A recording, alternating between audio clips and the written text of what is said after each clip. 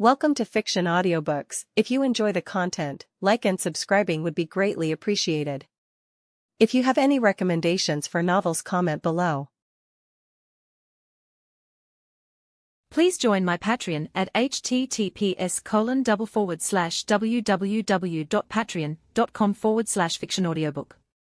Chapter 1, I am Uzumaki Naruto. Chapter 1, I am Uzumaki Naruto. The village of Konoha lay eerily silent beneath the heavy snow. Once busy streets now heard only the hush of falling flakes. Goosefeather snow wove a seamless white curtain, wrapping the entire village in hushed, blurred silence.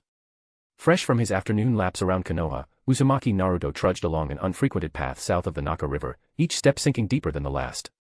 The trail was so neglected that the snow here lay even thicker than on the main streets. His ill-fitting winter clothes, soaked dark by melted snow, had gone threadbare at elbows and knees.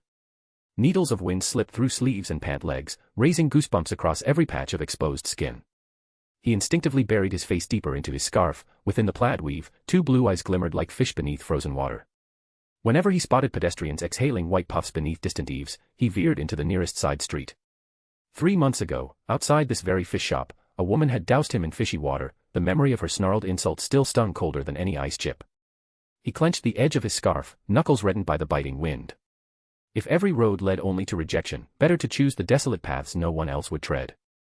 In all the years since his soul had crossed into this body, Naruto had long since grown accustomed to such treatment. The crooked footprints vanished beneath fresh snow, just as this boy who always took the long way round remained forever outside Konoha's pattern, tracing his own solitary orbit. The silence was suddenly shattered by a shrill commotion drifting from a nearby alley. Several children, bundled thickly in cotton, had formed a semicircle around a smaller figure. The tallest boy jabbed a finger almost against the trapped girl's forehead, shouting, "You're a Hyuga, show us your Byakugan." At the center stood Hyuga Hinata. Her butter-yellow scarf only accentuated the pallor of her small face. Confronted by accusing fingers and malice, she resembled a frightened fawn, shoulders trembling, lips pressed tightly together. When she still refused to respond, the other children joined in. "If you don't want to, don't look our way." A chubby boy folded his arms, sneering. "Those eyes are seriously creepy." "Creepy?" The tall boy sneered, delivering the final verdict with deliberate cruelty. "Those are monster eyes, plain and simple." Finally, the entire group chanted in unison the insult they had rehearsed, "White-eyed monster." The chorus of abuse became the last straw. Within Hinata's large eyes, fear and grievance, held back until now, suddenly brim over. She lowered her head, her thin frame shook even harder as a single tear, unable to bear the weight, slid down her pale cheek, quickly chilled by the winter air. She bit her lip to stifle any sound, but the silent tears were more heart-wrenching than any loud sob. Before the echo of "white-eyed monster" had even faded, a solid snowball shot through the air like a cannonball, striking the tall, thin boy squarely in the face. A sharp crack rang out as the snow burst across his nose, ice shards flying everywhere, cutting short his words and sending him sprawling backward onto the ground. Every gaze immediately shifted toward the source. There stood Uzumaki Naruto, still poised from the throw, right hand flecked with snow, blue eyes blazing with anger far hotter than the winter cold. His chest rose and fell rapidly, each white puff of breath urgent and forceful, like a young beast roused to fury. "Hey, all of you!" His voice rang out, carrying undeniable anger. "You really are a bunch of idiot bastards." Before the stunned children could react, he bent down, scooped up a handful of cold snow, and with a quick squeeze, formed a second snowball, gripping it tightly. Finally recovering from their shock, the tall boy wiped snow from his face and, trembling with both fear and rage, pointed at Naruto, shrieking the word that broke the last restraint. "It's the Nine-Tails." The word cut through the air colder than any winter wind, instantly freezing the already tense atmosphere. Naruto's eyes flashed with contempt as he watched the tall boy cower backward. Cowards who preyed only upon the weak. If they were bastards now, they'd still be bastards when they grew up. Ever since his soul had transmigrated into this body, becoming Uzumaki Naruto, he had not wasted a single moment like the original. Although no system-like cheat had fallen from the sky, he possessed something far more valuable. A mature mind from another world, along with clear foreknowledge of future events. Once he confirmed his body could handle chakra extraction, the effort he invested far surpassed that of his original counterpart. Second. With a low shout, the snowball shot forward in a straight line, striking the still-dazed chubby boy squarely in the face. The boy let out a yelp, spinning in circles. Before the remaining children could react, Naruto's hands flew through a rapid sequence. Pop. Pop. Pop. With faint puffs of white smoke, two shadow clones identical to Naruto appeared, eyes sharp, movements synchronized. This wasn't the ordinary bunshin taught at the ninja academy, but the shadow clone technique he had won in a bet with Inosuke Kiba. Although only 2 clones, they were more than enough to handle the 3 bullies before him. Run for it. The only boy left unscreamed, voice cracking, and the 3 who had been so arrogant moments ago scattered in terror, fleeing like startled rabbits, tumbling over themselves as they vanished around the corner. Naruto made no move to pursue them, he had only intended to scare them off, and that had been accomplished. If he had actually beaten them, the Sandaime would have paid him a visit the next morning. With a simple hand seal, the 2 clones dispersed into white smoke, vanishing into the cold air. Silence returned to the snowy alley, leaving only Naruto and Hinata. Brushing snow from his hands, Naruto turned toward the small figure still standing with head lowered. He softened his voice as much as possible and asked, "Hey, are you hurt?" Hinata's shoulders trembled slightly, quickly wiping away tears with her sleeve, she clutched the hem of her coat tightly, voice barely audible, still trembling with lingering sobs, and no. After a brief silence, as if mustering tremendous courage, she suddenly stepped forward and bowed deeply toward Naruto. Her voice, though still trembling with emotion, was unmistakably clear. Thank you very much. I'm Uzumaki Naruto, I remember you're in my class, Hinata, right? Back in class, Naruto had wanted to greet Hinata, but she always seemed so shy that he eventually gave up. Yes, I'm Hyuga Hinata. End of chapter. Chapter 2, The Third Satisfaction. Chapter 2, The Third Satisfaction. The Hyuga from the village? Naruto asked, needing confirmation, though he already knew the answer in his heart. Those unmistakable pale eyes and the insults the other kids had just hurled said it all. Besides, Naruto had known Hinata for a long time. Hinata gave a small nod, fingers still nervously twisting the hem of her jacket, and whispered, "Why yes." Seeing her so timid made something in Naruto's chest soften. He planted his hands on his hips, puffed out his chest, and struck what he hoped looked like a dependable pose. Listen. If anyone ever picks on you again, come find me. He thrust his thumb toward his chest, flashing a grin brimming with confidence. I'll settle the score for you. I keep my word, that's my ninja way. The blunt, blazing promise melted the unease in Hinata's heart like a sudden warm current. She almost reflexively declined, words like, "You don't have to trouble yourself," hovered on her tongue. But looking at the blonde boy who had swooped in like a hero and now stood up for her with unshakable sincerity, she swallowed the refusal. A faint blush tinted her cheeks, she lowered her head again, her voice softer than before but warmer, Thank you. Thanks. No problem. Naruto waved a hand, his voice even brighter than before, ringing with absolute certainty. I'm gonna be Hokage, you know. He paused, as if stating the obvious, and continued with his simple, stubborn logic, I won't let anyone bully the people of this village. Protecting them is the Hokage's job, right? Blue eyes sparkled with idealism, yet his words carried a clarity and boundary beyond his years. If someone picks on a villager without cause, even if the bully's from the village too, it's not allowed. In my eyes, creeps who hurt their own aren't part of the village until they truly repent. Tell me if anyone bullies you, while I help you, I'll drag the lost ones back onto the right path. Spoken with ringing conviction, the logic was simple yet filled with a unique sense of justice, and it etched itself deep into Hinata's heart. She gazed up at the boy who seemed to glow amid the snow, and for the first time the distant title, Hokage, felt concrete and warm. Over the years Naruto had grown used to playing the sunny, optimistic, Uzumaki Naruto, under the Umbu surveillance dispatched by the third Hokage. At first these declarations of the will of fire had been carefully polished acts for survival, performed for the hidden eyes and ears in the shadows. But after saying them countless times they rolled off his tongue without effort. Naruto would never believe in the version of the will of fire rewritten after the second's death. Under the third's rule even children were sent to the front lines, completely betraying the first's original vision for the village. Yet right now, facing this girl who thanked him so sincerely, he was willing to believe every word he spoke was true. Oh okay. Hinata answered softly.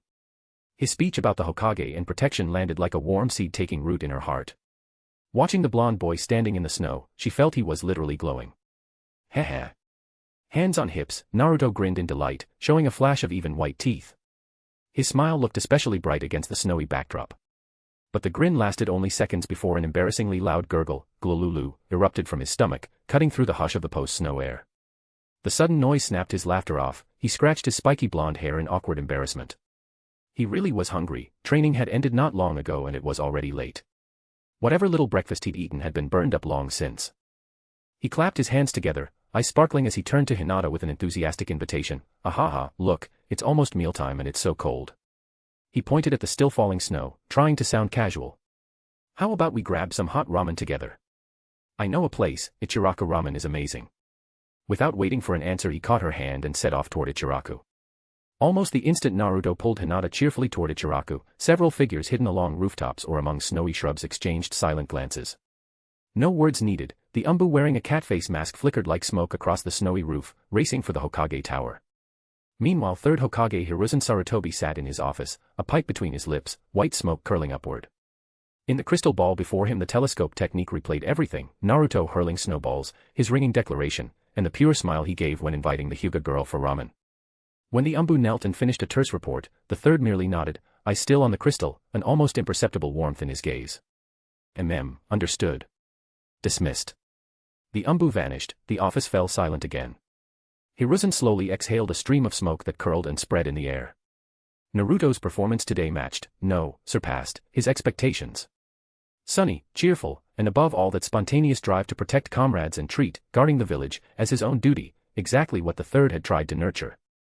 Yet amid his satisfaction a detail in the crystal stung his eyes, the boy's winter jacket was clearly too short, sleeves and pant legs showing gaps.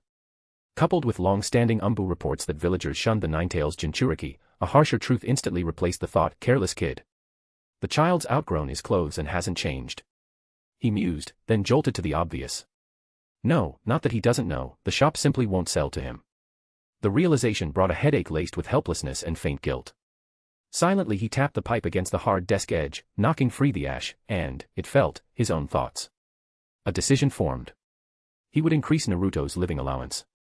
At least let the boy have enough for food and clothing, he was at the age to make friends and needed pocket money. He resolved, tonight I'll deliver a proper winter coat myself. Using the gift as an excuse, he could improve the child's plight, praise him face to face for protecting a comrade, and strengthen the boy's bond with the village. End of chapter. Chapter 3, Ichiraku Ramen. Chapter 3, Ichiraku Ramen. Pushing aside the curtain, a rich, warm aroma of food wafted over, instantly dispelling the chill from outside. The Ichiraku Ramen shop was brightly lit, a stark contrast to the dim, cold snowy weather outside. Yo. Naruto, you're here so early. Tsuchiyasen, wearing a headband, immediately showed a kind smile upon seeing his familiar young customer. Naruto, accustomed to the place, plopped down in the center seat at the counter and ordered loudly, Tsuchiyasen, 1 bowl of tonkatsu ramen, extra narutomaki and bamboo shoots. This was his most familiar and luxurious configuration. Naruto in his original world didn't like bamboo shoots, but it was fine as long as he liked them now. Bamboo shoots are so fragrant. After ordering, he quickly turned to Hinata, who was carefully sitting next to him, and his tone became slightly lighter. What about you, Hinata? The miso ramen and chashu ramen here are also very delicious. Hinata's hands were neatly placed on her knees. Feeling the curious gazes from Tsuchi and Ayam, her fair little face flushed slightly. She lowered her head and said in a voice as faint as a mosquito's buzz, yet clear enough for those nearby to hear, as for me, I'll have the same as Naruto-kun.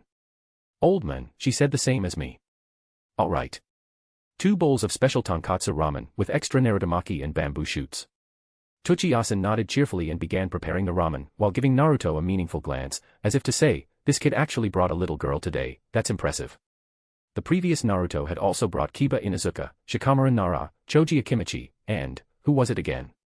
Someone from the Aburame clan, he couldn't remember the name, these friends had been here before. But this was the first time he'd brought a little girl. The rising steam, the aroma of food, and the vibrant presence of the blonde boy beside her made Hinata's tense nerves unconsciously relax. This small ramen shop seemed to become a warm, secluded haven in the icy world. Wind and snow hauled outside the ramen shop's curtain, bringing gusts of cold. 2 figures silently appeared at a nearby street corner. The leader was none other than Hayashi Hyuga. His expression was calm, and his steps were steady as he walked towards the warmly lit shop. However, just as he took a few steps, a hand holding a pipe blocked his way. Hiruzen Sarutobi had appeared there at some point, holding his pipe, a thin layer of snow on his Hokage hat, indicating he had been standing there for a long time. Lord Third. Hayashi Hyuga's eyes flickered, and he immediately stopped, bowing to the third Hokage along with the Hyuga clansmen behind him. The third Hokage reached out, gently but firmly holding his arm, stopping his further courtesies. No need for formalities, Hayashi. Hayashi straightened up, his Byakugan eyes looking towards the warm curtain, his tone steady. That person's identity is special, it might be inappropriate for my daughter to be too close to him. I will take her back now. Hayashi. The wind and snow howled between them, but could not conceal the weight in the third Hokage's calm words. We shouldn't interfere too much with children's matters. He took a deep puff from his pipe, the orange-red ember flickering rapidly in the dimness, then slowly exhaled a long stream of smoke. His gaze was distant. As the cold wind rustled the curtain, he clearly saw the 2 children sitting side by side, enjoying their steaming ramen. One smile was like sunshine, the other's like a crescent moon. Although he's ostracized, Naruto is remarkably cheerful. The third Hokage's tone carried a hint of subtle emotion. But because of his special identity, there are very few people in the village who are truly willing and brave enough to approach him and become his friends. But even the Nara boy has become his friend, what are you still worried about? His voice paused slightly, and his gaze shifted to Hayashi's all-seeing Byakugan. His tone became even deeper. I remember, your daughter Hinata, in the ninja academy, also seemed to be unsociable and didn't have many friends due to her introverted personality, right? Without waiting for Hayashi's reply, the third Hokage continued, his voice carrying a guiding persuasion. You see, two lonely children have met at this moment. One stepped forward to protect the other, and the other sincerely expressed gratitude. If they can become friends because of this fate, and form a precious bond. The glow of the pipe illuminated the wrinkles at the corners of his eyes, and also reflected the profound meaning in his words. Isn't this a good thing for both of them? Lonely hearts need the warmth of companionship. This bond might become the strength to support them on their respective paths. Hayashi's pure white eyes flickered slightly. The Byakugan's ability allowed him to see the scene behind the curtain more clearly than the third Hokage. His daughter Hinata's slightly curved brows and eyes greatly surprised him. Indeed, it had been a very long time since he had seen his daughter display such an unclouded, relaxed, and happy expression. Seeing that Hayashi still didn't respond, merely staring blankly at the light inside the ramen shop, the third Hokage sighed silently in his heart. The Hyuga clan members were impeccable in their loyalty and strength, and undoubtedly loyal to the village, but sometimes, this overly rigid adherence to tradition, this burden of a great clan, made them stubborn. He put the pipe back to his mouth, and white smoke mixed with his exhaled breath swirled before his face. He gave Hayashi a meaningful look, his tone still peaceful, but now carrying an undeniable decisiveness. Let them finish this bowl of ramen in peace. He repeated, his voice not loud. Consider this, a Hokage's order. The words, Hokage's order, carried immense weight. Hayashi's body stiffened slightly, pulled back to reality from his complex emotions about his daughter. He was silent for a moment, finally withdrawing his gaze from the warm curtain. When he turned back to the third Hokage, his eyes had regained their usual calm and restraint. He bowed slightly, his voice low but clear. Yes, Lord Third. The wind and snow continued, but the interference that sought to intrude had been quietly blocked outside. With the hot ramen in their stomachs, even their fingertips felt warm again. Naruto patted his stomach contentedly, grandly pulling out his small wallet, carefully counting the money, and placing it on the counter. Tsuchiya-san, I am Nichin, thank you for the meal. Tsuchiya-san smiled as he took the money, his gaze gentle as he looked at the two children sitting side by side. I am, on the other hand, gave an ant-like smile, her gaze flitting between the somewhat shy Hinata and the cheerful Naruto. Stepping out from behind the warm curtain, the wind and snow outside seemed to have lessened compared to when they arrived, but night had already fallen, and the streetlights on both sides of the road appeared especially warm against the backdrop of the accumulated snow. The cold wrapped around him again. Naruto looked at the small Hinata beside him and naturally thought of what to do next. He pulled his scarf tighter and said with a frank and firm tone, I saw where your house was when I was training with Gyasen in the village before. He pointed in the direction of the Hyuga clan compound. It's so dark and cold now, I'll walk you home. Hinata was slightly startled, looking up at Naruto. The streetlight cast a faint halo on his golden hair, making him look like a little winter sun. She instinctively wanted to refuse, feeling she shouldn't trouble him further, but looking at Naruto's clear blue eyes, filled with sincerity, the words caught in her throat, replaced by a strange sense of reassurance. She gently lowered her head, unconsciously fiddling with the end of her scarf, and responded softly, her voice mixed with shyness and a trace of reliance she hadn't even noticed herself, then I'll trouble Naruto-kun. The two walked side by side, silently treading on the accumulated snow. Their boots crunched in the snow, making a distinct sound in the quiet night. Just as they turned the corner onto the main road leading to the Hyuga clan compound, Naruto's steps abruptly halted. Under a streetlight not far ahead, two figures stood silently in the wind and snow, as if they had been waiting for a long time. The leader wore traditional Hyuga clan clothing, his Byakugan eyes appearing especially cold in the dim light. It was none other than the Hyuga clan head, Hayashi Hyuga. Beside him stood a solemn-faced Hyuga clansman, staring directly at Naruto and Hinata like a silent statue. End of chapter. Chapter 4, thank you for looking after her. Chapter 4, thank you for looking after her. Father. Hinata's voice was as faint as a mosquito's. The moment she stepped out of the reassuring aura surrounding Naruto, she lowered her head deeply and hurried to Hayashi's side. She looked exactly like a child caught red-handed in mischief, shoulders hunching instinctively. The cold night wind brushed past, but it was nothing compared to the chill inside her heart. She had sneaked out of the house in the first place. Now, seeing her father standing here in person, waiting in wind and snow, she was overwhelmed by guilt. Father must be furious, right? She fretted, worrying that he had to come out so late for a disappointing daughter like her. Her thoughts drifted back to the sparring match earlier. Faced with Hanabi's fierce attacks, she simply couldn't bring herself to counter. Every opening was crystal clear to her Byakugan, yet her hands, and her heart, refused to let the gentle fist strike her little sister's small body. Hesitation and soft-heartedness are fatal flaws in a duel. It was because she couldn't bear to hurt her sister. But a loss was a loss. In father's eyes and in the eyes of the whole clan, results are everything. Once again, I've disgraced the Hyuga main family. She remembered the icy sigh father had let out after the match, the disappointment undisguised in those pure white eyes. Father's anger at the time had been only natural. She silently accepted that fact, blaming every fault on her own weakness and incompetence. Oh no. The instant Naruto saw those signature white eyes of Hyuga Hayashi, his heart sank. Dragging the Hyuga clan's eldest daughter around until this hour and getting cornered at the crossroads by the clan head himself, this was the textbook definition of being caught red-handed for kidnapping. I'm done for. Now he'll think I'm some sleazy punk luring innocent little girls. Yet that instinctive panic lasted less than 2 seconds before Naruto regained his composure. No, he quickly calmed himself, why am I panicking? What wrong have I done? I treated her to ramen and even offered to walk her home. I've helped and protected her the whole time. I've got nothing to feel guilty about. With that, Naruto's slightly hunched back straightened imperceptibly, the awkwardness on his face melted away. Though still awed by the formidable clan head, his gaze was far steadier now. Meanwhile, Hayashi watched his daughter scurry over, wishing she could vanish into the ground, frightened and blaming herself, and a mix of emotions flashed through him, helplessness, and a trace of barely perceptible heartache. His gaze swept past Hinata and settled on the blonde boy working hard to look composed. He saw Naruto's silly, honest grin.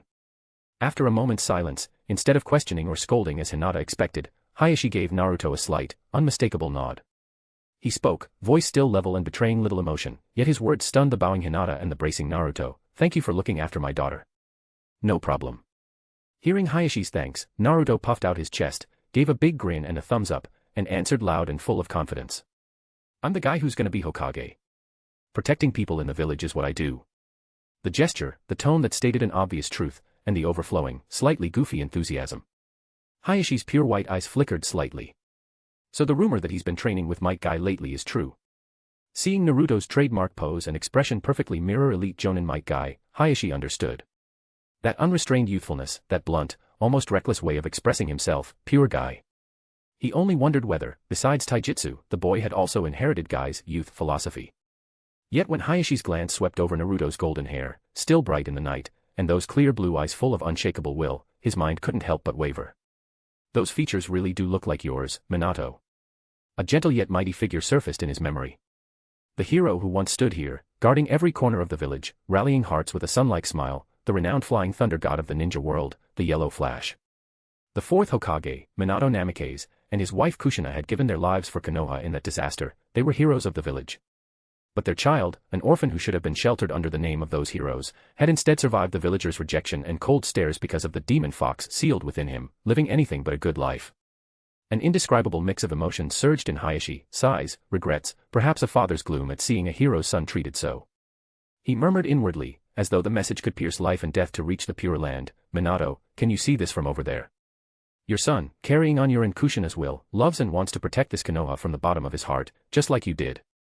The corners of Hayashi's mouth twitched almost imperceptibly, a gentle, fatherly smile nearly broke through his usual sternness. In his mind a simple, sincere invitation had already formed. If it's convenient, please come to our humble home tomorrow. Yes, if he were speaking only as a father, he would invite the boy without hesitation. Invite this child named Naruto to the house, entertain him properly, and thank him in person. He could even picture how surprised and delighted Hinata, who had finally made a friend, would be at the news. Yet those words, almost leaping from his tongue, were forced back down his throat. Because he was not merely Hinata's father, he was the head of the Hyuga clan. That identity gave him glory and authority, but also placed heavy shackles upon him. He had to answer for the entire clan's position and safety. One must not get too close to a Jinchuriki. Especially now, when the young Nine-Tails Jinchuriki is a sensitive figure, closely watched by the village's higher-ups, particularly Danzo Shimura and the root under him. Any clan seen to be on overly familiar terms with Naruto could be interpreted as harboring ulterior motives, as trying to control the power of the Jinchuriki, inviting unnecessary suspicion, vigilance, even suppression. For the stability of the Hyuga clan, he could not take that risk. In the end, that unformed smile faded completely, the lines of his face turned hard once more. He simply gave Naruto another slight nod, then turned to Hinata at his side and said quietly, "Let's go home." End of chapter. Chapter 5, Kurama, do you think would release might be a Keki Toda? Chapter 5, Kurama, do you think would release might be a Keki Toda? Watching the figures of the Hyuga father and daughter disappear at the end of the street, Naruto stood there for a while, only turning to walk toward his home on the top floor of the apartment building after they vanished around the corner. Opening the door with his key, a familiar, slightly cool breath of air washed over him. The room wasn't large, and the furnishings inside were simple. It wasn't spotless, but it was tidy, maintaining a basic, barely respectable facade that could be called home. The only people who frequently came and went were Naruto and the few Umbu monitoring him. Those Umbu usually worked in shifts and didn't sleep inside the house. Naruto was the only resident here. As for the third Hokage himself, he only visited quietly on rare occasions when the night was deep, wearing his ceremonial robes, bringing the next month's living expenses, gently inquiring about his recent situation, and offering words of encouragement. To the current Naruto, those brief meetings felt less like the concern of an elder and more like periodic experimental records taken of a test subject. He closed the door, shutting out the wind, snow, and the complicated world outside. The room was silent, with only his own breathing clearly audible. He walked to the small refrigerator, opened the door, and saw milk and some simple ingredients neatly stacked inside. He took out a bottle of iced milk, skillfully pried open the cap, and tilted his head back to take a large gulp. Placing the empty bottle in the kitchen sink, he didn't delay, going straight back to the bedroom and sitting cross-legged on the not-so-soft single bed. He closed his eyes, rested his hands naturally on his knees, and his breathing gradually became long and rhythmic. Fine control over chakra was one of the core cultivation subjects he had set for himself since transmigrating. He knew deeply how powerful future enemies would be, and relying solely on a massive amount of chakra would be far from enough. For Naruto, the world of Naruto was a time-limited instance. In about 10 years, the Akatsuki organization would target him, the Nine-Tails Jinchuriki, for capture. Black Zetsu, the devoted son of Otsutsuki, would also fully push forward Kagaya's revival plan. Uchiha Obito was secretly plotting the Infinite Tsukuyomi plan. Uchiha Madara was waiting in the Pure Land for the day he would be resurrected. As his consciousness sank into his body, he could clearly sense the warm and vigorous energy, like the rising morning sun, slowly flowing through his meridians. He did not perform large-scale refinement, but instead concentrated all his attention on his fingertips. Guided by his will, an extremely subtle thread of chakra was carefully separated, and he tried to outline a stable form at his fingertips, like controlling an invisible thread, or make it flicker like breathing. This process was tedious and mentally exhausting. The slightest carelessness would cause that wisp of chakra to lose control and dissipate. But his expression was exceptionally focused, and fine beads of sweat even seeped from his temples. Because he knew this was the indispensable and most solid foundation for the path to becoming a powerhouse.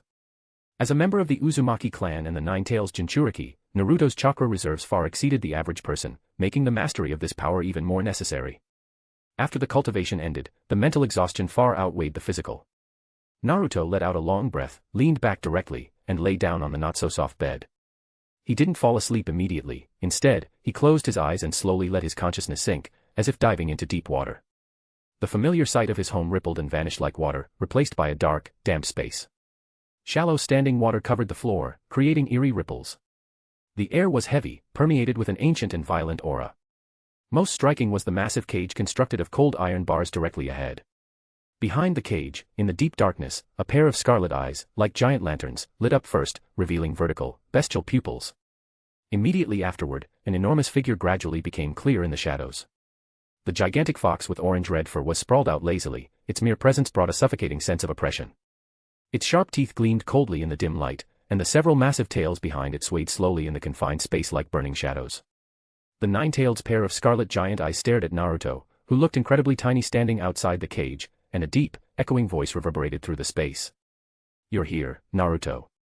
"Yes, I'm here, Kurama." Naruto's response was as natural as greeting an old friend. He stepped forward, walking fearlessly to stand before the massive, cold iron gate. This friendship, which defied common sense, began with an even more unusual start. Shortly after Naruto's soul transmigrated here, his already mature consciousness voluntarily sank into the ceiling space for the first time. At that time, Naruto, still in the form of an infant, moved freely within the consciousness space. He toddled up to the massive iron gate, ignored the hatred and killing intent that had nearly solidified, looked up at the pair of violent, scarlet giant eyes behind the cage, and clearly and accurately shouted the name that had been sealed away for a millennium, Kurama. That name, like a key, plunged the previously restless giant beast into a brief, startled silence. Immediately afterward, this infant-shaped soul, using a calm and resolute tone completely unlike his appearance, confessed to this most dangerous tenet, I know you, and I know the six-path sage. If I told you that I am the child of prophecy, foretold by the six-path sage on his deathbed, the one who will bring change and peace, would you believe me? This earth-shattering declaration became the starting point for countless conversations between them in the years that followed. Over the years, Naruto entered the ceiling space day after day to communicate with the Nine-Tailed. The relationship between the man and the beast, while not exactly warm and affectionate, was certainly getting along well. Every day you managed to find a new topic. Tell me, what topic did you find today? The Nine-Tailed lowered its massive head slightly, its scarlet vertical pupils fixed on Naruto outside the iron cage. Although its tone still carried its usual laziness and a hint of impatience, the slightly swaying tip of its tail betrayed its true inner emotion. Expectation. Sealed in this dark, lightless space for decades, facing the same unchanging scenery day after day, it had long been bored nearly senseless. Naruto's periodic disturbances over the years, along with his wild and sometimes shocking topics, had become the only fresh diversion in its long life as a prisoner. Naruto sat cross-legged in front of the gate, cupping his chin with his hand. After a brief moment of thought, he looked up and posed his question in a calm, academic yet resounding tone. Kurama, do you think there's a possibility that would release isn't a Kekii Genkai, but rather, a Kekii Tota? This sentence was like a clap of thunder, or a giant rock thrown into a stagnant pool, stirring up 1,000 waves in this silent ceiling space. It transformed into an invisible tidal wave, violently exploding next to the Nine-Tailed's ear. The Nine-Tailed immediately stood up on all fours, its fur bristling, and hot air puffing from its mouth. If you're talking about this, then I'm certainly not sleepy anymore. End of chapter. Chapter 6, Third Hokage pays a visit. Chapter 6, Third Hokage pays a visit. Would release. It was the signature ninjutsu of the first Hokage, Senju Hashirama, a memory branded onto the Nine-Tailed very soul, steeped in humiliation and terror. Before its eyes, that crimson-armored, god-demon figure seemed to surface again. Once invincible, it had been effortlessly crushed by that man's peerless would release, by the heaven-reaching, true several thousand hands, Buddha. With a single hand, as casually as plucking a flower, he had pinned it down. Even now it could recall the helplessness of being gripped by the wooden colossus, and Hashirama's parting taunt delivered inches from its snout, Nine-Tailed, your power is simply too great. Across the long centuries, few things truly inspired fear in it, yet the firsts would release, the Uzumaki sealing techniques, and the Uchiha's Sharingan stood unchallenged at the top of that short list. And now this brat before it dared to question the very nature of would release. Proposing an absurd, earth-shattering conjecture. Seeing the Nine-Tailed hiss and bristle, Naruto knew he had the ancient being's attention. He stopped toying with it, sat cross-legged, and laid out his theory in clear, orderly points. I suspect the first Hokage's would release isn't a simple earth plus water Kekii Genkai at all, but a Kekii Tota, earth, water, and the yang half of yin-yang release combined. Naruto raised 3 fingers. First, a key difference, heredity. Bloodline limits, whether ocular like the Uchiha's Sharingan or the Hyuga's Byakugan, or element-based like ice or lava, normally breed true, giving rise to mighty clans. But look at Kekii Tota, no great clans have ever sprung from it. He offered the clearest example, the most typical case is Iwagakure's dust release. Created by the second Tsuchikage, it fuses wind, earth, and fire. The third Tsuchikage, Inoki, isn't moose blood kin, yet as his disciple he mastered dust release. Conversely, Inoki's own son Katsuchi, his direct descendant, can't use it. That proves dust release can be learned but not inherited. Having explained his reasoning to Kurama, Naruto swung the topic back to Hashirama's would release. After Hashirama, neither his direct descendants nor the entire Senju clan ever again produced living would release. That violates the hereditary rules of a Kekii Genkai. Instead, it fits the behavior of a Kekii Tota. Hashirama's boundless vitality, instant regeneration, and life-giving would release, all far exceed a simple earth-water fusion. They're exactly what you'd expect if yang release were woven in. Yin release shapes form from spiritual energy, yang release breathes life into form with physical energy.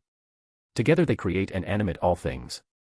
To Naruto, would release stood as the most singularly powerful art in ninjutsu, an outright bug in the system. It could blanket battlefields, lock down foes, and serve as the perfect fusion of offense and defense, virtually without flaw. Most of all, Hashirama's, true several thousand hands, dwarfed all reason. A single palm of that wooden titan outsized even the full-body Nine-Tailed, already mountain-sized. The sheer visual oppression could drive any foe to despair. The Senju and Uzumaki share the same root, both descended from the six-path sage, younger son, Ashura. Hashirama and Naruto themselves are successive transmigrations of Ashura's chakra. In Naruto's view, such transmigration is more like strands of wool-bearing chakra attaching to new eras, not the old myth of one soul cycling through rebirth. If it were literal reincarnation, Ashura, Hashirama, and I would share the same soul. How could Hashirama's soul be summoned via Edo Tensei while I'm still alive? That logic cemented his conviction. Knock, knock, knock. A crisp, measured rap, like a pebble dropped into still water, echoed from the real world into the quiet ceiling space, cutting their heated debate short. Naruto broke off mid-sentence, "I told you so," rising in his mind. He shrugged toward the restless titan behind the bars. Company. Probably third Hokage. I'll go handle him. With that, his awareness ebbed like a tide, swiftly withdrawing from the dim subterranean chamber. The great cage, crimson eyes, and Kurama's lingering doubts about would release were all locked away in the depths of his mind.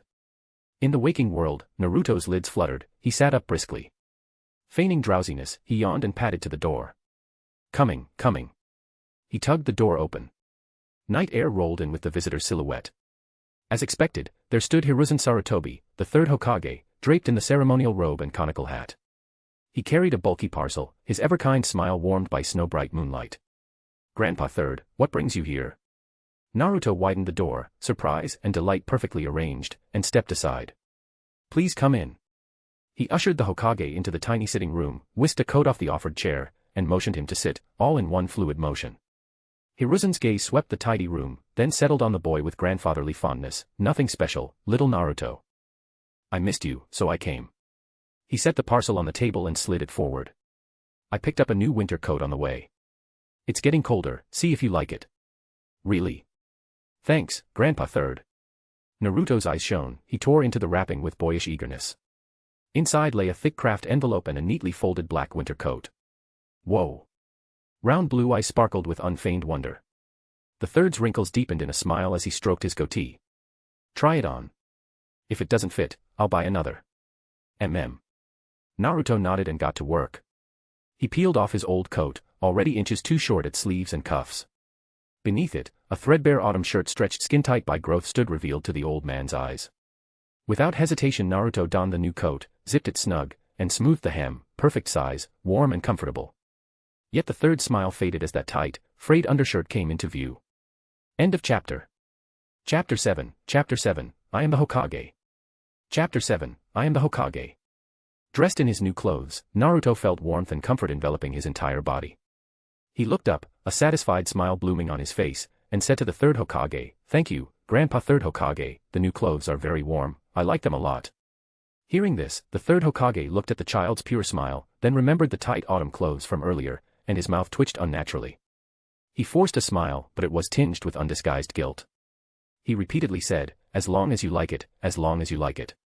Saying this, as if to make up for something, he picked up the craft paper envelope that already contained living expenses from the table, then took out several crisp 1,000 Ryo bills from his pocket, carefully tucked them in, and finally handed the envelope to Naruto. "This is your living expense for next month." His tone became even gentler. "Little Naruto is also at the age to make friends, so Grandpa will give you a bit more this time. When you're with friends, be a little more generous, like treating them to ramen or something." "Wow. Thank you, Grandpa Third Hokage." Naruto excitedly took the heavy envelope, the thickness he felt at his fingertips making his heart blossom with joy. Awesome, he actually got more money. He cheered inwardly, this was definitely the most practical gain of the night. Then, as if he suddenly remembered something important, he eagerly wanted to share it with his closest elder, saying with a hint of pride, "Oh right, Grandpa Third Hokage, I met a girl today." He recounted to the third Hokage exactly how he had chased away 3 bullies earlier in the day, how he had protected the Byakugan girl who was being bullied, and how he had taken her to Ichiraka for ramen. Finally, he looked up, his blue eyes sparkling, and declared, "I made another friend, her name is Hyuga Hinata. But her dad looks really strict, though I think he's probably a very good person too." "Is that so?" She left a good impression on Naruto during their first meeting.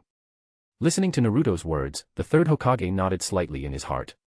"Hayashi, you old stick in the mud, you're quite capable when it comes to kids." This initial good impression was crucial for maintaining stability within the village, especially between the great clans and the Jinchuriki. After chatting with Naruto about everyday matters and reminding him to train hard, the third Hokage stood up and gently patted Naruto's shoulder. "It's getting late, so Grandpa will head back first. Naruto should also rest early, you're still growing." With that, the third Hokage turned and left Naruto's small apartment, his figure merging into the night. He soon returned to his brightly lit Hokage building office. Outside, Konoha village was already quiet. He had just sat back down in his chair and refilled his pipe with new tobacco, but before he could light it, the office door was unceremoniously pushed open with a the person who entered was a thin, sinister-looking old man. His right eye and half of his body were wrapped in thick bandages, and he leaned on a cane, each step carrying a heavy sense of oppression. It was his old friend, Danzo Shimura. Danzo didn't even bother with pleasantries. He walked directly to the desk, his sharp gaze fixed on the third Hokage, and spoke bluntly in his hoarse, accusatory voice. Hiruzen. I received a report that Hyuga Hayashi dared to privately contact the Jinchuriki. How can this be allowed? His voice rose slightly with agitation. He's the head of the Hyuga clan, privately contacting the Nine-Tails Jinchuriki. What exactly does he want to do? The third Hokage did not directly answer Danzo's aggressive questioning. Instead, he unhurriedly lit the tobacco in his pipe with a match, took 2 satisfying puffs, letting the pungent smoke circulate in his lungs, and then slowly spoke, his tone a calming one, attempting to defuse the situation. All right, Danzo. Relax, I watched the entire interaction between Hayashi and Naruto. It was just a father looking for his daughter who happened to meet some children eating together. You shouldn't always exaggerate things like this. It was just a father looking for his daughter who happened to meet some children eating together. You shouldn't always exaggerate things like this. Hiruzen. The cold light in Danzo's single eye intensified, and his cane struck the ground heavily. You're always so careless. Now, of Konoha's 2 great ocular jutsu clans, the Uchiha no longer exist, leaving only the Hyuga. The other clan's strength cannot compare to the Hyuga clan. We must take precautions in advance to prevent them from becoming too dominant and threatening the balance of the village. Upon hearing this, the third Hokage looked at Danzo with an extremely strange gaze. Speaking of preventing one family from dominating, the Shimura clan's power has expanded much faster than the Hyuga clan since you became the Hokage's assistant, hasn't it? These words lingered in his mind, but ultimately remained unspoken. Seeing the third Hokage's silence, Danzo thought he was wavering. His cane struck the floor heavily again, emitting a dull thud, and he made a demand he had repeated countless times. I've said it before, important strategic weapons like Jinchuriki shouldn't be left to their own devices. They should be handed over to my root for training. Hiruzen, hand the Jinchuriki over to me. That's impossible, Danzo. The third Hokage's refusal was crisp and decisive, leaving no room for negotiation. Such conversations had occurred between them too many times, he was almost tired of it. Seeing that he still couldn't make a breakthrough on the Jinchuriki issue, Danzo Shimura changed the subject, as if settling for a lesser goal, revealing his true fangs for the night.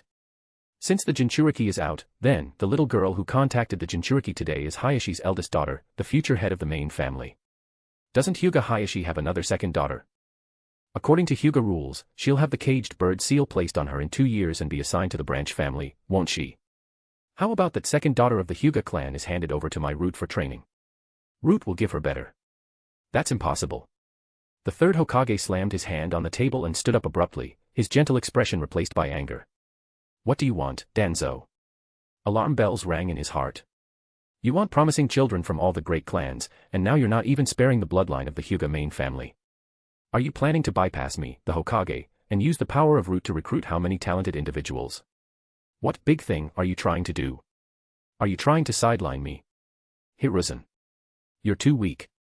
Danzo did not back down, his single eye staring intently at the third Hokage, his voice dark and obsessive. Always worrying about this, worrying about that. Following my arrangements will always be right. Otherwise, one day, you will regret your indecisiveness. Enough, Danzo.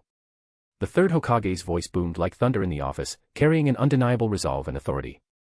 He declared, I am the Hokage. Danzo's single eye widened, filled with bloodshot veins and an expression of disbelief. He stared intently at Hiruzen Sarutobi, who stood before him with sharp eyes and undeniable authority. This familiar, condescending Hokage posture was like a poisonous thorn, piercing deeply into the most painful part of his heart. I also wanted to volunteer to stay behind then. If it weren't for you, speaking up before Sensei first. The position of Hokage should have been mine. Danzo felt like his molars were about to shatter, and a faint metallic taste even filled his mouth. In the end, all the resentment and unwillingness transformed into a single, bone-chilling umph, squeezed from the depths of his throat. He turned angrily and slammed the door shut. Bang. The loud impact echoed through the empty corridor, like his unvented roar of anger, reverberating for a long time. End of chapter. Chapter 8, very good, full of spirit. Chapter 8, very good, full of spirit. Danzo Shimura's face was grim, as if enveloped in a storm, as he strode directly through the root base's passages, completely ignoring all the subordinates who bowed to him along the way, returning directly to his most private resting room. The heavy door closed behind him, completely isolating the outside world. This resting room, rather than being for rest, was more like a sanctuary enshrining his lifelong ambition. On the most prominent wall of the room, a meticulously crafted replica of the Hokage's ceremonial robe hung conspicuously.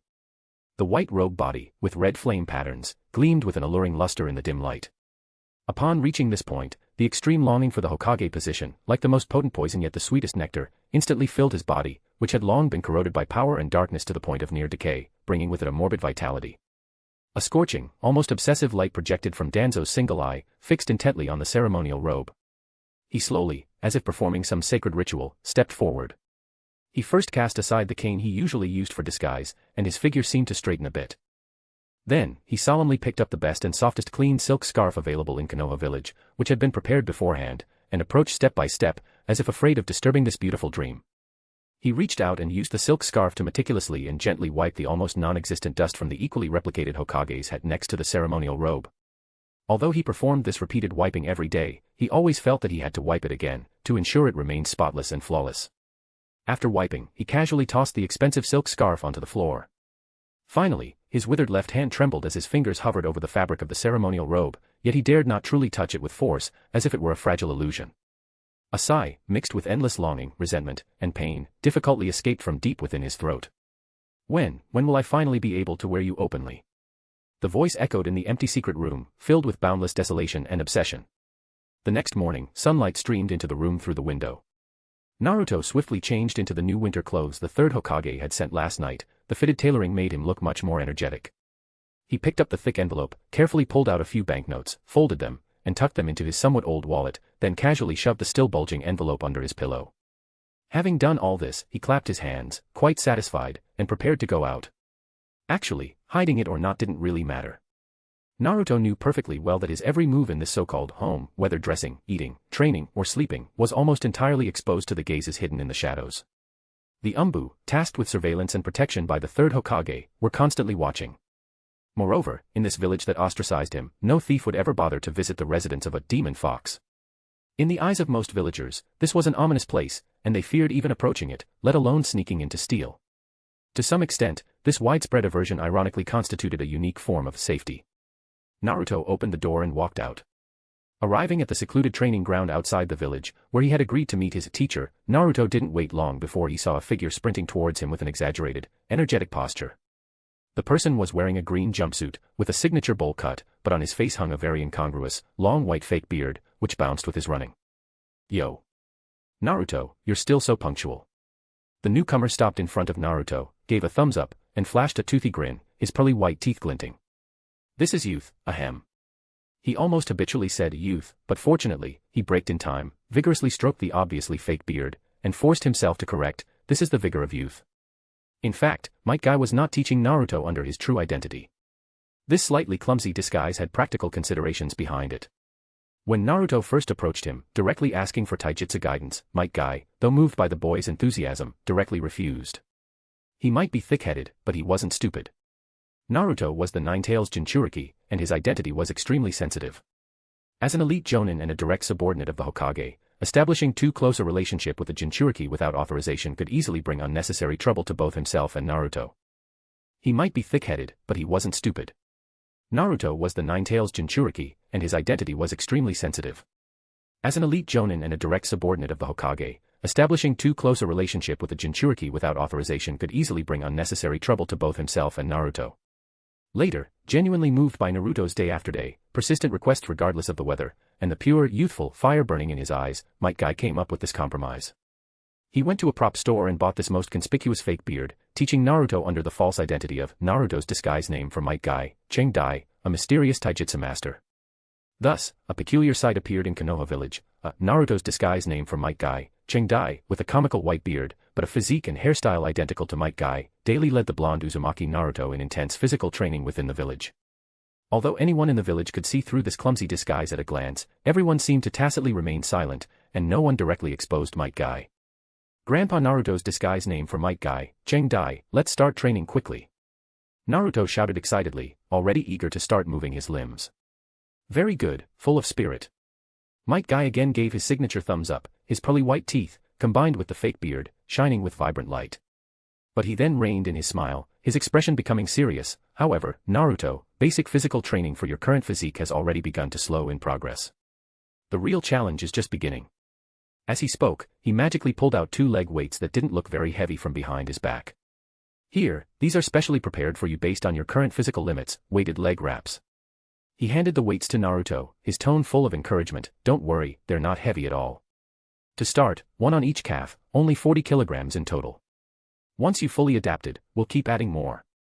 His understated tone made it sound as if he wasn't talking about 40 kilograms. For any ordinary adult, strapping 40 kilograms of heavy-weighted metal to each leg would likely make even normal walking a stumbling, breathless affair, let alone undergoing Might Guy's almost perverse level of high-intensity taijutsu training. That would be a fantasy. However, Naruto was no ordinary person. He was a ninja who had undergone basic training, with physical abilities far exceeding the average person. More importantly, he carried the bloodline of the Uzumaki clan, known for its immense vitality and tenacious endurance, and was also the Nine-Tails Jinchuriki. His recovery ability, stamina limit, and physical endurance far surpassed those of ordinary ninja.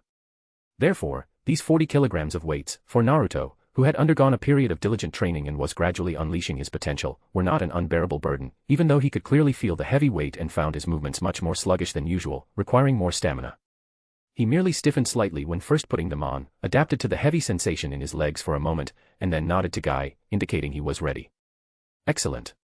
Then, today's youthful, vigorous training officially begins. First, 10 laps around Konoha village. If you can't do 10 laps around Konoha village, then 3,000 kicks. Let's go. Guy waved his hand and, like a wild horse unbridled, dashed out first. Naruto took a deep breath, moved his legs, which felt like they were filled with lead, and resolutely followed. Each step was more strenuous than before, but the light in his eyes burned even brighter. End of chapter. Chapter 9, Yamanaka Flower Shop. Chapter 9, Yamanaka Flower Shop. It was the end of the year, and the chill of winter was dispelled by the warmth of the holidays. After several days of heavy snow, Konoha village seemed to be draped in a new, pristine silver coat. Thick, untrodden white snow accumulated on eaves, treetops, and training grounds, sparkling with tiny glimmers under the sunlight. In charming contrast to this clean, silvery white were rows upon rows of bright red lanterns that had been hung early throughout the village. They adorned the streets like plump, warm rubies. When night fell, the lanterns lit up in unison, and a soft red glow flowed forth, intertwining with the pristine white snow to create a breathtaking scene of silver snow accompanying red lanterns, filled with classical Eastern charm and serenity. The entire Konoha village was immersed in a busy and joyful New Year's atmosphere.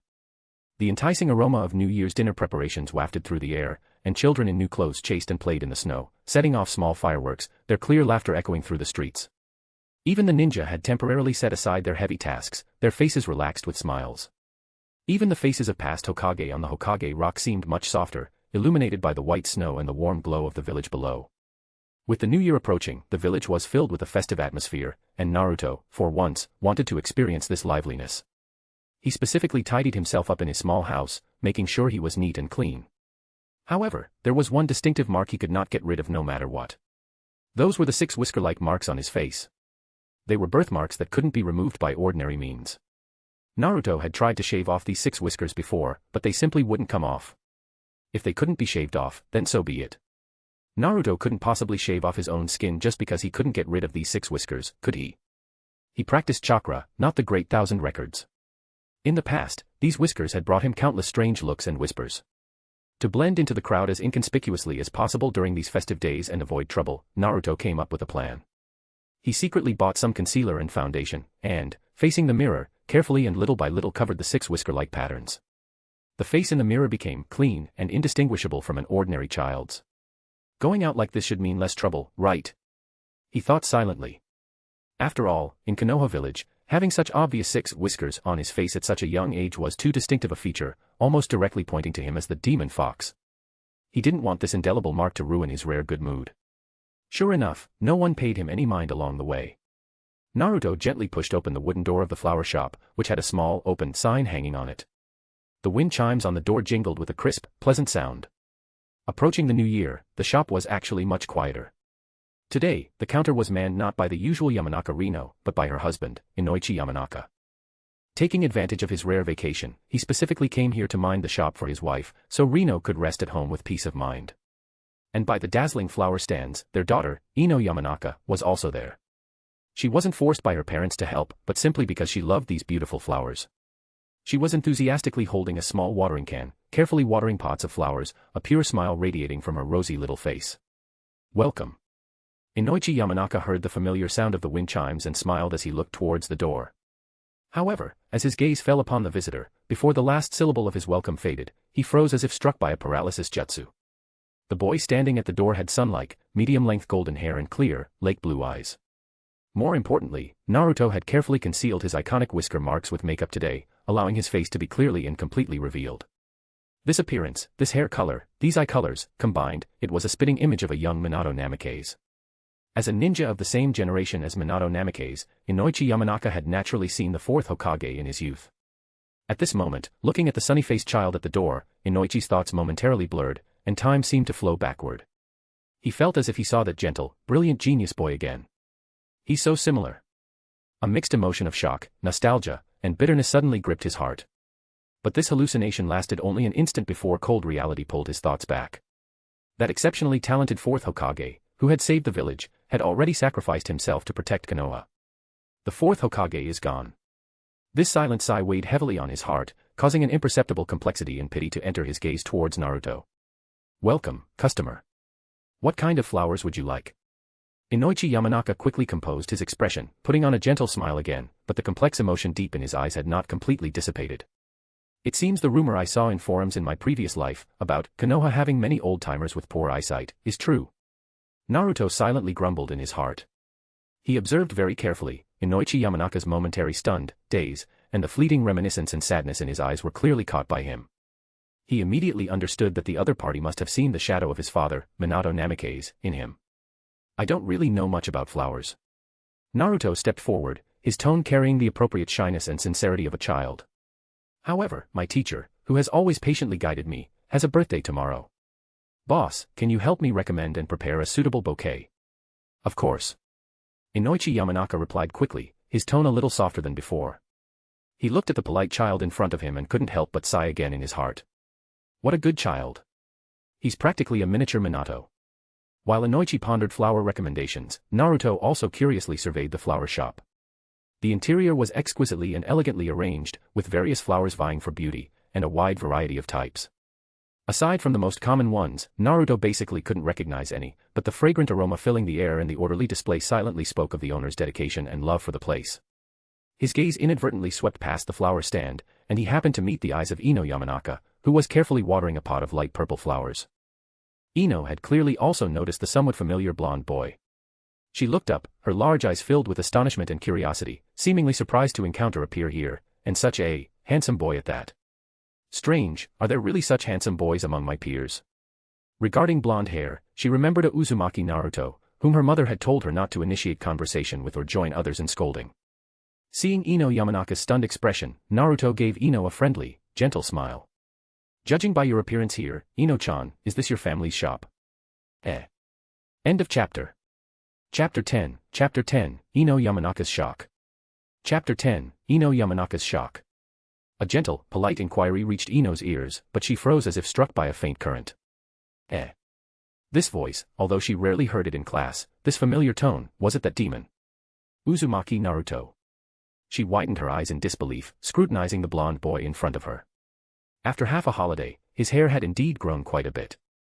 What shocked her most was that the 6 whiskers on his face, which always made her think of bad things, were gone. And, after shaving off his whiskers, he actually looked this handsome.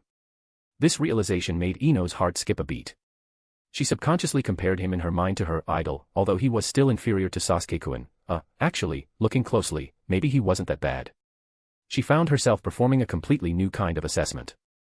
Sasuke-kun had that cold, aloof handsomeness, with a sense of distance, like ice under the moonlight, while Naruto, after tidying himself up, had relaxed brows, clear eyes, and when he smiled, he exuded an infectious cheerfulness and sunshine, like the warm winter sun.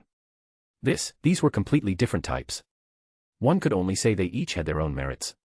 Ino felt her cheeks flush, her mind a mess, and for a moment she didn't know how to respond to Naruto's simple question. Indeed, Ino was a sucker for good looks. Seeing the panic flickering in Ino's wide eyes and her slightly reddened cheeks, Naruto understood.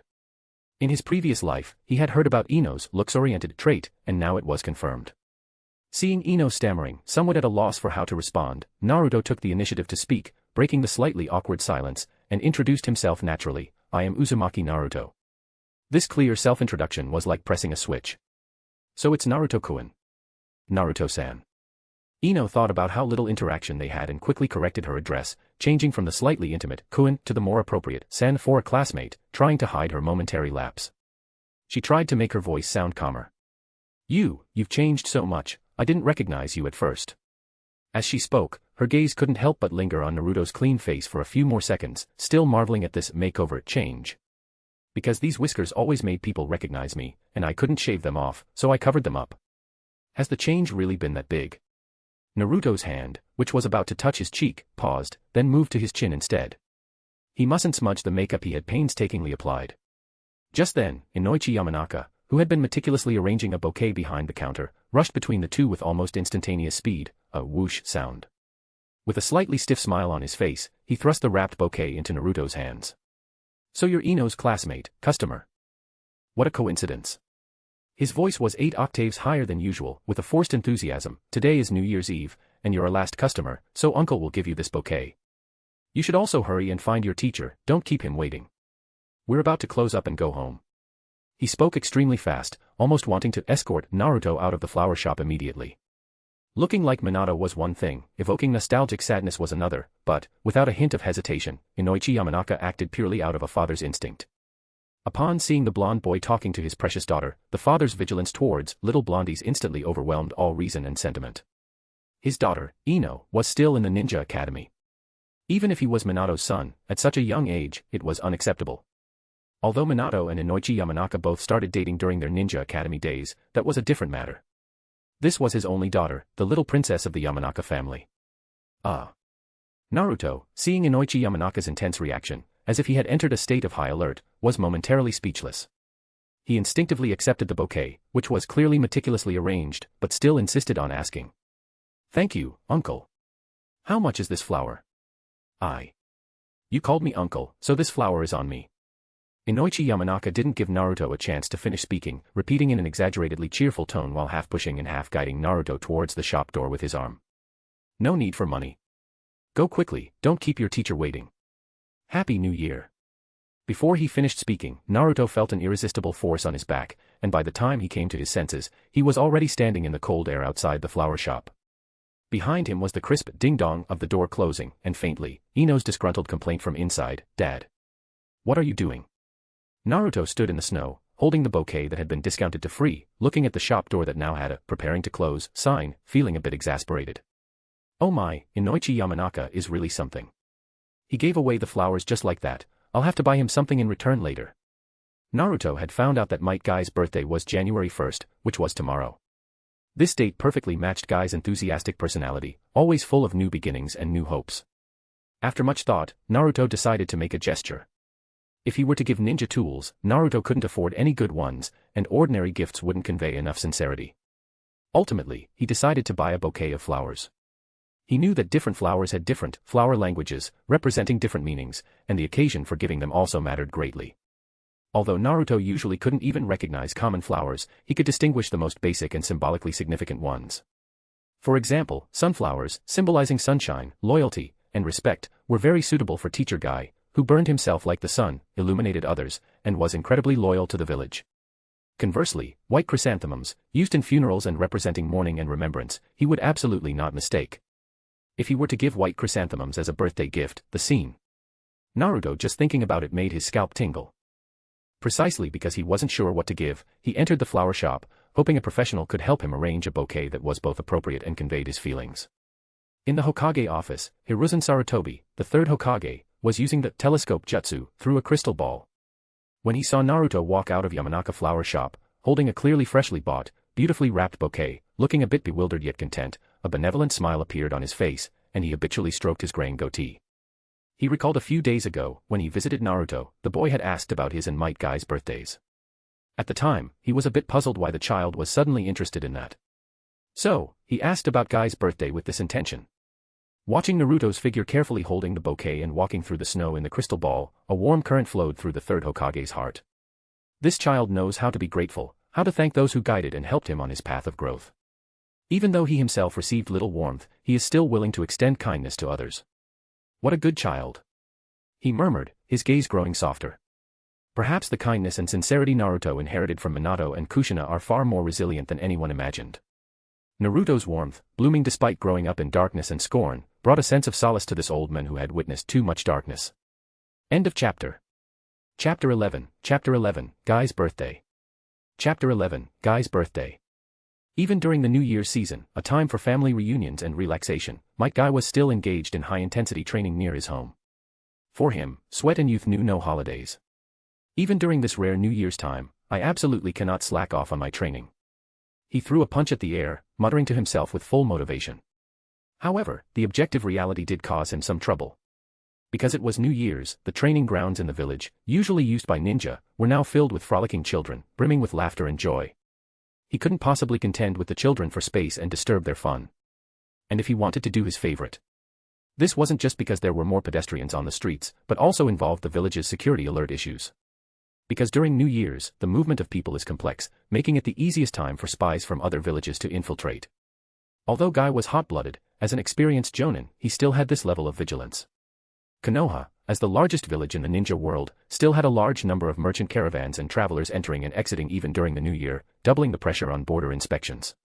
During such a sensitive period, if a jonin like him were to move at high speed and in a regular pattern along the village's border line for training, as he usually did, it could interfere with the deployment of the alert forces, or even be mistakenly judged as an abnormal situation, creating unnecessary trouble.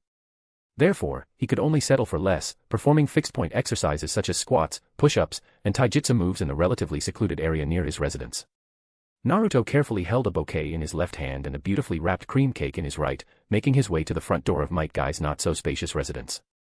Guy, who was currently doing high-intensity push-ups in the open space in front of his house, caught a glimpse of Naruto's figure out of the corner of his eye, and his heart suddenly skipped a beat.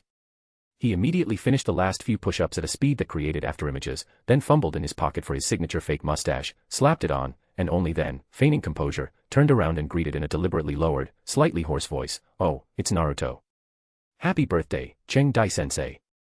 Naruto stepped forward, a sincere smile on his face, and held up the bouquet and cake, presenting them to Guy. Looking at this sudden and heartfelt gift, Might Guy was stunned, even his fake mustache slightly curled up at one corner due to surprise. He asked with some curiosity, even a hint of disbelief, How did you know about my birthday?" Ever since his father, Might Due, sacrificed himself to protect him and his comrades, Guy had devoted all his spare time to intense training. He hadn't celebrated his birthday for a very, very long time, and had almost forgotten this day that belonged to him. Naruto looked up, his blue eyes filled with clear light, and he answered truthfully, "Grandpa Third Hokage told me." So, Third Hokage-sama already knew. Hearing Naruto's answer, Might Guy instantly understood. Since Hokage-sama already knew and tacitly approved, his clumsy disguise had lost its meaning. He reached out and slowly removed the comical fake mustache from his face, revealing his true appearance. At this moment, hot tears, uncontrollable, welled up in his eyes, which were always full of fighting spirit, and streamed down his face, hardened by years of training. Did the youthful boy work hard to save money to buy a bouquet and cake for his teacher's birthday? Naruto. His voice was choked, filled with unspeakable emotion. "You really are so youthful." Naruto immediately widened his eyes cooperatively, his face full of, What? Cheng Dai-sensei, you're actually Uncle Might Guy." Might Guy said no more. He solemnly took the cake and bouquet Naruto had brought, and carefully placed them on the clean stone steps by the door, as if they were precious treasures. Immediately after, he suddenly turned around, spread his arms, and with a powerful, enthusiastic embrace that could almost suffocate an ordinary person, he hugged Naruto tightly, shouting in a loud and trembling voice, "Wah! This is truly so passionate and youthful." This shout seemed to echo throughout all of Konoha, proclaiming the surging passion and emotion in his heart. As Might Guy's powerful arms held him tightly, feeling the enthusiasm that almost crushed his bones, and hearing the deafening shout of, "It's done!" All the groundwork had received its expected reward at this moment. This hug represented not just emotion, but an unreserved acceptance and recognition. Naruto knew that the ultimate taijutsu he had dreamed of, the 8 gates formation technique, which could break all limits, was now secured. Might Guy released Naruto, still unable to contain his excitement. He vigorously wiped his face, clearing away both tears and snot, then enthusiastically put his arm around Naruto's shoulder and led him into his small house. The small house had very little furniture, but many training equipment. He solemnly placed the bouquet and cake Naruto had brought on the only table in the room. These 2 simple gifts, in Guy's eyes at this moment, were more precious than anything else. "You've truly moved me, Naruto." Might Guy's voice still trembled with excitement. As he spoke, he rummaged through the room and finally pulled out a stack of banknotes, clearly much more than Naruto had spent, and without explanation, tried to hand them to Naruto. Teacher has truly and surely received your heartfelt intention, full of youthful will. You have fully understood the true meaning of youth. But you are still young and have no income. This gift is too extravagant. When you become a true ninja later and earn money, then give teacher a gift. That celebration will be even more fervent. Naruto looked at the stack of money but did not reach for it. He straightened his still immature posture, his gaze firm and clear, and shook his head. His voice was not loud, but carried an undeniable strength. No, Guy-sensei. If I truly understand the meaning of youth, I absolutely cannot accept this money. He took a deep breath, integrating his understanding of. There are many choices in a person's youth. Isn't true youth about recognizing the path you've chosen and then moving forward with unwavering determination? Even if the wind and snow on the path are so heavy that they make one stumble and struggle, one must still go on with all their might, burning themselves out.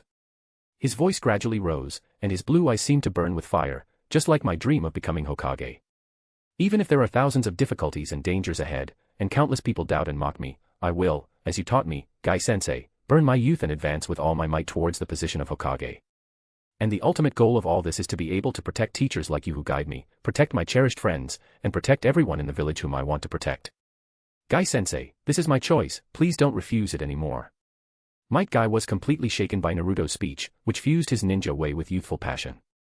His hand, holding the money, paused in midair, and his eyes, which always burned with fighting spirit, were now filled with unprecedented emotion and admiration. He slowly withdrew the money and looked at Naruto solemnly. I understand.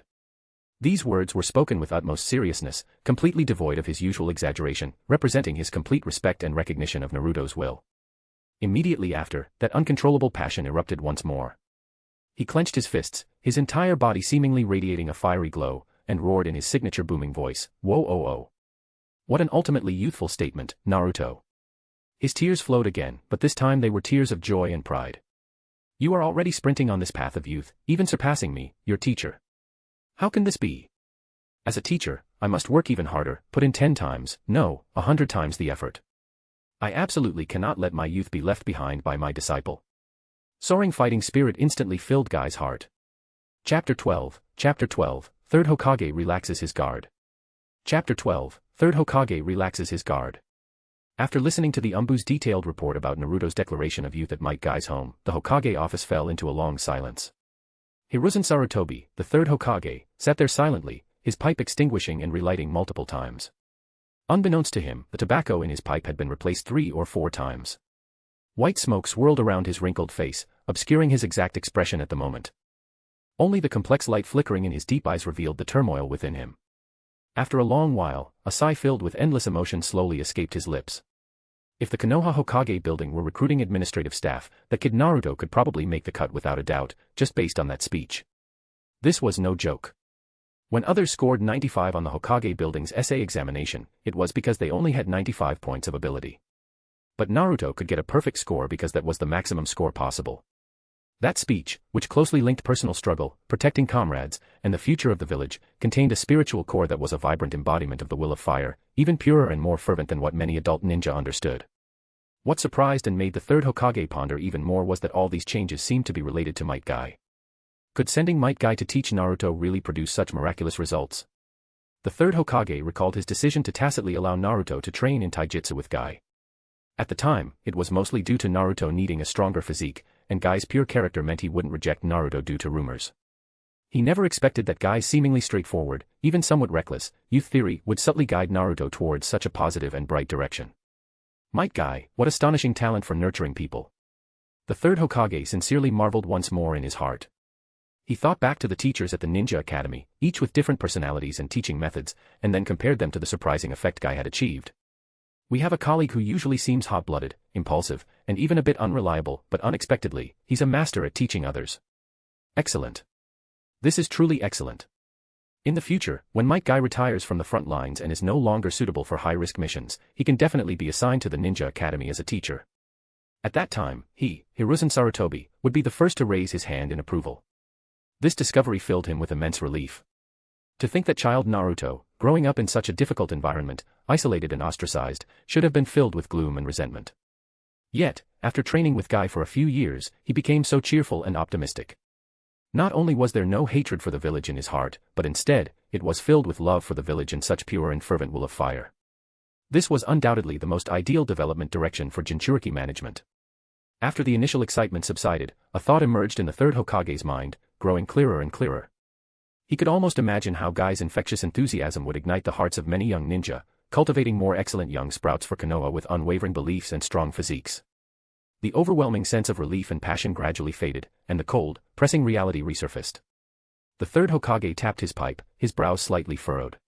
Although many ninja retire from the front lines in their 40s or 50s due to declining physical capabilities and transition to teaching or administrative work, by the time Might Guy reaches that age to retire and contribute his remaining energy to the school, his own old bones would probably have long been buried in the cemetery next to the memorial stone. No, Konoha's future cannot wait.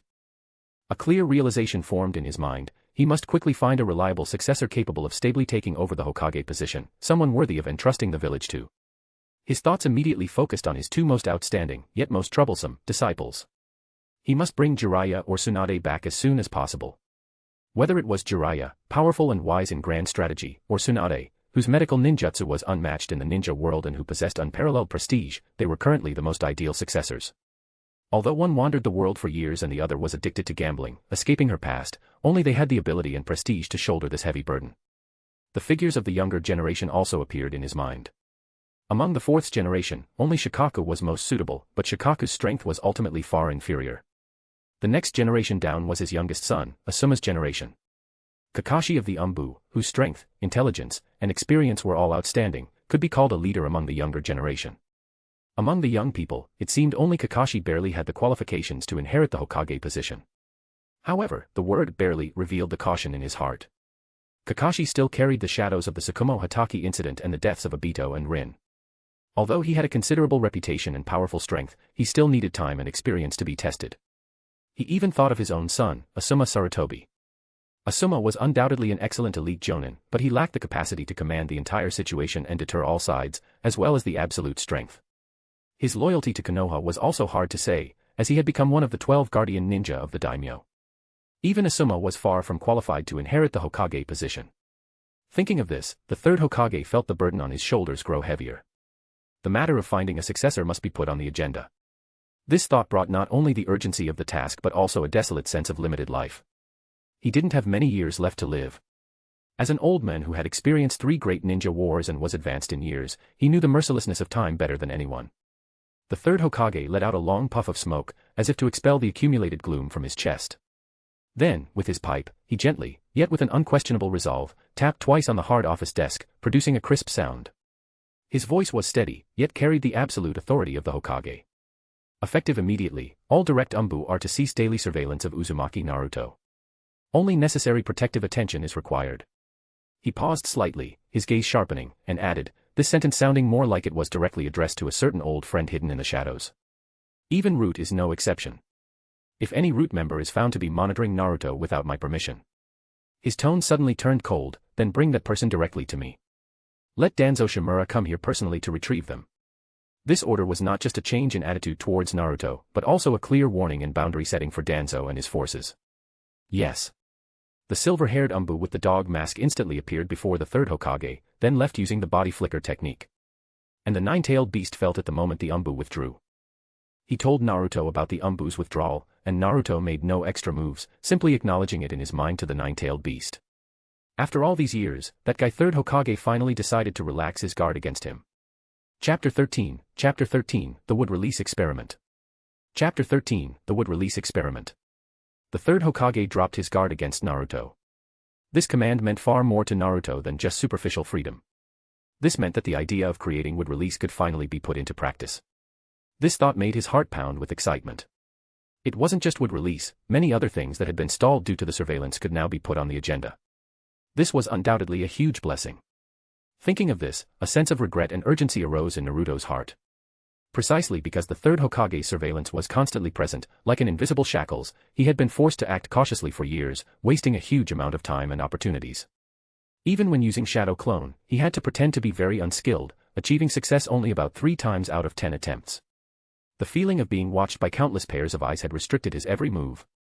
Forget about trying to save the doomed Uchiha clan, or even the audacious thought of sneaking over there to secretly swipe 2 Sharingan eyes for research. High-risk actions like those were out of the question. He didn't even dare to pull small tricks like using a shadow clone to skip classes while his main body went to practice taijutsu. Every potential transgression could attract even stricter attention from the Umbu, or even tip off his enemies, jeopardizing his long-term plans. Now that the restraints were finally lifted, a feeling of exhilaration, like a hidden dragon entering the sea or a bird escaping its cage, surged through his heart. Logically speaking, he possessed all elemental chakra natures within his body, except for Yin release. As a member of the Uzumaki clan, he naturally possessed Yang release. Naruto decided to start creating wood release. Even if he couldn't replicate the terrifying wood release of Hashirama Senju, the kind that could instantly create forests and suppress tailed beasts, as long as he could reach or even exceed Yamato's level, it would be extremely useful in many future situations. Thanks to setting wood release as his goal early on, Naruto was already prepared and had given it considerable thought. He understood that so-called Kekkei Genkai ninjutsu was essentially the ability to fuse 2 different elemental chakras in a specific, stable ratio, leading to a qualitative change and forming a brand new ninjutsu. Typically, once a person developed a Kekkei Genkai, their descendants, inheriting similar chakra natures and bloodlines, could naturally learn to use the Kekkei Genkai as well. For example, ice release, water plus wind, lava release, fire plus earth, storm release, water plus lightning, boil release, fire plus water, and wood release, earth plus water. However, wood release has one key difference from the other Kekkei Genkais: it has not exhibited widespread hereditary transmission. After Senju Hashirama, none of his direct descendants, nor the entire Senju clan, were able to reproduce his wood release. Not even wood release inferior to Yamato's. This is the fundamental reason Naruto speculated that wood release is actually a higher-level Kekkei Toda, formed by the fusion of 3 elemental chakras. Although it was mentioned in the subsequent Boruto, Naruto Next Generations that Moegi could also use wood release, it was likely the same level as Yamato's wood release. Because her commonly used ninjutsu were water release and earth release, not wood release. Furthermore, if Moegi's wood release were truly on the level of Senju Hashirama's, she would have already charged into battle with a great Buddha statue when fighting the aliens and divine tree people. Regarding how to fuse 2 different elemental chakras and perform nature transformation, Naruto himself had no experience. But this did not mean he was entirely clueless. Because he had the nine-tailed. The nine-tailed tailed beast ball was the ultimate manifestation of fusing 2 different attribute chakras, Yin and Yang. It was the result of fusing Yin release chakra and Yang release chakra in a 2:8 ratio and pushing the user's chakra shape transformation to the absolute limit.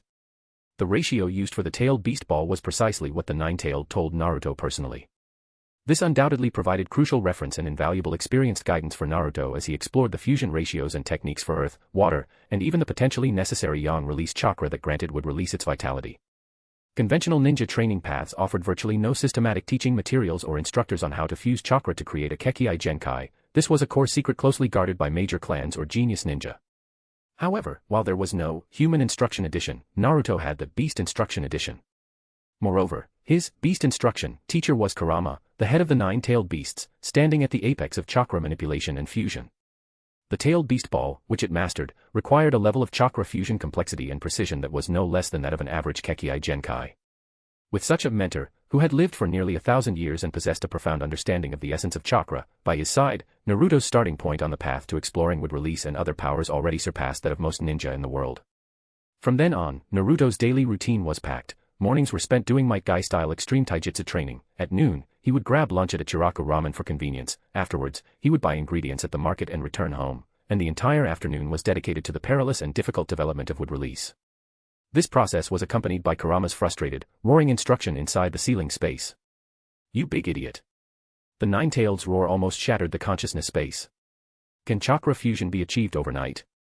How can you directly smash the 2 chakras together right from the start? Be careful, or your chakra network won't withstand the backlash of a failed fusion and will shatter. Idiot. How many times do I have to tell you? This kind of fusion must proceed simultaneously. Seeing Naruto fail yet again, the nine-tailed angrily slapped the water surface with its tail. Don't try to cautiously condense one type of chakra first, and then wait for the other type to slowly catch up. If earth release chakra condenses first, it will slowly solidify into rock. If water release condenses first, it will turn into pure water. Once the nature is set, what good is it trying to add Yang release chakra later? Do you want to use Yang release chakra as glue to stick water and rock together? No. The feeling is still wrong. The nine-tailed carefully watched the ball of chakra dissipate in Naruto's palm once more, a flicker of thought in its eyes. A 50-50 ratio of water release and earth release doesn't seem to work. Perhaps, your guess is correct, it needs a third power to harmonize it. Forget the conventional rules of Kekkei Genkais, try adding the yang release chakra from the very beginning, letting all three chakras spin and fuse together like a spiral, just try it.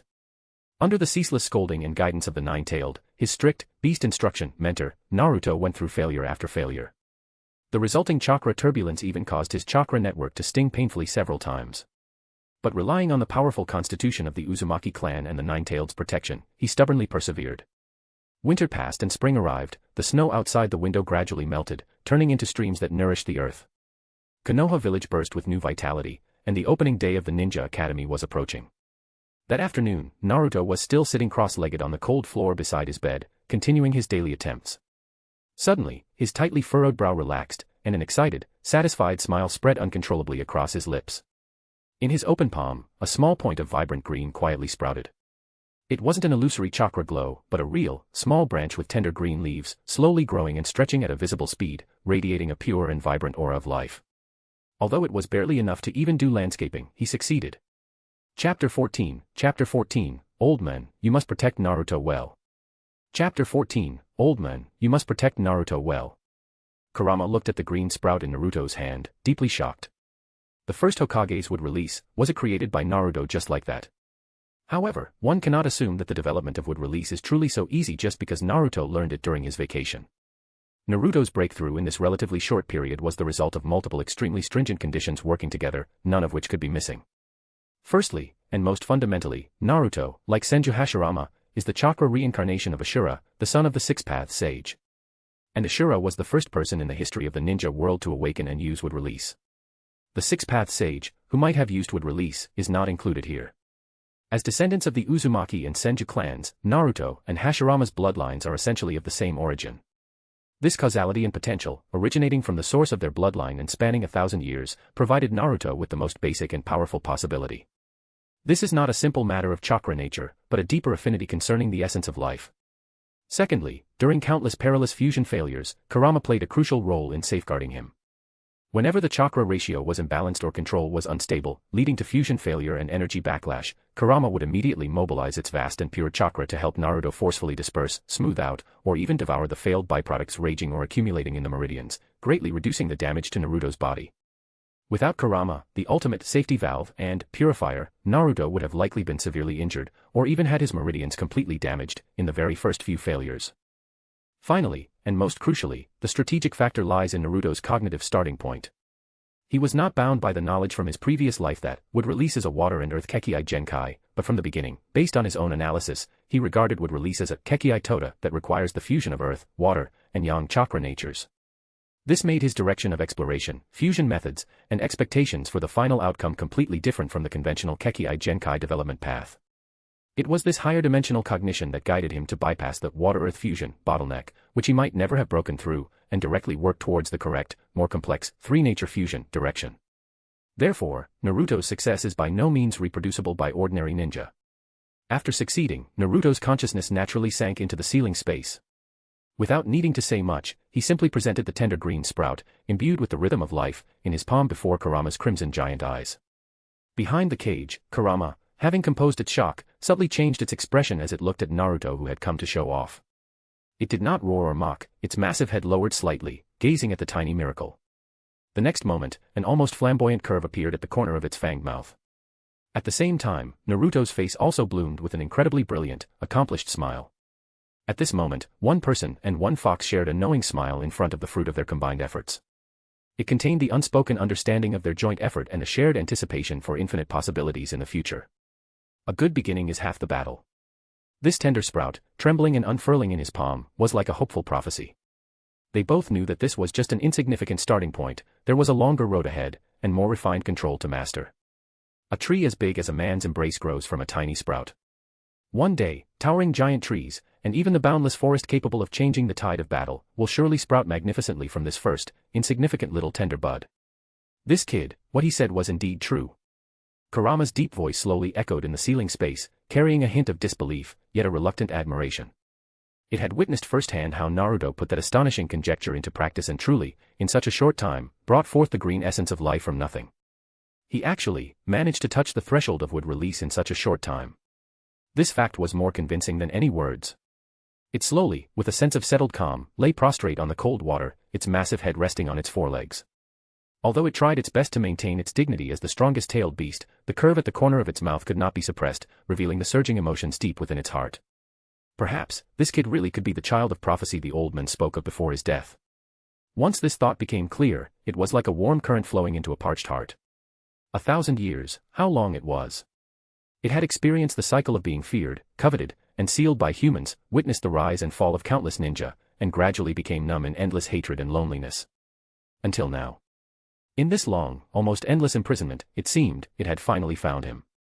The child of prophecy that the Six Paths old man had mentioned to it and the other tailed beasts before dissipating from the world, the one who would bring change to the ninja world and create true peace. This search and wait, spanning 1,000 years, seemed to finally see a faint but real dawn at this moment. It seems, this great one might actually be able to, with a little peace of mind, let this brat Naruto use its chakra. As soon as this thought emerged, Kurama violently shook its massive head, as if trying to shake off this dangerous idea. It sternly emphasized to itself in its mind. It's not that I've acknowledged this brat. It's definitely not because I find him somewhat pleasing to the eye after his success. It's just because he's still young, his body is still developing, and forcibly using a jutsu of would release his caliber will definitely put a huge burden on his body and consume a lot of chakra. It tried hard to find seemingly reasonable excuses for its actions. Yes, that's it. What if this brat dies accidentally due to excessive chakra depletion? Wouldn't this great one also be finished with him? Thinking of this, it seemed to finally find the most solid reason, and a look of, as expected, flashed in its eyes. Humph. This great one doesn't care if this brat lives or dies, I just don't want to be buried with him.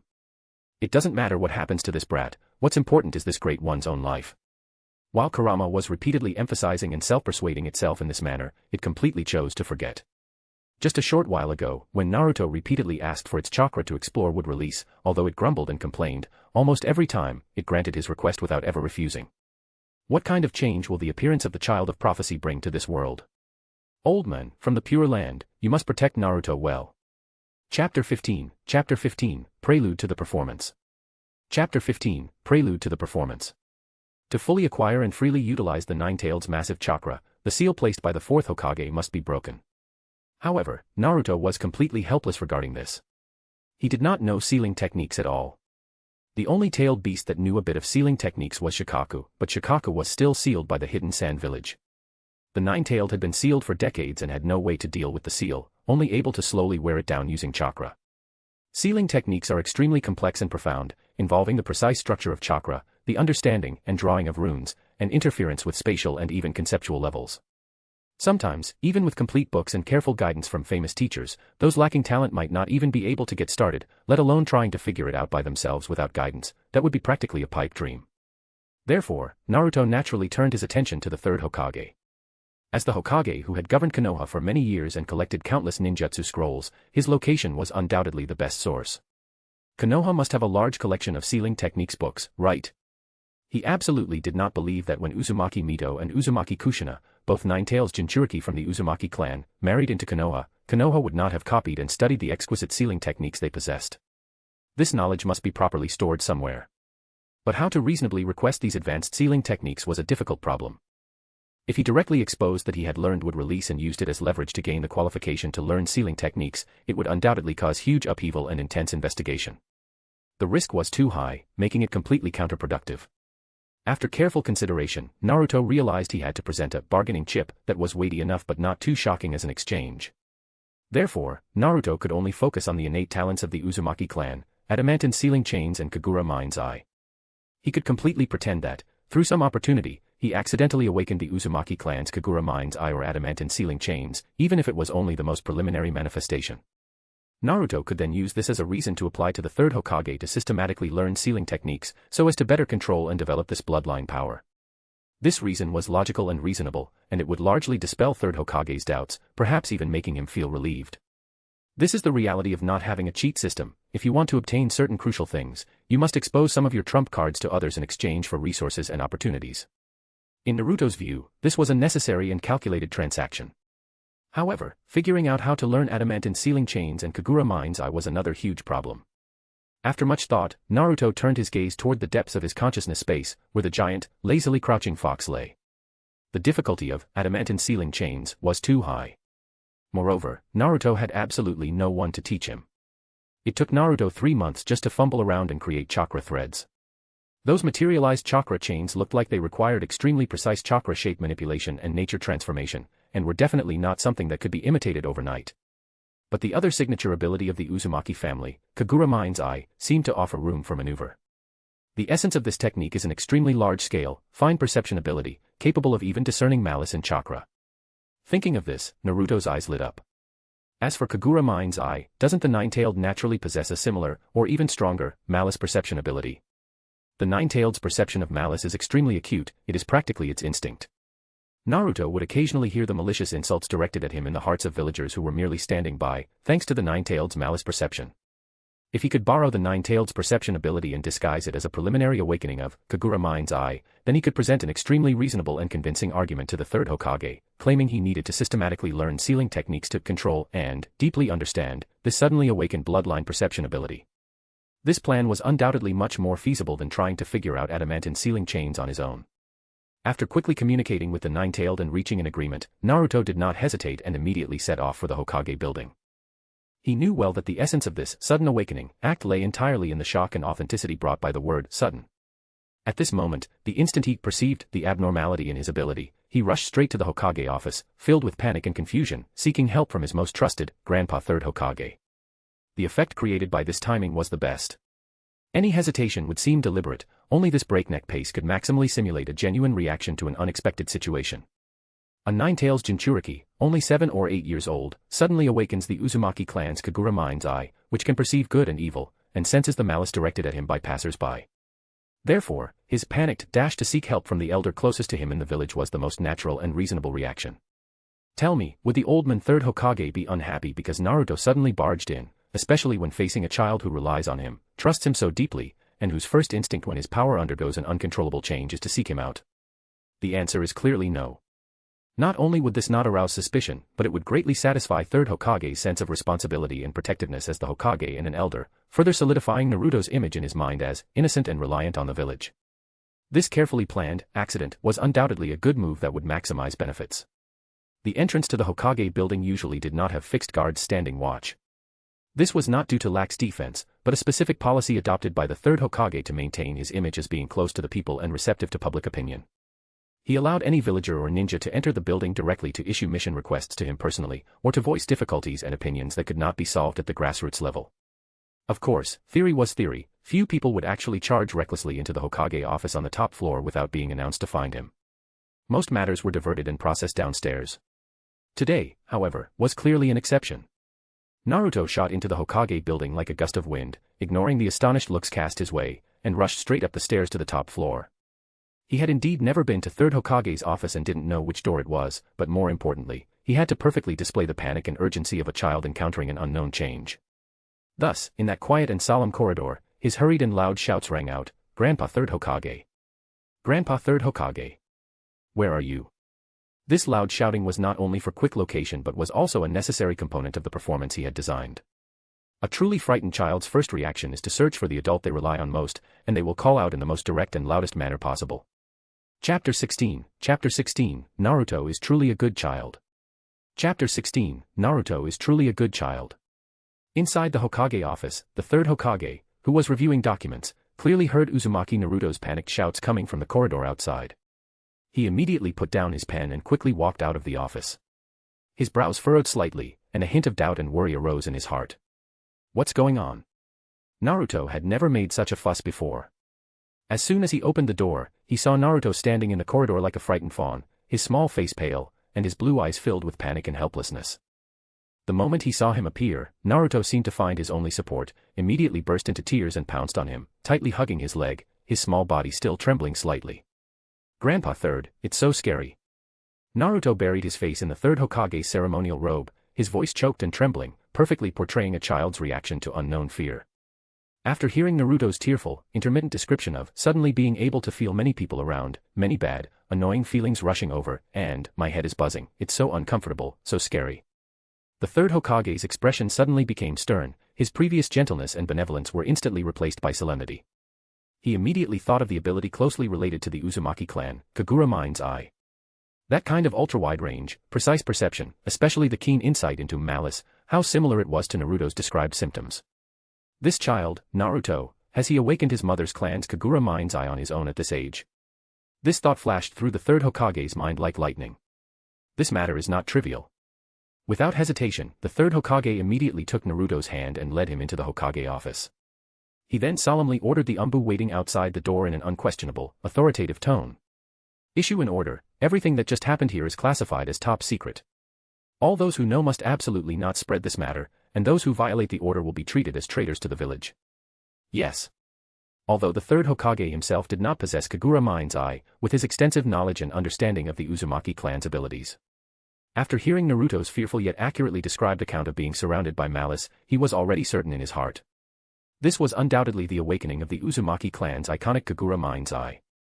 Looking at Naruto's still frightened blue eyes, and recalling the isolation and exclusion the child had suffered in the village in the past, difficulties he was well aware of but could not completely resolve, the third Hokage couldn't help but sigh in his heart.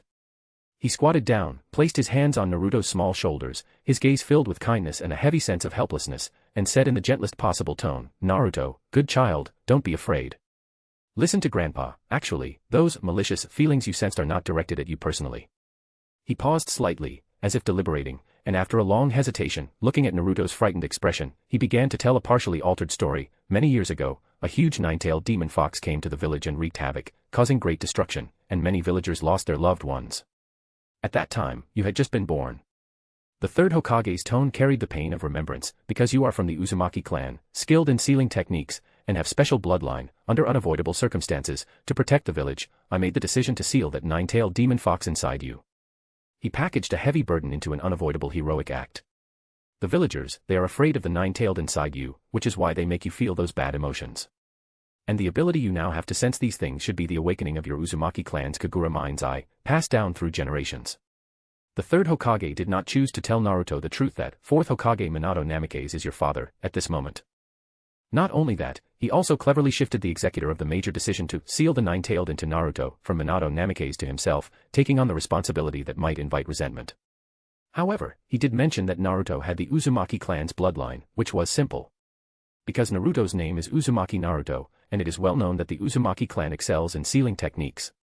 His internal calculations were very clear. He hoped that when Naruto was older, more mature in mind, and had a deeper understanding and appreciation for the village and the will of fire, he or another suitable person would tell him the truth.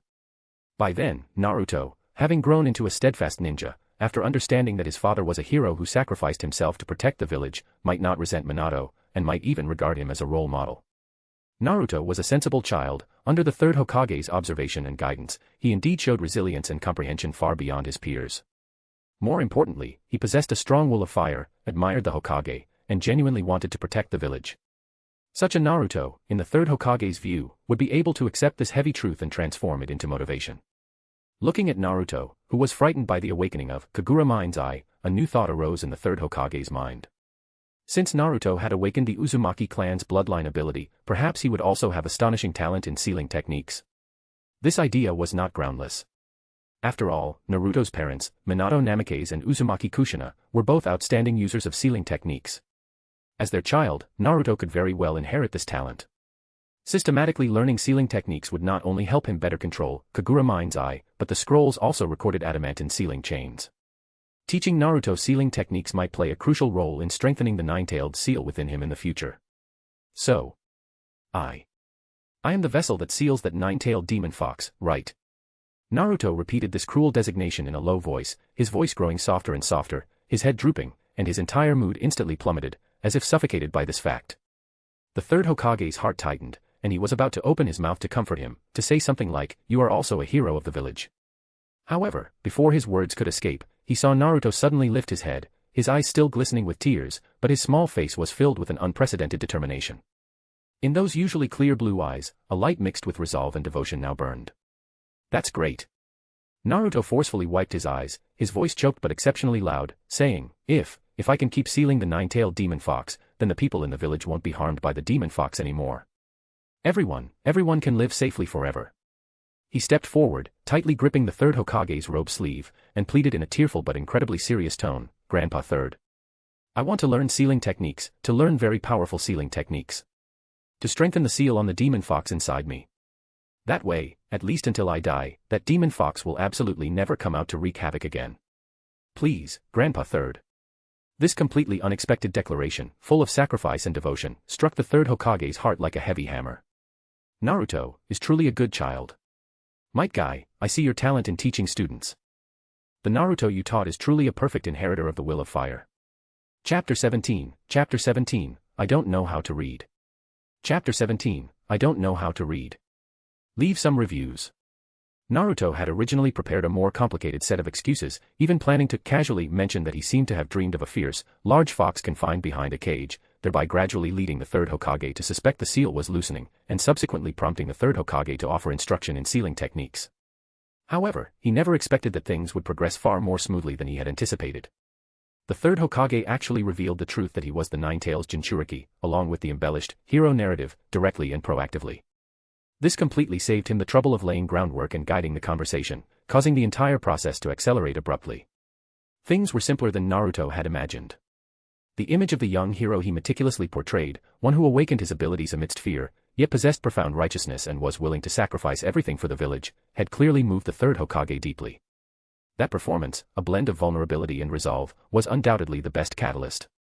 Thus, encountering almost no resistance, and without needing much pleading, he successfully obtained the scroll containing important sealing techniques knowledge. After returning home, Naruto immediately began flipping through it, unable to wait. The initial parts contained basic sealing techniques, such as the one-string light formation and the fire sealing technique. Although the fire sealing technique is a B-rank ninjutsu, it paled in comparison to the subsequent 4-symbol seal, 5-elements seal, and 8 trigram sealing. The initial sealing techniques not only had singular functions but were also less secure than the later ones. What surprised Naruto even more was that the third Hokage's 3-direction seal and the 4-red yang formation used by several Hokage together were also included. The 3-direction seal is the grasping skill used by Boruto's Konohamaru when he splits into 2 clones in the mobile game, Boruto, Naruto Next Generations. Flipping to the end, reverse 4-symbol sealing. Reaper Death Seal. Myojinman. The third Hokage Oldman really dared to give this. Naruto gasped inwardly. Of these 3 techniques, 2 are S-rank forbidden ninjutsu that result in mutual destruction with the enemy. The other is a sealing technique capable of suppressing the 10 tails. This was clearly the essence, even the core secret, of Konoha's sealing techniques. Naruto, this is Myojinman. At the same time, Kurama in the consciousness space also saw the contents of the scroll through Naruto's vision. Its massive body instantly tensed up, and its crimson giant eyes were filled with unbelievable astonishment. The psychological trauma left by the previous user of this technique was simply too deep for it. Naruto's consciousness sank into the sealing space, and he nodded at the nine-tailed, a look of disbelief equally etched on his face. Kurama, I seriously suspect right now, did the third Hokage Oldman give me the wrong scroll? Did he accidentally give me Konoha's master scroll of sealing techniques, thinking it was the most basic introductory textbook? The content was simply too advanced, leaving him no choice but to be suspicious. Kurama recovered from its initial shock, scoffed, and its tone returned to its usual arrogance. Humph, why bother worrying about that? It's simple. This great one has already memorized everything on the scroll. Huh. This time, it was Naruto's turn to be stunned. Kurama flicked its tail and glanced at Naruto with the look one gives a country bumpkin. What's wrong? This great one is the nine-tailed that has lived for thousands of years. Photographic memory, is that so strange? It doesn't matter even if you return the scroll now. Naruto looked at its smug expression and deliberately put on a skeptical face, provoking it. I don't believe you. You make it sound too real. Then recite it for me, starting from the one-string light formation section. Being questioned like this, Kurama immediately bared its teeth in anger and embarrassment, revealing gleaming fangs, and roared, You damn brat, are you doubting this great one? Naruto said nothing, only staring intently at the nine-tailed. Forget about this mere scroll, I clearly remember every single word the Six Paths Oldman said 1,000 years ago when he divided his chakra and created the 9 of us. Naruto, stare. Kurama's imposing aura immediately deflated, and it sullenly lay back down, its voice dropping a few octaves, but I don't know how to read. Who would bother learning those convoluted human symbols? I just treated these things as pictures and imprinted them in my mind exactly as they were, not a single symbol wrong. But I can't read them out loud to you. The situation instantly became a little awkward. 1,000-year-old intelligent being with photographic memory, yet illiterate. Of course, the fact that Kurama was illiterate was not something to be criticized in itself. The Six Paths Sage died after dividing the 10 tails, although Naruto didn't know why a being like him would die so easily. but the six-path sage certainly didn't have time to teach the tailed beasts. And Kurama is a tailed beast of immense size, possessing world-destroying power, completely incompatible with human civilization. In its long life, most of the time it was either feared and coveted by humans, or sealed and imprisoned. Simply making out the tiny human writing was difficult for it, let alone having someone patiently and kindly teach it literacy. This was not its flaw, but the result of the era and fate. However, upon hearing this, Naruto's eyes lit up. He didn't mock it, instead, he seemed to have discovered a new, interesting, and meaningful goal, and a warm, brilliant, sun-like smile bloomed on his face, free of any shadow. Then he drew out the sound, his tone light and sincere, "I'll teach you how to read." This sentence was like a stone tossed into a lake, creating ripples in the silent ceiling space. This was not charity, nor was it a command, but a simple invitation carrying the meaning of sharing. As if saying, "Look, there are interesting things like this in the human world too, let me introduce them to you." No way. Without thinking, Kurama immediately turned sideways, presenting its back of the head to Naruto, adopting a stance of absolute disinterest and firm refusal. However, Naruto had long since figured out Kurama's tsundere personality. The smile on his face didn't fade in the slightest, he continued to watch Kurama's massive, disgruntled looking back with patient amusement. Silence spread throughout the ceiling space. Kurama maintained its arrogant posture. After waiting a while, it secretly shifted its gaze back slightly, looking at Naruto out of the corner of its eye, only to find that the other party was still steadily watching it with that smile that made it inexplicably furious yet slightly helpless. A sense of being seen through mixed with a subtle, indescribable feeling of being taken seriously. "Fine, fine." It suddenly turned its head back, as if utterly annoyed, and compromised in a gruff voice, trying to salvage its last bit of dignity. "You're impossible. It's not like I want to learn your human writing. I'm only learning this to give you face, understand?" Naruto readily agreed, immediately nodding and cooperatively saying, "Yes, yes, yes, I requested you learn this. Thank you very much, Lord Kurama, for giving me this face." Humph. Only then did Kurama give a satisfied huff, yet its nine tails unconsciously began to sway gently. It then spoke, seemingly to change the subject, or perhaps genuinely urging him, "Teach me when you have time. Right now, your most important task is to learn sealing techniques as quickly as possible and completely master the sealing space. That's the real priority. Loving book so far? Check out 30+ advanced chapters at Patreon. Chapter 18, Inuzuka Kiba. Chapter 18, Inuzuka Kiba. The start of a new term is, for most students, not exactly a joyful event, yet the feelings it stirs are complicated, equal parts dread and anticipation. The dread comes from knowing the free, unbounded days of vacation are ending and the regimented rhythm of school life is about to resume. The anticipation lies in finally reuniting with close friends, playing together and swapping holiday stories. Naruto, however, feels rather indifferent about it. He has no particular friends he's desperate to see and little interest in the lessons the academy teaches. His time is reserved for something far more important. To squeeze every minute dry, he left 4 shadow clones at home, each bent single-mindedly over the sealing scroll, reading, understanding, and trying to practice its contents. His real body shows up for class on schedule, mainly because the academy still holds practical lessons and he can't afford to be absent if something unexpected happens. Without the more advanced multiple shadow clone jutsu, even Naruto's vast chakra reserves can't maintain more than 5 stable clones. He's tested his limit. Once he passes 5, the chakra distribution turns unstable, producing defective clones that last only minutes and think at half capacity, hardly worth the effort. For clones studying at home while the original sits in class is therefore the optimal setup. Besides, ever since the Umbu surveillance was lifted, home has become the safest, most undisturbed study spot available. As for the Academy's current curriculum, the 3 basic techniques, substitution, transformation, and basic clone, these are child's play for someone who's long since left that stage behind. It's important to note, the ordinary clone jutsu and the shadow clone jutsu are entirely different arts.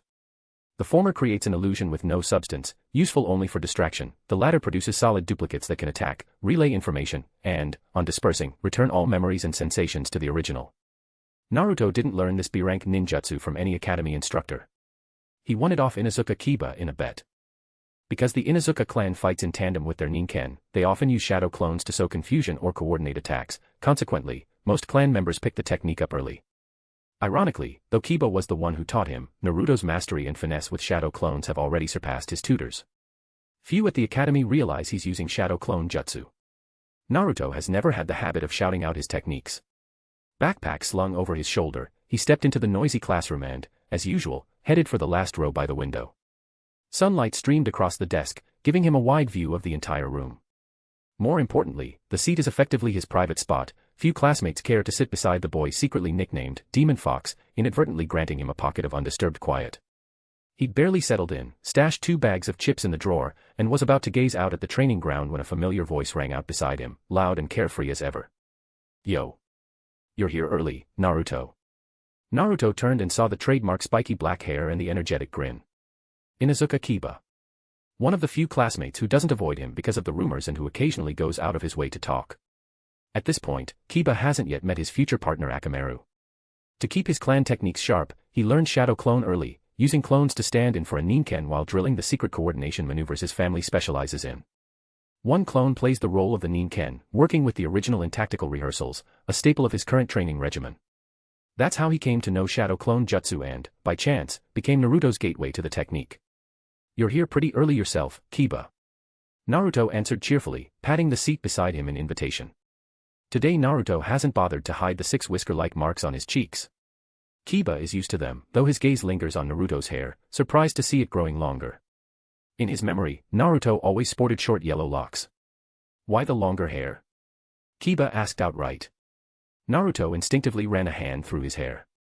"In truth, it's only medium length, nowhere near shoulder level, just slightly longer than the average boy's cut. Because neither Shodai, first, Sama nor Yandame-sama have short hair on the Hokage monument." Naruto rattled off the improvised excuse with a straight face, piling on further examples for good measure. "And Nidame and Sandame only look short, their hair spikes up so much it hides the real length. I'm modeling myself after the previous Hokage." All of which was simply to fob Kiba off. The real reason, he's been so busy drilling taijutsu, developing wood release, and studying sealing techniques that he forgot to get a haircut. Kiba blinked at the lofty justification, then frowned, irritation creeping into his tone. "Don't tell me the barber refused to cut your hair." He clicked his tongue, looking genuinely annoyed. "TCH. That owner's asking for a bite. He turns away guaranteed business. Maybe I'll have the village strays visit his shop a little more often." Crude and overbearing as Kiba's words sounded, that blunt show of support warmed Naruto. "So the rumor that the barber had to run down the street with dogs on his tail was actually your doing?" Naruto looked at him, half laughing and half exasperated. He'd heard the story but never suspected the culprit was sitting right next to him. "So what?" Kiba didn't deny it. Instead he nudged Naruto with an elbow, gave a cocky, satisfied grin, and whispered, "Pretty loyal of me, huh? Who told him he could push you around? He needed a lesson." He was clearly proud of the stunt, even offering tips. "I can't use the clan-trained Ninken to bite villagers, that'd be too obvious and would get mom in trouble." He drew the words out, wearing a sly smile. "But strays?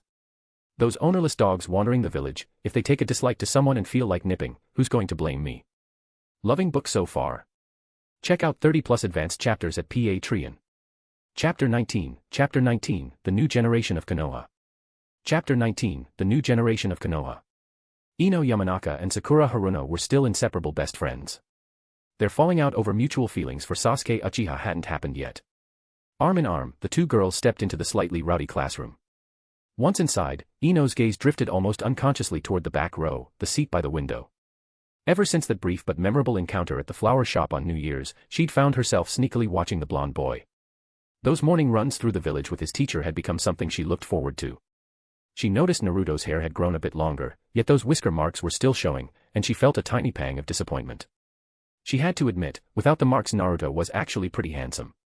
Instead of napping alone or staring out the window as usual, Naruto was laughing and chatting with Kiba Inuzuka and another boy in sunglasses who'd pulled his collar high. The atmosphere looked relaxed and cheerful. Ino tilted her head, trying to identify the low-profile boy behind the shades. That kid, from the Abirame clan, right? Shino Abirame. It had taken her forever to recall his name. He was so quiet he practically blended into the background. She hadn't expected Naruto to get along with him. Seeing the three wildly different boys together piqued her curiosity. "Yo, Naruto, Kiba, Shino." A lazy but familiar voice sounded as Choji Akimichi and Shikamaru Nara strolled in through the back door and headed straight for Naruto's corner. They were clearly part of the same circle. Naruto beamed at them, looking as if he'd been expecting them. He bent down, rummaged in his desk drawer, and produced a specially prepared bag of barbecue-flavored chips, casually handing it to Choji. "Wow. Thanks, Naruto." Choji's favorite flavor, he was over the moon. His already small eyes widened with delight as he eagerly tore open the bag and started munching. Hey, where's mine, Naruto? I want snacks too." Kiba bounded over, loud and playful, throwing an arm around Naruto's shoulders. Naruto dodged with a laugh and pulled out a bag of plain chips for him. Here, but it's original flavor. Hey, good enough. Ramen's on me later. Kiba ripped open the bag, slung an arm around Shino, and offered him some chips. Though Shino's collar hid his expression, he silently took a few chips. Shikamaru yawned. Troublesome, Naruto, he muttered, a faint warmth in his eyes. He dragged Choji into the empty seats directly in front of Naruto. Leaning back lazily, he caught sight of Ino and Sakura still standing by the door. Without much energy he lifted a hand. Oi, Ino, quit loitering, come here. His tone stayed sluggish. Class is about to start. The seating was neat and regular. Left, right, or center, every row had 2 desks seating 4 students. Shikamaru and Choji had claimed the second-to-last row, behind them sat Naruto, Kiba, Shino, and 1 empty seat. At Shikamaru's call, Ino tugged Sakura over and slid into the seats beside the 2 boys. She sat right in front of Naruto and turned to greet Shikamaru. Long time no see, Shikamaru. Wasn't that long? Shikamaru yawned, too lazy for pleasantries. We saw each other at Uncle Inoichi's birthday 2 days ago. As members of the Ino, Shika, Cho trio, their clans were close. Inoichi Yamanaka's birthday was a family affair the Nara and Akimichi elders wouldn't miss. Oh. Uncle Inoichi had a birthday. Naruto's ears perked up. When Shikamaru and Ino didn't continue, Naruto dug in his pocket and produced a small paper packet of carefully kept flower seeds. I bought these special seeds from a traveling merchant who passed through Konoha. He explained. I wanted to give them to Uncle Inoichi as thanks, but every time I visited the flower shop he wasn't there. He handed the packet to Ino with a friendly smile. Could you pass these to your dad for me, Ino? As a thank you. It's not. Ino started to refuse, then changed her mind and accepted the seeds. Since it's from you, I'll give them to Dad. Thanks, Naruto. She kept her voice calm, but after turning back to face the blackboard she tried to settle her racing heart. No way. She scolded herself. I have to trick Naruto into covering those whiskers. The thought was firm. Letting a few lines rob the world of a gorgeous, sunny boy would be a tragic waste. Her inner face-judger overrode every other feeling for the moment. Beside her, Shikamaru and Sakura exchanged surprised glances. Both silently asked the same question. Naruto knows Uncle Inoichi. And it sounds like they're on good terms. It didn't fit their picture of Naruto's social life. To them, Naruto had always been shunned. How could he be friendly with the Yamanaka clan head? Loving book so far. Check out 30+ advanced chapters at Patreon. Chapter 20, The Final Move, Let's Call It Night Guy. Chapter 20, The Final Move, Let's Call It Night Guy. Hinata, sitting in the front row of the classroom, her fair little face slightly lowered, seemed to be reviewing her textbook, but her Byakugan eyes couldn't help but secretly observe the situation by the window in the back row. When she saw Naruto surrounded by Kiba Inuzuka, Shino Aburame, and even Shikamaru Nara, Choji Akimichi, Ino Yamanaka, and Sakura Haruno, all chatting and laughing in a harmonious atmosphere, her slender fingers unconsciously clenched into small fists, filled with envy. That feeling of being able to talk naturally with others and having many friends was something distant yet deeply longed for by a shy and introverted girl like her. However, this envy contained no jealousy, instead, it carried a sense of happiness for the person she admired. Naruto-kun, she softly whispered his name in her heart, and a warmth and admiration welled up within her. He's really amazing. In her opinion, being able to break through isolation and attract and unite these companions was, in itself, a remarkable feat. Uchiha Sasuke sat in the front row, somewhat impatiently, his back poker straight, forming a stark contrast to the slightly relaxed atmosphere in the back row. He folded his arms, his fingers unconsciously tapping his elbow, his sharp gaze fixed on the door, waiting for the teacher to arrive. The surrounding noise seemed to have nothing to do with him. He was enveloped in a cold aura that kept others at bay. Although his chest was filled with a burning rage for revenge against Uchiha Itachi, that hatred seared and churned like magma in his heart, almost bursting forth. However, at this moment, he still needed to grow. This realization was like a cold rain, tightly holding back his almost uncontrollable emotions. He knew that with his current negligible strength, facing that man would be like throwing an egg at a rock. He had to endure, he had to make good use of every minute and second at school, learn all knowledge that could make him stronger, and accumulate the capital to strike at that man. This extreme hatred and extreme restraint fiercely clashed within his young body, making him appear even more solitary and anxious. Soon, Iruka Yumano arrived in the classroom. The Ninja Academy students also quieted down to listen. Today I'm going to introduce you to a new teacher. For the next while, he will occasionally come to teach practical combat classes. Iruka clapped his hands when he saw that the students had all quieted down. A green figure entered from the doorway. Hello, everyone. I'm Might Guy. Ah. Naruto's eyes widened. This isn't right, is it? Why is Guy-sensei at the Ninja Academy? Yesterday afternoon. Be a teacher, me. Hearing what the third Hokage said to him in the Hokage office, Might Guy was utterly bewildered, almost incredulously pointing to himself with a finger, his rugged face filled with confusion and doubt. Did third Hokage-sama drink too much? The third Hokage, seated behind his desk, had a gentle and affirmative smile on his face. He took a puff from his pipe, slowly exhaled smoke, and calmly confirmed, yes, it's you, Guy. He looked at Guy, who still seemed a bit dazed, and further explained, with undisguised admiration in his tone, you've mentored such an excellent student as Naruto. Naruto's strength and character far exceed my expectations. This proves that you have unique and effective methods in guiding and nurturing young people. Therefore, I think it's time for you to take on more important responsibilities. The third Hokage leaned forward slightly, his gaze falling on Guy, and stated his final decision, starting from the next cohort, I think I can let you lead a genin squad. Pass on your youth and passion to Konoha's new sprouts. Can Kakashi lead students in the same batch as me? Guy immediately asked, a challenging fire burning in his eyes. In his heart, no matter what he did, it was most meaningful to do it with Kakashi, his eternal rival and closest friend. That's not possible. The third Hokage shook his head, his tone firm. Kakashi is still an Umbu member, he has his own missions and responsibilities. But Guy didn't give up. He puffed out his chest and stated his reasons in a loud voice, Hokage-sama. I believe that letting Kakashi interact more with Konoha's genin, with these vibrant new generations, would be more beneficial for him to emerge from his past shadows than keeping him in Umbu to perform those dark missions. Therefore, I formally request to lead students in the same cohort as Kakashi Hatake. Looking at Guy's incredibly serious, almost stubborn expression, the third Hokage fell silent for a moment. That is not possible at the moment. He reiterated, but his tone softened, since you insist on this. He pondered for a moment and made a concession, I can agree to postpone your team leader appointment. You can try to persuade Kakashi himself to voluntarily apply to transfer to the Jonin instructor sequence.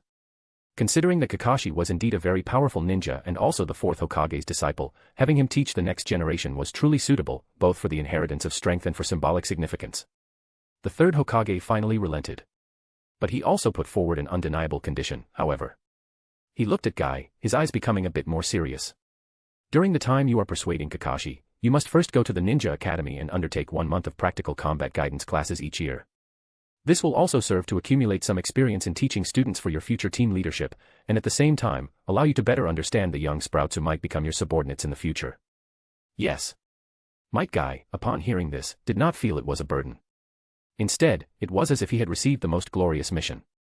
He straightened up abruptly, his eyes burning with fierce flames, his clenched fists trembling slightly with excitement. Then Might Guy shouted in his characteristic, booming voice that could almost shatter the Hokage office windows, I will use all my passion and youth to diligently teach those children. I will absolutely not let you down, Hokage-sama. His surging enthusiasm seemed eager to rush to the school and instill the essence of youth into every student. Kakashi, I'm going to be a teacher. But I won't stop training because of it. Just you wait. Youth never stops. The 8 gates formation taijutsu that I have diligently honed will always be reserved for you, and it will continuously be updated. Whether it's morning peacock, daytime tiger, or evening elephant, Might Guy always felt that something was still missing to defeat Kakashi. How about I prepare a ninjutsu for the 8th gate of the 8 gates formation in advance? Morning sun, midday, dusk. I've got it. When night falls, I will unleash the final movement of youth in Guy's name. The last move of opening the 8th gate, let's call it Night Guy. Loving book so far. Check out 30+ advanced chapters at Patreon. Chapter 21, Practical Combat Class Teacher. Chapter 21, Practical Combat Class Teacher. 10 reviews equals 2 extra chap. Soon, Iruka Yumano-sensei arrived in the classroom, carrying his lesson plans. The noisy Ninja Academy students quickly quieted down upon seeing him, preparing to listen. Students, before we begin class today, I want to introduce a new teacher to everyone. Iruka stood on the podium, his gaze sweeping across the class. For the foreseeable future, he will occasionally come to instruct your practical combat classes. Seeing that the students' curiosity had been piqued and the classroom was silent, Iruka clapped his hands and said towards the door, Might Guy-sensei, please come in. As soon as he finished speaking, a green figure entered gracefully from the doorway like a whirlwind, standing steadily beside the podium. His iconic jumpsuit and bowl cut instantly drew all eyes. Hello, students. I am Might Guy. He flashed a wide, toothy grin, his shining teeth seemingly cutting through the air with a flash of light, his voice loud and full of vitality. Huh. Naruto, sitting in the back row, widened his eyes the moment he saw the figure, his mind instantly filled with question marks. This isn't right, is it? Why is Might Guy at the Ninja Academy? Shouldn't he be out on missions or undergoing his crazy training? Before Naruto could think further, Might Guy continued to announce in his infectious voice, "Hello, students. I am Might Guy. I am here by order of Hokage-sama, and my goal is to let everyone experience the essence of youth with me." He gave an exaggerated yet utterly sincere thumbs up. "For the next month, I will temporarily be your practical combat teacher. Let us sweat it out together and burn with youth." Whoa. Seeing the students' shocked expressions, Iruka introduced, "Your Might Guy sensei is a jonin who is very proficient in taijutsu. If you have any questions about taijutsu, you can ask him." Proficient in taijutsu. Hearing Might Guy's self-introduction, many students in the classroom showed expressions of disapproval, some even feeling a sense of disdain. In their common understanding, the so-called taijutsu seemed to have a limited ceiling. Because in Konoha, and even the entire ninja world, when it comes to the pinnacle of taijutsu, people first think of Gentle Fist. And Gentle Fist is the inherited secret technique of the Hyuga clan, relying on the Byakugan to perceive chakra points for precise internal organ or pressure point strikes. With the Hyuga clan's Gentle Fist already setting such a high standard, it was difficult to immediately believe this hot-blooded teacher in a strange, tight-fitting suit who looked somewhat comical and claimed to be proficient in taijutsu. Only Naruto, sitting in the back row, had a clear understanding in his heart. He knew that these classmates' thoughts were completely wrong. Only Naruto knew how terrifyingly powerful this seemingly comical Might Guy truly was. Currently, he already possessed the terrifying strength to destroy a village by himself. In his assessment, even if Guy-sensei only opened the 7th gate of shock, he wouldn't need to flee from a typical Kage-level expert. That was already a combat power standing at the apex of the ninja world. And if Might Guy went all out and opened the final 8th gate of death? Naruto shuddered just thinking about that power, which transcended common sense. He was practically a walking nuclear weapon. A walking natural disaster. At that level, unless you reached the 6 paths level like Uchiha Madara or possessed spacetime ninjutsu like Uchiha Obito and Minato Namikaze, it didn't matter if you were a renowned expert in the ninja world or possessed any Kekkei Genkai, in the face of the Night Guy, a kick that burned life and transcended death, all was meaningless. There was only one outcome, being sent directly to the Pure Land with a single kick, to meet the 6 path sage. Some students who had previously seen Naruto and Might Guy undergoing those inhuman training sessions near the village outskirts or training grounds now subconsciously turned their gaze to Naruto, who was sitting by the window in the back row, with curious eyes. Following the students' gazes, Might Guy immediately saw Naruto in the back row. Naruto is here too.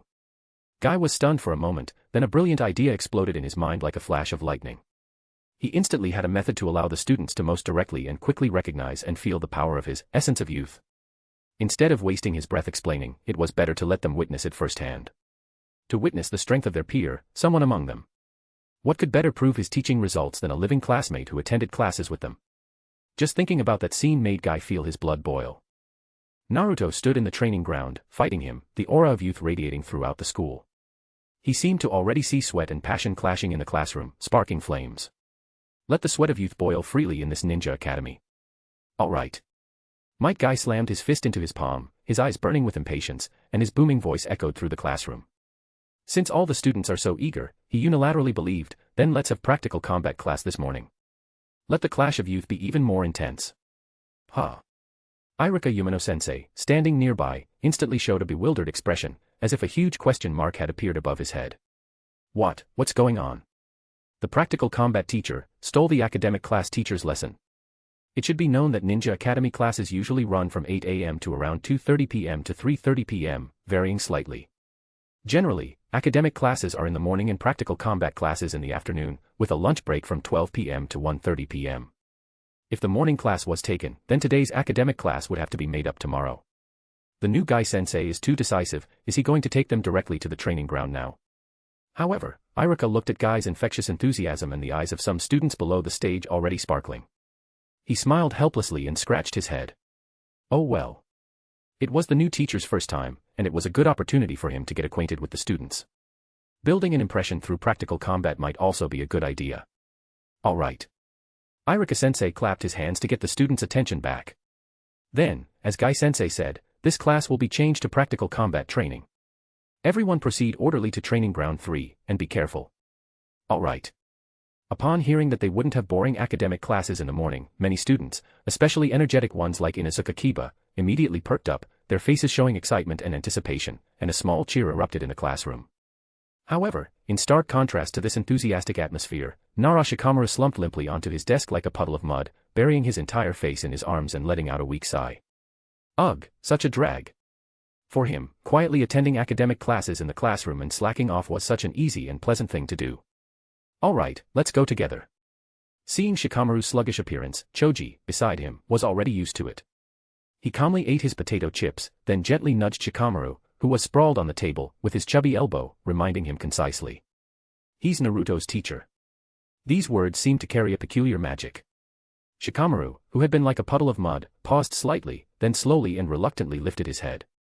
He scratched his already messy pineapple-shaped hair and finally sighed in resignation. Fine. Although he still found it troublesome, since this was a teacher that Naruto respected, and who might have even taught Naruto many skills, perhaps seeing him in action wouldn't be a complete waste of time. Loving book so far. Check out 30+ advanced chapters at Patreon. Chapter 22, versus Uchiha Sasuke. Chapter 22, versus Uchiha Sasuke. 100 horsepower equals 1 extra chap.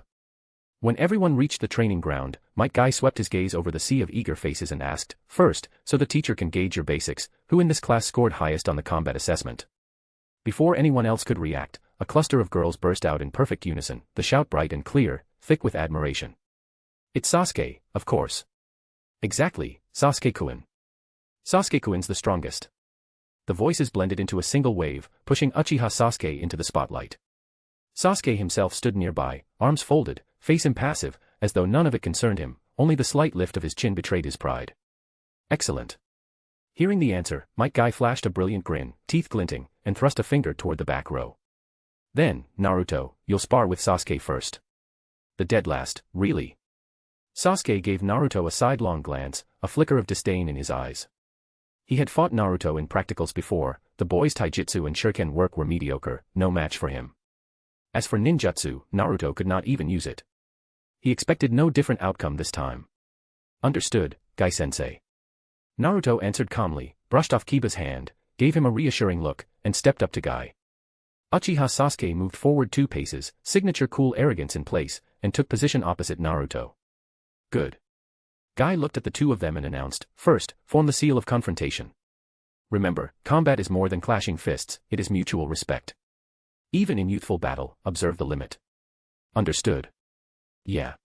Naruto gave a brief reply, eyes calm on Sasuke, then retreated to the edge of the ring and set himself. Sasuke nodded, still expressionless, yet every move showed he was taking this seriously.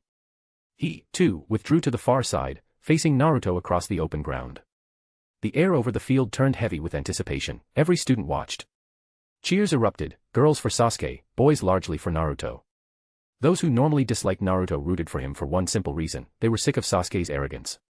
Under Gai's gaze, the two raised right hands, index and middle fingers upright, the rest curled, forming the seal of confrontation, a silent pledge of respect in the start of the match. That simple gesture felt like a declaration that the fight had begun. Naruto darted in, the two clashed in fierce taijutsu, dull impacts of fists and feet. For a moment they looked evenly matched. But as Sasuke cleanly blocked every strike, spotted an opening, and drove Naruto back with a sharp kick, the cheers for Sasuke swelled, the girls beside themselves. At that moment Gai, who had been watching, spoke in a voice that carried across the field. Naruto, use your full strength. Holding back is not the way of a man. Youth demands you give everything to respect your opponent. What? Gai's words detonated like thunder in Sasuke's ears. This dead last had not even been fighting at full strength.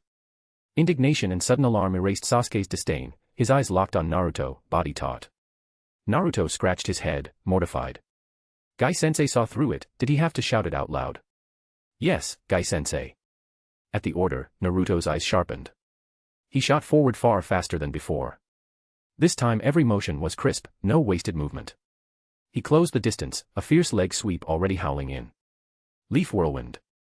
Spinning like a cyclone, Naruto's sweeping kick tore through the air at Sasuke's legs, a signature taijutsu far beyond ordinary strikes. Too fast. Sasuke's pupils contracted. His dynamic vision, sharper than most, tracked the kick, brain racing. Far too fast, no time to block, only to dodge. Yet his body could not react in time. The speed and power of Naruto's kick exceeded every expectation. As Sasuke tried to retreat, the scything leg grazed his trousers, unavoidable. Blazing fast. Kiba exclaimed, stunned by Naruto's speed. It felt nothing like their usual spars. The moment Guy forbade holding back, Naruto floored Sasuke with a clean leaf whirlwind. No way. Sasuke, sprawled on the ground, reeling. The humiliation of the fall and the sting in his leg paled beside the storm inside him. This dead last, whom he had never even considered, was this strong. Humiliation and disbelief drove him to flip back to his feet, eyes blazing with caution and fury. His right leg throbbed, reminding him of the kick's power. Naruto did not press the advantage, he stood his ground, vigilant. Guy had said to observe the limit. Sasuke saw Naruto simply standing there, calm gaze feeling like silent provocation. His pride stung, Sasuke roared and charged, launching a fiercer assault.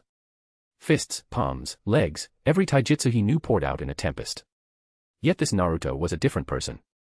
With simple shifts, blocks, and dodges, he neutralized every attack.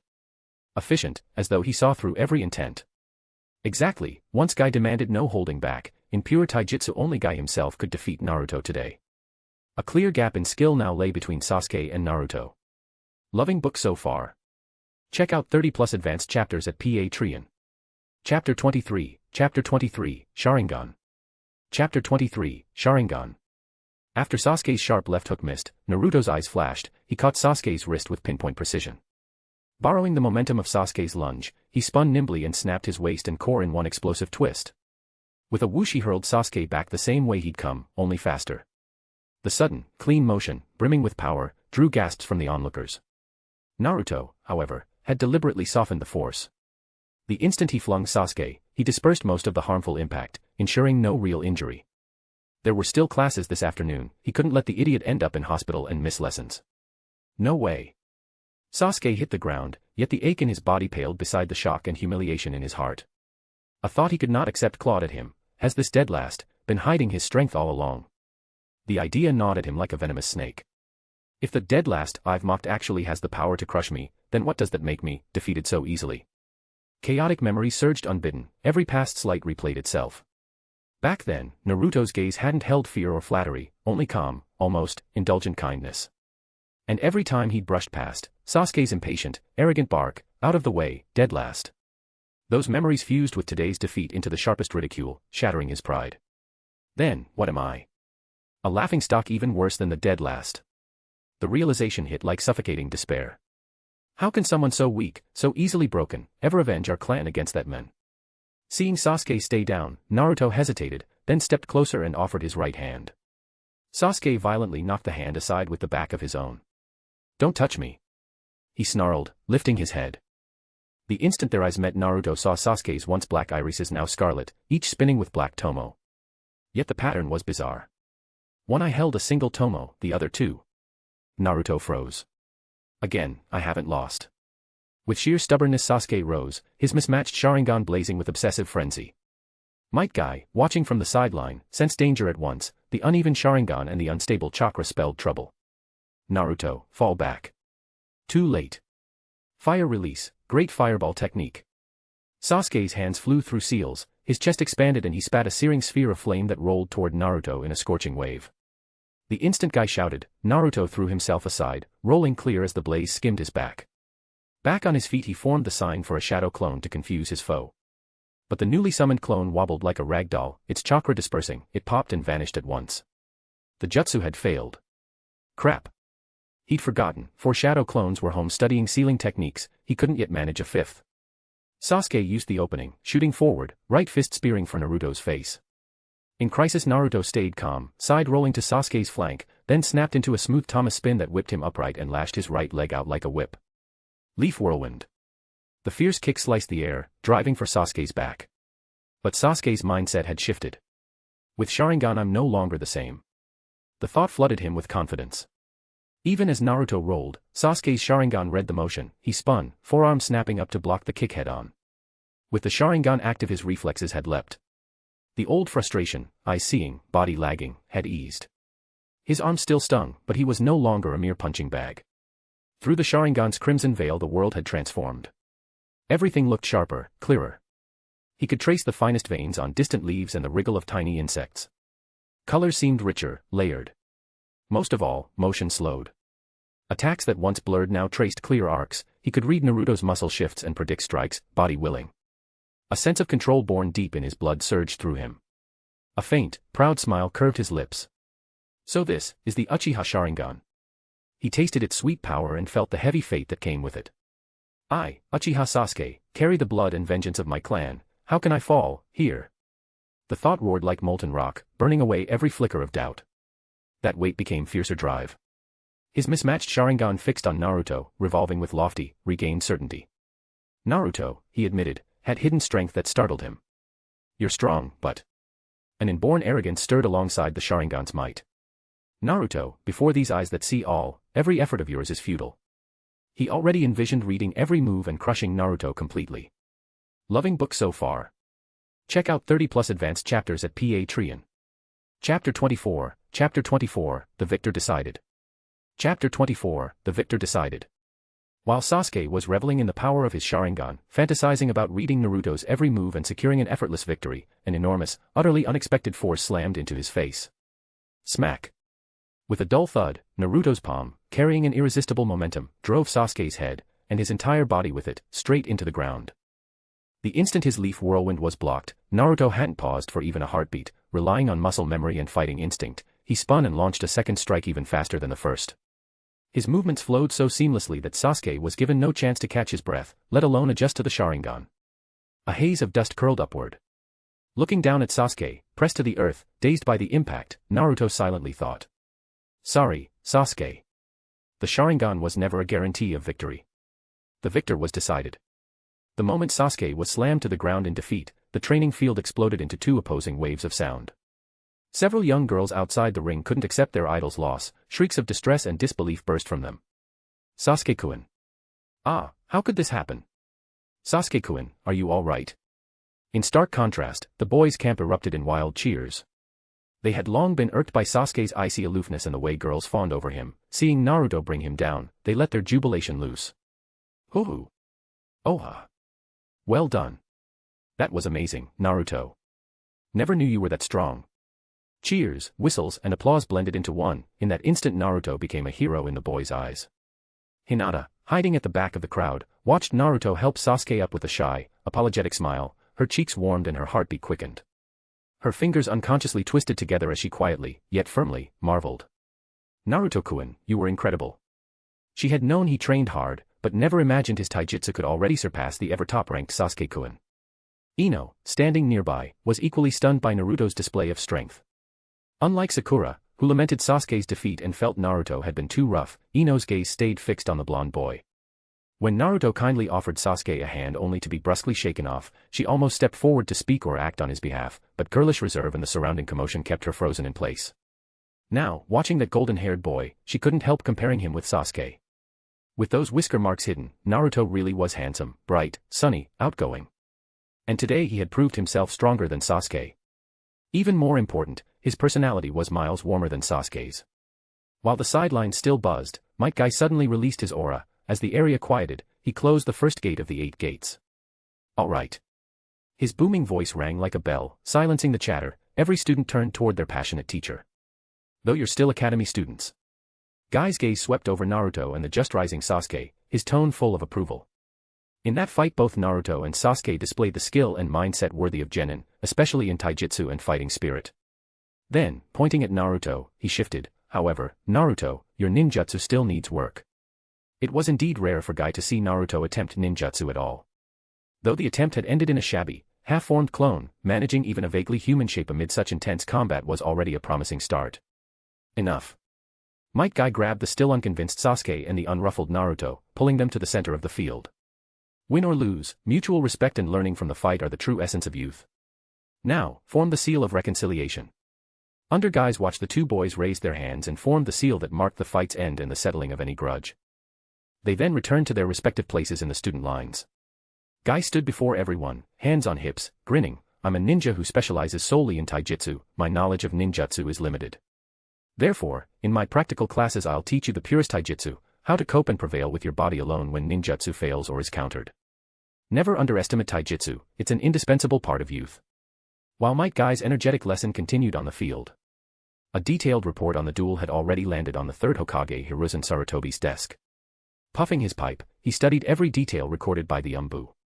So young, yet he's awakened the Sharingan on his own. Third Hokage nodded at the report's description of Sasuke. Worthy of the Uchiha clan's rare genius. Yet, surprising though Sasuke's awakening was, the third took it in stride. After all, he had once seen an even more dazzling Uchiha prodigy, one who had unlocked the Sharingan earlier and pushed its power to the limit. That person was none other than Sasuke's elder brother, Uchiha Itachi. With Itachi's precedent, Sasuke's performance, though excellent, remained within expectation. What truly interested him was Naruto's conduct. The report clearly stated, Naruto had held back at first, unwilling to go all out against a comrade, even after gaining the upper hand against a Sharingan-empowered Sasuke who had used the great fireball technique, he had repeatedly lessened his force to avoid serious injury. Such restraint, such care for a teammate, was, far more than a fledgling Sharingan, what the third valued and expected of Naruto. By noon, a more thorough record and evaluation of Might Guy's practical lesson had also reached the Hokage's desk. He read the assessment, compared with some veteran instructors strong in theory and experience, Guy's teaching methods and theoretical explanations may fall short. But as a battle-hardened elite Jonin, his grasp of practical combat, pacing, and on-the-spot adjustments far exceed those of the Academy's Chunin-level teachers. Overall, Guy's curriculum was solid and effective, especially his taijutsu instruction, which was outstanding. At the end of the report the third gave a wry smile, an observer had appended a teasing note. The only drawback might be Instructor Guy's constant passionate shouts of youth and hot-blooded. A bit too much enthusiasm for some of the younger students to handle. Loving book so far. Check out 30+ advanced chapters at Patreon. Chapter 25, Rooftop Lunch. Chapter 25, Rooftop Lunch. At lunchtime, the five-member clique, Naruto, Shikamaru, Choji, Kiba, and Shino, wordlessly made their way to the school rooftop. The view was wide, the sun perfect, it had become their newly discovered secret spot. Naruto pulled a neat stack of bento boxes from his backpack, each prepared with care that morning. The others, seeing this, fished out money and handed it to Naruto with practiced ease. It had become routine, Naruto cooked, everyone chipped in for ingredients. Naruto's cooking is so good, I've been craving this all morning. Choji gazed longingly at the boxes, swallowed, and, unable to hold back, reached first to grab one. Hold it. Naruto flicked his chopsticks, lightly blocking Choji's hand. Laughing, he said, that one's mine, your special portion is right here. He reached deeper into the pack and produced an oversized bento 2 or 3 times the normal size, solemnly presenting it to Choji. Seeing Choji's delighted face, Naruto added matter-of-factly, you paid the most, so you get the most food. Shikamaru, lounging nearby, drawled, geez, even lunch has to be this troublesome. Though he didn't slow down one bit when taking his own box. How on earth does this guy cook so well? Watching Choji's huge portion, Kiba looked envious. He fished in his pocket, pulled out some coins, and stuffed them into Naruto's hand. Here, Naruto. Consider it an advance. His voice was as loud as ever, but his eyes were serious. Pretty soon the clan's going to teach me our secret techniques and assign me my own Ninken. I'll officially start raising a dog. When that happens, fix a meal for my partner too. Something nutritious and stamina-boosting. He could already picture himself and his future companion feasting together. Slapping Naruto's shoulder, Kiba declared, fired up again, just you wait, Naruto. Once I start training in the Inuzuka arts and me and my hound are in sync, we'll beat you for sure. It was both a proclamation and a promise to the comrade he'd soon fight alongside. You're on. Naruto answered with a grin. The rooftop door burst open with a bang, and a green whirlwind strode in, Might Guy. Naruto. Let's go. He'd meant to invite Naruto to Ichiraku ramen, but a rich, familiar aroma hit him mid-sentence. That smells amazing. His gaze locked on the 5 sitting with their bento, especially the mouth-watering dishes inside. Naruto immediately offered his box toward Guy, apologetic, sorry, Guy-sensei. I didn't know you'd be on campus, so I didn't prepare a portion. If you don't mind, please have mine. No, I already ate, Naruto.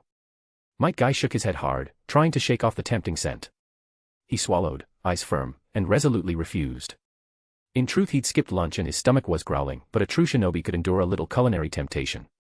He had to keep up the image of a teacher before his students. Forcing his eyes away from the bento, he told Naruto his real reason for coming, I'm only substituting here for 1 month. Raising a finger, he grew serious.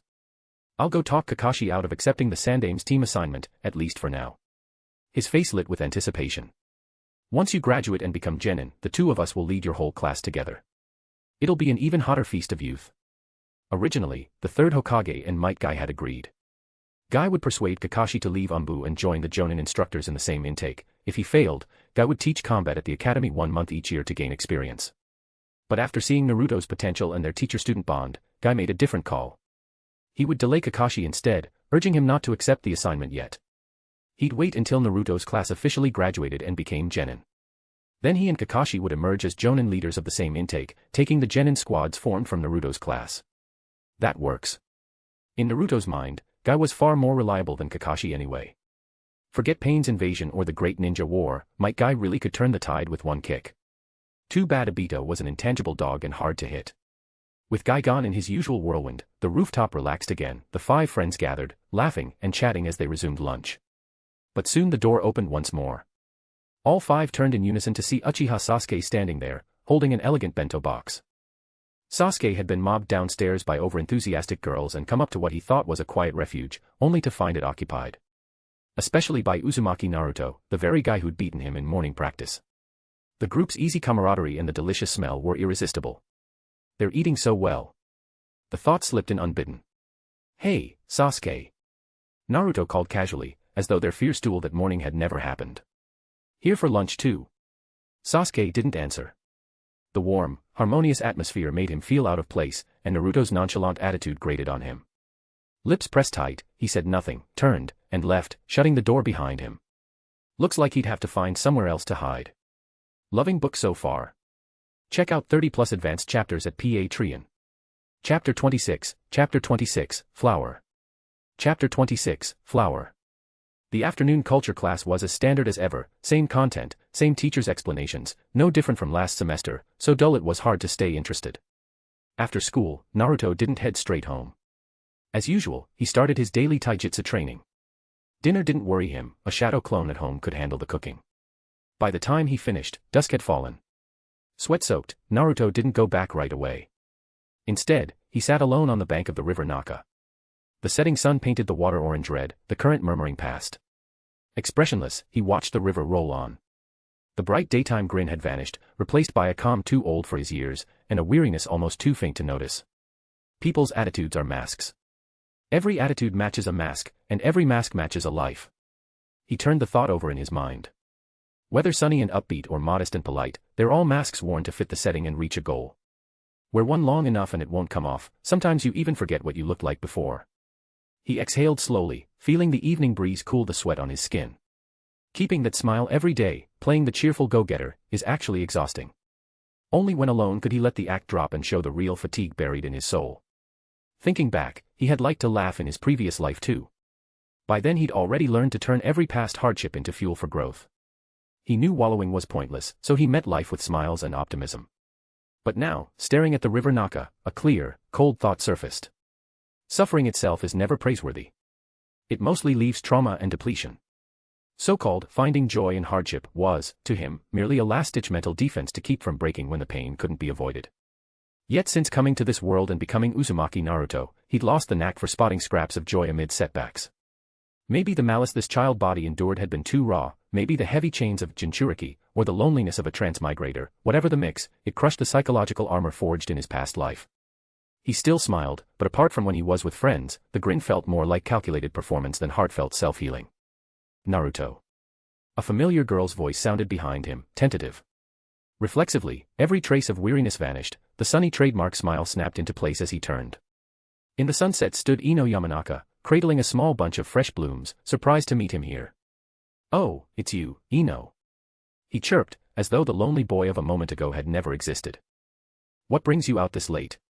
His smile was flawless, sealing every real feeling away. "I came to see the daisies." She pointed, a bit shy, at the untended wild daisies along the bank. "They're trying so hard to bloom, someone ought to appreciate them." "Thought you were flower watching too." In truth, Ino had come to pick and sniff wild blossoms. Wildflowers smell far sweeter than garden ones. Garden flowers get fertilizer, water, perfect sun, pampered by people. Under such care they grow plump, bloom big, and look spectacular. Wildflowers must take whatever sight nature gives them, with no extra feed or pruning, they grow scraggly, stems rampant, blooms small. Yet their scent is intensely sweet, stronger than any garden cultivar. The Yamanaka shop sold blooms, but Ino still preferred foraging outdoors. She knelt by the river Naka, breathing in the fragrance. Naruto watched her profile, suddenly remembering the packet of seeds from that morning. Did Uncle Inoichi like those seeds? Her hand stilled, ear tips reddening. Dad said, they're a really rare variety.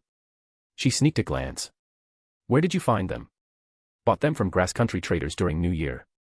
Konoha's itinerant merchants only cared about Ryo, who the buyer was meant nothing. Naruto loved doing business with them. He knew nothing about flowers, he'd simply picked the priciest mix. He glossed over it, gaze resting on her sun-gilded hair. The quiet reminded him of an afternoon long ago when a falling maple leaf could still make him pause. Lately he rarely had time to notice the scenery around him. Suddenly Ino straightened, plucking a pale purple bellflower from her bunch. For you. Bellflowers bloom in the poorest soil, just like. She broke off, thrust the bloom into his hand. Just like you, tough. With that she hugged her bouquet and ran. Naruto stood holding the bellflower in the deepening dusk, and finally gave a soft laugh. This time the smile shed a little of its practiced brilliance, warmed by something real he hadn't even noticed. He studied the faint purple, a strange feeling stirring inside. In 2 lifetimes, this was the very first time anyone had given him a flower. In his previous busy, pragmatic world, or in this strife-filled ninja world, being handed a blossom, that small romantic or pure-hearted gesture, had simply never come his way. The thought of days gone by made him sigh. He'd once mused, half in self-mockery, that his first bouquet would probably be the one laid coldly on his grave. Yet now this living bellflower, carrying the girl's clumsy encouragement and stubborn life, had abruptly, warmly landed in his palm. The tiny kindness skipped across his heart like a stone across water, leaving ripples unlike any before. Maybe the ninja world isn't so bad after all, is it? Loving book so far. Check out 30+ advanced chapters at Patreon.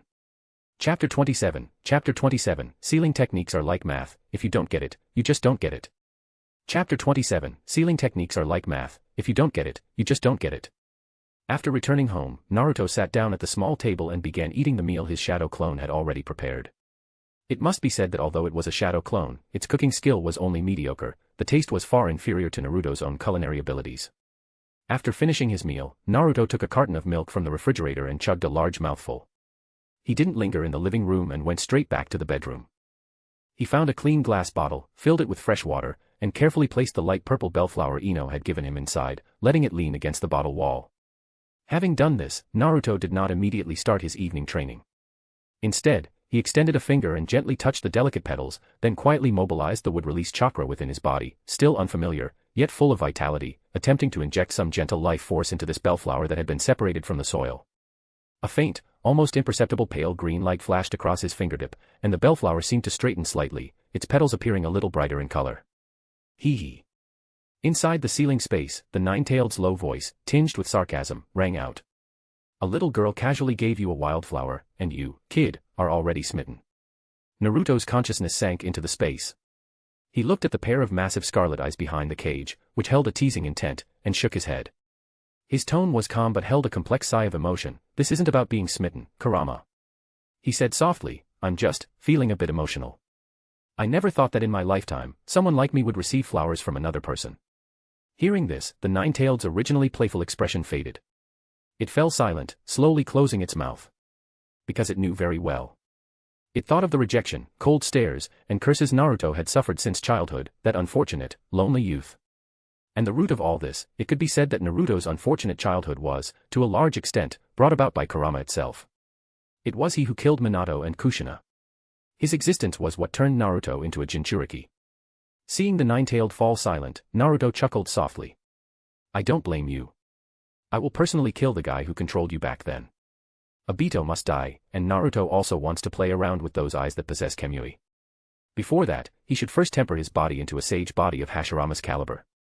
Perhaps in the future, an S-rank item in the Naruto world, Naruto cells, will appear, just like Hashirama cells. After his consciousness returned from the sealing space, Naruto lay down on the bed but did not immediately fall asleep. With a thought, he dismissed the 4 shadow clones that had been active all day long. In an instant, like 4 torrents of information rushing out simultaneously, all the memories and fatigue from the 4 shadow clones' day-long experiences, their learning, thinking, attempts, and even failures regarding sealing techniques, poured into Naruto's original mind. If it were an ordinary ninja, they would likely have been overwhelmed by this massive influx of information, suffering from splitting headaches or even mental disorientation. But Naruto merely frowned slightly before regaining his composure, systematically beginning to receive the scattered knowledge the shadow clones had learned, the rune patterns they had drawn, and the lessons gained from their detours.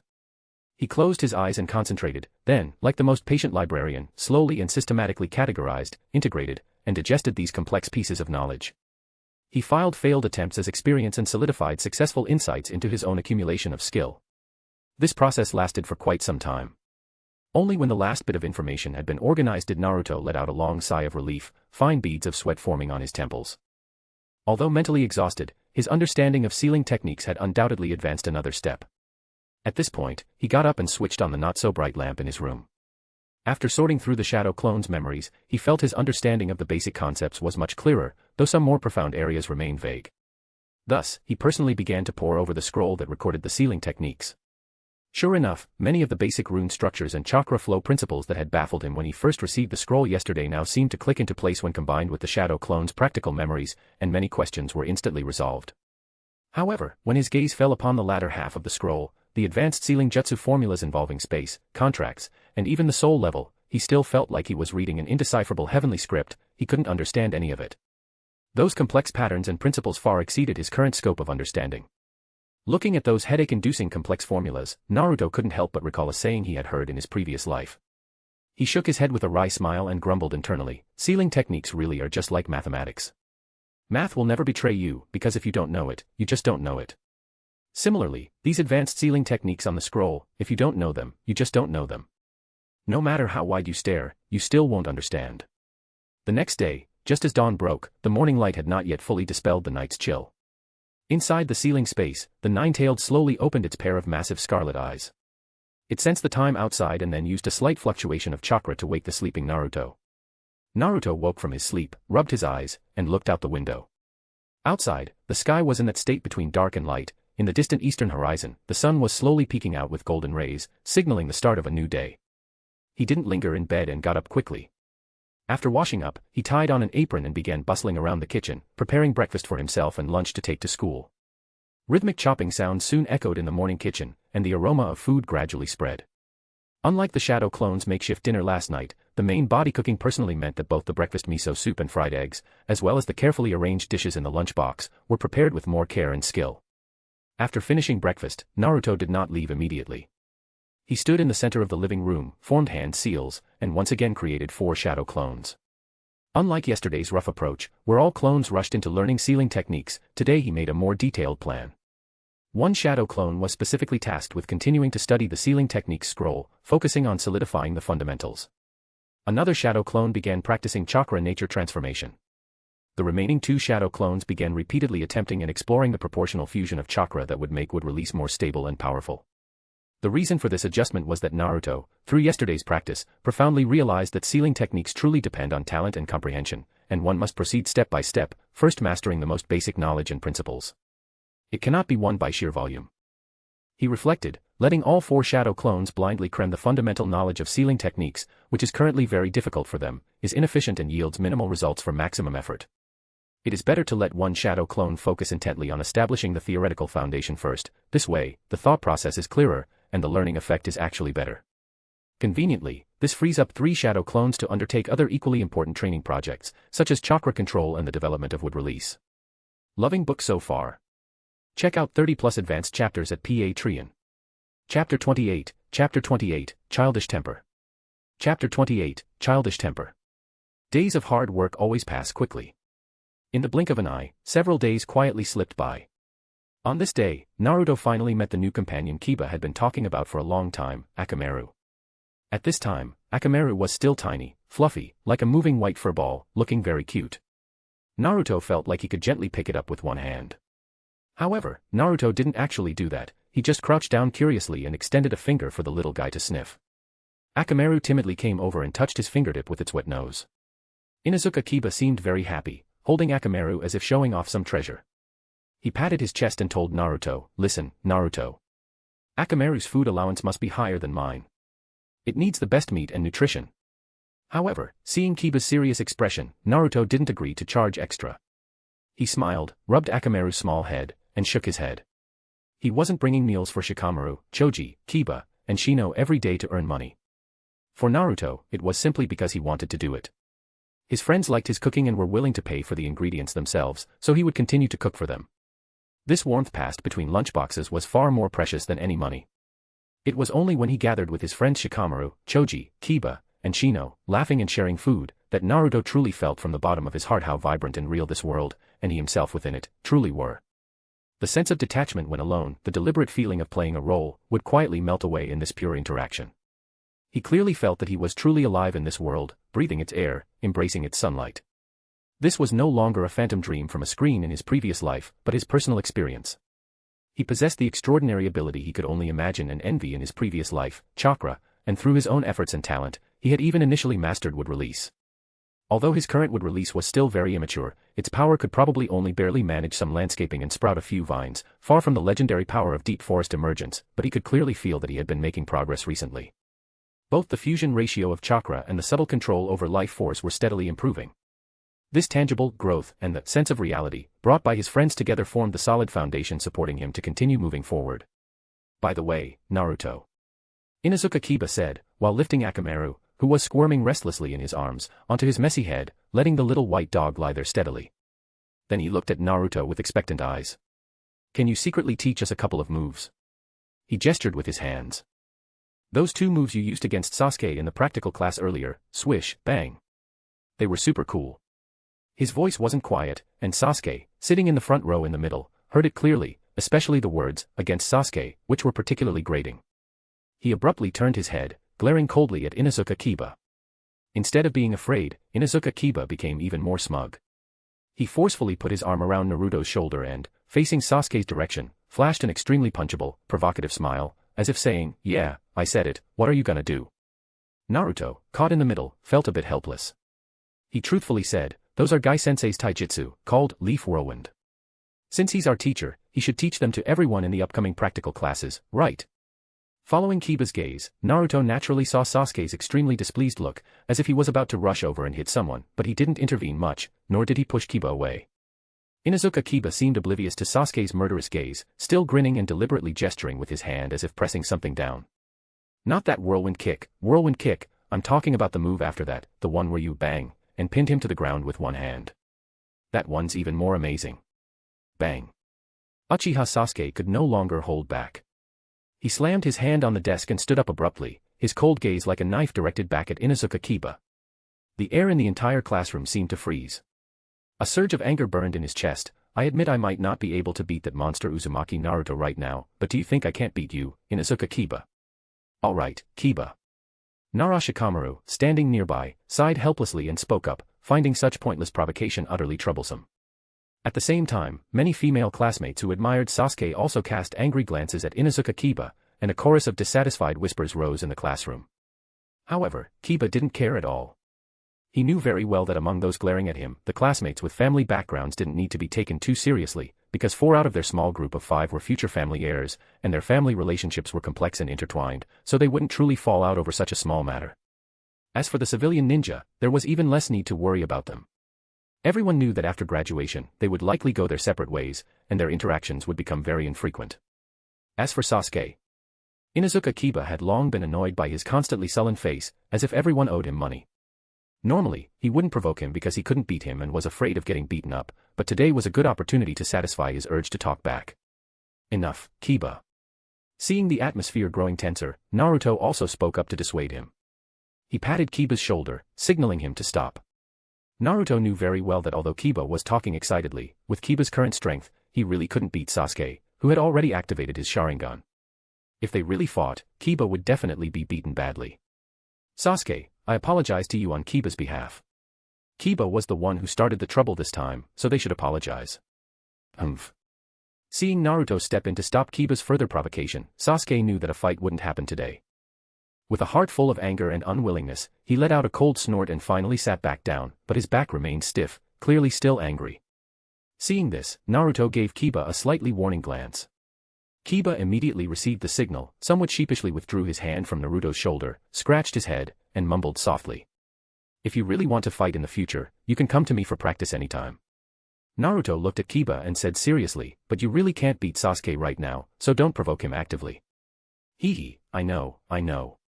Kiba immediately put on his grinning expression again and bumped Naruto with his shoulder. "It's because you're standing right here. If you weren't, I definitely wouldn't be like this." He said this with righteous indignation. Truly a childish temper. Loving book so far. Check out 30 plus advanced chapters at Patreon. Chapter 29, Peeping Hinata. Chapter 29, Peeping Hinata. After school that afternoon, Naruto, as usual, launched into his high-intensity training. Having sprinted 20 laps around the vast perimeter of Konoha village, he headed to a secluded training ground on the outskirts. Instead of going home to rest, he began practicing shuriken throws, one of the most fundamental skills for a ninja. Yet the way he trained next went far beyond fundamental. Several strands of hair-thin but tough chakra threads, almost invisible to the naked eye, slipped from Naruto's fingertips like nimble spider silk and latched onto scattered shuriken and kunai on the ground. The next moment, his fingers twitched as if plucking invisible strings. Shuriken control technique. The motionless ninja tools were yanked up by the chakra threads and hovered momentarily in midair. As Naruto's hands flashed through rapid hand signs, the shuriken and kunai in the air came alive, weaving and darting, even changing direction mid-flight before slamming into distant wooden posts in perfect unison. The control alone was already exquisite. But when the tools struck the posts they only gave dull thuds and fell limply to the ground, failing to lodge deeply. Though the shuriken performed intricate maneuvers, the strikes lacked real force. The reason, the pull exerted by the thin chakra threads could never match the initial kinetic energy and piercing power of a direct throw. They were guided to the target, not driven through it. Naruto studied the scattered tools, pondering. Precise control was within reach, turning finesse into force was the next hurdle. Maybe, swap ordinary kunai for ones tipped with sticky explosion tags. The idea flashed through his mind. That would solve the problem of the technique's inherent lack of power. The core of the attack would shift from physical penetration to explosive damage. If a single tag was too light, he could lash it firmly to a kunai for extra weight and steadier flight. Then he only had to time the tag to detonate the instant the wire-guided weapon reached the enemy. The technique would evolve from a control and harass move into a lethal surprise finisher.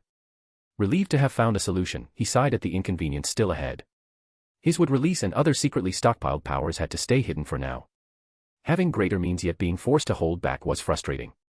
But revealing his trump cards too early would be foolish until he could control the situation. From behind a nearby tree, a small head timidly peeked out, fair cheeks flushed, pure white eyes unblinkingly watched the sweating figure on the training ground with admiration. It was Hyuga Hinata. Seeing Naruto's precise control and focused expression, Hinata felt both admiration and self-doubt. Naruto-kun is already so strong, yet he trains this hard, while I keep falling short of father's expectations at clan practice and in the academy. While she dwelt on these thoughts, an even smaller head peeked from the other side of the trunk. Black hair and white eyes belonging to the younger Hyuga Hanabi tilted as she studied her big sister's intent yet lonely back, a huge question mark practically floating above her. Lately her sister always came home late, was she secretly watching the blonde big brother train? Hanabi blinked her clear eyes, curiosity written across her tiny face. She didn't understand why her sister hid, nor what was special about the training boy, but the seriousness on Hinata's face told her it must be important. While Hanabi stared at her sister's back, lost in questions, a warm hand settled without warning on her head and ruffled her soft hair. Startled, the little girl jerked back and plopped onto the soft grass. Flustered, she looked up at whoever had touched her. Blonde hair and smiling blue eyes met her white gaze. It was the big brother who'd been training, yet now stood right here. Realization dawned, it was a shadow clone. Naruto showed no apology, instead he pressed a forefinger to his lips and playfully winked, signaling her to stay quiet. With his other thumb he subtly jerked toward Hinata, still facing the field, unaware. Hanabi's bright eyes flicked from Naruto to her oblivious sister, understanding lighting up her face. She slapped both hands over her mouth, nodded vigorously, and sealed their secret.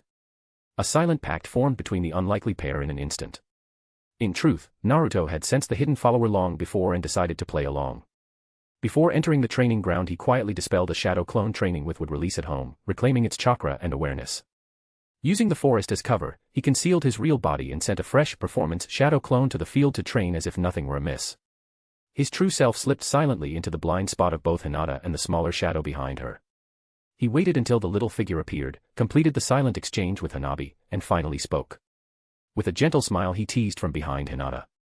"So you've been watching me train, huh?" Hinata. Loving book so far. Check out 30 plus advanced chapters at Patreon. Chapter 30, let Hanabi do it. Chapter 30, let Hanabi do it. Ah. Startled by the sound so close, Hinata jumped, and her white pupils instantly misted over with panic. She turned around in a fluster, and when she saw Naruto's smiling blue eyes, her entire face instantly turned red like a ripe tomato. And Naruto-kun. She nervously twisted the corner of her clothes, her voice as thin as a mosquito's buzz. "Big sister came to watch you train." A childish voice came from below. Hanabi had gotten up at some point, standing next to Naruto with her hands on her hips, looking up seriously as she added, "She comes every day recently, you know." Hanabi. Hinata was so embarrassed she nearly fainted. Naruto squatted down to meet Hanabi's gaze, smiling as he ruffled her hair. "Thanks for telling me this secret." He then looked up at Hinata, his gaze gentle. "If you want to train with me, you should just say so. It just so happens that I also want to see the Hyuga clan's gentle fist." His tone was sincere and encouraging. Hinata always seemed a bit constrained when sparring during practical classes. "You were probably afraid of hurting your classmates, right? I also practice taijutsu, and my body is quite sturdy, so Hinata can attack me without worry." I. Hinata's face grew even redder, her fingers tightly twisting the corner of her clothes, her heart pounding as if it were about to burst out. She both yearned to train with Naruto-kun and feared that her clumsy performance would make him look down on her. Seeing her older sister stammering, Hanabi grinned mischievously, suddenly raised her little hand, and spoke clearly, "If big sister doesn't want to, can I spar with big brother?" Hanabi knows gentle fist too. As she spoke, she even struck a proper starting pose for gentle fist, her small face filled with anticipation and eagerness. "Hanabi." Hinata softly tried to stop her, her tone carrying helplessness and a trace of subtle envy. When would she be able to express her inner thoughts like Hanabi? Naruto looked at the bold and adorable little girl in front of him, his smile growing brighter. He nodded solemnly, "Of course you can.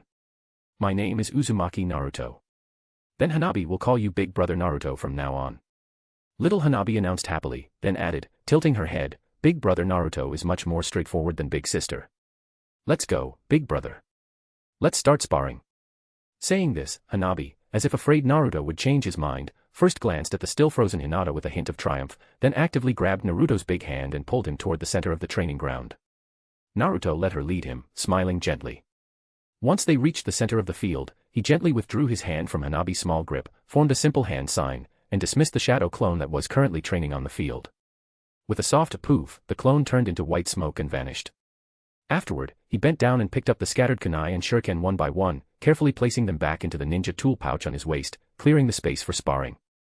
Having finished this, he turned to look at Hinata, who was still standing in place looking worried and bewildered, pointed to a long bench under the shade of a tree by the edge of the field, and said gently, "Hinata, you can sit on that bench and watch." Naruto rubbed his nose. "Don't worry, I'll go easy on Hanabi. There's no need to fear she'll get hurt." His words were meant to comfort Hinata, but they immediately drew dissatisfaction from little Hanabi. "Then I'll go easy on Big Brother Naruto too."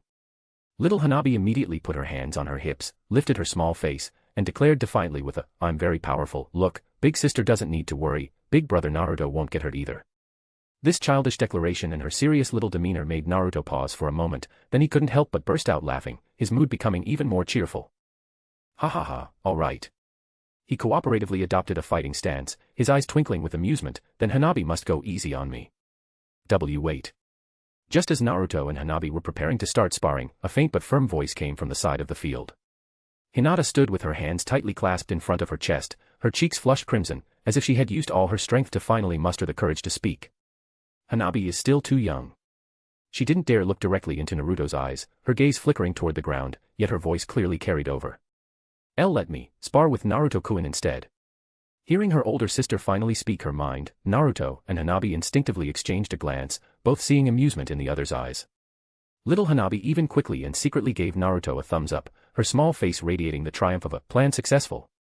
Hanabi smiled, skipping over to sit on the public bench under the shade by the training field, swinging her little legs, adopting a posture ready to watch the show, and cheering on her older sister with a clear voice.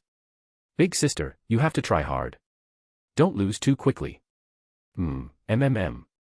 Hinata lowered her head deeply, almost burying her chin in her collar, walking toward Naruto with extremely stiff movements, arms and legs moving on the same side.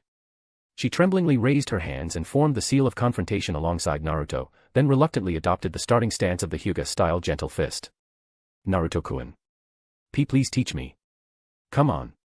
Her voice was faint as gossamer, rather than a pre-battle declaration, it sounded more like a plea for help. Naruto also seriously formed the seal of confrontation and responded gently, "Let's begin." The two immediately began their movements. However, the atmosphere of this spar was unusually strange. Naruto was clearly holding back, his movement several beats too slow and full of openings, practically conducting a slow-motion lesson. Hinata, meanwhile, was completely overwhelmed by shyness.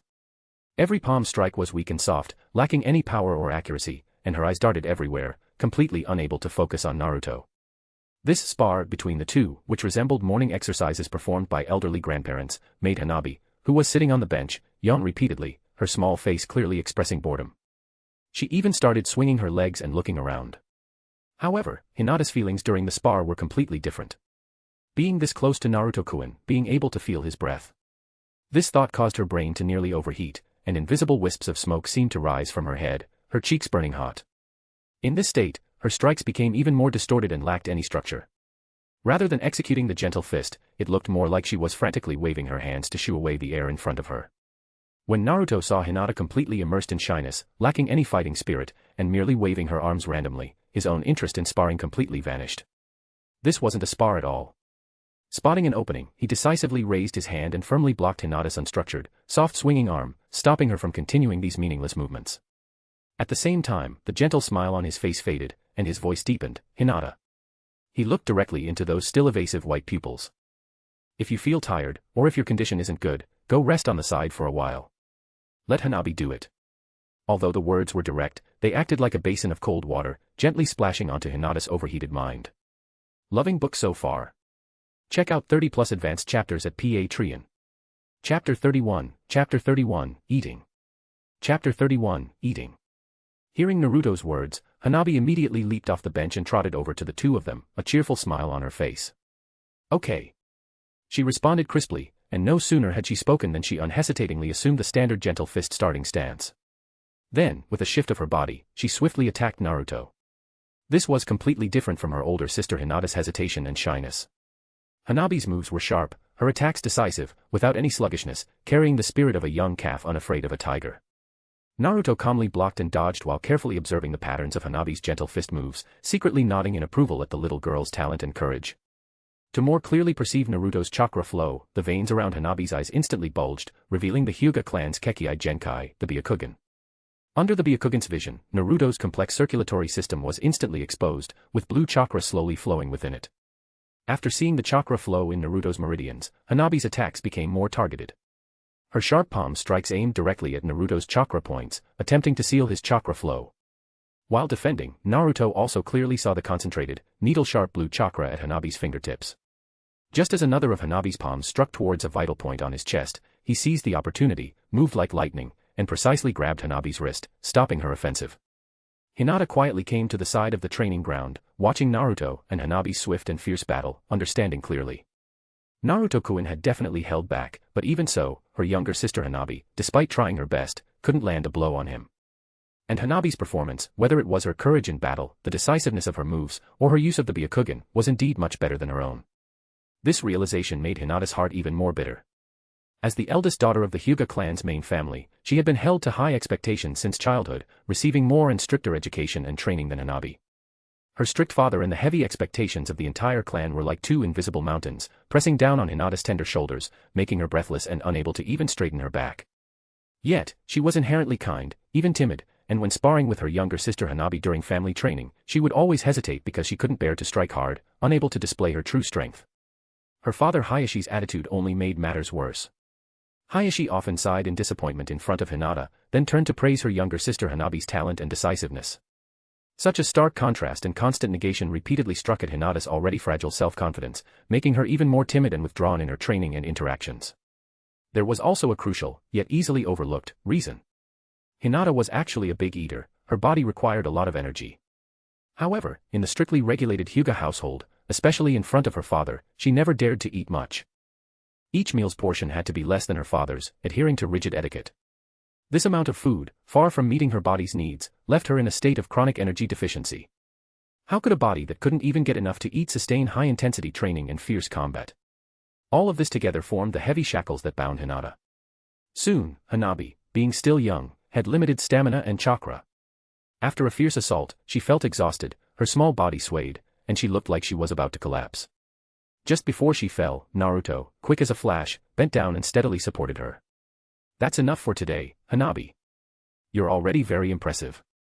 Naruto praised her with a smile, then helped the somewhat exhausted Hanabi, whose face was still flushed with excitement, over to Hinata, who stood by the side of the field looking worried. He looked at the two sisters, especially Hinata's still somewhat pale face, and offered a warm smile, extending an invitation, you've been training for so long, and Hanabi must be tired. How about I treat you to dinner? He specifically added, it's still early today, so we won't go to Ichiraku Ramen. I'll cook dinner myself today. Hearing this, Hinata, who had instinctively wanted to decline, hesitated with the words on her lips, and finally gave a soft nod. An indescribable mix of shyness and immense curiosity surged in her heart. Naruto-kun, cooking himself. Just imagining the scene made her heart feel a little sweet. I'm really looking forward to it. Naruto handed Hanabi over to Hinata, then quietly made hand signs to dispel the 3 remaining shadow clones at his home. Hinata, supporting the still shaky Hanabi, followed Naruto all the way to his home on the top floor of the apartment building. The 2 sisters walked into the room somewhat reservedly, quietly observing the environment that was quite novel to them. The furnishings here were simple, even austere, but surprisingly tidy, and items were arranged in an orderly fashion. Hinata, Hanabi, please sit on the sofa and wait for a moment. Naruto said, skillfully opening the refrigerator. He first took out 3 bottles of milk and some steamed buns, then went into the kitchen to get busy. Soon, sounds came from the kitchen. Naruto first skillfully placed the milk and steamed buns on the steamer rack, then turned on the stove, covered the pot, and began preparing the actual dinner. He took out a large piece of bright red, beautifully marbled pork loin from the refrigerator's cold storage, an ingredient he had specifically asked Tuchi-san from Ichiraku Ramen to help him buy through his supplier a few days ago. Naruto knew very well that as a ninja, with such a large amount of daily training, the body needed a lot of protein and energy. Not eating meat was absolutely out of the question. But the villagers wouldn't sell it to him. With a swift motion, he cleaned the loin with flour, pounded it with a rolling pin, then cut it into finger-width strips, added cooking wine, salt, a little white pepper, and egg, and mixed it well. He put it into a large bowl and set it aside. Soon, he started preparing other dishes. The 2 sisters sat quietly on the sofa. Hinata's hands were primly on her knees, while Hanabi curiously looked around the simple little home. Not long after, an enticing, rich aroma of mixed oil and spices wafted out from the kitchen door. It smells so good, big sister. Hanabi vigorously sniffed with her small nose, her eyes sparkling, and she couldn't help but swallow, shaking Hinata's arm, a bit greedy for food. Hinata also nodded gently. The scent filling the air unconsciously relaxed her previously nervous mood, and her heart was filled with even more anticipation for the upcoming dinner. Loving book so far? Check out 30+ advanced chapters at Patreon. Chapter 32, Hayashi's Visit. Chapter 32, Hayashi's Visit. Soon, the kitchen curtain was pulled aside, and Naruto emerged, carrying 2 steaming, fragrant dishes. One was sweet and sour pork, bright red and appetizing, its sweet and sour aroma instantly spreading through the air. The other was stir-fried pork with green peppers, a savory scent emanating from the wok. Just a little longer. He carefully placed the dishes on the small table in the center of the living room, smiled at the eagerly watching sisters, and then turned to go back into the kitchen, where Naruto's busy movements could immediately be heard. The rich aroma from the dishes on the table spread even more unrestrainedly. It smells so good, big sister. Hanabi, enticed by the scent, bounced off the sofa and pounced into Hinata's arms like a small cannonball, wriggling restlessly on her lap, her small head straining to look towards the dining table. Hinata quickly caught her sister, and though she couldn't help but secretly swallow, she gently patted Hanabi's back and softly comforted her. Hanabi, be good, and wait patiently for Naruto-kun. We'll eat together once all the food is ready. Her gaze also involuntarily drifted towards the 2 dishes, which were perfect in color, aroma, and taste. She felt immense admiration for Naruto's cooking skills and looked forward to the meal even more. Looking at the 2 dishes already on the table, Naruto secretly congratulated himself. It was a good thing his shadow clone had prepared some food in advance, otherwise, there might not have been enough. A moment later, the steam in the kitchen gradually dissipated, and Naruto emerged again, carrying 2 large, overflowing bowls. The aroma from these bowls was different from the previous dishes. As for whether Hinata and her sister would like what he made, Naruto wasn't sure, but he could confirm one thing. Everything on this table was what he himself loved to eat. He placed the large bowls in the center of the table. One bowl was steamed shredded carrots mixed with flour, then seasoned with sesame oil and minced garlic, yielding a soft, glutinous texture with a hint of sweetness. The other bowl was braised noodles with green beans and shredded pork, its rich sauce coating the noodles that had absorbed all the essence. Considering Hinata's astonishing appetite, which might even surpass Choji's, Naruto also specially brought out the preheated plain steamed buns, placing them on a separate plate. He meticulously placed the warmed milk, chopsticks, and small serving bowls in front of Hinata and Hanabi. Then, Naruto was the first to pick up his chopsticks, clasped his hands together, and solemnly said, as was his habit, I'm going to eat. Hanabi, who had long been restless from the aroma, immediately grabbed her chopsticks and, in a childish voice, eagerly followed suit, shouting, I'm going to eat. The small living room was instantly filled with the warm aroma of food and the joyous atmosphere of an impending meal.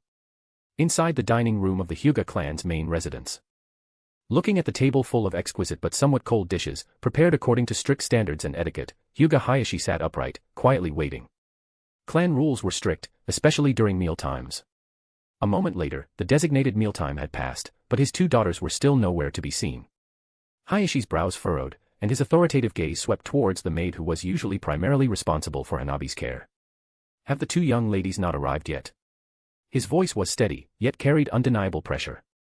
The maid, sensing the patriarch's displeasure, immediately bowed her head even more respectfully and cautiously replied, "Lord Patriarch, the two young ladies do not seem to have returned home yet. They left in the afternoon and have not been seen since." Hayashi's brows furrowed even deeper. That child, Hinata, would occasionally return late after school, likely to clear her head alone outside. He had heard a little about this but hadn't delved deeper. But what about Hanabi? Hanabi was still young, and her schedule was usually regular. She would occasionally go out to play but generally would have returned home by this time for evening lessons or to prepare for dinner. Both daughters returning late simultaneously and without any news was an extremely rare occurrence in his strict household. A hint of doubt and a faint unease, like a tiny drop of ink falling into clear water, slowly spread and rose within him. Both daughters returning late without any news was too unusual. He suddenly stood up, his wide kimono sleeves fluttering with the movement. "I will go out and look for them myself." An indescribable yet unusually clear bad premonition clung to him, preventing him from sitting calmly at home and waiting. He quickly filtered through the places his two daughters might go in his mind. Hinata was introverted, and Hanabi was still young, their friends in the village were few and far between.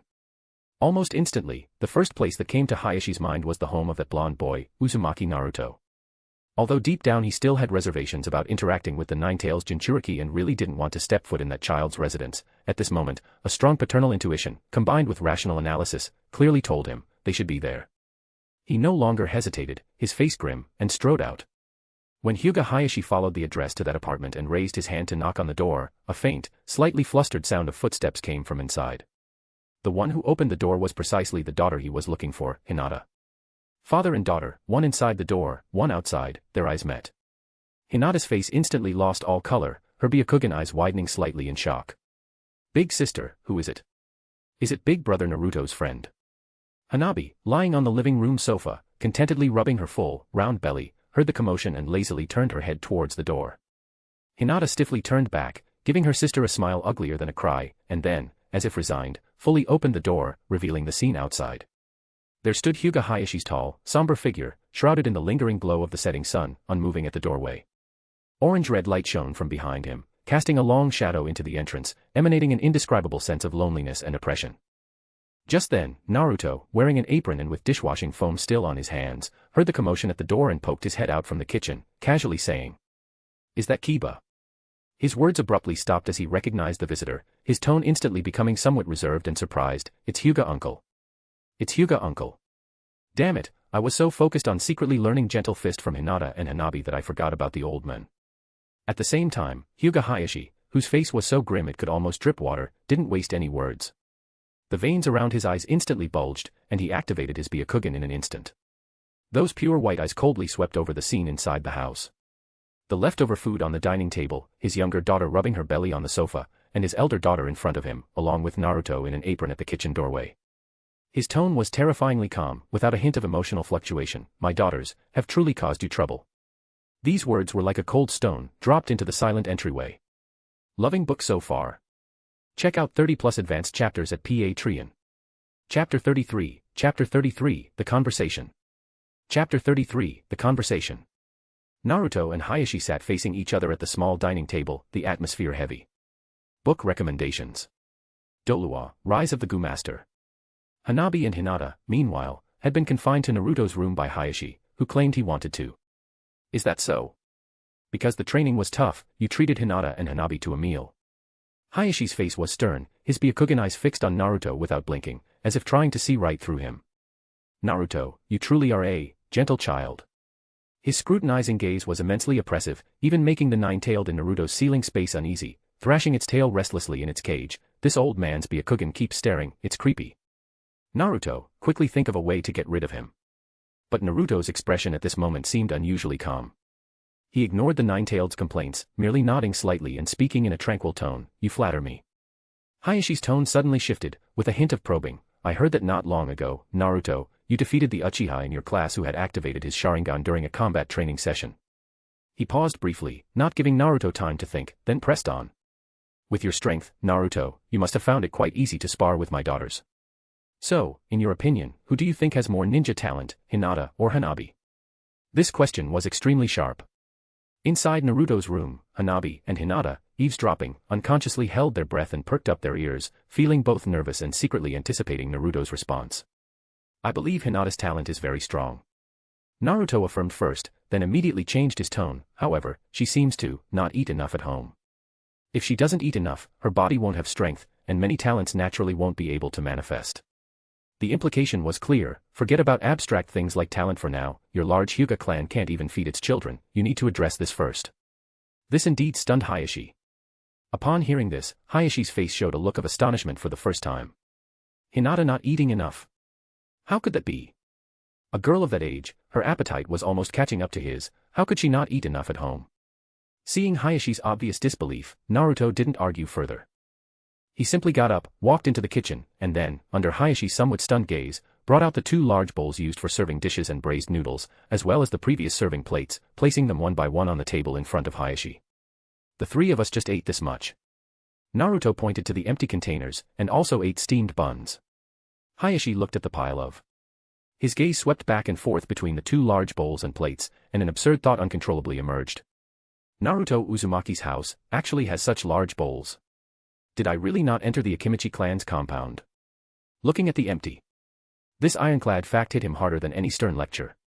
He had never truly paid attention to his daughter's appetites before, merely adhering to rigid dining etiquette. He slowly stood up, straightened his robes, and then, facing Naruto, a child he had previously not thought much of, he bowed deeply and solemnly. I am truly sorry, I was negligent. You've seen my embarrassment. His voice was low, carrying a hint of imperceptible regret and the awkwardness of a father who had failed in his duties. It's nothing, you don't have to do that. Naruto immediately stood up to support Hayashi. Hinata, Hanabi, and I are friends. Friends should look out for each other. But he didn't stop there. He looked at Hayashi and continued, his tone becoming serious. However, I think Hinata's psychological problems seem even more serious than not eating enough. He spoke bluntly, as a father, uncle, you should give her more encouragement and affirmation. He looked at Hayashi's Byakugan, which had lost some of its sharpness, and shared his insight. If a ninja lacks the most basic self-confidence, then no matter how good her talent, even if she's well-fed, she definitely won't be able to unleash her full strength. Naruto-kun, could you elaborate on your thoughts? Hayashi's attitude had softened considerably. He slowly sat back in his chair, his tone no longer stern, but rather carrying a hint of seeking advice. Naruto also withdrew his hand from the dishes, sat back in the chair opposite him, organized his thoughts, and said, I feel that Hinata's basic training is very solid, her foundation is excellent. But he carefully chose his words. The pressure she carries seems too great, and her personality is rather introverted, not good at expressing or releasing it. I imagine, Uncle Hayashi, and the Hyuga clan, must have placed very high expectations on her, right? Hayashi heard this, fell silent for a moment, then slowly nodded, yes. Hinata is the eldest daughter of the Hyuga main family, this is her inherent responsibility. In the future, she must bear the heavy responsibility of leading the entire Hyuga clan. Therefore, the demands and expectations placed on her by the clan are naturally very high. Meanwhile, in Naruto's room, Hanabi, who had overheard her father's words, clearly felt her sister's breathing suddenly become heavy and rapid, and the hand holding hers unconsciously tightened, trembling slightly. Hanabi instinctively squeezed her sister's cold hand back, looking up at her sister's profile, where she was biting her lower lip and trying to suppress her emotions. Only at this moment did she truly feel how heavy that burden named. Previously, she was still young and the second daughter, so most of the clan's attention and pressure were focused on the eldest daughter, Hinata, as the heir. Although she knew her sister trained hard, she had never before so clearly realized that her sister alone had silently endured this immense, suffocating pressure from the entire clan. Sometimes, a person is like a bow. Naruto used a simple analogy. If the bowstring is drawn too tight, too far, it can easily snap, ultimately damaging the bow and injuring the person. Even many adult ninja, after completing long-term missions outside the village, know they need to relax appropriately to recover. Hinata is still so young, why, uncle, are you unwilling to give her some space to relax appropriately? Hayashi listened to Naruto's words and fell silent for a moment. He naturally understood this simple principle, even more profoundly than Naruto. However, the fundamental reason he was so strict with Hinata even intentionally or unintentionally suppressing her confidence to make her seem. Loving book so far. Check out 30+ advanced chapters at Patreon. Chapter 34, The Caged Bird Seal. Chapter 34, The Caged Bird Seal. Thinking of this, a long-dormant feeling of guilt began to spread in his heart. He felt he had failed Hinata, this kind child. To some extent, Hinata's current timid and unconfident personality was intentionally or unintentionally fostered and cultivated by him. Book recommendations. Dolua, Rise of the Gu-Master. Because, in a little while, according to clan rules, it would be time to brand his second daughter, Hanabi, with the caged bird seal. He absolutely did not want the tragedy that befell him and his younger brother Hisashi to happen again to his two daughters. The tragedy where the elder brother inherits the main house, while the younger brother is forced to bear the caged bird seal, becoming a branch house member and ultimately dying in place of his brother. Wasn't one such tragedy enough? At this time, Hayashi could not fully control the Hyuga clan. There were still several elders above him, all of whom were Hayashi's seniors. That is why he resorted to this risky move. He deliberately cultivated Hinata to be less than excellent, even acquiescing to or creating the impression in certain situations that she was inferior to Hanabi. This way, he could use the reason that the eldest daughter's performance is subpar and her temperament is unstable, while the second daughter Hanabi is more talented and has greater potential, to lobby hard at the clan elder council, striving to exempt his younger daughter Hanabi from being branded with the caged bird seal. And Hinata had already passed the age for branding the caged bird seal, and there was no precedent in the clan for the first child to be branded with the caged bird seal. Otherwise, the main house throughout history should only have one bloodline inheritance, and the elders themselves used various methods to avoid being branded with the caged bird seal and becoming part of the main house. This was the only perilous path he could devise as a father under the strict clan rules. After those old fogies survived their own difficulties, they could no longer empathize with the younger generations of the clan, because they were the upper echelon of the Hyuga clan, the exploiters. Exploiters do not sympathize with the exploited. Hayashi was even gambling on time. He calculated that after a while, when the few stubborn elders in the clan who insisted on the old rules died of old age, and once he had complete control over the Hyuga main house and held absolute power, he would naturally have enough strength to abolish this cruel rule. By then, Hanabi naturally wouldn't have to worry about being branded with the caged bird seal anymore. Thank you, Naruto-kun. Hayashi sighed deeply, as if shedding a massive burden, and spoke solemnly to Naruto, your words have given me much to think about. When I return, I will certainly, carefully consider how to instruct Hinata. He nodded, his gaze becoming distant, as if penetrating the walls to see the Hyuga residence, which was outwardly grand but internally thoroughly corroded by archaic rules. In his eyes, the entire Hyuga clan was, in a sense, a massive and magnificent prison. Countless birds possessing the Byakugan were born here, grew up here, and were trapped here, unable to gain true freedom. His thoughts drifted toward the ancient cursed seal, the caged bird seal. It represented absolute restriction and control over the branch house members, stripping them of their freedom and even their right to their own lives. There was no doubt about this. However, when this cursed seal was first established, its original intention might not have been oppression. In the ancient times of constant warfare, the Byakugan, as a powerful Kekkai Genkai, was an object coveted by various forces. The caged bird seal back then was more likely a measure of necessary protection. It ensured that even if clan members were captured, the power of the Byakugan could not be stolen by the enemy, thus protecting the secret and continuation of the bloodline. However, as time passed and the era of peace arrived, the taste of power began to ferment. This mechanism, which might have originally been protective, gradually mutated, and strict internal hierarchies emerged, forming the superior main house and the branch house dominated by it. Protection turned into control, and a necessary measure became a means to maintain privilege. Moreover, this system continuously solidified and twisted over the long years, slowly and step by step transforming into its current form, one that shackles fellow clan members and creates tragedy. Thinking of the weight of this history and the helplessness of reality, a deep weariness flashed in Hayashi's eyes. Children have their worries, and adults have their helplessness.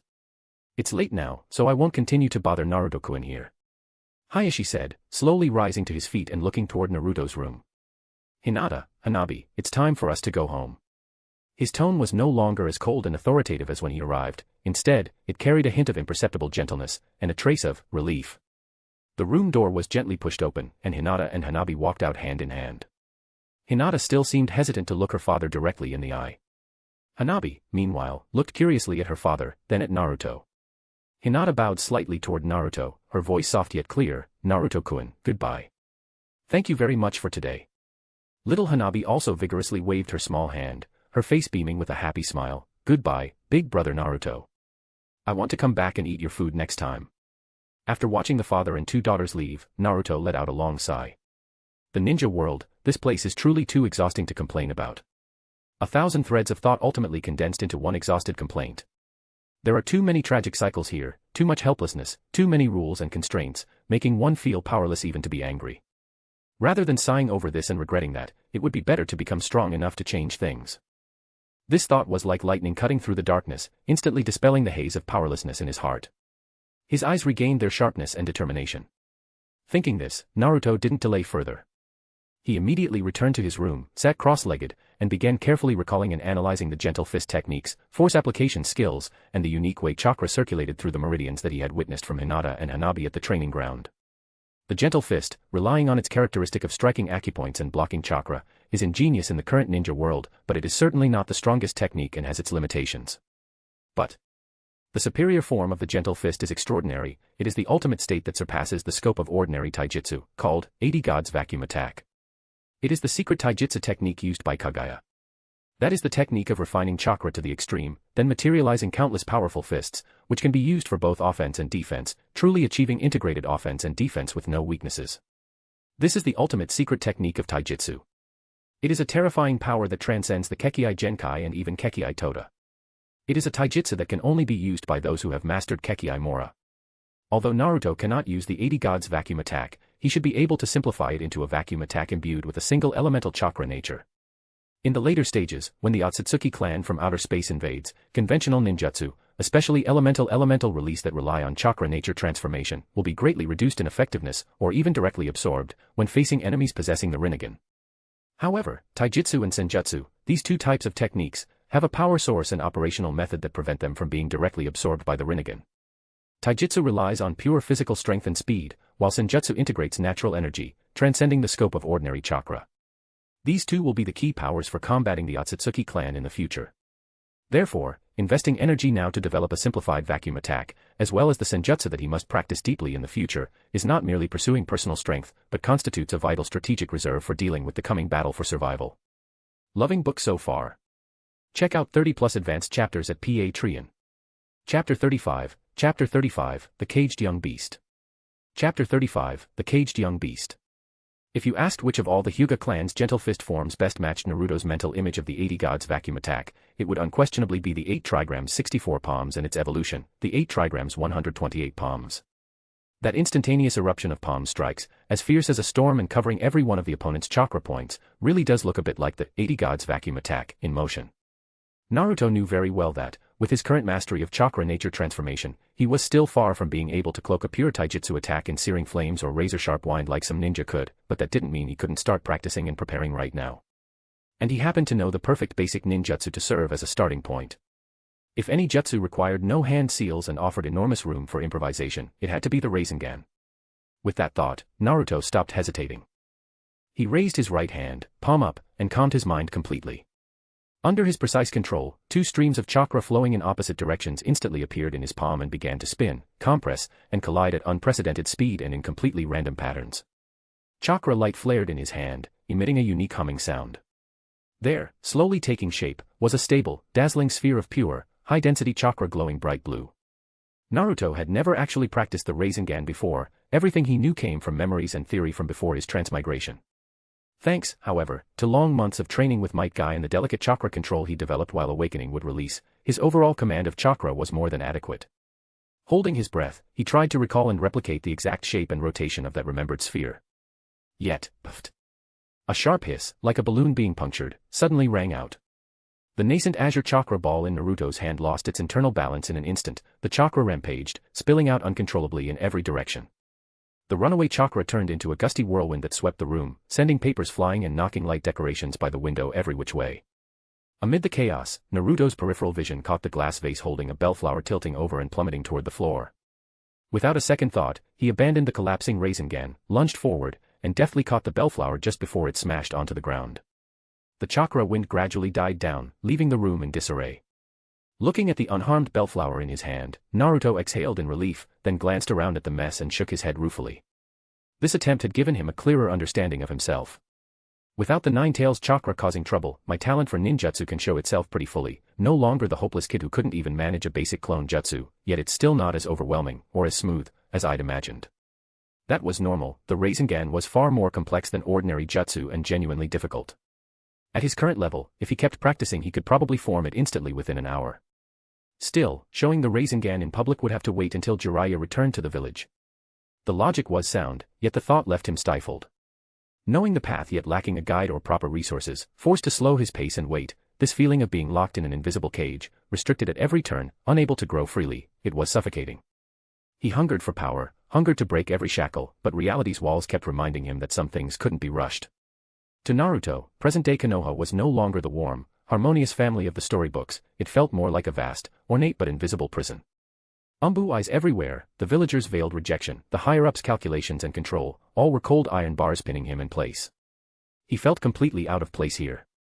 Like a young beast raised in a cage, craving freedom, longing to breathe real air. An old saying flashed through his mind. When fortune smiles, heaven and earth conspire for you, when luck departs, even heroes are not free. He knew the time had not yet come. For now he must endure, must stay hidden, storing strength within this cage until the moment truly has arrived. And the fundamental power he counted on would release. If my would release can reach even half the strength of the first Hokage, Senju Hashirama. Just imagining it set his heart racing.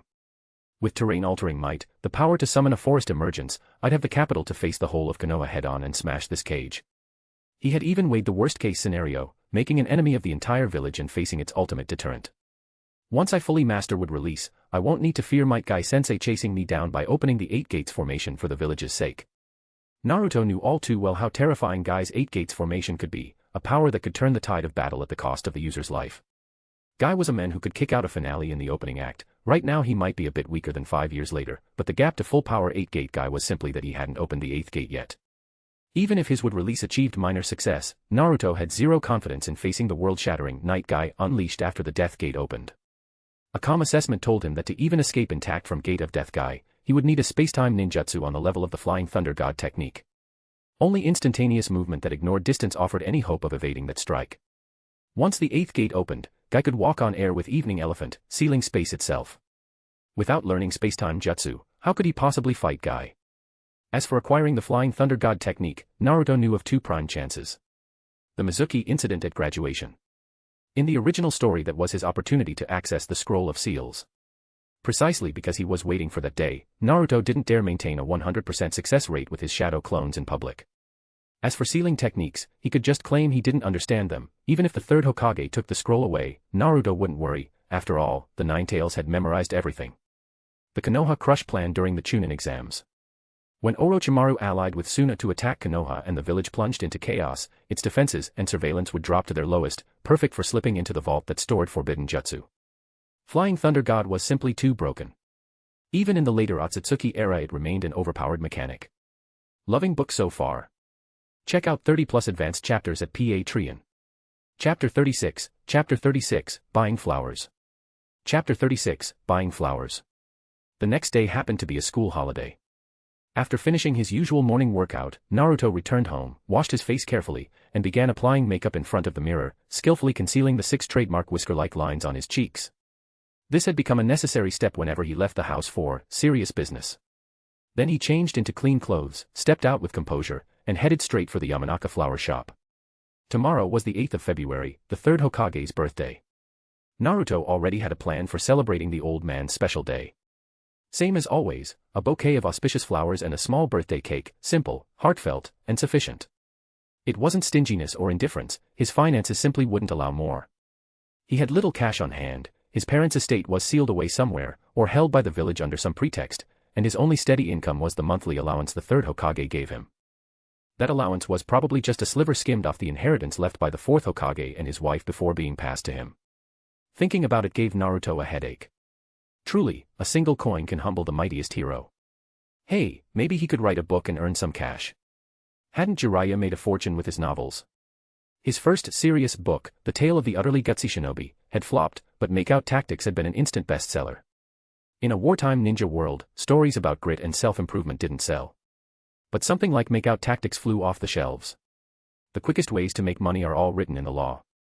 The faster the verdict, the faster the profit, the more charges, the bigger the purse. Jiraiya wrote books that even a seasoned jounin like Kakashi was too embarrassed to mention, so of course the money rolled in. Naruto could use the transformation jutsu to assume another face and publish under a pen name, steady income with zero risk of exposure. As he approached, he saw Ino Yamanaka alone behind the counter, chin propped in her hand, gazing absently out the window, lost in some girlish daydream. A crisp wind chime jingled, shattering the quiet. "Welcome," Ino greeted by reflex in a languid shopgirl tone, then turned toward the door. Naruto stood framed in sunlight, smiling and giving her a small wave. "Hello, Ino." Naruto." A flicker of flustered delight crossed her face, as if he'd caught her at something. She quickly lowered her hand and straightened up, trying to look natural, though the rising blush betrayed her. "I'd like to buy a bouquet." Naruto stated his errand. "Oh." Ino blinked curiously. "Who's it for this time?" She remembered the last time he'd bought flowers for his teacher. Seeing no other customers, Naruto grinned mischievously. "How about you?" The words caught Ino off guard, two bright red spots bloomed on her cheeks. I work in a flower shop, why would you give me flowers?" She protested shyly, pretending confusion, but the spreading flush had already given her away. Knowing when to stop, Naruto chuckled and waved it off. "All right, no more teasing." He turned serious. "It's for the third Hokage. Tomorrow's his birthday." "Oh, for the third Hokage." Ino's tone dipped, an inexplicable little emptiness opening inside her. "Yeah, Grandpa Third's always looked after me."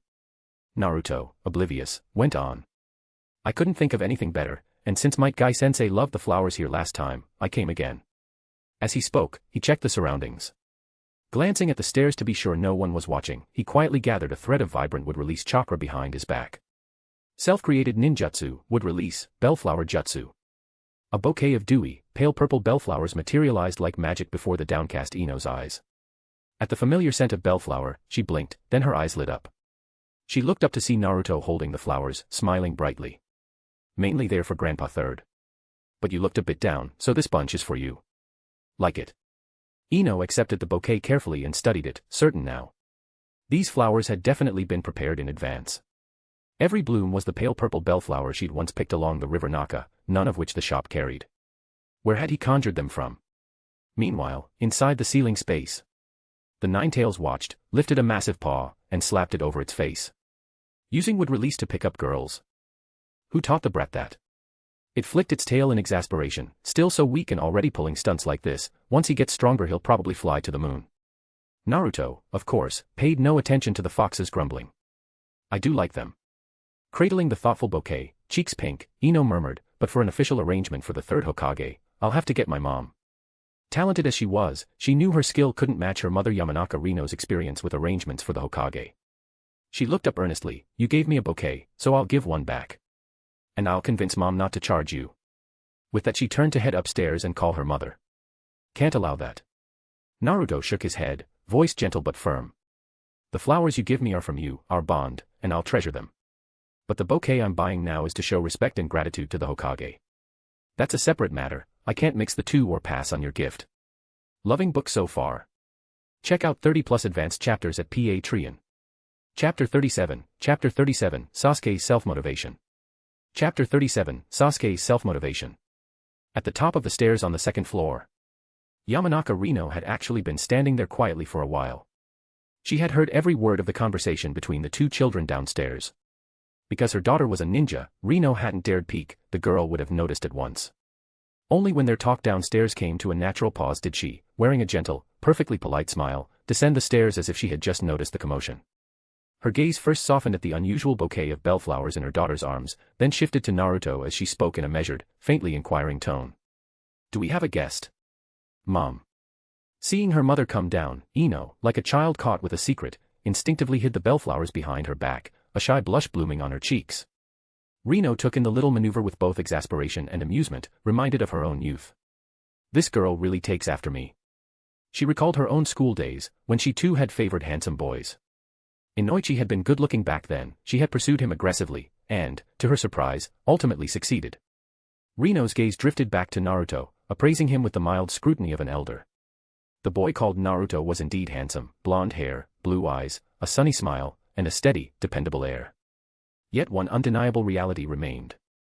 The only blemish was his identity as Uzumaki Naruto, the Nine-Tails Jinchuriki, a status that, within Konoha, carried a certain sensitivity and controversy. The thought, however, flickered only for an instant. Still, if Ino truly likes him, and if the boy makes her happy, then none of that matters. As a mother, she would respect and support her daughter's feelings.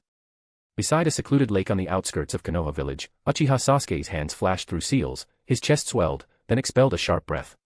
Fire release, great fireball technique. A searing sphere of flame hulled through the air, slammed into the placid water, and sent up vast clouds of vapor and white mist. The fire roiled across the surface for a moment before reluctantly fading, leaving only spreading ripples that slowly stilled. Panting, Sasuke's black eyes, swayed by turbulent emotion, burned crimson, single and double tomo spun unevenly. The Sharingan had awakened on its own. Memory surged like the thick fog born where the fireball had met the lake. Once, right here, he had first attempted the great fireball before his father Uchiha Fugaku, and failed. His father had simply stood behind him, watched, then, wordlessly shaken his head and walked away in silence. That silent shake, that cold retreating back, seared itself into his young heart like a frozen brand, still there, still aching. His father's disappointed eyes, his older brother Uchiha Itachi's hopeless, unreachable genius, and now, Uzumaki Naruto, the dead last he had never deemed worthy, had beaten him in front of everyone during combat class. Days had passed, yet the memory of that crushing defeat clung like a nightmare, humiliation he could not shake. Those images, his father's disappointment, his brother's might, his own loss to Naruto, merged into spikes that stabbed his heart again and again, leaving him gasping. I really am too weak. I can't match that bastard Uchiha Itachi, and now I can't even beat Uzumaki Naruto. The surge of shame and self-loathing rose like icy lake water, drowning him. He clenched his fists so hard his nails nearly drew blood from his palms.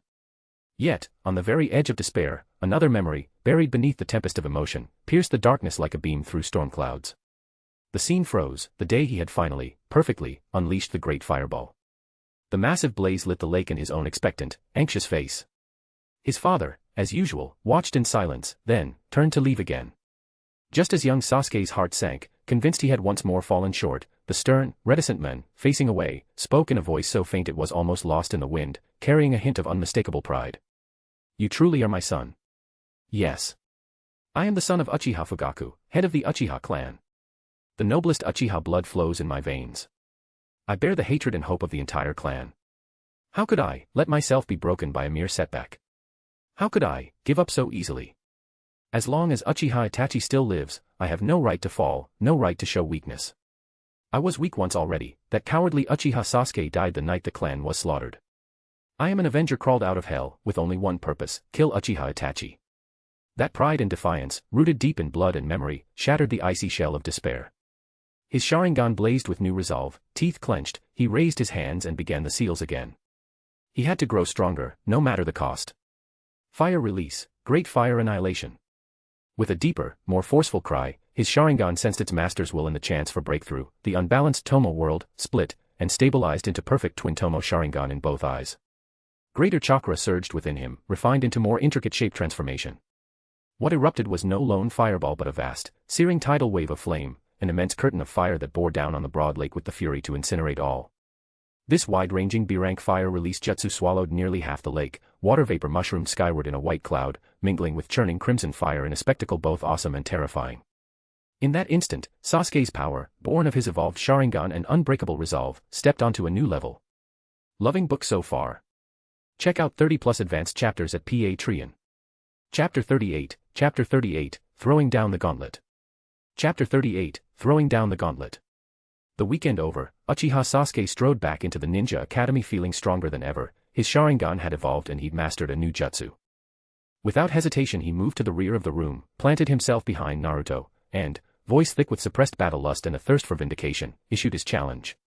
Uzumaki Naruto, I'm challenging you again. Right after school this afternoon. Naruto turned, unsurprised, and gave a calm nod. Sure. Then he added one condition. But you'll have to arrange the venue. Fine. Follow me when classes end. Sasuke, pleased Naruto had agreed so readily, said no more. He spun on his heel, returned to his seat near the front, closed his eyes, and began steadying his mind for the coming fight. Inuzuka Kiba, who'd been eavesdropping, immediately leaned toward Naruto and whispered, Hey, Naruto. You're just taking that. The guy looks like he's out for blood. It's just a spar. Naruto shrugged at Kiba. And you won't fight me. He began ticking names off on his fingers. Shino's willing, but he won't use his strongest bugs, says he might lose control. And I keep accidentally crushing the ones he spent months breeding, it's a pain. Shikamaru, well, you know, any match is too much trouble. Choji's game, but he hasn't learned his clan's secret techniques yet, so it's no fun. He finished, sounding relieved to have found a proper opponent. Now Uchiha Sasuke's issued a formal challenge, strong, and willing to go all out. Why would I say no? Akamaru's still too small to fight, of course I won't go hard on you.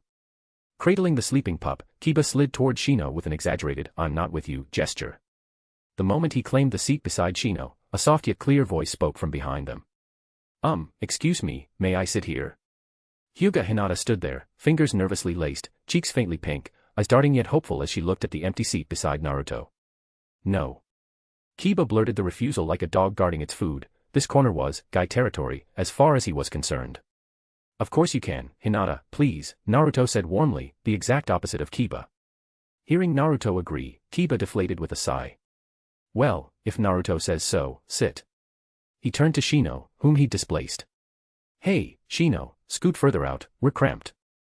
Only then did Kiba notice that Abirame Shino had already noiselessly relocated to the very edge of the bench, as though he'd foreseen the space problem.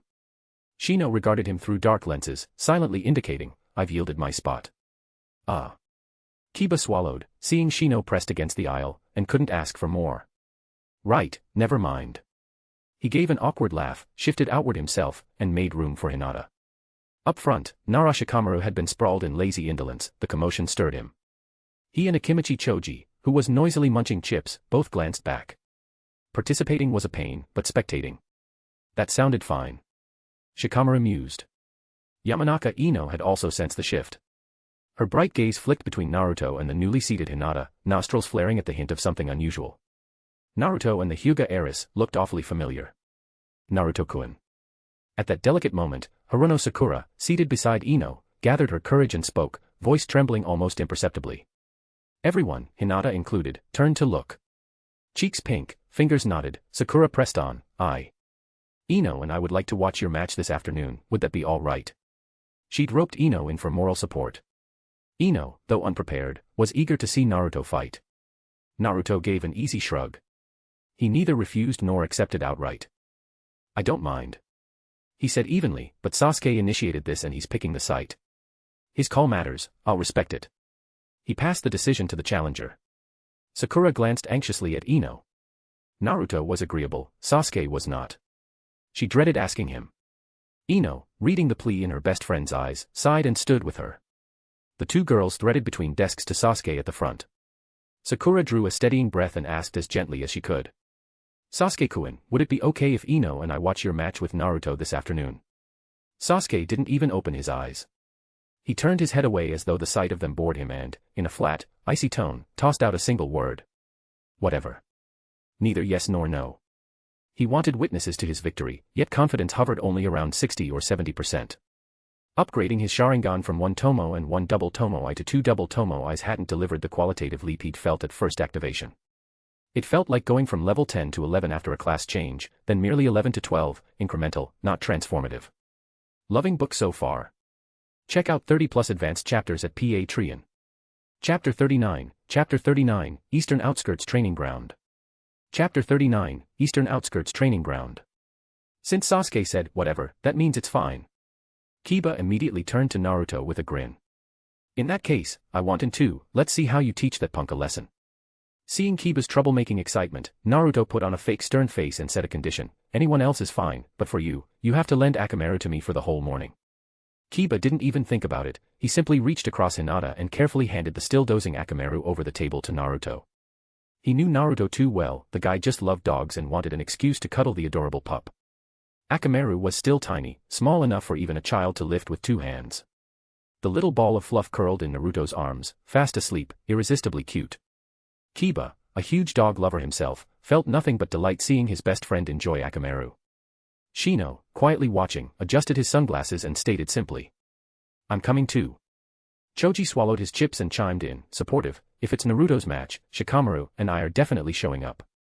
Still sprawled on the desk, Shikamaru answered without lifting his head, mock serious, hey, Naruto, you'd better go all out. Win and we'll treat you to a Chiraku ramen. He paused deliberately, then added unhurriedly. If you lose, tonight you're cooking us a full spread. Of course, that last bit was a bluff. Shikamaru thought to himself. Even if he lost, they'd still drag him off for ramen. Victory called for celebration, defeat deserved consolation. That's what friends were for. Right then Hinata gathered her courage and whispered, loud enough for Naruto alone, "Naruto-kun, Seiken Hanabi and I come watch." She'd noticed her father treating her far more kindly lately, thanks, she suspected, to Naruto. She wanted a chance to thank him, up close. Naruto grinned. Of course you can. Yet the courteous Naruto-kun and the request to bring her sister made several sharp minds in the room twitch. Unlike carefree Kiba and chip-focused Choji, Shikamaru slowly straightened, half turning to meet Shino's shaded gaze in silent question. Both saw curiosity in the other's eyes. Naruto-kun. When had Hinata and Naruto become so familiar and polite? Back at their desks, Ino and Sakura had caught every word. Sakura was merely curious, Ino's eyes instantly sharpened. She studied the blushing, shy Hinata with unmistakable wariness. Hinata, bringing her little sister along. Since when were the three of them so chummy with Naruto? When had that happened? A vague sense of crisis flickered through Ino's heart. At lunch Sasuke climbed alone to the rooftop, found Naruto eating with Kiba's group, curtly told him the exact spot for their afternoon match, then left without another word. The moment the 3 o'clock bell rang, Naruto and Sasuke rose in perfect sync, shot out opposite classroom doors, and vanished in different directions. Watching them disappear, Shikamaru laced his fingers behind his head and yawned. Well, the stars have left the stage. Let's move. Tell home we're skipping dinner so no one worries. East of Konoha village lay a remote, rarely used training ground. Thanks to superior stamina, Naruto arrived first, he steadied his breathing and surveyed the terrain. Moments later Sasuke appeared at the edge, breathing hard but eyes sharp. The instant he stepped into the clearing, no small talk, the two locked eyes and, as one, raised right hands, forming the seal of confrontation. Battle began the moment the seal was complete. Fire release, great fireball technique. Sasuke's eyes spun into Twin Tomo Sharingan, his hands flashed through seals, chest expanding as he blasted a roaring orb of flame straight at Naruto. Even as the fireball flew, he chased it, kunai in hand, ready to strike under cover of the blaze. Naruto reacted instantly, sidestepping the fireball a hair before impact, searing heat brushing his sleeve. In the same breath he drew a kunai from his pouch and parried upward with a clang, catching Sasuke's weapon behind the fiery veil. Blades locked, their gazes clashed midair. Seeing the perfectly symmetrical Twin Tomo Sharingan, Naruto felt mild surprise. Days ago in class it had been one single and one double Tomo, now both eyes matched. Impressive growth, but until the Mangekyo, the dojutsu mainly boosted perception and genjutsu, the real leap lay beyond. Sasuke pushed the Sharingan to its limit, tracking every micro-movement Naruto made. The heightened sight let him react faster than days before. Yet when their kunai collided again, his arm still numbed under the force. What strength! He had no idea Naruto's physique now far outclassed their peers. Daily workouts under Might Guy's brutal regimen had forged a rock-solid foundation. Regular medicinal soaks healed fatigue and tempered body and meridians. After third Hokage's birthday yesterday, Naruto had quietly added fresh weights to wrists and ankles, honing himself every waking moment. Thanks to this relentless forging, his power, stamina, and explosive force left ordinary academy students in the dust. Loving book so far? Check out 30+ advanced chapters at Patreon. Chapter 40, Fire Release, Great Fire Annihilation. Chapter 40, Fire Release, Great Fire Annihilation. Looks like it's already started. By the time Shikamaru, Choji, Kiba, Shino, Ino, and Sakura arrived at the east side training ground, Naruto and Sasuke were already locked in combat. Sparks from clashing kunai and the dull thuds of taijutsu rang out without pause, clearly the fight had been raging for a while. Hinata, whose home was farthest, showed up even later than Shikamaru's group, little Hanabi in tow. The moment Hanabi spotted the two fighting, especially the kind, big brother Naruto, who'd once treated her to a meal, she lit up. She wriggled free of her sister's hand, cupped her small palms around her mouth like a trumpet, and shouted with everything she had. Big brother Naruto, go for it. Her clear, childish voice cut through the clash of battle like a bell. After another fierce exchange, Naruto and Sasuke sprang apart, putting a brief gap between them. Sasuke panted hard, he could feel his chakra almost gone. Hardly surprising, they were still Ninja Academy students, and chakra capacity was tied directly to age and physical development, a mix of mental and bodily energy. Children simply didn't have much of either, so the chakra they could refine and store was limited. Chakra almost gone, do I have to use that technique? Sasuke steeled himself, flashed through hand seals, sucked in a huge breath that swelled his chest, the pattern of seals and flow of chakra clearly different from the great fireball technique. Naruto saw the build-up and sensed something off. The preparation looked far more complex than for a fireball. Naruto, watch out. Inside the ceiling space, the Nine-Tails, who'd been stuck with Uchiha Madara for a time, recognized the familiar pattern at once. That's a large-scale fire release ninjutsu, Great Fire Annihilation. Not some little fireball. Hearing that, Naruto's eyes sharpened. Without hesitation he pulled a prepared slip of white paper from his pocket and snapped through his own seals. Chakra surged, channeling precisely into the paper. Black runes seemed to come alive, condensing and appearing across the sheet. Fire sealing technique. Almost simultaneously. Fire release, Great Fire Annihilation. Sasuke roared, pouring every last drop of chakra from his body. A sky-filling inferno surged forward like a true scorching tidal wave, carrying enough force to obliterate everything in its path. Its breadth covered nearly half the training ground.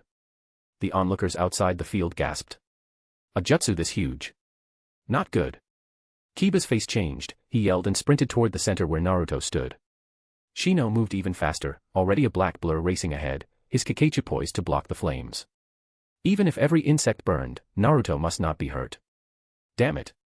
That power's at least B rank. Has Sasuke lost his mind? Shikamaru cursed and charged out, unwilling to waste another second. Naruto. Naruto-kun. Ino and Hinata cried out in panic, rushing onto the field without a second thought, hearts pounding. Yet an astonishing scene unfolded before everyone's eyes. The roaring, wave-like flames, able to swallow everything, slammed to a halt less than a meter from Naruto, as though hitting an invisible wall. At the same instant the ordinary-looking paper lifted into the air, its black runes magnified, glowing with a deep light, forming a miniature black hole vortex. The towering fire was sucked into the expanding runes like rivers returning to the sea, not a spark escaping.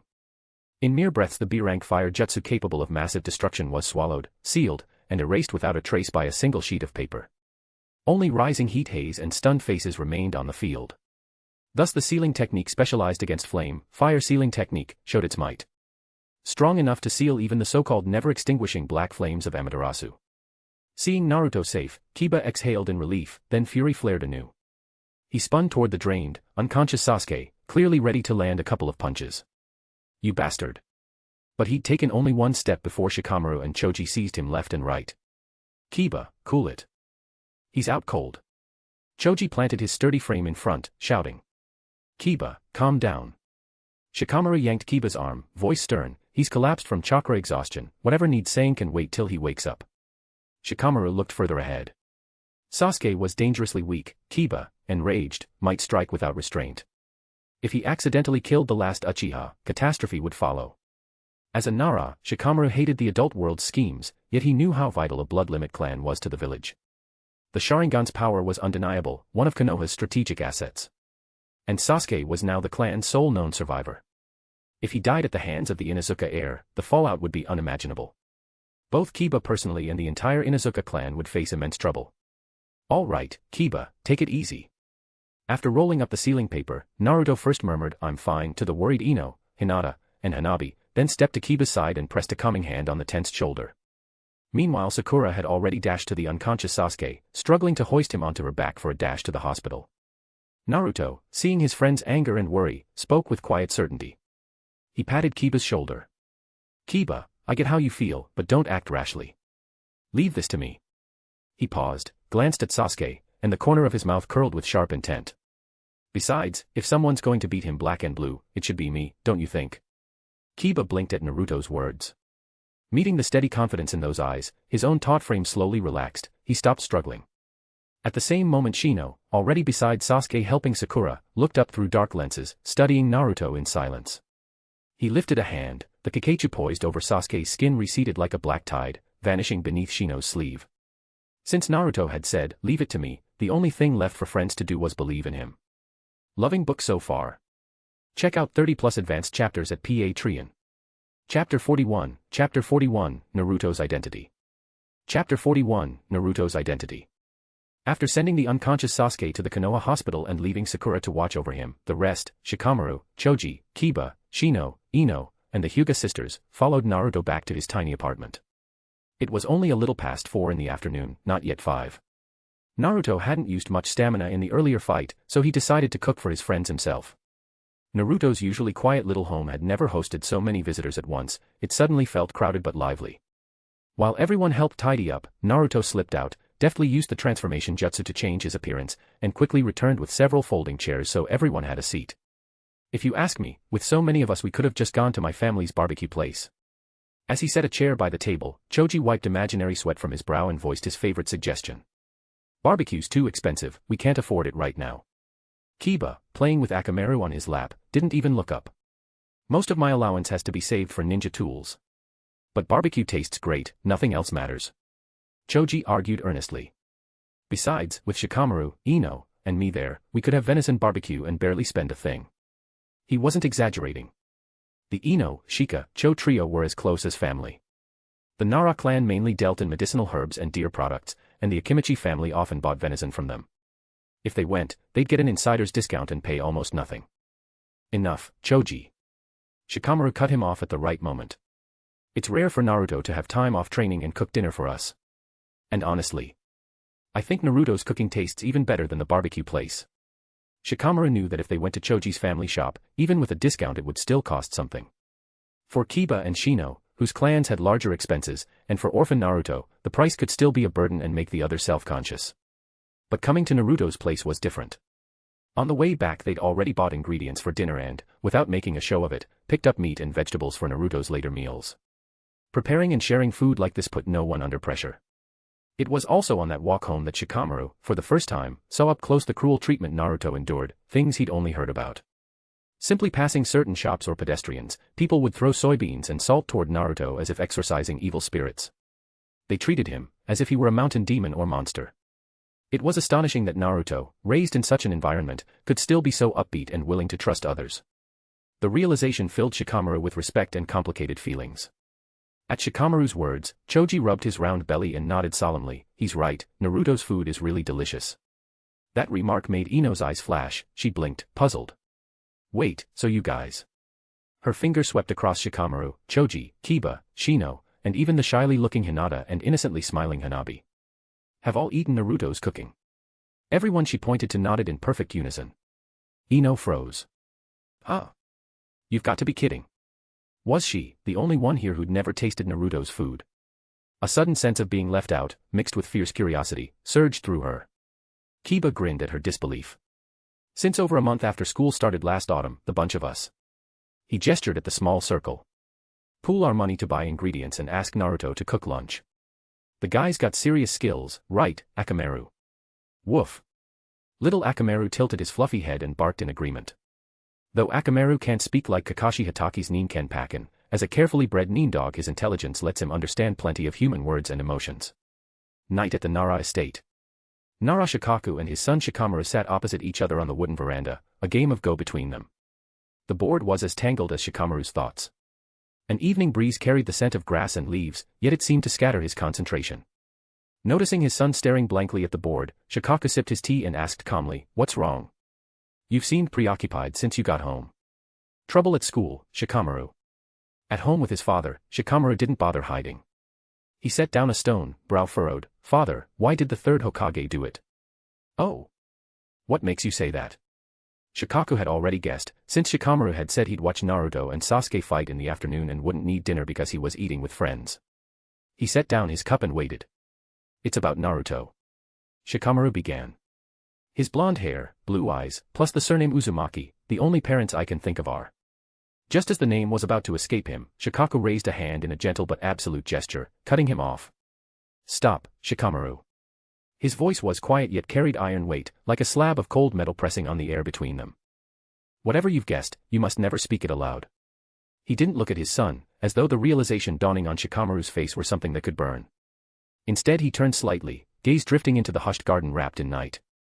A breeze stirred the bamboo, rustling softly, but to Shikaku it sounded like a cover for something else. His eyes were sharp enough to pierce the darkness and sense the countless unseen eyes and unspeakable secrets hiding where moonlight met shadow. Loving book so far? Check out 30+ advanced chapters at Patreon. Chapter 42, Shikamaru's Decision. Chapter 42, Shikamaru's Decision. The Nara clan would never be monitored by the Umbu, at least not while the third Hokage was in power. Shikaku was absolutely certain of this. The Nara, Akimichi, and Yamanaka clans were united, having been good friends for generations, supporting each other, and had long formed an unbreakable alliance. Each generation would have excellent young people who would become heirs to the Ino, Shika, Cho title. And the Sarutobi clan had always been the staunchest witnesses to the Ino, Shika, Cho combination. These three clans were the core and most loyal supporters of the third Hokage, Hiruzen Sarutobi, and indispensable pillars of the Hokage faction.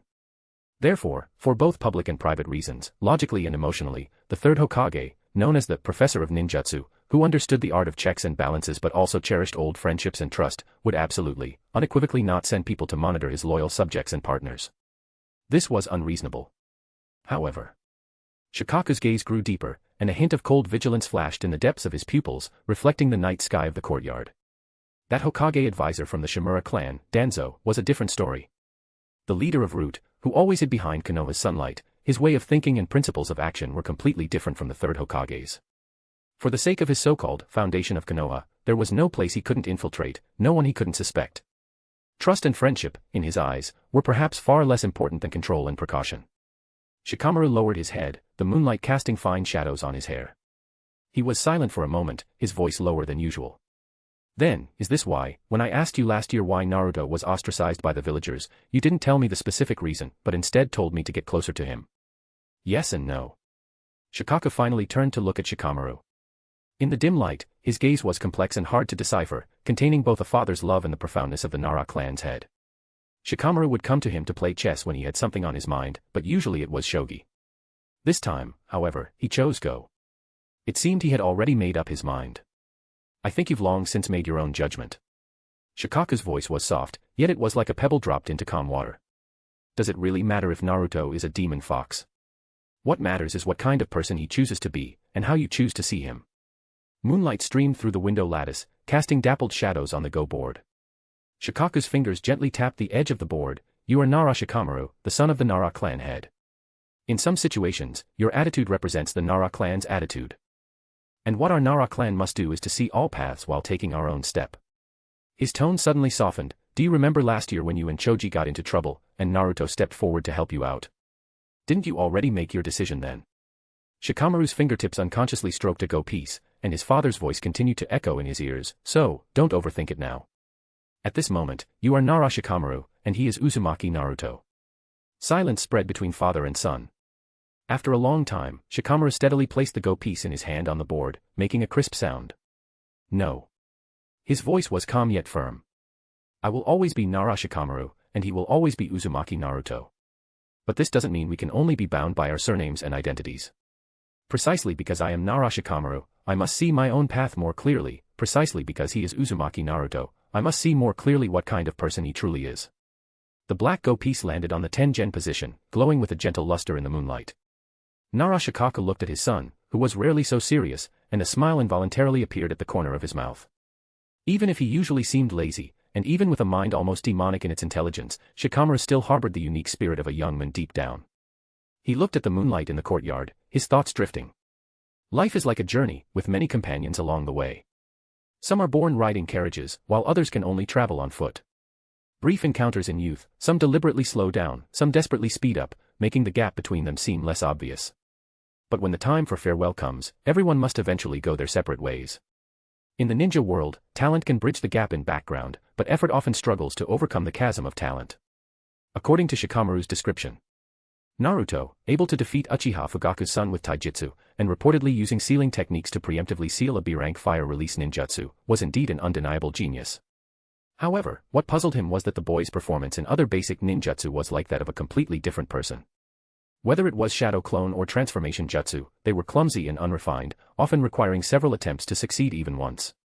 This extremely uneven distribution of talent was truly perplexing. Moonlight spilled onto the Go board, and Shikaku's gaze grew profound, as if piercing through time. I wonder if he can reach your level. Minato. Father, teach me the Nara clan's secret techniques. I don't want to be left too far behind by Naruto. Shikamaru's voice held a rare urgency, his eyes, usually half-closed, now bright as stars. Nara Shikaku was slightly startled, then showed a relieved smile. He had originally planned to let his son enjoy 2 more years of carefree life, as the Nara clan's shadow secret techniques required extremely high mental fortitude and chakra. But seeing the determination flickering in Shikamaru's eyes, he nodded gently. All right. Since you're ready, starting tomorrow after school, I'll guide you in training the shadow imitation technique. Moonlight spilled into the courtyard, stretching the shadows of the father and son long.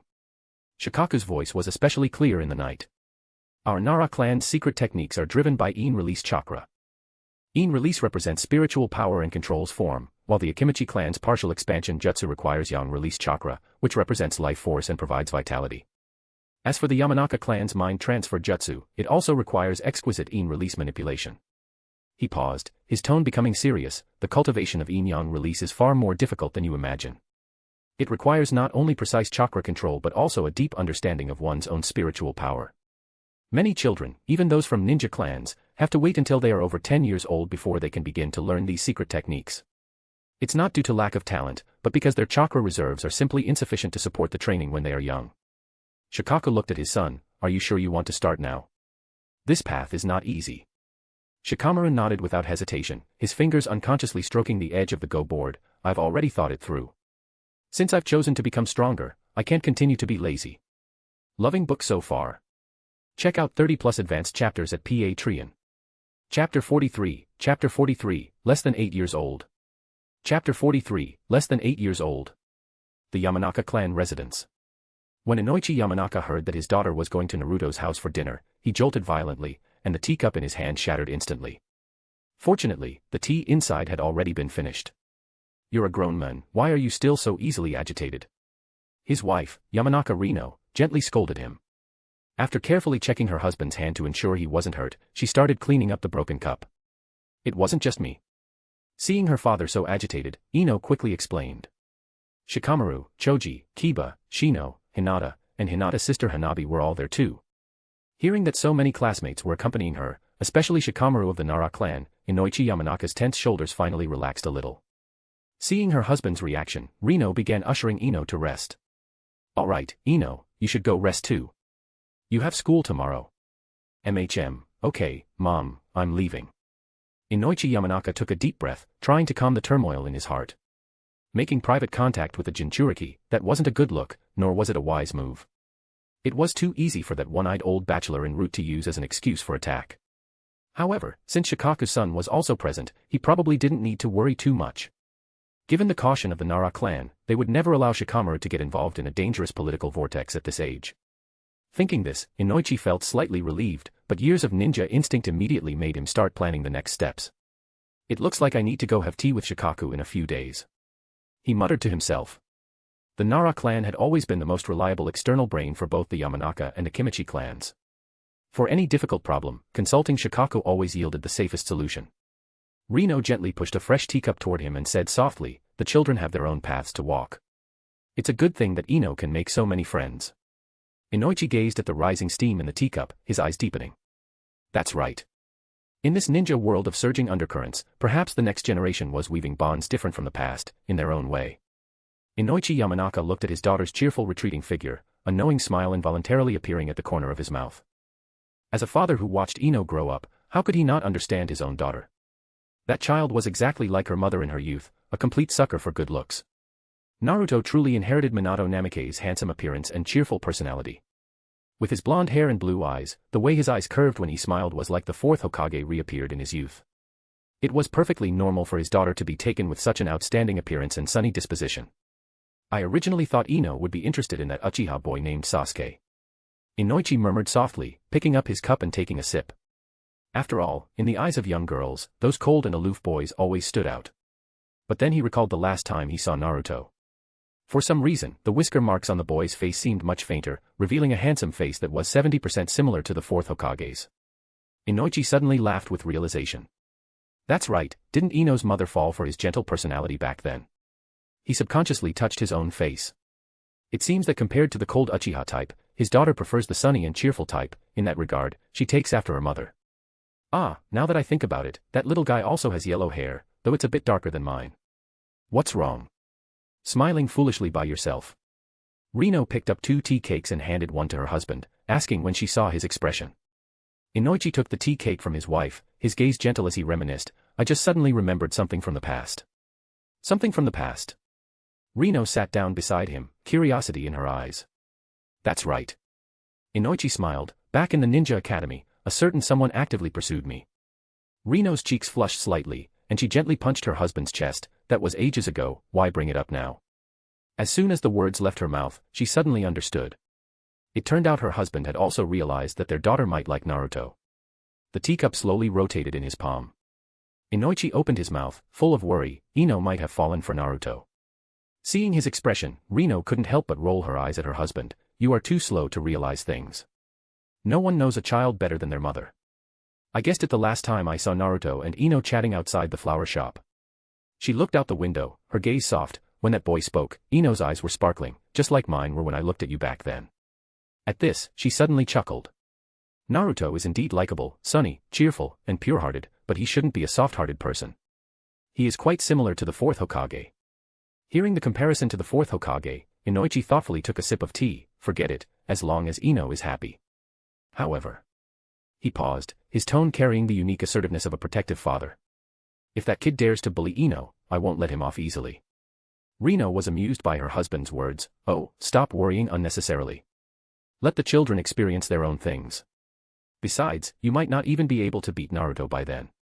Joking. I can't beat that kid. Would release, would prison technique. As Naruto let out a low cry, he clapped his hands together. For thick vines were seen growing out of the wooden floor, rapidly growing and intertwining at a visible speed, instantly forming a sturdy wooden cage. Every vine carried the vibrant green of new life, and one could vaguely sense the vigorous vitality contained within. Naruto maintained the hand seal, fine beads of sweat trickling down his temples. He could clearly sense the flow of chakra within his body. Water release chakra and earth release chakra were perfectly merging with the intervention of yang release chakra. Wood release ninjutsu demands extremely high control over chakra, too much, and it becomes too violent and uncontrollable, too little, and it fails to take shape. After the wood prison was fully formed, he slowly adjusted the chakra output. The vines, as if alive, began to reverse their growth, gradually retracting into the ground. Finally, the wooden floor was clean as new, without even a scratch left behind, as if the astonishing ninjutsu had never occurred. Success. Naruto let out a long breath, wiped the sweat from his forehead, and smiled happily. It seems creating wood release ninjutsu isn't too difficult after all. What monstrous talent. Inside the ceiling space, the nine-tailed stared through the bars at the scene outside, muttering in a low voice. A flash of disbelief crossed its scarlet eyes. Wood release was the unique ninjutsu of the first Hokage, Senju Hashirama, and had never truly reappeared in the ninja world since that man's death. Yet, this brat, who was less than 8 years old, had not only figured out the rudimentary form of wood release on his own but could also control his chakra to such a refined degree. The control displayed between the formation and dissipation of that wooden prison was something many adult ninja could not achieve.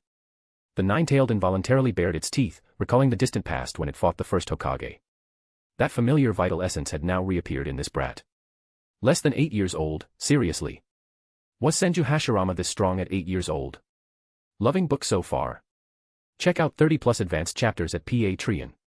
Chapter 44, Comical Author of Lanling. Chapter 44, Comical Author of Lanling. Konoha Hospital. Early morning sunlight filtered through the blinds, scattering dappled shadows across the ward's floor. Sasuke slowly opened heavy eyelids. The first thing he saw was a head of brilliant blonde hair glowing warmly in the light. Naruto, sitting in the chair beside the bed, brightened when he noticed. You're awake. Congratulations, you're now a girl. Sasuke. The raven-haired boy tried to bolt upright, only to be slammed by a wave of weakness. He sank slowly back onto the pillow. A sick flush tinted his pale cheeks after the effort. All right. Naruto waved his hands, tone easy. You just overused your chakra in that fight, it's not like you took a critical hit anywhere. Joke. Boring. Sasuke turned his face away, voice still gravelly from illness. Boring or not, it's a little prank, same as your great fire annihilation back there. Seeing Sasuke press his lips tight, Naruto dropped the grin and spoke seriously. Listen, if you really want to grow stronger, bumbling along by yourself won't cut it. And you're pushing yourself too hard. His gaze flicked inadvertently to Sasuke's pitch-black eyes. Sasuke absolutely could not die. Not because Naruto felt any deep affection, just, before those eyes evolved into eternal Mangekyo, nothing could happen to him. They were a vital chip for the battles ahead. I'd hate to lose a decent rival. Naruto added casually, hiding the calculation behind concern. Once you're discharged, let's train together. Sunlight spilled between them, scattering motes of dust. Sasuke stayed silent, something flickering in the depths of his dark eyes. He mused inwardly. Naruto really was stronger. If the guy was willing to teach, learning his methods might not be bad. But then a dreadful thought struck. Hold on. No way am I wearing green spandex and yelling about youth or whatever. Sasuke eyed him warily, unconsciously inching back on the mattress. He knew all too well that Naruto trained with Might Guy. Just picturing that thick-browed ninja's regimen sent a chill down his spine. Naruto blinked, then burst out laughing. Where'd you get that idea? I don't do it, so why would I make you? He spread his hands helplessly. I can't stand that style either, but taijutsu can still boost your strength. Seeing Sasuke's skeptical look, Naruto added, relax, absolutely no spandex. But. He deliberately dragged out the pause. If you really want to try, I could put in a word with Gai-sensei. No need. Sasuke cut in at once, firm. After visiting Sasuke, Naruto's shadow clone found a quiet corner, formed the seal, and dispelled. A soft poof and a puff of smoke. Almost simultaneously, the real Naruto, pretending to pay attention in class, jolted slightly. Countless memory fragments flooded in like a tide. He quickly brushed the matter aside. More important things demanded attention right now. Twirling a pen absently, his thoughts raced. Which book should he write? He couldn't really publish CEO Falls for Me, could he? Leaving aside whether it suited the era, just imagining his name on that title was mortifying. He frowned. Schwanda one, then, he mused, but slumped.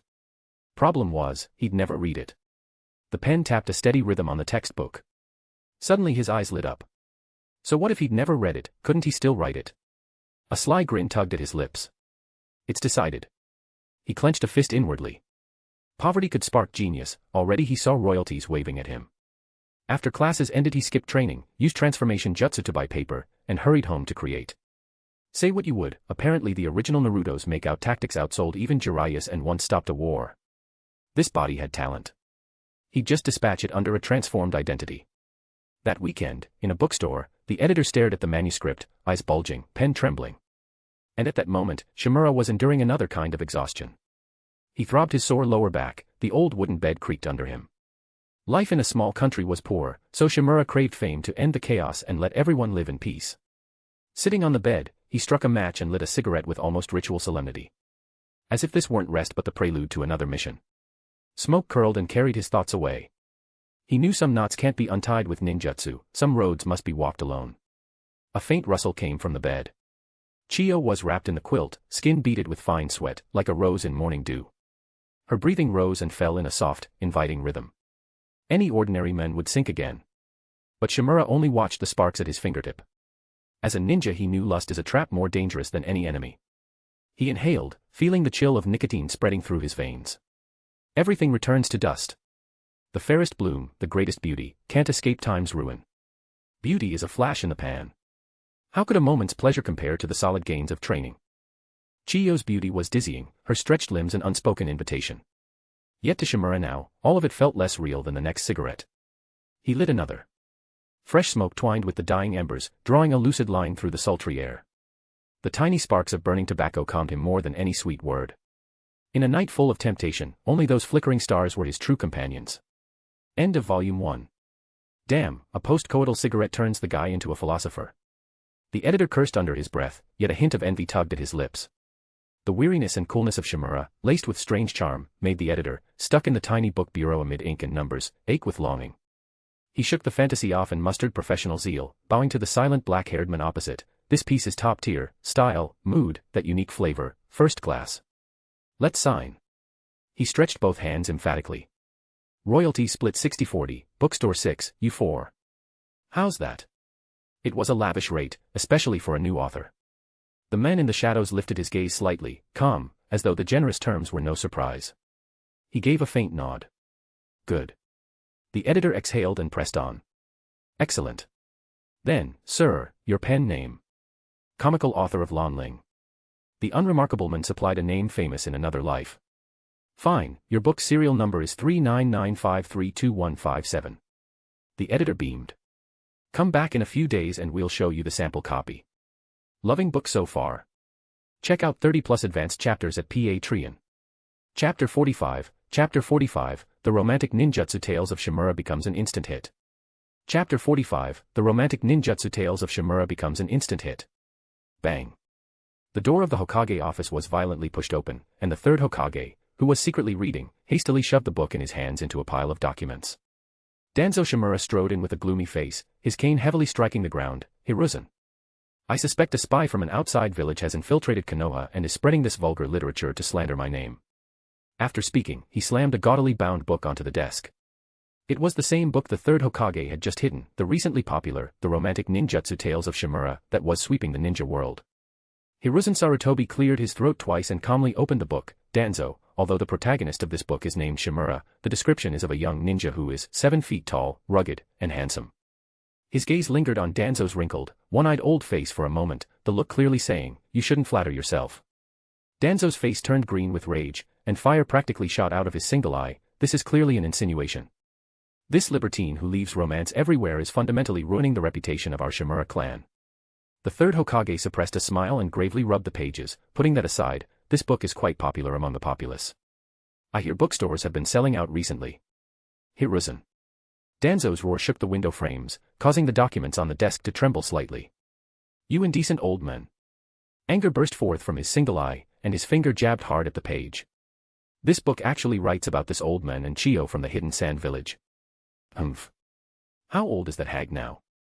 Flipping frantically to a certain chapter, he pointed at the paragraphs. Look at these indecent descriptions. If the hidden sand village misunderstands this and causes conflict between the two villages, who will take responsibility? Hiruzen Sarutobi unhurriedly blew a smoke ring and calmly opened the page. Danzo, you are being too sensitive. Also, don't project yourself onto the characters. The book clearly states that this Chiyo is a female ninja from the same village as Shimura. Konoha and the Hidden Sand Village are clearly two different countries, so how could this cause international dispute? You despise Chiyo for being old, but are you young yourself? He added, don't always exaggerate things. The third Hokage knew exactly what was going on. If Danzo really arrested the author of this bestseller, where would he find such entertaining reading material in the future? Would he have to look at Danzo's old face to pass the time when he was bored? He slowly turned another page, and his eyes suddenly lit up, but then again, this passage is quite interesting. The scene where Shimura-kun confesses under the moonlight is written quite romantically. Danzo's face turned from green to purple, and the cane in his hand was nearly crushed. The staff of the Hokage building who occasionally passed by outside the window subconsciously quickened their steps. No one wanted to be drawn into the argument between the two great figures. Kakashi, you seem so listless lately. Might Guy darted over to his friend, a confident smile playing on his lips. When he glimpsed the cover of the book in Kakashi's hand, he was stunned. It was no longer the familiar make-out tactics, but a gaudily bound book titled The Romantic Ninjutsu Tales of Shimura. Ah. It's Guy. Kakashi weakly lifted his eyelids, slumped on the bench like a stranded fish. The single exposed eye had heavy dark circles, and even his usually spiky silver hair looked droopy. Because besides make-out tactics, I've discovered another masterpiece worth reading all night. He weakly shook the pages in his hand, the paper rustling with the movement. I'm sorry, but I probably won't have the energy to fight you for the next couple of days. Guy widened his eyes in disbelief and leaned closer to examine the book's cover, The Romantic Ninjutsu Tales of Shimura. Could it be about Elder Danzo Shimura's? He suddenly lowered his voice, romantic anecdotes. Kakashi mysteriously flipped the pages to a dog-eared section, and the explicit descriptions instantly made Guy's face flush red. This is even more than make-out tactics. The hot-blooded teacher stammered for a long time, then suddenly clenched his fists, intense flames burning in his eyes. In that case, let me save you from this decadent state with the passion of youth. Give me a break. Kakashi groaned and covered his face with the book, his voice muffled from beneath the pages. Once I have thoroughly read this book, I promise to have a passionate competition with you. Just 3 days ago, when Kakashi was searching for confidential documents at the mission target's residence, he accidentally discovered The Romantic Ninjutsu Tales of Shimura on the nightstand. He had initially just flipped through it casually, wanting to see if there were any clues inside the book the target frequently read, but he ended up being completely captivated by it. He immediately decided to use his long-accumulated annual leave and immerse himself in the text day and night. It truly is impossible to put down. He murmured, his fingertip lightly tracing the signature of comical author of Lanling on the page. As he delved deeper into the reading, Kakashi found himself completely conquered by the work. The delicate portrayal of character psychology and the precise grasp of emotional entanglements reminded him of the shock he felt when he first read Make-Out Tactics. This novel constructed a worldview vastly different from reality. There was no setting involving the 5 great nations or tailed beasts. The protagonist, Shimura, originated from a small, secluded village, yet harbored the grand ambition of becoming the world's #1 ninja. In the chaotic world depicted in the book, major ninja clans carved out territories, and the young Shimura embarked on his journey with fervent enthusiasm. During his journey, he encountered 2 female ninjas, the most captivating of whom was Chiyo from his own village. This gentle and resilient girl poured all her love onto Shimura, and although Shimura was fond of her, he could never abandon his pursuit of his ideal. He was unwilling to waste his life in a small village doing trivial tasks like hunting beasts and farming, determined instead to make a resounding name for himself in the chaotic world. At the end of Volume 1, Chiyo tried every means possible to keep Shimura in her country, even using all her tricks. However, Shimura ultimately made up his mind, leaving only a special place in his heart for the woman who loved him deeply, and continued on his journey to pursue his dreams. Unlike the direct and passionate style of make-out tactics, this work, besides describing those heart-pounding scenes, also presented the struggle of a small character in a time of chaos. The helplessness and choices revealed between the lines made Kakashi inevitably think of his own ninja career. Compared to this masterpiece, even make-out tactics seemed slightly inferior. He couldn't help but sigh. Comical author of Lanling, truly a genius writer. Kakashi's fingers trembled with excitement. He wished he could immediately find other works by this author. At this moment, all missions and competitions were thrown to the back of his mind. He could only think about the next development in the plot. Loving book so far. Check out 30+ advanced chapters at Patreon. Chapter 46, 5 Years in a Flash. Chapter 46, 5 Years in a Flash. Since the romantic ninjutsu tales of Shimura became a massive hit, Naruto's quality of life significantly improved after receiving substantial royalties. Over the years, he led a regular and fulfilling life, moving between the training ground, school, and home, occasionally gathering with close friends like Shikamaru and Choji. Spring passed and autumn arrived 5 times. 5 years flew by in a flash. In the blink of an eye, 12-year-old Naruto was about to face the Ninja Academy graduation exam. Naruto, come here.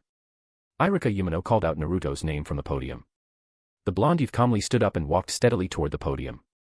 The growth over these years had made him nearly as tall as Irika-sensei, his straight posture looking particularly energetic in the sunlight.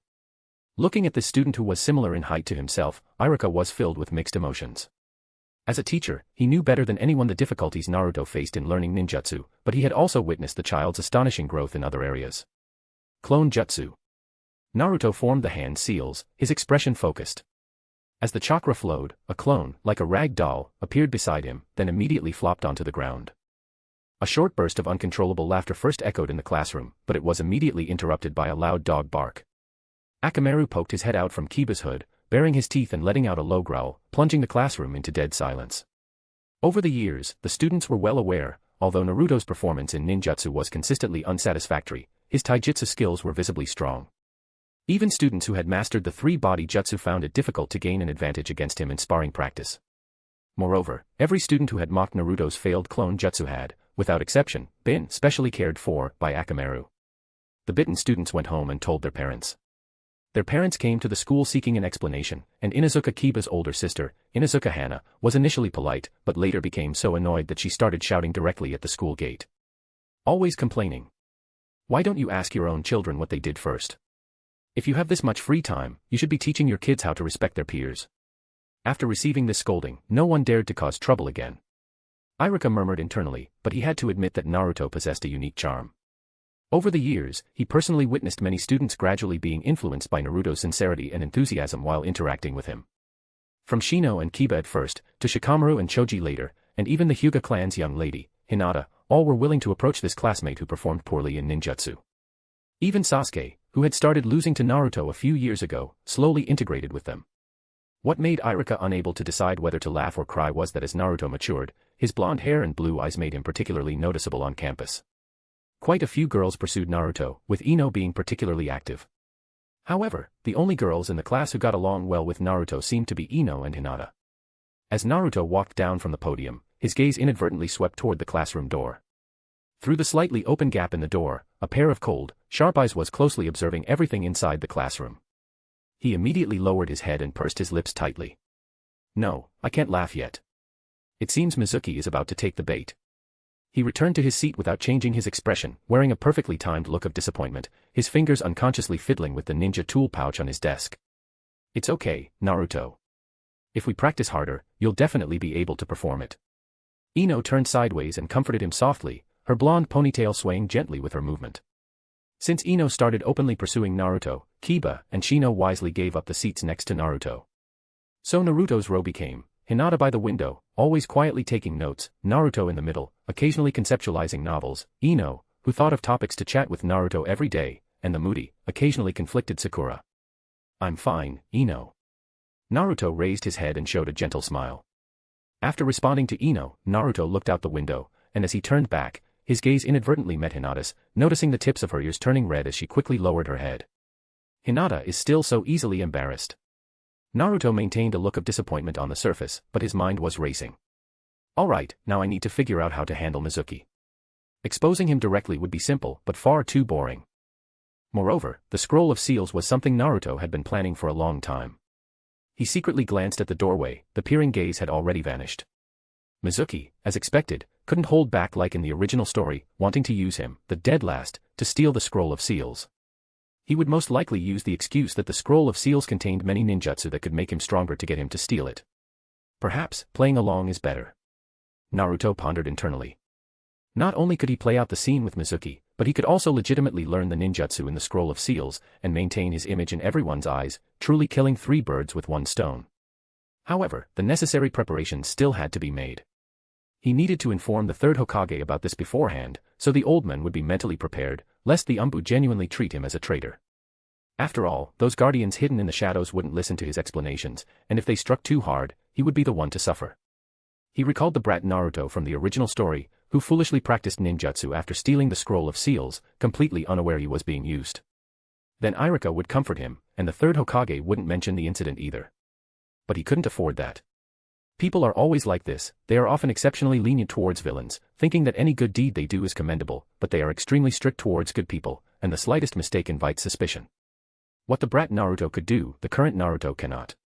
Just as Naruto expected, after school, Mizuki was already waiting on the inevitable path Naruto and the others took to the training ground. The setting sun stretched his shadow long, casting dappled shadows across his deliberately gentle face. Naruto. Hearing the call, Naruto and his group stopped. Seeing Mizuki, a flash of understanding crossed Naruto's eyes, and he then led the group forward. Mizuki's gaze swept over Naruto's companions, and he couldn't help but raise an eyebrow. Ino, Hinata, Shikamaru, Choji, Shino, Kiba, Sasuke, Sakura. This lineup was much larger than he had anticipated. It's Mizuki-sensei. Naruto smiled and nodded politely. Haha, hello students. Mizuki forced a smile, his fingers unconsciously clenching. I have something to discuss with Naruto, I'd like to talk to him alone. Unexpectedly, Ino and the others stood rooted to the spot, their eyes uniformly fixed on Naruto, clearly waiting for his instruction. This coordinated action caused a flicker of surprise in Mizuki's eyes. Seeing this, Naruto waved his hand, you guys go to the training ground first. I'll be right there. Only after Naruto spoke did the group nod and depart. Before leaving, Ino didn't forget to turn back and instruct him, don't take too long. You promised to practice shuriken with me today. Watching the figures disappear into the distance, Mizuki sighed meaningfully, I didn't expect Naruto-kun to have such prestige among his classmates. Naruto showed an embarrassed smile, it's just that my classmates are too enthusiastic. Haha. Loving book so far. Check out 30+ advanced chapters at Patreon. Chapter 47, Planned Success. Chapter 47, Planned Success. Alright, but Naruto, given your current ninjutsu level, passing the exam will be very difficult. Mizuki looked at Naruto, adopting an expression of concern, his voice carrying just the right amount of worry. Damn it, this fox demon is truly a fox demon. What normal child grows this tall? A 12-year-old kid is almost as tall as me. Mizuki carefully observed Naruto's reaction and continued to coax him, a ninja cannot focus only on taijutsu, ninjutsu is the foundation of a ninja's existence. Think about it, if your teammates encounter danger during a mission, but you can't help them because you don't know ninjutsu. But I'm not good at ninjutsu. Naruto lowered his head, his shoulders trembling slightly. He looked distraught, but in reality, he was desperately trying to keep his lips sealed. Inside the ceiling space, Kurama lay on the ground, propping up his chin with one paw, holding back laughter. That guy Naruto is acting again. It doesn't matter. A sharp glint flashed in Mizuki's eyes, believing Naruto had taken the bait. A sensible child like Naruto surely wouldn't want to drag his teammates down during missions, even if he manages to scrape by and graduate. He lowered his voice mysteriously, your teacher has a way to help you. Hearing this, Naruto suddenly looked up, his face breaking into a perfectly timed expression of surprise, really, Teacher Mizuki? Of course. How could your teacher bear to lie to you? Mizuki forcefully held back the laughter that was about to spill out. He screamed wildly in his heart. I mustn't. I can't laugh yet. I must hold it in.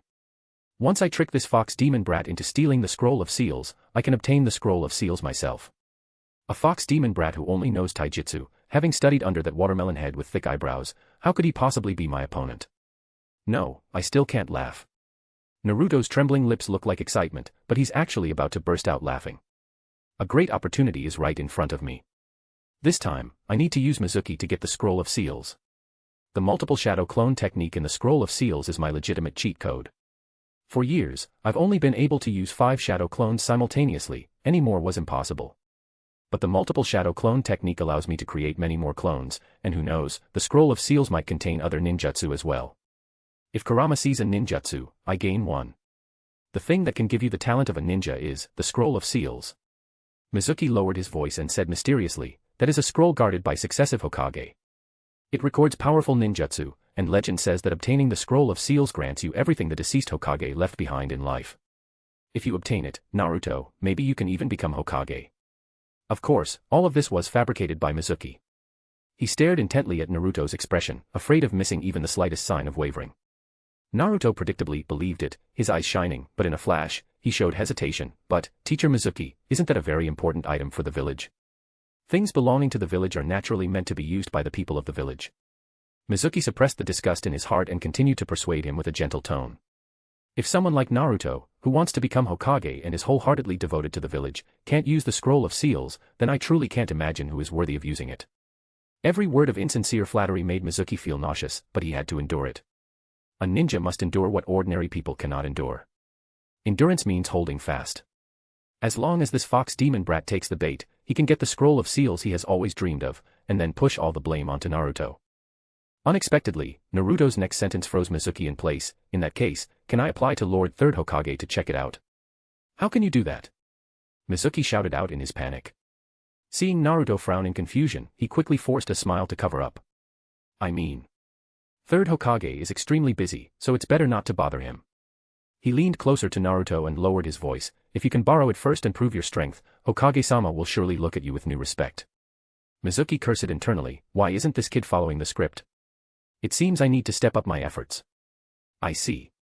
Teacher Mizuki, you're right, but where is the Scroll of Seals? He finally fell for it. A fox demon is just a fox demon, merely a beast with no brain. Inside the Hokage office, Hiruzen Sarutobi slowly put down the pipe in his hand, his gaze falling upon the blonde youth before him through the swirling smoke. At the desk, Naruto had just finished recounting how Mizuki instigated him to steal the Scroll of Seals. You're saying Mizuki instigated you to steal the Scroll of Seals?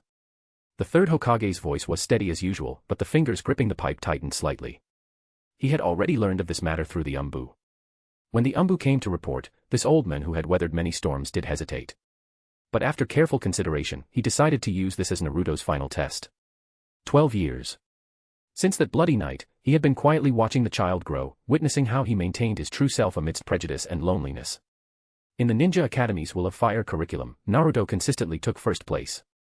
And now, it was time to confirm whether this young seedling had truly grown into the form he had hoped for. I understand. The third Hokage nodded gently, waves of satisfaction stirring in his eyes. As expected of the child he favored, he not only saw through the conspiracy but also chose the most honest way, coming forward to expose it. This loyalty to the village was already a perfect answer sheet. He stood up and walked to the window, looking down at Konoha village in the twilight. Next, it was their turn to finish acting out this play. I will entrust the real Scroll of Seals to you, Naruto. I hope you won't disappoint me. Naruto's expression was solemn. Konoha is my home. I will absolutely not tolerate anyone doing anything detrimental to Konoha. Please rest assured, Third Hokage-sama. Hearing Naruto rarely call him Third Hokage-sama, the third Hokage understood his resolve. Good. Grandpa believes in you. As night fell, a nimble figure carrying a massive scroll silently leaped out of the Hokage building window, disappearing among the residential rooftops after a few bounds, speeding toward the forest outside the village. By the window of the Hokage office, Hiruzen Sarutobi slowly exhaled a smoke ring, watching the distant golden streak, lines of satisfied laughter crinkling around his eyes. He muttered internally, Minato, are you watching from the Pure Land? Your son is just as outstanding as you are. Notify Inoichi Yamanaka and Hayashi Hyuga. The third Hokage turned and gave instructions to the shadows, his voice carrying an imperceptible hint of amusement. Tell them Naruto ran off with the Scroll of Seals. After the Umbu accepted the order and departed, the old Hokage looked back at the deep night outside the window, the pipe between his fingers flickering with light. This carefully orchestrated accident was both a test of Naruto's ability to respond on the spot and a perfect opportunity to observe the attitudes of the various clans. More importantly, Naruto. He murmured softly to himself, the cunning of an elder flashing in his eyes. Let Grandpa Third Hokage help you see which daughter from these two families is your best match. Far away in the forest, Naruto suddenly shivered, subconsciously glancing back at the brightly lit Hokage building. He had a feeling that the script for tonight's play seemed a little more complicated than he had imagined. Loving book so far. Check out 30+ advanced chapters at Patreon. Chapter 48, Big Brother Naruto has defected. Chapter 48, Big Brother Naruto has defected. When Ino got home, even the delicate pastries her mother had prepared tasted like ash. She sat by the window, fingers absently twisting the hem of her blouse while the scene after school replayed in her mind. What on earth does Mizuki want with Naruto? She distinctly remembered her father once mentioning the former ninja academy instructor at the dinner table. Mizuki had long since been stripped of his right to teach. Word was, during one mission he'd personally finished off an injured teammate to complete the objective. That betrayal of the ninja way had made him infamous throughout the village. Tsukumo Hataki, please enter text. When Naruto arrived at the training ground and Ino told him, he only smiled. That was just like him, he treated everyone in the village like family. Only someone as good-natured as Naruto would still call that man teacher. Ino murmured to herself, picturing the blonde boy politely addressing Mizuki-sensei. That golden-haired kid was always respectful to everyone.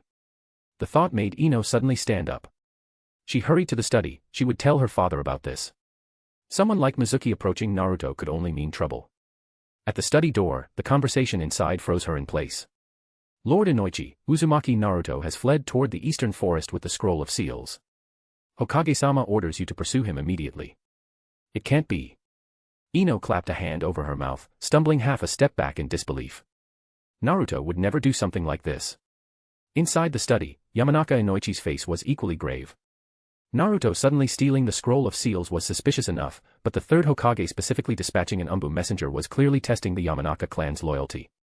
After all, these past years Ino had been closer to Naruto than anyone. This whole affair might be a trial, yet why would the third Hokage test him? Naruto's not that kind of person, that bastard Mizuki must have tricked him. Ino shoved the study door open, her voice trembling with fury. She stood in the doorway, fists clenched, eyes blazing with conviction. That's enough, Ino. This doesn't concern you. Inoichi rose at once to rebuke her, though his gaze stayed fixed on the dog-masked Umbu. As clan head, he had to make the safest choice in this sudden storm. Understood. Inoichi answered in a low voice, subtly signaling his daughter with his eyes. I'll set out at once and bring him back alive for the third Hokage. He stressed the word alive, both to show the Umbu his stance and to reassure his frantic daughter. At the doorway he gently took Ino's hand and bowed respectfully to the Umbu. My daughter's been spoiled, please forgive her. The Umbu waved dismissively, voice flat behind the mask, I'm only the messenger. I came tonight solely to deliver Hokage-sama's order, Lord Inoichi, make haste. Very well. Inoichi led Ino out of the house at a brisk walk. The night wind was cool, moonlight stretched their shadows long across the ground. At the first corner he lowered his voice, Ino, run to the Nara house and tell Uncle Shikaku everything. Dad will intercept Naruto first and explain he's been deceived. Tears still glimmering in her eyes, Ino looked up and saw the steady reliability she knew so well. Inoichi gave her a reassuring smile and lightly patted her shoulder. I understand. Ino nodded firmly, wiping the tears away. At the next fork father and daughter split up without another word. Inoichi vanished across the rooftops toward the forest beyond the village, while Ino spun about and sprinted for the Nara estate. Whenever a critical choice loomed, the Ino, Shika, Cho trio's external brain was the surest guide. Hyuga Estate. Hyuga Hayashi sat Saiza in the tea room. After listening to the Umbu's orders he gave a calm nod. Tell the third Hokage to rest easy, there's no escape from the Byakugan. I'll bring the boy and the scroll back to him. Lord Hayashi, go at once. The Umbu inclined his head and vanished into the night. Outside the sliding door Hanabi clamped both hands over her mouth, stifling any sound. She could scarcely believe what she'd heard. Big brother Naruto had stolen an important village artifact and fled. In other words, he defected. How could this happen? That warm-smiling big brother who practiced shuriken with her, sparred, and conjured funny little tricks, why would he do this? Hanabi's heart pounded. That's right, big sis. She and big brother Naruto were closest, she might know something. Lifting her hems, Hanabi tiptoed down the corridor and ran toward Hinata's room. Deep in the forest, Naruto, poring over the scroll of seals, had no idea his intended cast had quietly changed. The Irika who should have appeared had been replaced by Inoichi and Hayashi, now racing toward him.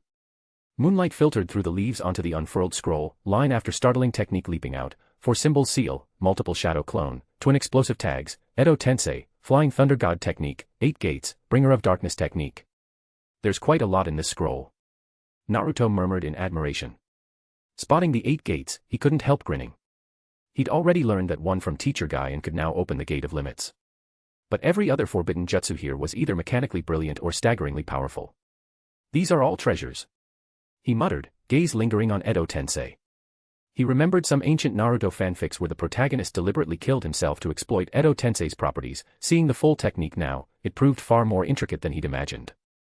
As expected of Konoha's forbidden compendium, Naruto drew a deep breath and began memorizing the precious formulas at lightning speed. Who knew when he'd ever touch the scroll of seals again?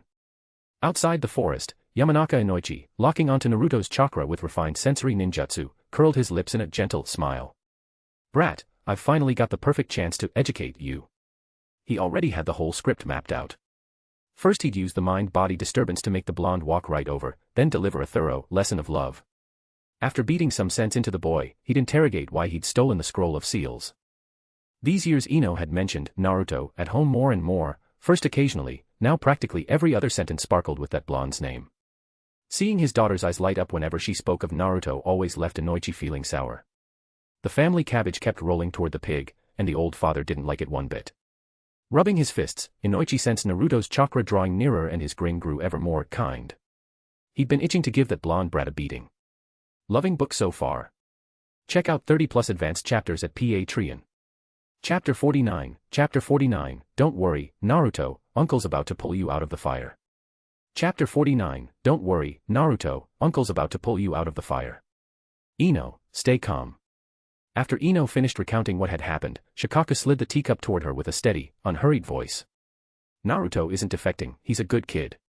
Shikaku's fingers drummed the table, a glint of shrewdness flashing in his eyes. My guess. After Mizuki approached him, Naruto went straight to the third Hokage. Didn't you say he showed up at the training ground really late? I figure he used the gap to report everything to the third.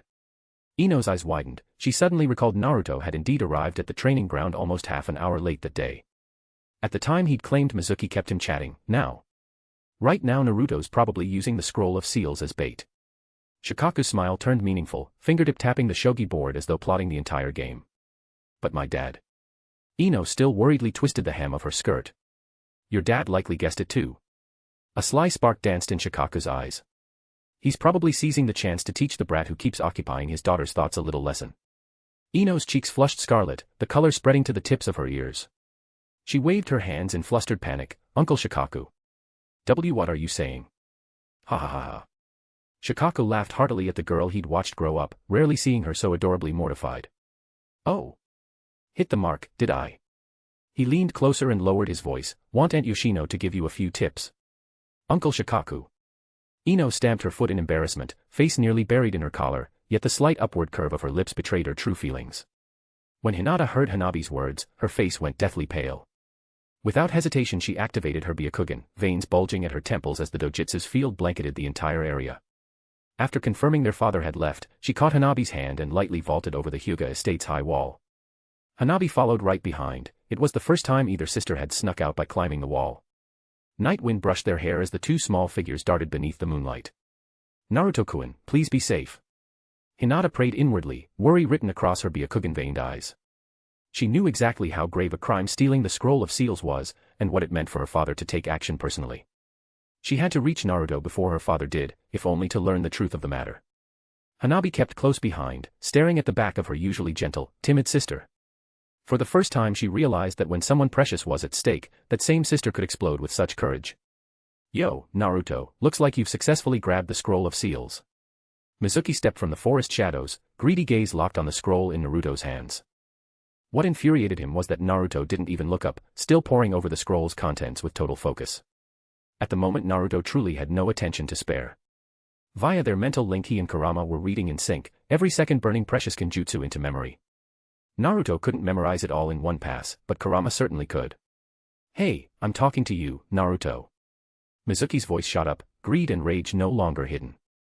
He tightened his grip on a kunai and advanced 2 steps. Right then Kurama's lazy voice echoed in Naruto's mind. All done, kid, I've got every last line. Only now did Naruto look up. Seeing Mizuki, he flashed a brilliant, heartfelt grin. It was the smile of a plan perfectly executed. Naruto closed the scroll with a soft snap, voice as cheery as greeting an old friend. Mizuki-sensei, thanks a ton, the ninjutsu in here are amazing. Oh, ha ha ha, sensei didn't lie to you, right? Mizuki forced the savagery off his face, squeezing out an awkward smile. He stared at the scroll in Naruto's arms, Adam's apple bobbing. Then, hand trembling slightly, he reached out, trying to sound casual. In that case, let your teacher have a look too, okay? Of course, Mizuki-sensei. Naruto's grin widened as he slowly extended the scroll. If it weren't for you, I'd never have known there was something this great. As the huge scroll inched closer, Mizuki's smile grew thicker, his fingertips almost brushing the parchment, heart screaming, at last, it's mine. Once I have this I can. Then, in a flash, everything changed. 8 trigrams empty palm. A vicious palm strike ripped through the air, slamming into Mizuki's chest and sending him crashing against a tree, coughing blood. Hyuga Hayashi and Yamanaka Inoichi strode from the shadows side by side. Inoichi's hands were already formed into the mind-body disturbance seal. Uncle Hayashi. Uncle Inoichi. Naruto hugged the scroll of seals, stunned. He'd been so absorbed he hadn't sensed a thing. This wasn't the script he'd expected. Wasn't Iruka-sensei supposed to be the one who showed up? Why these two? Kurama. They're not hostile, wait, now they are.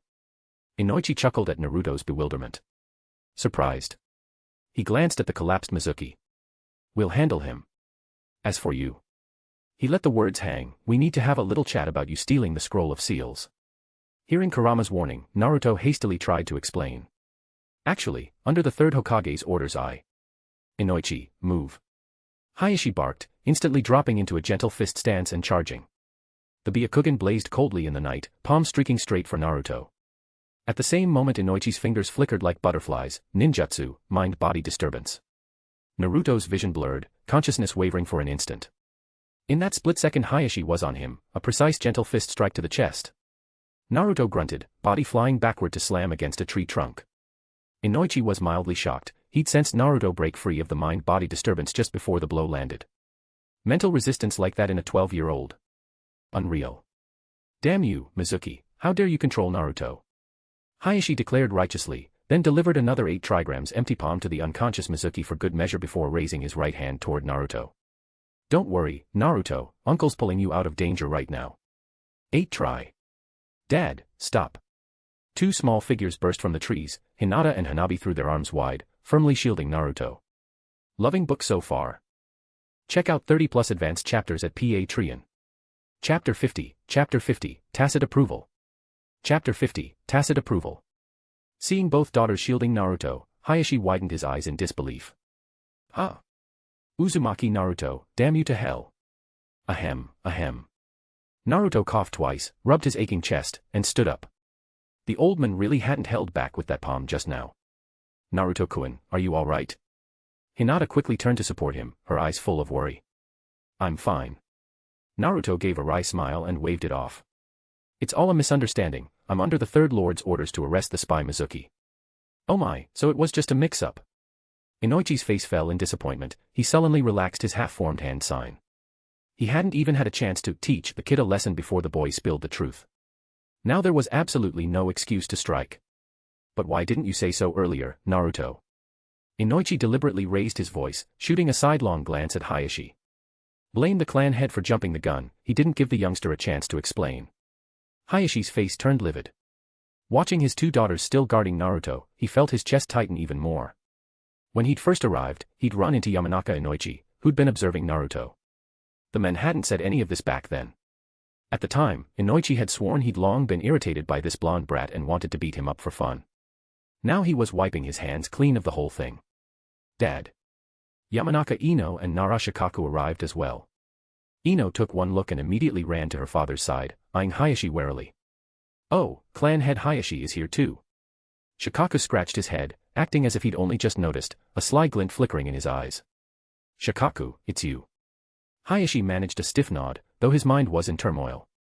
That blonde fox must have sensed his daughter approaching and changed his tune. Yamanaka Inoichi, damn you.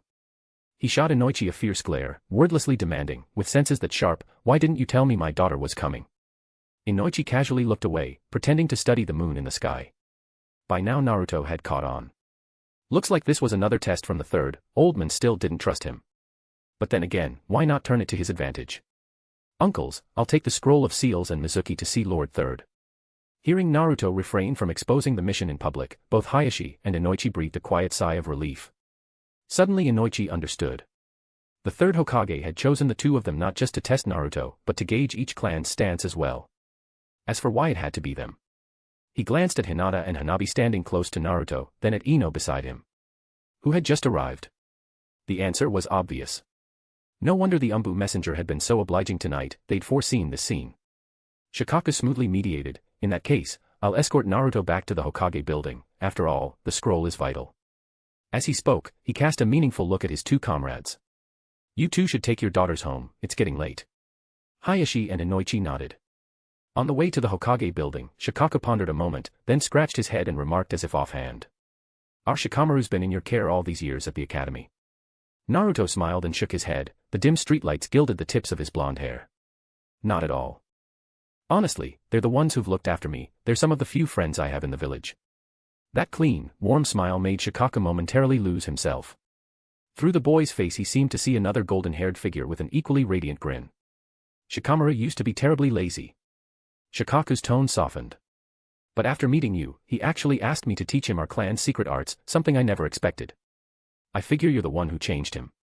What he didn't say aloud was how the Ino, Shika, Cho kids had stirred up trouble countless times defending Naruto. It wasn't just Kiba setting his dogs on people, Shikaku, Choza, and Inoichi had all been summoned to school because their children had punched classmates who mocked Naruto. As for Sasuke, who fought most often, or Naruto himself, who would sneak out at night to visit the families of kids who'd tattled, no one ever tried calling their parents. Everyone in the village knew the score with those two. To summon their parents you'd need either Edo Tensei with proper offerings or a trip to the Pure Land. Besides, most villagers still had no idea who Naruto's parents were. Inoichi would occasionally grumble to Shikaku and Choza. Though he joked that Naruto had stolen his daughter's heart, seeing the kids grow closer and more responsible because of him secretly delighted the fathers. Naruto was surprised by Shikaku's words. He'd assumed the family started teaching clan secrets when the kids came of age, he never thought Shikamaru had asked for it himself. That lazy cloud watcher who always moaned what a drag actually requested training in secret arts. Naruto could almost see the boy again, hands behind his head, yawning, losing to you is such a pain. Shikamaru, you rascal. Naruto looked up at the star-filled sky, the twinkling lights forming the mischievous grin of that trouble-shy friend. He would treasure this heavy bond forever. At the Hokage office, Shikaku tossed the half-dead Mizuki to the floor with a dull thud. Well done, Naruto. The third Hokage took a puff of his pipe, eyes deep behind curling smoke. Though he'd watched everything through his crystal ball, seeing the boy safe before him still eased the old man's heart. Your performance with the three basic techniques still leaves much to be desired, but you've more than earned the rank of genin. The third Hokage smiled kindly. Go home and wait for your team assignment. Thank you, Grandpa Third. Naruto beamed like any child who'd just been recognized, hopping with joy. Everyone in the office knew, no one mentioned Naruto's peek at the scroll of seals. It had become the Hokage's tacit approval. From now on, any jutsu Naruto used could simply be chalked up to the third's permission. As Naruto bowed and stepped out, his gaze briefly swept the Hokage's wrinkled face. It wouldn't be long before Orochimaru launched the Konoha Crush in the original story. The third Hokage, who had towered over the ninja world for decades, would soon take his final bow. Loving book so far? Check out 30+ advanced chapters at Patreon. Chapter 51, Team Assignments. Chapter 51, Team Assignments. Last year, Might Guy still took Rock Lee's team. According to Might Guy, Rock Lee's talent was far inferior to Naruto's, but he was diligent enough to be considered a genius of effort. Once, Naruto overheard a conversation between Irika and Might Guy, where Irika was confusedly asking Guy why he changed his mind about teaching Rock Lee and his two teammates. And Guy said this, Naruto is like a sponge, he can quickly absorb anything you teach him. But Rock Lee, he needs someone to tell him that even without natural talent, he can forge his own path through hard work. I will tell Naruto about this, although it's regrettable, youth is full of unexpected twists and turns. But I believe both Naruto and I will burn our youth brightly in our respective teams. After all, Naruto is my most prized disciple. Compared to Naruto, Rock Lee truly needed Might Guy's guidance more. Rock Lee was just like Might Guy in his youth, not only did they look similar, but their experiences were also quite alike. Initially, Might Guy didn't even qualify for the Ninja Academy. He was only accepted as an exception after demonstrating astonishing perseverance by running 500 laps around the school while holding a banner. And Rock Lee also lacked talent in ninjutsu, and his taijutsu was currently quite a bit worse than Naruto's. Naruto had no objections to this. The next day, during the team assignments, Naruto sat in his seat, listening to the people around him discuss who would be placed on which team. The result of the team assignments was no surprise to Naruto. The heirs of the Ino, Shika, Cho three clans were destined to be grouped together. This was a tradition the three clans had maintained for centuries. The title of the Ino, Shika, Cho combination was not necessarily passed down only after the previous generation died. However, it was generally the heirs of the three clans who inherited the Ino, Shika, Cho name. Calculating 20 years per generation, the 16th generation of Ino, Shika, Cho had already been passed down for over 300 years. And the supervising Jonin, Asuma Sarutobi, was naturally the choice. The Sarutobi clan had historically served as witnesses to the Ino, Shika, Cho combination, plus Asuma's father, the third Hokage, had witnessed Inoichi and his teammates form the previous Ino, Shika, Cho. This arrangement both maintained the ancient alliance and consolidated the power of the Hokage faction. Members of the Inuzuka, Aburame, and Hyuga clans, Kiba, Shino, and Hinata, who excel at tracking and reconnaissance, would be assigned to one team. Naruto pondered this internally. Kurenai Yuhi, who would lead the team, was Asuma's lover, ensuring close cooperation between the two elite teams. These 6 clans were staunch supporters of the Hokage, so this arrangement was not surprising. Finally, there was the ninja squad led by Kakashi as the supervising Jonin, with members being himself, Sasuke, and Sakura.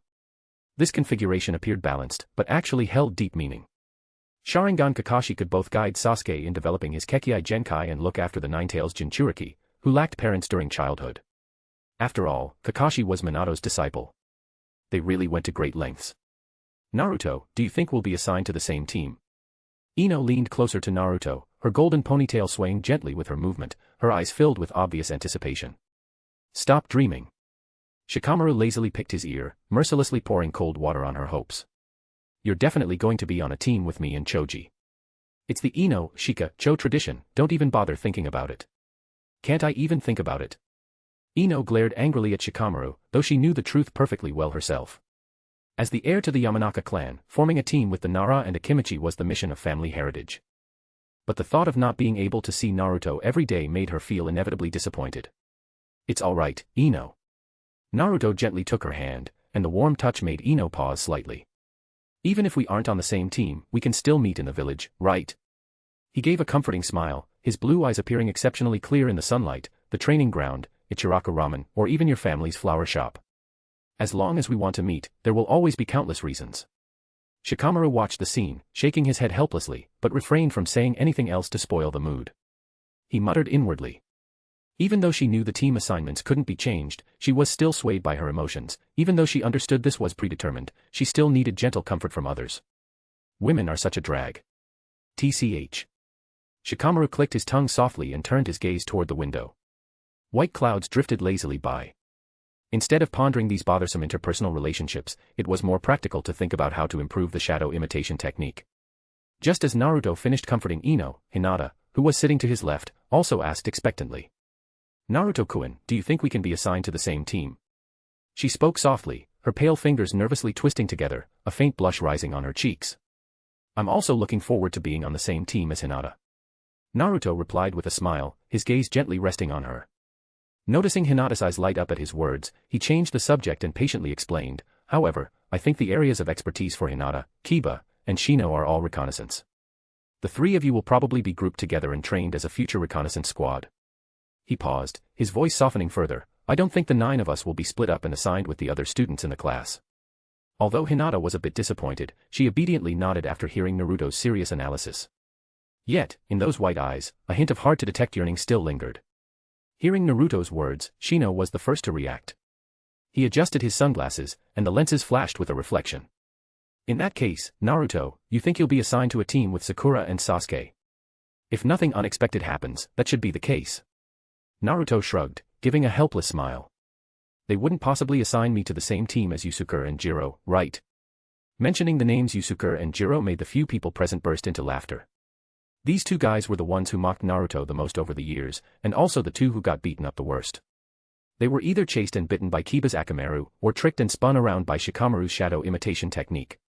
In the most tragic instance, Yusuke even had his eyebrows burned off by Sasuke using the Great Fireball technique. That's true. Choji stuffed a potato chip into his mouth and mumbled his agreement. Even Shino, who was usually humorless, slightly curled the corner of his mouth. Indeed, a combination like that would be too inefficient.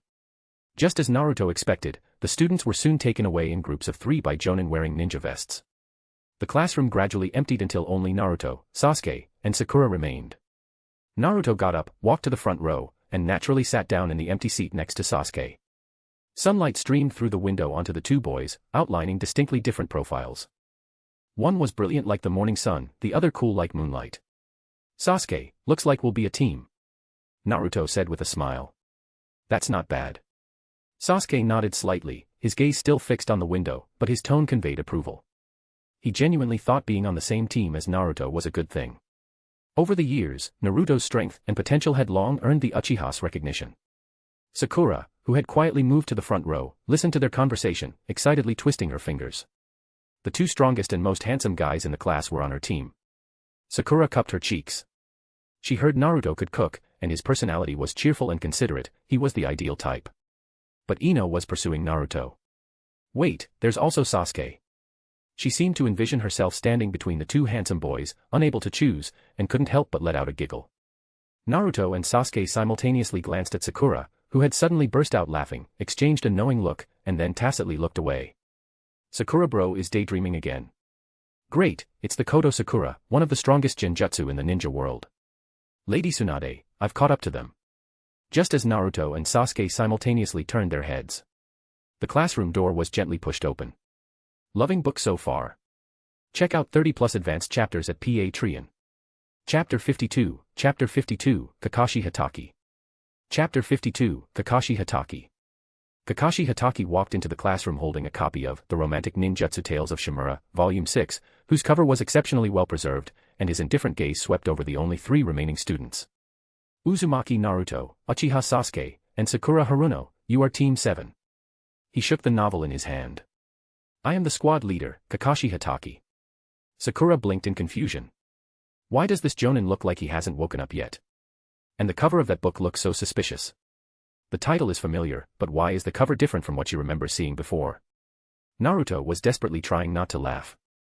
He actually brought the Romantic Ninjutsu Tales of Shimura to their formal meeting. Kakashi, you haven't skimped on supporting the comical author of Lanling over the years, have you? Sasuke frowned slightly. Is this silver-haired uncle, who looks completely lethargic, really a Konoha ninja? The 4 of them arrived on the rooftop. Kakashi leaned lazily against the railing, finally closing The Romantic Ninjutsu Tales of Shimura, Volume 6, and casually stuffed it into his ninja tool pouch. Well, how about this? He scratched his silver hair, and his exposed right eye curved into a crescent moon. Since none of you are speaking, I'll start the conversation. Anyway, how about we start with a brief self-introduction so we can get to know each other? He cleared his throat and spoke in a monotone voice, as if reading a mission report. My name is Kakashi Hatake. Things I like and things I hate. I don't have anything I particularly like or hate. As for my dream. Kakashi looked up at the passing clouds, and his voice suddenly gained a hint of etherealness. Yar, at my age, there aren't many dreams left to pursue. Sakura listened, dumbfounded. What kind of self-introduction was that? He was completely fooling them. The little person inside Sakura's mind was roaring maniacally. This supervising ninja is just as unreliable as his appearance suggests. Seeing that the 3 of them made no move after his self-introduction, Kakashi pointed his finger at Naruto. You go first. My name is Uzumaki Naruto. The blonde boy flashed his signature brilliant smile. I like training and eating with my friends, and I don't have anything I particularly hate. My dream is to become the Hokage and protect the village. What a bright and cheerful kid. Kakashi nodded. Kids like this are easy to guide. Besides, his previous teacher was Might Guy. Hopefully, he isn't as single-minded as Might Guy. After Naruto finished speaking, Sasuke spoke up without waiting for Kakashi to call on him. With his hands shoved in his pockets, his tone was indifferent. My name is Uchiha Sasuke. What I like is confidential, what I hate is confidential. My dream is also confidential. His real dream was actually to kill Uchiha Itachi to avenge his parents and the Uchiha clan. Kakashi got a massive headache after hearing that. One was bright and cheerful, the other was utterly cold. This combination was even more extreme than the dynamic he and Obito had back then. He couldn't help but rub his temples, sighing internally. The 3rd Hokage really had arranged a surprise for him. He really is a problem child. He muttered quietly, turning his expectant gaze toward the last team member. So, what about this female student? My name is Sakura Haruno, and I like red bean dumpling soup. I don't have anything I particularly hate. Sakura answered quickly, her voice clear as a bell. As she spoke, she secretly glanced at Naruto. Seeing him smile at her, she became extremely focused. My dream is. She paused briefly, her pink hair fluttering slightly in the wind. To become a beautiful and powerful female ninja. This answer made Kakashi raise an eyebrow slightly. He noticed that Sakura had subconsciously looked toward Naruto next to her just now. Interesting. He heard that Naruto often hung out with two girls, Ino Yamanaka and Hyuga Hinata. It seems his teacher's son is quite popular with girls. Since the introductions are over, listen closely to your first mission. Kakashi held up his index finger, lowering his voice mysteriously. Gather tomorrow morning at 5 o'clock at the village training ground. He paused intentionally, noting that all three students were paying attention. Also, a friendly reminder, don't eat breakfast. I'm afraid you might throw it right back up. Sakura, who was still inexperienced, gasped in shock at Kakashi-sensei's words. Kakashi-sensei, does that mean we're going to face something terrifying? Although Sasuke remained expressionless, his slightly leaning posture betrayed his interest. They had just become genin, and they were already getting a mission. And it sounded like it carried a certain degree of danger. Naruto watched quietly as Kakashi played his little joke. Kakashi currently looked a bit like a weird uncle deliberately trying to scare elementary school students. He recalled the silver-haired Jonin's difficult half-life. He had worn a mask since childhood, and after the trauma of his father's suicide in his youth, he became even colder and more isolated. Just when he finally started to open his heart thanks to the warmth of his comrades, he was struck by a series of even crueler blows. Obito's death burdened Kakashi with his best friend's dying wish, and that Sharingan was both a gift from Obito and a chain limiting Kakashi's chakra.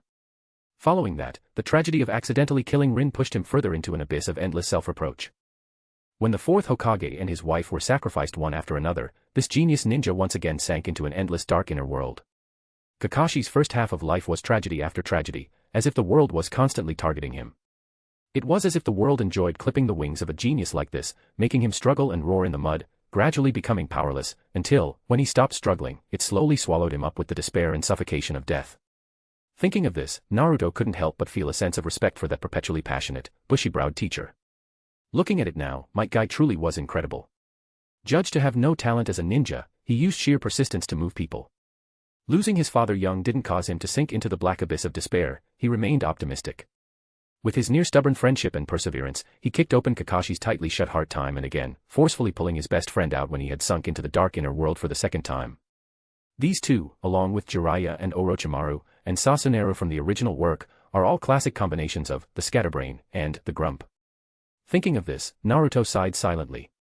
The world shouldn't be like this, constantly repeating tragedies across generations. We'll talk about it later. Kakashi waved his hand, feigning profoundness.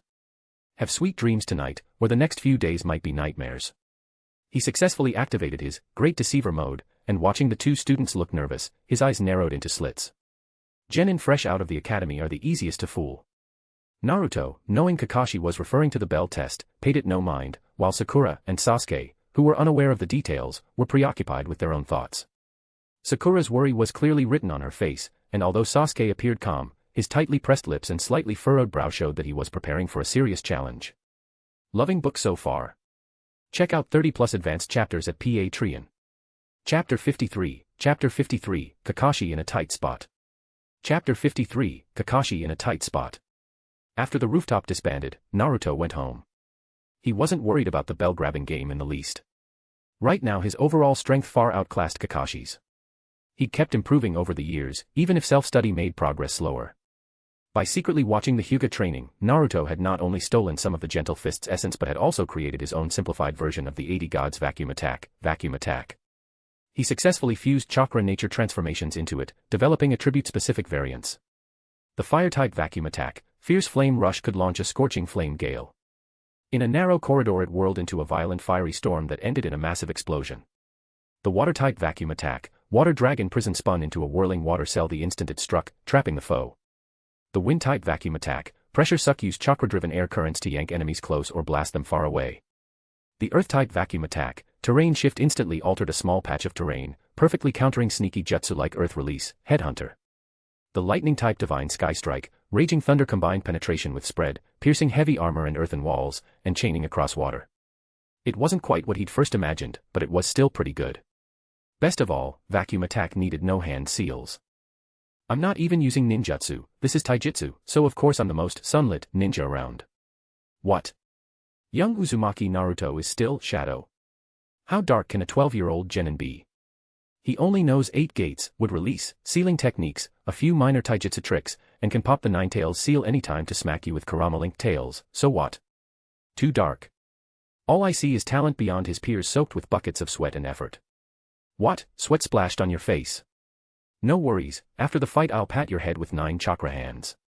At dawn the next day, while the sky was still pale, Naruto arrived at the training ground with a food-filled bento. After setting down his ninja tool pouch, he started his morning workout. The weights he now wore meant basic training still helped. When Sasuke and Sakura arrived, Naruto had just finished his final taijutsu set.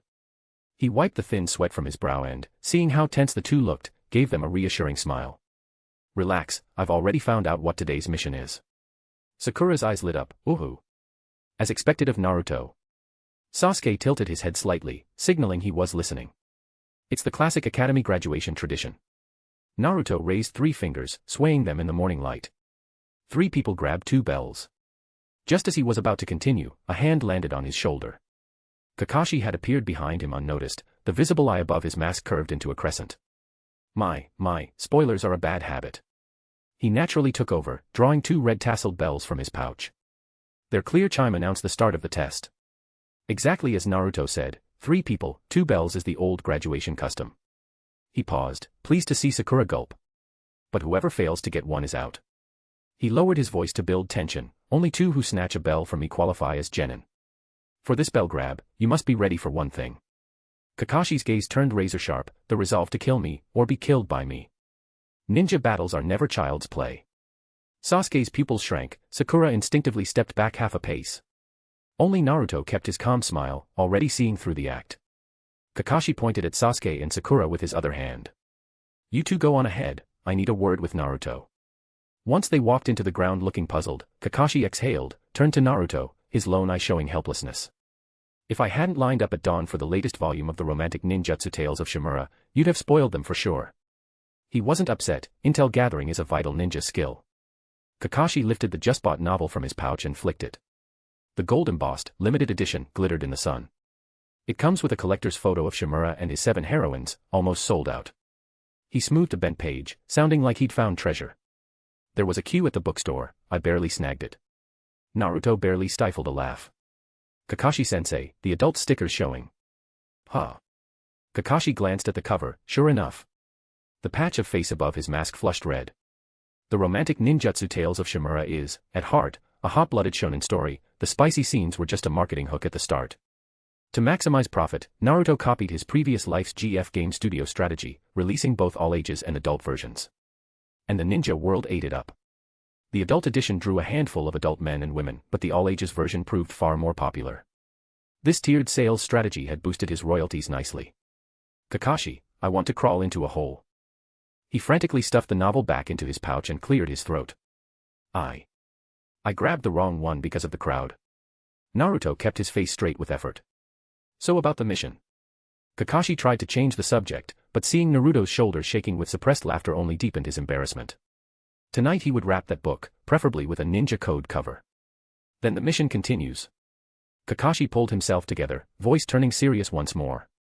Even if I forbid you, you'd still tell them, so I won't give you any chance to talk to them. He gave Naruto a meaningful look. Consider this your first lesson from your teacher. In real combat, even foreknowledge can change, opponents adapt on the fly. His tone grew stern, don't over-rely on intel. A true ninja must adapt to a battlefield that shifts in an instant. Naruto wiped away his grin and nodded solemnly. Loving book so far. Check out 30+ advanced chapters at Patreon. Chapter 54, Bell Snatching. Chapter 54, Bell Snatching. When Naruto and Kakashi walked into the training ground, Kakashi took out 2 bells. The sunlight shone on the bells, reflecting a dazzling light. Naruto stood beside Sasuke and Sakura, the 3 of them facing Kakashi in a fan formation. The rules have been stated. Kakashi's lazy eyes suddenly sharpened. You will absolutely not get these 2 bells without the resolve to kill me. He deliberately shook the bells, their crisp sound particularly jarring in the silent training ground. Furthermore, Kakashi conjured 2 lunchboxes as if by magic and placed them on a tree stump behind him. I've only prepared 2 lunches. Those who get a bell can eat, those who don't. He deliberately drew out his words, satisfied to see Sakura's face turn pale. We'll have to go back to the Ninja Academy to repeat the year. Naruto had received the intel beforehand, and Sasuke looked indifferent, which disappointed Kakashi somewhat. But tricking one was still a gain.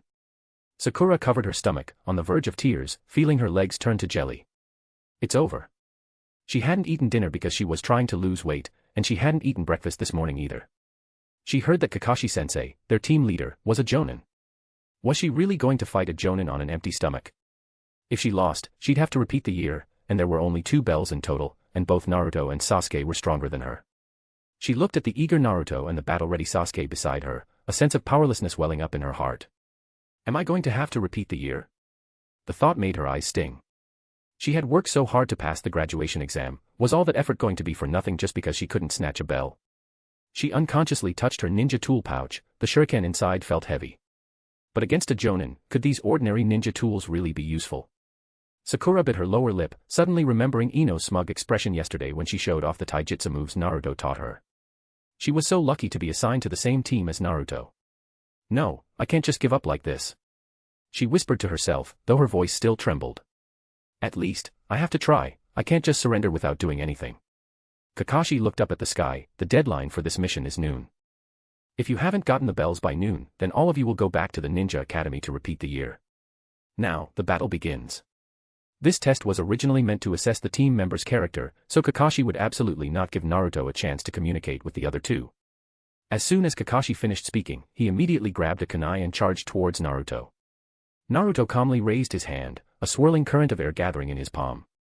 Vacuum attack, wind pressure siphon. Naruto deliberately stated the name of the move this time, because he wasn't trying to siphon Kakashi in, but rather to blow him away with wind. A strong current of air gushed from his palm, forming a transparent wall of wind. Kakashi's pupils constricted slightly, and he quickly steadied himself. But the violent wind force still pushed him back over 20 meters, leaving 2 deep marks on the ground. Interesting. Kakashi patted his vest, which had some grass clippings on it, a flash of surprise in his eyes. Is it a wind release ninjutsu? This refined chakra control is completely unlike a freshly graduated genin. Wait, did he not form hand signs just now? After sending Kakashi flying, Naruto immediately moved in close, a flowing film of water wrapped around both hands, shimmering in the sunlight. Vacuum attack, water dragon prison. Kakashi quickly formed hand signs, and the moment Naruto struck him, the Kakashi in place had already turned into a log. Before the smoke from the substitution jutsu had dissipated, the log was firmly trapped by the swirling water prison. The real Kakashi had already disappeared. Naruto didn't hesitate, immediately slamming his hand on the ground. Earth release chakra instantly changed the surface structure, and several sharp earth spikes broke out of the ground. Kakashi, who was about to use the headhunter jutsu, was forced to leap out from underground, gracefully flipping in the air before landing. You predicted my move. Kakashi narrowed his eyes, finally shedding his casual attitude. Naruto was actually able to predict his use of the headhunter jutsu. This student was far more troublesome than he had imagined. Kakashi remembered that before he took over, the third Hokage hadn't said that Naruto specialized in taijutsu and wasn't proficient in ninjutsu. Fire release, Phoenix Flower Claw Crimson. Sasuke naturally wouldn't miss such a good opportunity. 9 balls of scorching flames enveloped shuriken, flying towards Kakashi like blooming phoenix flowers, carving deadly trajectories in the air. Can kids these days already skillfully use B-rank ninjutsu? Kakashi secretly clicked his tongue, and after landing, he quickly formed hand signs and slammed his hands on the ground. Earth release, earth-style wall. A dirt wall carved with the image of Kakashi's Ninken head rose from the ground, precisely blocking the Phoenix Flower Claw Crimson's attack. Flames and shuriken exploded on the dirt wall, leaving charred marks. Divine Sky Strike, Raging Thunder. Lightning burst forth, and Naruto's right hand, enveloped in dazzling electrical light, directly shattered the dirt wall, aiming straight for Kakashi's face amidst the flying debris. And lightning release. Is this kid proficient in all 5 releases like Lord Third?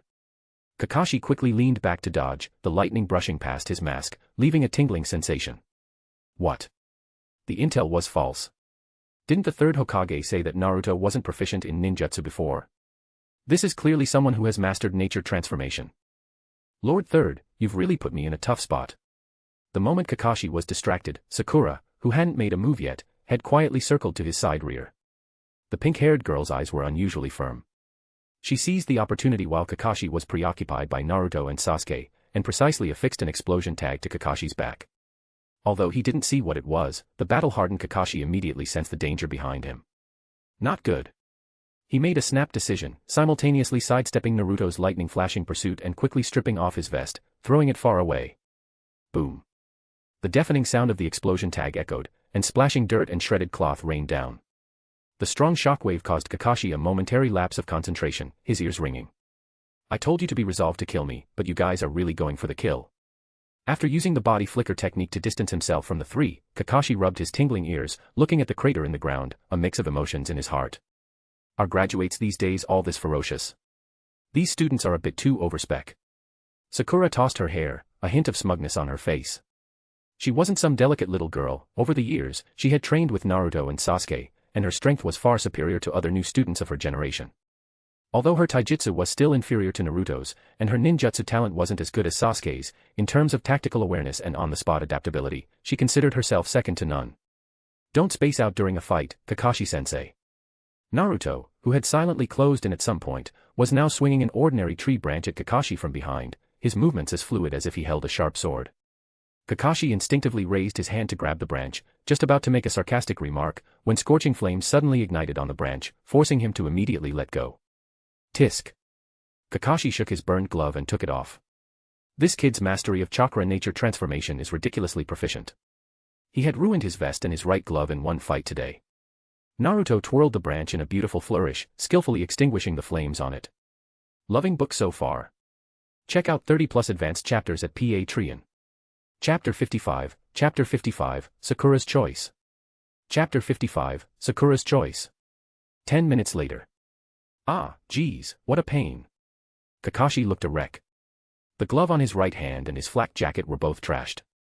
Worst of all, when he'd just kicked away Sasuke's ambush, he'd spotted an explosion tag stuck to the sole of his shoe. Now he was down one shoe and standing barefoot on the grass.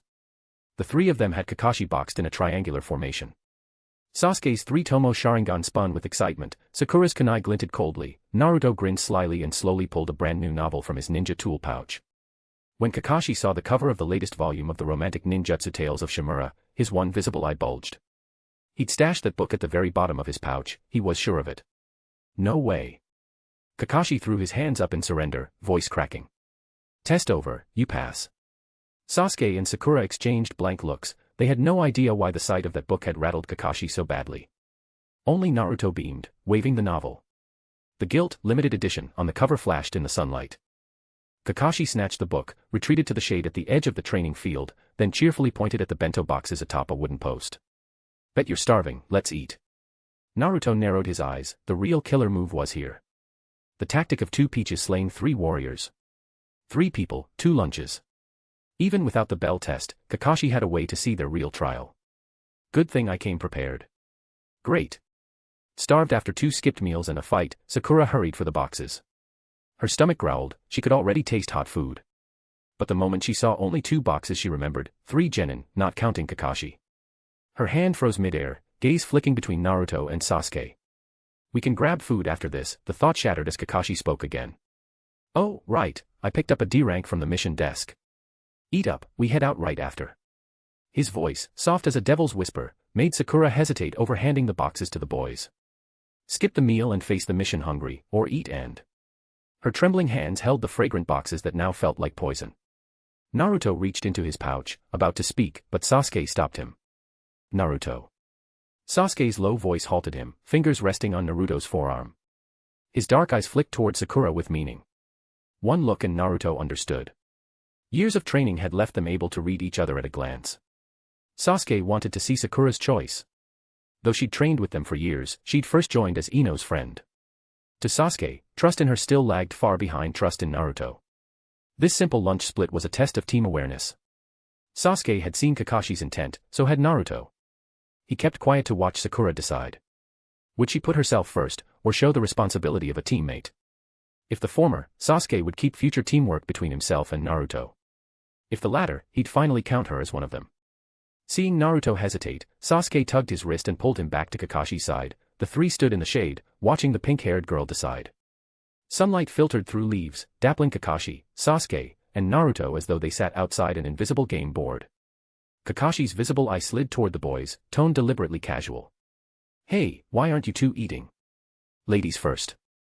Sasuke answered flatly, hands in pockets, eyes never leaving Sakura. "Doesn't sound like something you'd say." Kakashi raised a brow, he clearly didn't buy it. The third Hokage's files had told him plenty, Sasuke wasn't the type to yield to anyone. He could also tell the ties among the three weren't strong, at least between Sakura and Sasuke. Not dislike, just distant politeness. A makeshift team still short on real cohesion. But they'd been classmates for ages, practically a clique inside the class. They'd trained together for 5 whole years. That already made things interesting. From what he'd just seen, Sasuke looked the dominant one, yet every time it mattered he glanced instinctively at Naruto, proof enough of who really held the reins. Whether checking Naruto's position at the start of the fight or deciding where to eat, Sasuke always looked at him first. The one calling the shots was the smiling blonde. Kakashi's lips curled behind his mask. This test was turning out more entertaining than expected. Naruto looked at Sakura and said with certainty, "Sasuke, care to bet?" "On what?" Sasuke raised an eyebrow. "That Sakura will bring the bento." "Boring." Sasuke snorted, he knew Naruto wouldn't make the bet without being sure. His probe had been pointless. Seeing Sasuke turn away, Naruto's mouth curved in a grin. He understood trust needed time to settle. He'd first approached Might Guy to learn the 8 gates. Day after day the boisterous teacher poured out everything he knew, wrapping Naruto in blazing sincerity. Before he noticed, Naruto felt genuine respect. The same went for Sasuke. At first Naruto approached him planning for the final battle, Sasuke would unlock the eternal Mangekyo and, in the last clash, awaken the Rinnegan to seal Kagaya. That goal never changed, yet every shared moment wove bonds beyond the plan. Later Naruto realized people mirror each other. Offer sincerity and you receive it back. He'd come with a clear purpose, but honest days together gave him far more than expected. Because Naruto never faked a single moment. His care was real, his protection solid. Purpose might start things, but sincerity made the relationship bloom. As Naruto expected, Sakura came carrying 2 bento, she handed one to Sasuke, her nervous fingers trembling, crumpling the box edge. "Sasuke-kun, your lunch." She turned to Naruto, cheeks scarlet, ears pink, and offered the other box, voice shrinking, "Naruto, let's share this one." The moment the words left her mouth she flushed even deeper. Sharing with Naruto, he was easygoing, Sasuke was not. If she kept both boxes, Naruto might go hungry. She'd overslept and had no breakfast, a hungry teammate could ruin the mission, so she had to share with Naruto. "Eat yours yourself." Sasuke spoke up, he'd noticed her attention on the boxes, she really was hungry. "Naruto and I will share this one." Better one hungry teammate than a mistake on the mission. Naruto blinked at Sasuke's move. He looked at the returned box, then at Sasuke's blank face, and laughed, "You too." Dragging the words, eyes gleaming, he said, "I knew the exam menu, so I packed food in advance." Silence fell. Sasuke and Sakura stared, even Kakashi, leaning on a tree reading Make-Out Tactics, closed the book and stepped closer, interested. "I tried to say earlier, but someone cut me off." Naruto shrugged meaningfully toward Sasuke. "Right, Kakashi-sensei." The silver-haired Jonin smiled. "Exactly." Sasuke remembered stopping him, he hadn't realized Naruto meant this. Embarrassed, he coughed and looked away. Under 3 stunned gazes Naruto pulled 4 bento from his ninja tool pouch. Kakashi raised an eyebrow, how much could that pouch hold? Loving book so far. Check out 30+ advanced chapters at Patreon. Chapter 56, Guess Who I Am? Chapter 56, Guess Who I Am? The reason was simple, Naruto had used a spatial seal from the sealing techniques to enlarge his ninja tool pouch. More precisely, he had sealed a medium-sized box inside the pouch. From the outside it looked like an ordinary pouch, but the actual storage space was that of the box. "This is a specially made bento." Naruto lifted the lid with a proud grin, revealing a feast that looked, smelled, and surely tasted perfect. "Plenty for the 4 of us." He handed the lunchboxes to everyone. "I've got a real knack for sealing techniques. The food's still hot, let's eat while it's warm." A real knack for sealing techniques, huh? Kakashi's eyes narrowed, in a trance he was transported back to an afternoon many years ago. "All right, let's dig in."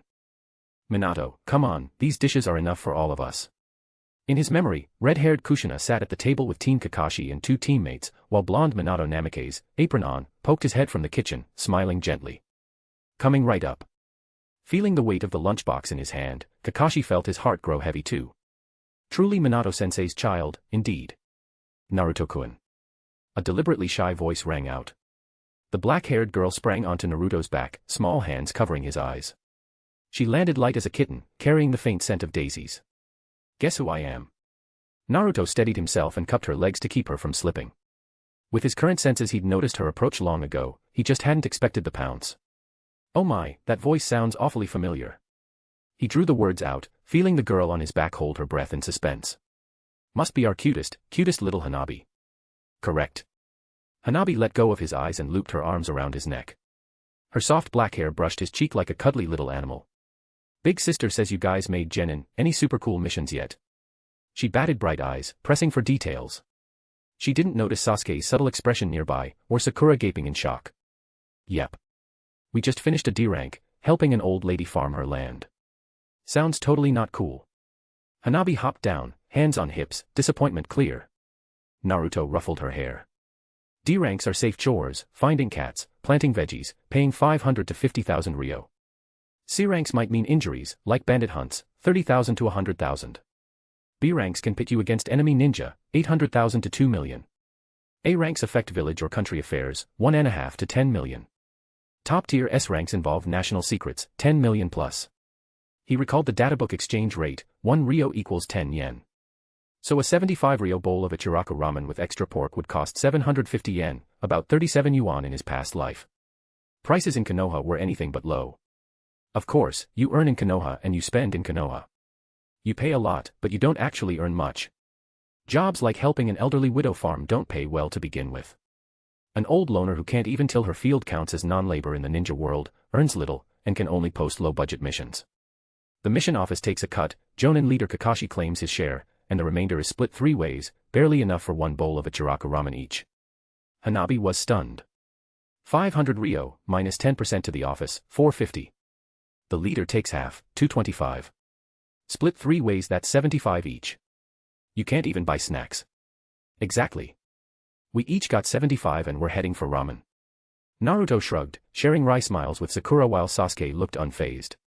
Come on, my treat. Hanabi's eyes sparkled. She pulled out a petite purse stitched with the Hyuga crest and waved it triumphantly. As the Hyuga second daughter she never lacked pocket money. Her allowance dwarfed many Chunin mission fees. No way I'm letting you pay. Naruto patted her head, gentle but firm. My own allowance is plenty to cover all of us. Hanabi stomped, stretching on tiptoe to raise her purse higher. Big sister says friends treating friends is totally normal. Sasuke watched quietly, suddenly picturing the dusty money boxes in his basement. Maybe it was time those funds served their original purpose. After the Uchiha massacre, Sasuke, as the sole survivor, inherited the clan's estate. Though the village reclaimed the district, third Hokage granted him a fortune large enough for a lifetime of luxury. Those carefully preserved riches still lay untouched in the basement. After all, ninja world banks charge custody fees instead of offering interest, better to keep it at home, no one dares rob an Uchiha. All right. Naruto finally relented, gently pinching Hanabi's puffed cheek. Next time we'll invite Hinata and I'll cook for everyone. Deal. I want sweet and sour ribs. Hanabi beamed, tugging his sleeve like a happy sparrow. And cola chicken, sweet and sour pork, taro puffs, pine nut corn, pineapple chicken. She rattled the list off on her fingers, eyes shining. Plus everything else you've made before. Naruto laughed. Fine. When your sister and I both have a free day, I'll cook, if you help prep. I'll go ask her schedule the moment I get home. Hanabi nodded eagerly, then turned to Sasuke and Sakura. Sasuke and I, Sakura-ne, you come too. Meals are merrier with more people. Sasuke gave a slight nod, Sakura thanked her over and over, flattered. The 4 strolled down the street, by now few villagers dared hurl insults at the newly made ninja Naruto. Loving book so far. Check out 30+ advanced chapters at Patreon. Chapter 57, First Mission Outside the Village. Chapter 57, First Mission Outside the Village. Hey! Book recommendations. Dolua, Rise of the Gu Master. Dolua, I Pretend to be Reborn. The Flying Thunder God technique is the crown jewel of spacetime ninjutsu, its subtlety far beyond that of ordinary techniques. Its learning curve is brutal, demanding not only extraordinary spatial perception but also chakra control of the highest order.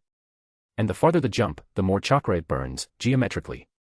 One slip and you can vanish forever between spaces. Created by the second Hokage Senju Tobirama and perfected by the fourth Minato Namikaze, it earned the latter the moniker Yellow Flash during the Third Great Ninja War. To master it, Naruto has spent every spare moment studying the passages Kurama memorized from the Scroll of Seals. Yet 2 weeks of post-graduation grind have still left him at the gate. Coordinates drift, chakra spikes, and once, his worst scare, half a room nearly ported into the void.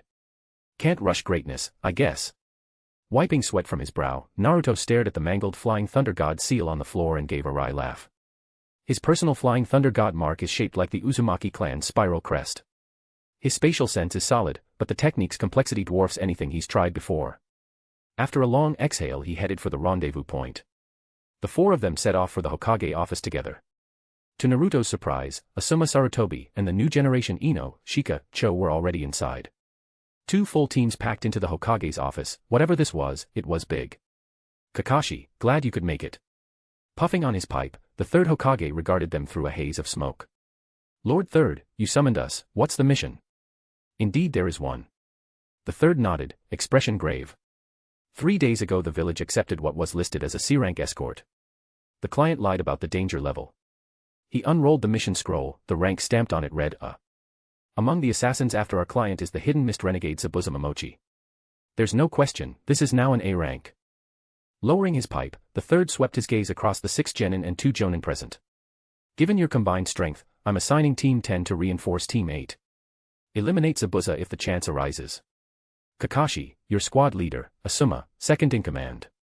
With respect, Hokage-sama, is that wise? Kakashi's visible eye creased in a frown. Zabuza was one of the 7 ninja swordsmen of the mist. Sending genin against him. His 3 students were still green. Naruto's growth was startling, Sasuke's talent undeniable, Sakura catching up fast, but against a butcher from the bloody mist they were seedlings in a hurricane. The third exhaled a slow ring of smoke. I share your concern, but Team 8 is in immediate peril. And, his gaze lingered on Naruto, Sasuke, and Sakura. Some fledglings only learn to soar after they've weathered a storm.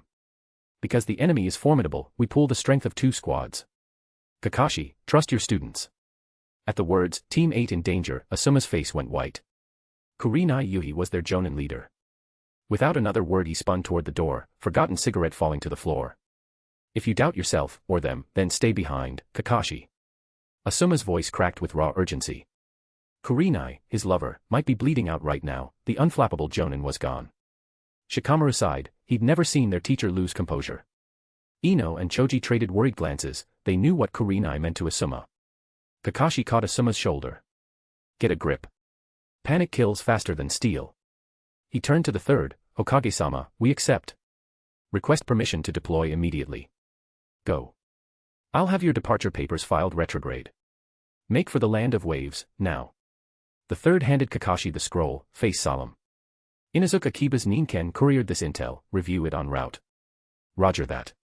Kakashi pocketed the scroll. Team 7, Team 10, with me. At his command they exploded into motion. Asuma shot out first, too frantic even to light his ever-present cigarette.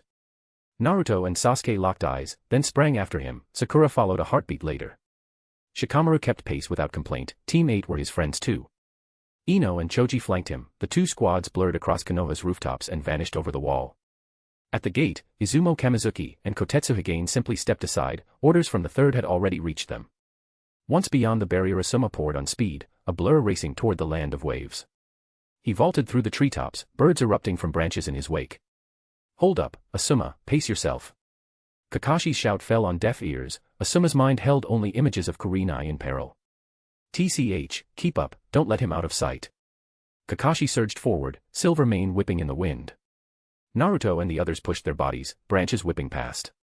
Shikamaru analyzed while he ran, at this clip we'll burn a day's worth of chakra before we even reach the coast. But Kurenai-sensei is in trouble right now. Sasuke's Sharingan flared crimson in the sunlight. Then we rotate point and keep the squad's overall speed maxed. Naruto shot ahead. I'll take the lead for a stretch, Asuma-sensei. The team's hyperactive knucklehead had stamina to spare. That fact became brutally obvious on the long haul. They reached the land of waves by the next dawn. Morning mist clung to the island, briny wine stung their faces. Naruto leapt onto a seaside crag with Choji on his back and Ino in his arms, breathing easy. Everyone except Kakashi and Asuma had taken turns riding piggyback to conserve chakra for the final push. Only now did they realize how monstrous Naruto's stamina really was. How is he still fine? Sakura panted, staring at the blonde who hadn't even broken a sweat. Shikamaru wiped his brow. Looks like he was holding back during every spar. Loving book so far. Check out 30+ advanced chapters at Patreon. Chapter 58, The Unruly Tazuna. Chapter 58, The Unruly. Hey. Book recommendations. Dolua, Rise of the Goo Master. Dolua, I Pretend to be Reborn. You're here. Kiba and Akamaru emerged from the thick mist and walked up to the group. Akamaru nuzzled Naruto's pant leg and whined affectionately. They hadn't tried to hide their presence. Kiba and Akamaru's keen noses had caught the familiar scent and come to meet them. What's the situation? Kakashi asked, taking in Kiba's tired face. Teacher Kurenai's been hurt. Kiba's expression was grave. Luckily Hinata's picked up some medical ninjutsu over the years and gave first aid right away. But Kurenai says she'll be out of action for at least 3 days. Kiba gave a quick briefing. En route they'd run into disguised assassins, exposed by Akamaru's nose. Facing Zabuza Momochi they'd barely driven him off with a combo attack. Kurenai had taken a hit protecting the client. All of Team 8 was now holed up in Tazuna's house to recover. That Zabuza guy is scary. Kiba added, still shaken. But his hidden mist jutsu was useless against us, so he had to retreat. The mist could hide him, but all 3 of them excelled at detection, so Zabuza's ambush failed. Kiba and Akamaru relied on scent, Shino on his insects, and Hinata's Byakugan could see Zabuza's chakra. Against Team 8 the mist jutsu's interference was nullified. In the end it was Kurenai's genjutsu that made Zabuza think twice and leave. Naruto was surprised. In the story Kurenai had never seemed Zabuza's equal. Then show us the way, now. Asuma was panting. The long trek had worn him out, but hearing Kurenai was safe eased his mind. Against the demon of the hidden mist, injuries were expected. Right, follow me. Kiba led them along a mist-shrouded path to Tazuna's house. It was a crude wooden shack. Sea breeze slipped through the gaps, carrying the damp scent of salt. Tazuna jumped from his chair when he saw Kiba leading a crowd in. He snatched a wooden stick, voice quavering as he barked, "Who are you? What do you want?" "Konoha reinforcements, old man." Kiba growled. Akamaru bared his teeth in support. Tazuna instinctively shielded his left arm, fear flashing across his face. After he'd lied about the mission rank and Kurenai got hurt, an enraged Kiba had decked him and Akamaru had sunk his teeth into that same arm, still sore. "Ah, honored ninja, please come in." He set the stick down, flashed an apologetic smile, and stepped aside so quickly he nearly tripped. Naruto noticed the blood-stained bandage on the old man's arm and, seeing Kiba's lingering anger, instantly understood. Sasuke gave Tazuna a cold, contemptuous glance.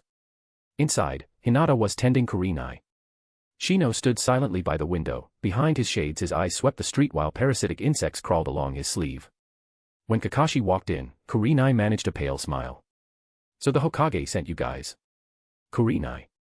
Asuma stepped over and knelt to clasp her hand. "I'm fine." Seeing her lover so worried, Kurenai brushed his neatly trimmed beard. "Asuma, don't let anger cloud your judgment. Zabuza's strong. If you meet him, be careful." "Yeah, I will." Asuma took a steadying breath, but still held her hand tight. Seeing the couple like that, the others tactfully left the room. Naruto kindly shut the door. Sakura and Ino exchanged knowing smiles. Shino quietly released more insects, weaving a tight security net around the house. Shikamaru leaned against the wall, rubbing his temples. "Looks like this mission's gonna be a pain." Kakashi fixed Kiba with a cold, one-eyed stare that demanded obedience. Striking a client breaches the ninja code. Ino started to defend Kiba, but Naruto gently caught her arm. He shook his head, signaling patience. "Still, circumstances are special." Kakashi's tone turned icy. "When enemy ninja appear, a client who falsifies the mission rank forfeits protection." "Nice hit, Kiba." His right eye narrowed as he glanced at the terrified Tazuna in the doorway. "Your escort is over, you're coming with us." Kiba blinked, then grinned in satisfaction. Akamaru wagged his tail and growled at Tazuna's feet. Tazuna's face paled. He dropped to his knees and pressed his forehead to the floor in a perfect dajiza. "Please save this country." When he lifted his head his bloodshot eyes were desperate. In a trembling voice he told them of Wave Country's plight, the shipping magnate Gato's tyranny, the brutal suppression of all resistance, and how his own son-in-law Kaiza had been publicly executed for organizing a revolt. "That bridge." Tazuna pointed at the half-finished structure veiled in mist outside the window. "It's our only hope. Once it's done, Wave Country can break Gato's economic chokehold." But Gato hired Zabuza to stop it. His voice cracked. I know lying about the rank was wrong, but I couldn't afford an A-rank fee. Please, have mercy and help us. Silence filled the room, broken only by the old man's sobs. While the younger ninja wavered in pity, Kakashi studied the men. Then Naruto spoke up. So you couldn't scrape together the cash, or you drank it? Knowing the inside story, Naruto felt no sympathy. His sharp gaze locked onto the fancy flask at Tazuna's waist. That sake isn't cheap. Naruto said coldly, yet this shack doesn't look like it could afford liquor that pricey. Did the funds run out, or did your drinking habit burn through the cash before you realized what you'd done? Naruto stepped closer, voice low with anger. So you gambled on a C-rank fee, counting on Konoha ninja to feel sorry for you and risk their lives against a powerful enemy to protect you anyway. Tazuna's face went white, he instinctively tried to hide the flask, only confirming the accusation. The room fell silent. Everyone stared at the kneeling old man. No pity remained, only the fury of being deceived. The old geezer had never treated Konoha ninja as people at all. Loving book so far. Check out 30+ advanced chapters at Patreon. Chapter 59, You Can't Kill Me. Chapter 59, You Can't Kill Me. You old geezer really are, ancient in years, short on truth. Shikamaru looked down at Tazuna and snarked, a rare sneer coloring his tone. Baka Yaro. Kiba lunged, seizing Tazuna by the collar and hoisting the old man's upper body off the floor. Akamaru bared his fangs, letting out a menacing growl. What do you take our lives for? You still expect us to help you? If you hadn't lied about the mission rank, Kurenai-sensei would never have been hurt. Kiba's roar echoed through the cramped room. Tazuna turned green as he was shaken. The shameless, bully-fearing old man left speechless for once. Kiba, let the geezer go. A sharp reprimand cut Kiba short. Everyone turned to Kakashi. Kakashi innocently spread his hands, he hadn't been the one to shout. Shino silently stepped aside as the door slid open. Asuma Sarutobi stepped in, fury blazing across his face as never before. The cigarette pinched between his fingers was crumpled, his eyes looked cold enough to freeze. Kiba, move. Asuma's voice was frighteningly calm. Let me beat him to death. If the old man hadn't falsified the mission rank, Kurenai would never have accepted it, never have been injured. Kiba released Tazuna and stepped back. Akamaru, who had just clamped his jaws on the old man's leg, let go and obediently cleared the way for Asuma. You can't do this. I'm Konoha's client, you can't kill me. Tazuna sat sprawled, scrabbling backward on hands and feet, terror written across his face. Our assignment is to escort you to the land of waves. Shino adjusted his sunglasses, the lenses flashed an icy glint. The moment you set foot there, our mission is complete. But we still have to settle the score for your deceit. Asuma's voice sounded as if forced through clenched teeth. He advanced on Tazuna, knuckles white. Just as Asuma raised his fist, a long-haired woman burst from the inner room and threw herself around Asuma's leg. Please don't kill my father. The woman lifted her tear-streaked face, voice trembling yet resolute. She was Tazuna's daughter, Tsunami. Asuma froze. He'd gladly pummel the old man for lying, but striking innocent women or children, Asuma couldn't bring himself to do it.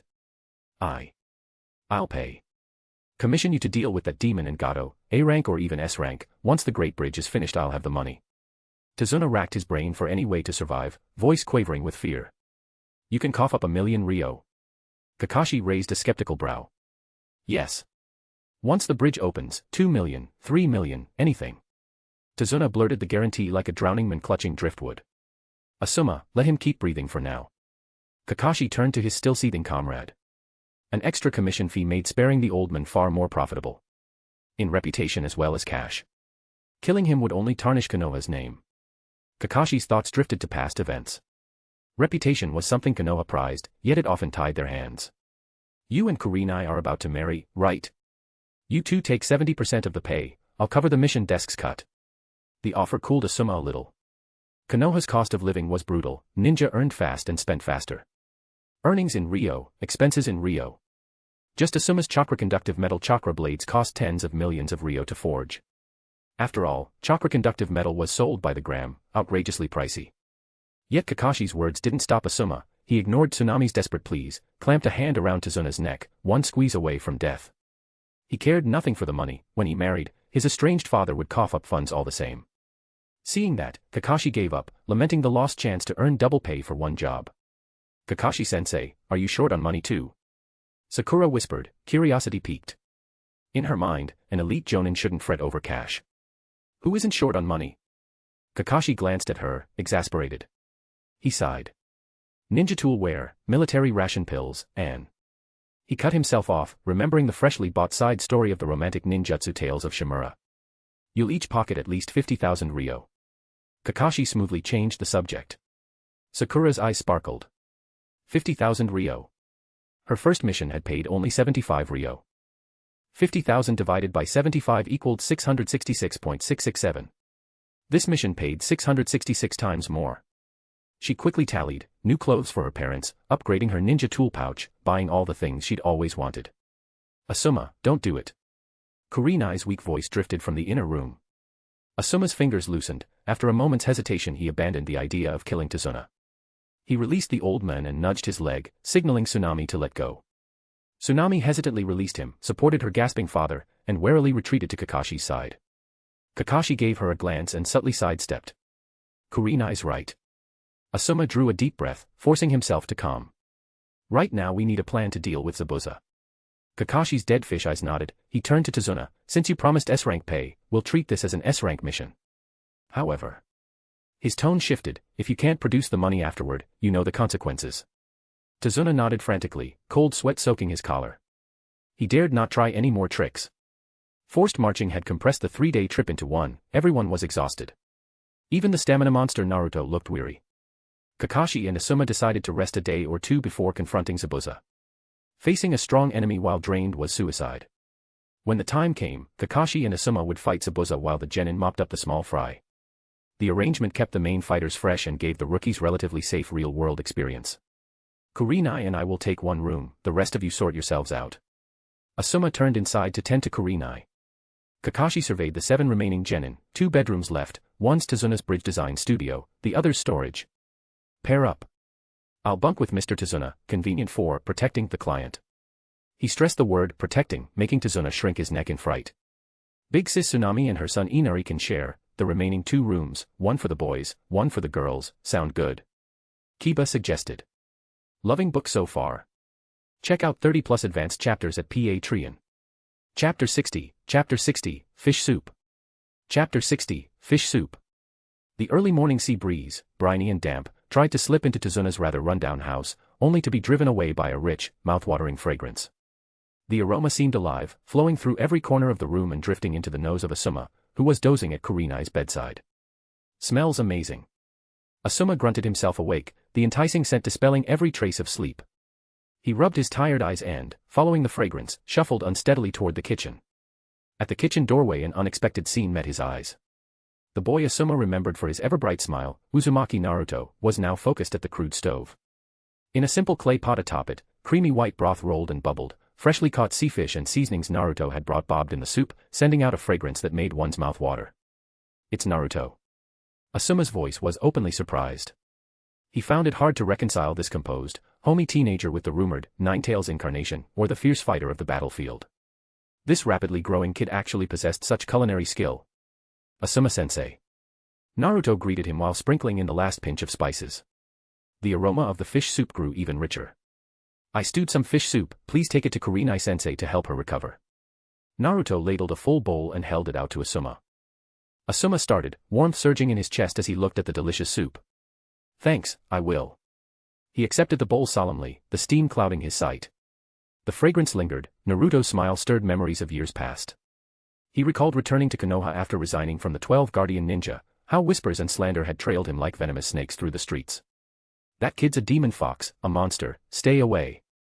Though the old man, the 3rd Hokage, had crushed the rumors the moment they arose, the seeds of malice had already sprouted in the villagers' hearts. Asuma lowered his head, staring into the milky broth, feelings churning. This child, growing up amid such slander and rejection, tasting only cold shoulders and loneliness, yet still keeping such pure kindness and sunshine. His road has been anything but easy. Naruto.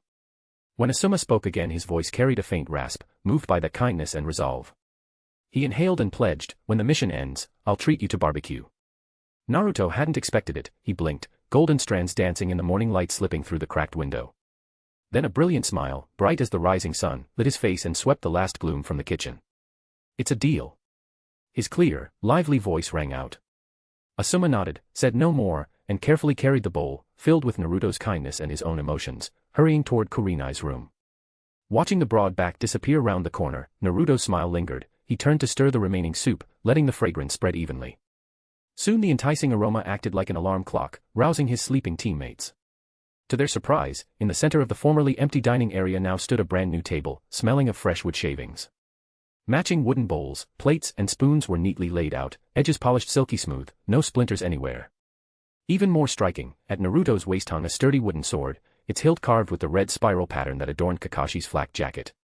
Kakashi leaned against the doorframe, understanding and deeper curiosity flickering in his single visible eye. He had sensed Naruto briefly slip beyond his perception at dawn. He hadn't expected this short outing to produce all this. Superb woodworking plus that amazing culinary talent, the secrets and skills of this student never ended. Naruto, you made all this morning. Ino exclaimed, fingers gliding over the flawlessly smooth tabletop. Naruto nodded, sounding as if it were nothing special. There wasn't even a decent table, so I knocked together some furniture. Sasuke silently hefted a bowl, its weight and feel were perfect, such craftsmanship was hardly knocked together. Hinata, cheeks pink, whispered, Naruto-kun, amazing. Even the usually calm Shino nudged his glasses and murmured to Kiba, though it may sound improper, I really wish Naruto had been in our squad. The remark drew agreement from Shikamaru, Ino, and the rest, who wouldn't want such a reliable, all-capable teammate. Naruto cheerfully invited everyone to sit, sunlight streamed through the window and crowned his blonde hair with a warm halo. In that misty dawn, a simple breakfast warmed them all from the bottom of their hearts. Smells great. A child's voice piped up, a skinny 7 or 8-year-old boy stood at the door, eyes fixed on the food, his clothes were not old. Before anyone could answer, Tazuna rushed over white-faced, yanked the boy into his arms and hissed in panic, Inari. Who told you to come out? Don't disturb the adults while they eat. His terrified gaze swept across the ninjas at the table, especially the silver-haired Jonin Kakashi whose icy stare yesterday still haunted him. These people were not ones a mere civilian could offend. Inari, held by his grandfather, pouted, tears brimming, yet his eyes stayed on the fish soup. Naruto watched silently, saying nothing. He deftly took a new wooden bowl, ladled fish soup, then walked calmly toward the child by the door. Seeing Naruto approach, Tazuna backed away in fright, stammering, Ninja-sama. Let the child have it. Naruto handed the bowl to Inari, tone calm and gentle. Loving book so far. Check out 30+ advanced chapters at Patreon. Chapter 61, Teaching Inari. Chapter 61, Teaching Inari. Yet what happened next caught everyone off guard. Fierce longing, the grievance of being scolded by Grandpa, and a deep-rooted hatred of ninja all clashed inside little Inari's tiny chest. He jerked his head up, tears in his eyes but blazing with stubborn, indignant fire, and shrieked, Who wants your food? At the same time he swung his arm hard, crack, and slapped the wrist of Naruto, who was holding the bowl. The wooden bowl brimming with fish soup flew from his hand, arced through the air, and sent soup and fish scattering before clattering to the floor and rolling twice. The sudden upheaval froze the air solid. Naruto's classmates set down their bowls and chopsticks in unison and rose as one. Their eyes turned razor-sharp, an invisible pressure spreading outward. Inari's defiant, venting look felt oddly familiar to them. Just like the clueless loudmouths at the ninja academy they'd beaten into submission. It's because you ninja helped that Gato ran wild here. You're all. Inari seemed ready to spew more rage and prejudice. But his words cut off abruptly. Because Naruto moved. He bent, scooped the bowl, and in one fluid motion flicked his arm. Thud. A dull impact. The dusty wooden bowl landed upside down on Inari's head, fitting like a ridiculous helmet and covering the boy's entire head. What? Naruto narrowed his bright blue eyes, voice still calm, so calm it felt chilling, yet the authority in it pressed down on Inari like a weight. Think I'm easy to bully just because I'm nice? He looked down at the kid dazed under the bowl. Gato hired rotten ninja to do evil, so you write off every ninja alive. Naruto's questions rang clear and forceful, hammering at Inari's heart. You can't beat Gato, so you throw your tantrum here. Our tempers are better than Gato's, so you bare your fangs at us. Just because we're the good guys, we should take your crap. Inari had no answer. He wanted to pull the bowl off, but Naruto's sharp stare pinned him in place, tears finally spilled in fat drops down his cheeks. The dull ache in his head and the chaos in his heart left him lost. Tazuna was terrified, he dropped to his knees and kowtowed repeatedly. Ninja-sama, please. The child doesn't know better, he's talking nonsense. Please show mercy and forgive him. Naruto ignored the old men groveling on the floor, his gaze seemed to pierce straight through the bowl into Inari's panicked heart. He leaned slightly closer so his voice rang clearly inside, Listen, kid. If you want to change the land of waves and your own life, start by using your head. He tapped the inverted bowl lightly, as though tapping the boy's skull. Learn to tell right from wrong, see clearly who's enemy and who's friend. Don't act like a wild cat with its tail stepped on, spraying rage and hate at anyone kind enough to lend a hand. His tone stayed calm, yet everyone felt an invisible pressure. We help because we Konoha ninja have higher morals than rogue ninja. Naruto paused, stating it as simple fact. Then his voice turned hard as seaside rock. But if you insist, I can lower my standards and let you see the less friendly side of a ninja. Inari shivered at the cold beneath those calm words, instinctively stepping back into his grandfather's arms. The unseen pressure terrified him, yet his stubborn pride kept him biting his lip, refusing to yield. The bowl on his head was uncomfortable. But because of Naruto, he didn't dare take it off. Got it. Naruto reached out, not to hit, but with a warning tap on the bowl, the gesture of an elder disciplining a junior. A clueless little thing that hisses and bites without power. Don't think you can throw a tantrum because you're small, I'm not much older, and I don't buy it. Gentleness and weakness are two different things. To comrades the fourth Hokage was warm as spring, to enemies he was cold as an abyss. That perfect balance of mercy and awe was his hallmark. Kakashi nodded, a look of approval in his right eye. Watching Naruto, he saw his teacher. Naruto, you're the finest ninja I've seen, second only to sensei. Kakashi mused silently. High praise, yet deserved. Naruto's power had soared, but rarer still, after all that suffering he kept his golden heart while rapidly gaining the bearing, judgment, and decisiveness of a true leader. Ninja his age all respected him, and Naruto was the strongest of their year. If a Hokage were chosen from Naruto's generation, he would be the best candidate. Maybe, in 10-odd years he'll surpass the fourth Hokage and become the greatest ninja I, Kakashi, will ever see. The thought startled even Kakashi, yet looking at those calm, resolute blue eyes, so like his teacher's, he felt the prediction wasn't far-fetched. All right. Naruto straightened, the invisible pressure lifting like a receding tide. His tone turned sunny and bright again, as though the earlier sternness had never happened. So, breakfast again. He lifted the bowl from Inari's head, revealing the boy's tear-streaked, dust-smudged face full of fear and bewilderment. Don't knock it over this time. Inari stared up at him, defiance and anger had given way to fear and confusion. Seeing Naruto's unclouded smile and the empty bowl in his hand, he timidly nodded. Naruto smiled as if the clash had been nothing. He walked back to the table, refilled the same wooden bowl with steaming, though mostly broth, fish soup, and held it out steadily to Inari. Take it. Loving book so far. Check out 30+ advanced chapters at Patreon. Chapter 62, Watching the Show. Chapter 62, Watching the Show. The instant Naruto finished eating, Ino stood without hesitation, her fair hand closing naturally around his wrist. With just enough pressure to make her intention unmistakable, she pulled him toward the door. Inside, no one batted an eye, the scene had long since become routine. Shikamaru didn't even lift his lids, lazily sipping the last of the fish broth in his bowl. Sasuke, meal done, remained expressionless as ever, absorbed in polishing a kunai, deaf to the commotion around him. Over the years they had watched this play out countless times, it no longer stirred the slightest ripple in their hearts. Only Hinata, hands clenched tightly in her lap, fingertips whitening from the pressure, betrayed any reaction. Head bowed, she screamed inside, when will I have the courage to walk straight up to Naruto-kun and take his hand, just like Ino? Outside, the morning breeze carried the faint salt and moisture of the nearby sea as it drifted past. Ino towed Naruto to the shade of a tree before finally letting go. She tilted her face up, emerald eyes sparkling with open admiration and delight. Only once they stood beneath the tree did she release him, eyes still shining. Naruto, that was so cool just now. Her voice rang clear, heartfelt praise in every syllable. Golden ponytail dancing in the breeze, she looked like a bundle of sunlight come alive. That brat needed a good lesson. Let's see if he dares throw tantrums again. Naruto leaned back against the rough bark, a wry, tolerant smile tugging at his lips. The kid, his grandfather raised him crooked. He spoke calmly, explaining. So young and already copying the old men, bullying the weak, scared of the strong, venting on innocent people. Then his tone shifted, certain. But he's still small, change his environment and the boy can still turn around. After all, Shuinsy said, when peng grass grows among hemp it straightens without support, white sand placed in ink turns black. Mencius had the story of Mother Meng's 3 moves. Environment shapes a person, deeply. Ino pouted, toe scuffing absently at a pebble. Anyway, what VE you been up to? She switched topics, half complaining. You haven't come by forever, feels like ages since we talked. Naruto gave a helpless chuckle, hands sliding into his pockets out of habit. Lately it's either training or missions, every slot's packed. He gazed through the mist toward the vague line of the sea. And we're not on the same team, our breaks never line up, always miss each other.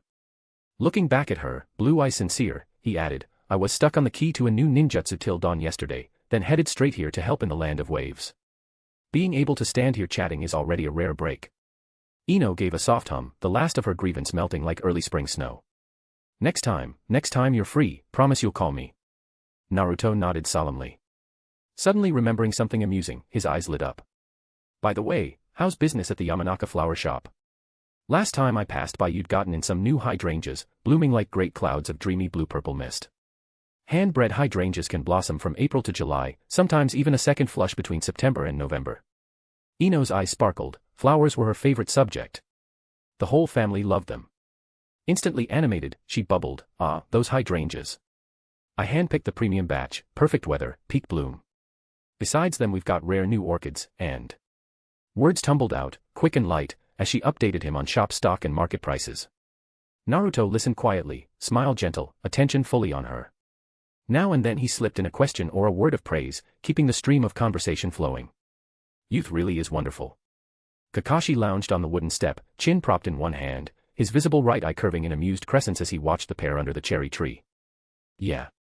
Asuma arrived hand in hand with Kurenai Yuhi and sat beside Kakashi. Though still pale from blood loss, Kurenai looked far better today, strong enough to walk on her own.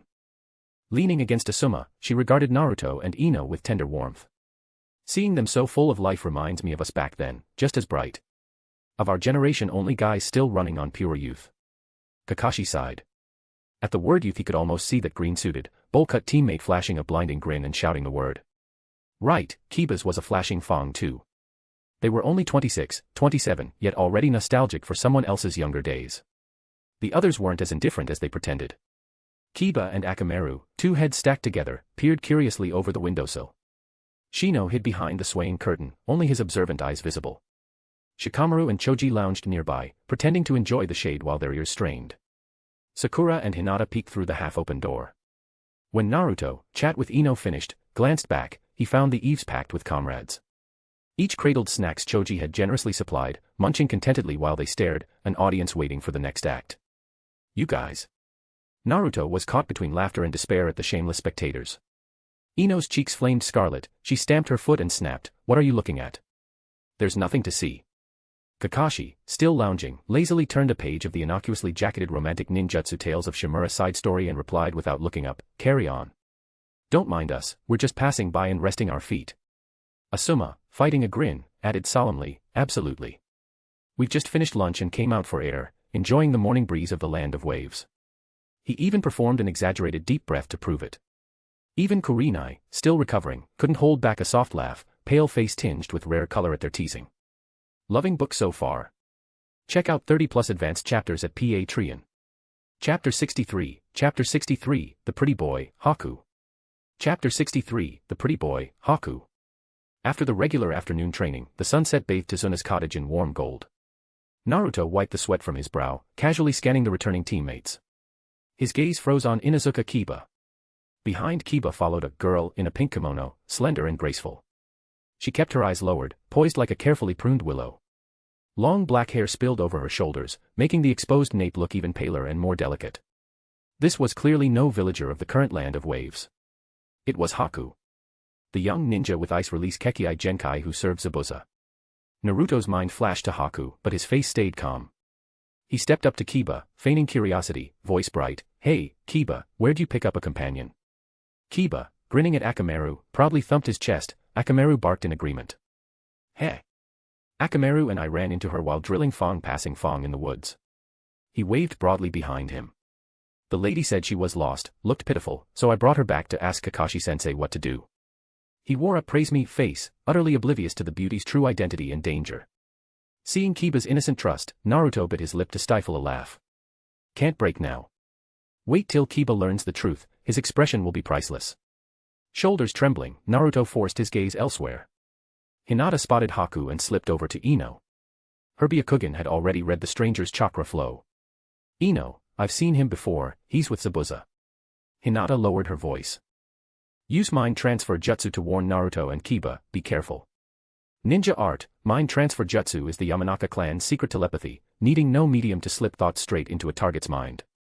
During the Fourth Ninja World War Inoichi Yamanaka and others used it as the Allied shinobi forces communicator. Ino startled, then began forming seals. But the instant she was about to cast, Naruto and Kiba struck together. Naruto flashed to Haku's side, left hand snapping shut round the delicate yet powerful right wrist. Almost simultaneously Kiba erupted from the other side, pinning Haku's left arm. Akamaru, already poised, rammed Haku's knee from behind. Thud. The graceful, kimono girl lost balance under the triple assault, knee slamming the dirt in a small dust cloud. So fast that Kakashi Hatake, leaning on a tree with the romantic ninjutsu tales of Shimura, only had time to lower the book and widen a sleepy eye. What's going on? Sasuke and Shikamaru flicked out kunai, flanking the captive. Choji planted himself before Ino and Hinata. Shino's insects swarmed the air. Humph. Kiba raised his chin proudly, told you so, yet kept his grip tight. My nose never lies. In the woods he wore a mask, but the scent couldn't fool Akamaru and me. I wasn't sure I could take him alone, so I played along and led him here. After all, he's a dangerous rogue ninja. Akamaru bared tiny fangs, growling, forepaws pressing like iron clamps on Haku's back. Pinned, Haku showed no panic. He lifted his head, a wry smile on his delicate face, voice still soft, as expected of Konoha ninja. I underestimated your vigilance. Kakashi strolled over, crouched, I'm meeting Haku's calm gaze, you're Zabuza Momochi's companion. His tone brooked no denial. Yes. Haku inclined his head, kimono collar parting slightly. That gentle voice felt oddly out of place. You must be the legendary copy ninja, Kakashi of the Sharingan. Your subordinates are indeed astute. His gaze flicked, seemingly casual yet deeply, toward the wary Naruto. Sharingan. Kakashi possesses the Sharingan. The offhand revelation struck Sasuke like lightning. He spun toward Kakashi, shock and turmoil blazing in dark eyes, knuckles white on his kunai. Why does this man hold the Uchiha clan's Kekkai Genkai? What secrets lie behind those eyes? Kiba, missing the glances entirely, slung an arm round Naruto and laughed, see that? Me and Naruto's combo is unbeatable. This woman's sly as they come. The moment the word left his mouth Naruto stiffened, Haku's calm face twitched almost imperceptibly. I mainly noticed his build and gait looked male, so I got suspicious. Naruto explained. Most people hide gender the other way, women posing as men, but he dressed as a woman. Women have Adam's apples too, though usually less prominent than men's. Wha it. Kiba's grin shattered, eyes bulged, jaw dropping. He leaned in, scrutinizing Haku's porcelain skin, painted features, silky hair. No way. He muttered, nose twitching for confirmation. Naruto yanked him back before he could sniff. Too weird. What? How can someone this pretty be a guy? Can men be this beautiful?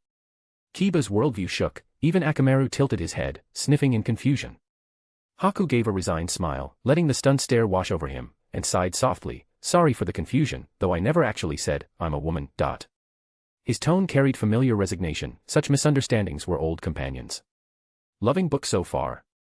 Check out 30+ advanced chapters at Patreon. Chapter 64, Chapter 64, Mercy to the enemy is cruelty to yourself. Chapter 64, Mercy to the enemy is cruelty to yourself. At dinner, Kiba was so distracted he only took one bite of his favorite steak before setting it down. He still hadn't recovered from the shock that someone so pretty turned out to be a man, and kept sneaking traumatized glances at Haku, who was tied up in the corner. Shikamaru also glanced at Haku from time to time, unconsciously stirring the food in his bowl with his chopsticks. The real world is vast, nothing is too strange. Sasuke, however, was rattled by Kakashi's Sharingan. He pushed the tasteless rice around, his mind full of what might be hidden under Kakashi's mask, another Sharingan. What connection does that man have with the Uchiha clan? All right, Sasuke, come with me. Kakashi caught Sasuke's distraction at a glance. The boy's chopsticks moved mechanically through his bowl, his empty stare fixed on some distant nowhere. Kakashi set his own bowl down, the wooden table gave a soft clack that broke the table's gloom. Without another word he stood and walked out. Sasuke pulled himself free of his jumbled thoughts. He lifted his gaze to Kakashi's retreating back, moonlight already traced the doorway in silver. The daze lasted only an instant. Pressing his lips together, he laid his chopsticks down quietly, rose without a sound, and followed Kakashi's steps into the cold moonlit night. Outside, a salty sea wind hit them, cool and damp, tugging at their clothes. A bright moon hung between sea and sky, spilling pale light over the porch and the glittering waves, creating an almost unreal stillness. Kakashi didn't go far, he lounged against a wooden pillar, relaxed, yet his single visible eye was sharp and calm as it met Sasuke. No small talk. His low voice cut cleanly through the hush, you want to ask about the Sharingan, right? Sasuke's body snapped taut, his hands clenched into fists at his sides, knuckles whitening. In the depths of his dark pupils, the two tomo of his bloodline surfaced unbidden, slowly revolving like black flames, mirroring his turmoil. He stared straight at Kakashi, every word ground through clenched teeth. Why do you have our clan's eye? That was the Uchiha's Kekei Genkai, now resting in an outsider's socket. Well, that's a long story. Half an hour later, footsteps sounded from the porch shadows. Kakashi stepped inside first, looking as lazily composed as ever, though something weightier now lingered behind his gaze. Behind him came Sasuke, eyes downcast. The earlier accusatory fire had been banked into a deep, stony silence. His lips were pressed tight, his aura withdrawn and heavy, still digesting the vast tale he'd just heard. Asuma had kept watch on the door. When the pair reappeared, he looked at Kakashi first, a silent question in his eyes, resolved. Kakashi answered with a faint nod. Asuma's gaze swept the room and settled on the bound figure in the corner. Cold moonlight slanted through the window onto Haku, rendering his already pale profile almost translucent, fragile yet resigned. Asuma drew on his cigarette, voice steady and pragmatic. Tomorrow we try to take out Zabuza. Tonight we're wasting energy babysitting a dangerous prisoner, an unnecessary risk. He paused, eyes flicking to Kakashi. Better to deal with him now and be done with it, before complications grow. At that, Kakashi's visible eye shifted, clearly weighing the option. Asuma's suggestion was ruthless but efficient. On a volatile battlefield, removing a powerful enemy who could wield ice release slashed their own exposure. It was indeed a clean solution to many headaches. Yet Kakashi's gaze slid past Asuma toward his young subordinates. These kids, including Naruto, who'd just shown startling resolve, needed to learn life-or-death decisions in real combat. Forging their judgment under pressure was a Jonin leader's duty too. So Kakashi's eyes locked on Naruto. "What do you say, Naruto?" Called out suddenly, Naruto looked up from his thoughts. He did flash back to the tragic future he recalled of Zabuza and Haku. The regret was genuine. But he crushed that softness instantly. Business is business. Right now Haku was the enemy, Zabuza's sharp blade, who moments ago had tried to infiltrate them. Their positions were opposite, no sentiment applied. If you go soft just because you know a sad ending, you might as well quit being a ninja and go home to grow sweet potatoes. You only get one life, don't gamble it away. Naruto truly wished they weren't enemies, yet reality and the unfolding plot made peaceful coexistence impossible. I agree with Asuma-sensei. Naruto's voice was level, without hesitation or tremor, ringing clearly in the hush. Mercy to the enemy is cruelty to yourself. Leaving him alive plants a bomb beneath us. We shouldn't, take extra risks for an enemy whose stance is crystal clear. The verdict landed like ice. In the corner, Haku's shoulders gave an almost imperceptible tremor. Then he returned to the deathly stillness, long lashes lowering as he quietly closed his eyes. He looked at no one, as though he had already accepted the coming end and would meet it in silence and dignity. Sasuke watched Naruto, expression complicated. Had this been yesterday, or even this morning, he would have bet Naruto's soft heart would plead for the harmless captive. His old classmate's easy kindness is reserved for comrades. Toward enemies, Naruto's swift ruthlessness earned Sasuke's respect. So hearing Naruto endorse the execution without pause, Sasuke felt no surprise, only the certainty that this was exactly how it should be. Loving book so far. Check out 30+ advanced chapters at Patreon. Chapter 65, Zabuza Strikes. Chapter 65, Zabuza Strikes. Naruto, a lot of hostile intent is heading this way. The Nine-Tails voice echoed in Naruto's mind. So much malice rushing over it had to be Zabuza bringing his men. Naruto's eyes turned razor sharp. Without a second's hesitation he shot forward, stepped in front of Haku, and clamped both hands like iron pliers round the youth's elbow joints. A swift twist and shove, then he grabbed more rope, wound it round Haku's upper body and pulled it tight. NGH. A stifled groan escaped Haku's lips. Both arms lost all strength, dangling limply. The shoulder joints had been deftly dislocated by Naruto. The clean move stripped Haku of any ability to form hand signs or fight back. Zabuza's brought company, plenty of them. The instant Naruto finished speaking. SHFF. SHNK. No further order was needed, the well-trained ninja sprang up by reflex. Even Akamaru snapped into combat, for bristling, fangs bared in a low, menacing growl, his small body taut as a drawn bow. Kakashi reacted fastest, rattling off crisp battle orders. Years of experience let him deploy for optimum effect in a heartbeat. Hinata, Ino, Sakura. He called the three kunoichi by name. Guard Tazuna's family inside the house, and Kurenai-sensei while she recovers. Keep them safe at all costs. Naruto, Sasuke, Kiba. His gaze swept the three aggressive, well-meshed boys. You three engage the enemy head-on with me. Shikamaru, Choji, Shino. Finally he looked to the remaining members. Stick with Asuma, follow his lead and look for chances to flank or support. Yes, sir. The group answered in one firm, ringing voice. The three girls moved without hesitation, forming a tight triangular guard round the clients and the wounded jonin, kunai ready, every sense on alert. At the same moment Naruto, Sasuke, and Kiba shot after Kakashi through the front gate like arrows loosed at the oncoming foe. On the other side Asuma took point, leading Shikamaru, Choji, and Shino out the side door like ghosts, slipping into position for a pincer. Outside, a thick, cloying mist had crept in, cutting night visibility to almost nothing. From somewhere deep in that pale shroud came a shrill whistle, growing louder by the second. The terrifying howl of the Kubikurabocho cleaving the air. Battle was about to ignite. Naruto stepped to Kakashi's side, lifting Haku by the back of the collar. Haku's feet dangled, dislocated arms swaying uselessly. So you're the demon Zabuza Momochi. Naruto kept his left hand on Haku while his right found the hilt, whisking out the wooden sword with a rasp. It was no ordinary Bakken wood born of wood release. Naruto could channel chakra through it like any chakra weapon. Thought I'd meet someone famous, but it's just some brat. From Naruto's voice Zabuza guessed he was still a teenager, though unusually tall. As long as it wasn't the fourth Hokage, he still had a chance of getting out alive. He tightened his grip on the Kubikurabocho, every sense on edge. Let Haku go, drop this mission, and I'll let you walk away. Let us walk. The question isn't whether you'll allow us to leave, but whether we'll allow you. The instant Naruto finished, hundreds of shadow clones flickered into being round the mist, hemming in Zabuza and Gato's men. Every clone held the same wooden sword, stand set to strike. Inside the house Ino linked everyone with the mind transfer jutsu. After a quick mental exchange they all knew Naruto's plan. Once his clones had the enemy surrounded, they would launch their assault. Kakashi gave a slight nod, right hand already on a kunai. From the shadows Asuma lit a cigarette, his chakra blades sheathed in glowing blue edge. Now. Kakashi's bark cracked like thunder, igniting the fight. With his left hand he snapped the Konoha forehead protector aside, the Sharingan he'd kept hidden glinted coldly beneath the moon. Three black tomo spinning in crimson, bathing the mist in weird red light.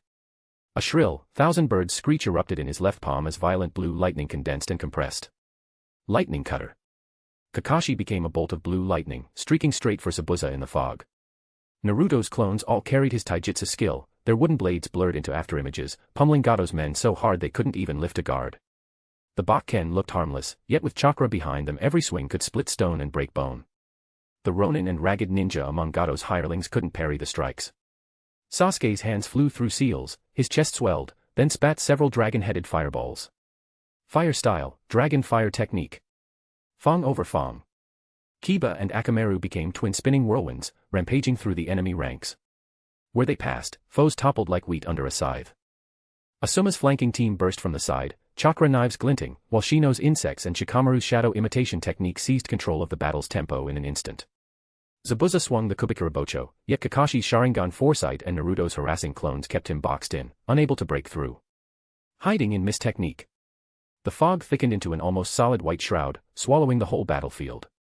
Visibility crashed, even comrades at arm's length turned into indistinct shapes. Zabuza's silhouette melted into the misty curtain. His voice drifted from every direction, inside this fog. I am the master. Hinata stilled her breath, veins bulging round her eyes, her 360 degrees penetrating sight ignored the white wall of mist. To her the entire battlefield lay crystal clear. Every flow of chakra stood out sharp and bright. Zabuza Momochi savage, icy chakra blazed like a bonfire in a midnight forest, every movement tracked to the smallest twitch. Naruto-kun, behind you. Hinata's thought shot through Ino's mind transfer network straight into Naruto's mind, precise as a laser. He's directly behind you, diagonal right, downward slash. Naruto trusted her intel absolutely, he didn't hesitate, didn't even glance back. Muscle memory, Outran thought. His right arm, knotted round the wood-release blade, whipped backward and up, the chakra-infused sword a blur of green as it parried blind. Clang. Steel rang through the fog. The massive Kubikurabocho, driven by Zabuza's killing intent, crashed against Naruto's upflung wooden blade. The impact cracked the ground under Naruto's feet, yet his chakra-hardened sword held the fatal blow at bay. Sparks lit the mist, flashing across Naruto's calm profile and Zabuza's stunned, snarling face as it loomed from the white dark. What? Zabuza's roar of shock and fury cut through the fog. How could you see where I was? Loving book so far. Check out 30+ advanced chapters at Patreon. Chapter 66, Demon Transformation. Chapter 66, Demon Transformation. Zabuza leapt back, putting distance between himself and Naruto, disbelief written all over his face. The mist assassination technique that had made him famous unfailing until now had been broken by a kid again, and so easily. Had Konoha raised an entire crop of ninja immune to the hidden mist technique? The Byakugan girl who dispelled his mist earlier wasn't even here. How were they doing it? No one bothered to explain, they were still in the middle of a fight. Naruto's lips curved in confidence. Through mind transfer jutsu he shot a quick pulse of gratitude toward Hinata. Thanks, Hinata. You're welcome, Naruto-kun. With the Byakugan watching, the mist technique's greatest advantage was gone. Kakashi's Sharingan slowly spun in the fog. He, too, had received Hinata's cue via mind transfer jutsu. From the very start, the scales of this battle had tipped toward Konoha's side. Kakashi flicked out a kunai and rushed Zabuza. Instinct screamed danger. Zabuza backstepped twice, evading the high-speed lunge. The moment he dodged, a sharp fist wind howled in. Asuma Sarutobi's figure flashed like a wraith. The cigarette stub between his lips traced an orange arc through the mist, the chakra blades on his hands blazed with condensed, almost solid, blue chakra, stabbing like a viper's tongue straight for Zabuza's ribs. Cyclone Fist. The strike was timed to perfection, the angle merciless. Years of battle experience let Zabuza try to twist away at the last instant, but Asuma's chakra blades were too fast, too sudden. Too deep, bone-bearing cuts still slashed across him. Gah. Zabuza grunted, blood gushed from the wounds. He stared at Asuma in disbelief. How could anyone pinpoint him so accurately inside this thick mist? Asuma spat out his cigarette and praised Hinata through mind transfer jutsu. Nice work, Hinata. Under the Byakugan's gaze the entire battlefield lay bare, the mist could hide nothing. The fog was no longer a refuge, it had become a cage trapping the prey. Zabuza's famed mist technique had turned into a deadly cocoon of his own making. Kakashi seized the moment, forming seals, lightning crackled as Chidori roared again. It's over, Zabuza Momochi. The cold declaration echoed across the battlefield. Kakashi faced Zabuza head-on, the poised Chidori like fangs of death. Naruto and the other Konoha ninja had sealed every escape route. The demon of the hidden mist, whose name once terrified the entire ninja world, was finally driven to true despair. No way back, no way out. The instant Kakashi's words fell, Naruto moved. Wind-released chakra spun and compressed into a solid mass in his right palm, he swept it sideways. No simple gust this time, far subtler, far more brutal. Vacuum attack, wind pressure siphon. A violent hurricane erupted with him at its center. First came a terrifying inward suction, then a crushing outward shockwave. The dense mist was torn, crushed, and flung aside by an invisible giant hand. Whoosh. The storm's roar scattered every wisp of fog, the battlefield was instantly clear. Cold moonlight poured down like liquid silver, illuminating the bloody scene. In that pale light, Konoha's ninja ringed Zabuza completely. Kakashi held his combat stance, Sharingan and forehead protector glinting, killing intent undisguised. Asuma gripped his chakra blade, beads of blood still trickled along its edge. Konoha's new generation stayed sharp. This man had been an elite jonin of the mist, no room for carelessness. At their feet lay the scattered corpses of the desperate men Gato had paid so dearly to hire. Broken blades, shattered kunai, scorched earth, and vast black-red puddles of blood, the stench of gore mixed with gunpowder and soil, weighing on every nerve. Hey, cough, impressive, Konoha ninja. Zabuza's voice was hoarse, the ragged breath of a cornered beast. Leaning on his massive kubikurabocho, he fought to stay upright, each ragged exhale a rasping groan of pain. The stab through his chest tore at him with every heave, blood soaked his rags and dripped down the handle of the great blade. Bloodshot eyes swept across the Konoha ninja, then toward the unremarkable cabin behind them. So that's it, piecing together old intel on other villages' clans, Zabuza suddenly understood why his silent killing had failed. That little fatty in a kimchi, no doubt. And the pineapple head kid matched the Nara profile perfectly. Grandfather, father, son, 3 generations stamped from the same mold. If Nara and Akimichi were here, the Yamanaka boar of Ino, Shika, Cho couldn't be far. The Hyuga girl and a newly arrived Yamanaka must be inside that hut, relaying everything the Byakugan saw to the fighters outside via their clan jutsu. These Konoha ninja were terrifyingly efficient. Barely 5 minutes in, his proud encirclement lay in ruins, he alone still breathed. Far off, Haku, tightly bound, watched heartbreaking. Tears slid down silently, blurring the sight of the only person who had ever shown him kindness walking toward his end. Pinned hands couldn't form seals, tied legs couldn't move, all he could do was watch. Moonlight shimmered on Naruto's blonde hair as his wooden sword pointed at Zabuza. You're out of options. No options. Do you even know why they call me the demon of the mist? Zabuza tore the bandages from his face and wrapped them tight across the gaping wound in his chest. Agony twisted his features, but his eyes burned even wilder. Purple mist coiled around him, rising to form a hideous demon mask above his head. Muscles bulged, veins stood out, chakra seethed like boiling water. Demon transformation. The Kubikirabocho hummed with bloodlust, Zabuza's eyes turned pure crimson. No longer a ninja, he was a ravening demon. The fight had only just begun. Loving book so far. Check out 30+ advanced chapters at Patreon. Chapter 67, Chapter 67, for a second I thought you two were about to steam yourselves alive. Chapter 67, for a second I thought you two were about to steam yourselves alive. One of Naruto's shadow clones stepped up beside Haku and pressed a wooden sword to his neck. Hey, big scary face, if you don't want your sweet, soft, adorable little Nanong subordinate to die, then quit right now. The flippant remark made everyone, except Zabuza, first look toward Naruto's real body. Naruto waved his hands frantically, innocence written all over his face. Ask Kakashi-sensei, shadow clones have a bit of their own will. The clone was acting on its own, he wasn't taking the blame. Konoha already had Danzo the Shadow Hokage for that. Then everyone turned to Kakashi. The silver-haired Jonin sighed and nodded in resignation. True, but let's finish the fight before we hold class, all right? These freshly graduated rookies were far from pro, actually discussing ninjutsu mid-battle. Hey, interesting. Zabuza Momochi's gaze slid over the seemingly ordinary wooden blade in the clone's hand, his mouth curving in a sneer of pure contempt. A kid's toy sword. You think that's a threat? The wood was sturdy, but a wooden edge couldn't kill. Until, the next second, his grin froze. A razor-thin chakra blade suddenly sheathed the sword, a flick of the wrist and a lock of Haku's hair floated free. How about now? The clone smiled, eyes cold as steel. Zabuza spoke coldly, humph, he's only a blade. Blades are tools, break one and you pick another. You think that threat works on me? If he really were as disposable as you claim. The clone's grin widened as it tore Zabuza's mask away without hesitation. You'd have ignored me and smashed us both with the Kubikirabocho. Right. Enough talk. I swear on my idol, the late 4th Hokage, hand over the Kubikirabocho, leave the land of waves forever, and I'll pop Haku's dislocated shoulder back in and let you both walk away. If I break that oath, may the 4th spit on me when I reach the Pure Land. The clone raised a hand to heaven, dead serious, sincerity ringing in every word. An oath. Don't make your clone brother laugh. He's only a shadow clone, next time Naruto spawns one it'll be factory fresh. Writing bad checks is stress-free. Promises mean nothing. Zabuza remained unmoved. As long as the Kubikirabocho was in his hands he had a chance, giving it up would be handing over the rope to hang himself. Surrender equaled death. He knew the ninja way too well. Ninja excel at lies and dirty tricks. He'd seen betrayal countless times, why trust an enemy's word?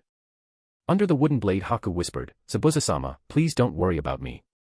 Yet Zabuza's sword hand trembled faintly. Seeing the hesitation, the clone pressed on, you can refuse, but this is your only shot at living. Dead, you lose everything, alive, you can start over. Moonlight glinted coldly along the Kubikirabocho's edge. His life, like the blade, rested solely in his own grip. Since the silent killing technique had failed, let's go all out. Naruto slammed his palms to the ground, earth-released chakra reshaped the terrain. Vacuum attack, ground morph phase. A ring of sharp rock spikes shot up, hooking Zabuza's ankle as he charged. The opening lasted an instant, yet it was lethal. Kakashi burst forward, lightning blazing in his left hand. Raikiri. The chirping of 1,000 birds ripped the night as he drove the lightning edge toward Zabuza's heart. Asuma rushed in parallel, his chakra blades crossing in a scissoring slash. Chakra blade, true straight line. 2 killing strikes at once. In his demon mode Zabuza barely parried Kakashi's Raikiri, but Asuma's chakra knife carved a bone-deep gash across his waist. Blood gushed, the demonic visage faded beneath the moon. On landing, Asuma spun, twin chakra blades whirling in a wheel of light. Taijutsu, whirling fist. Another slash tore Zabuza's abdomen, blood pooled on the ground. Ice release, 1,000 killing ice soar. Countless ice senbon rained on Asuma, glinting deadly in the moonlight. At the last instant Sasuke's great fireball intercepted, ice and fire collided, billowing white steam. A sudden spear of ice pierced Naruto's clone, dispersing it in smoke.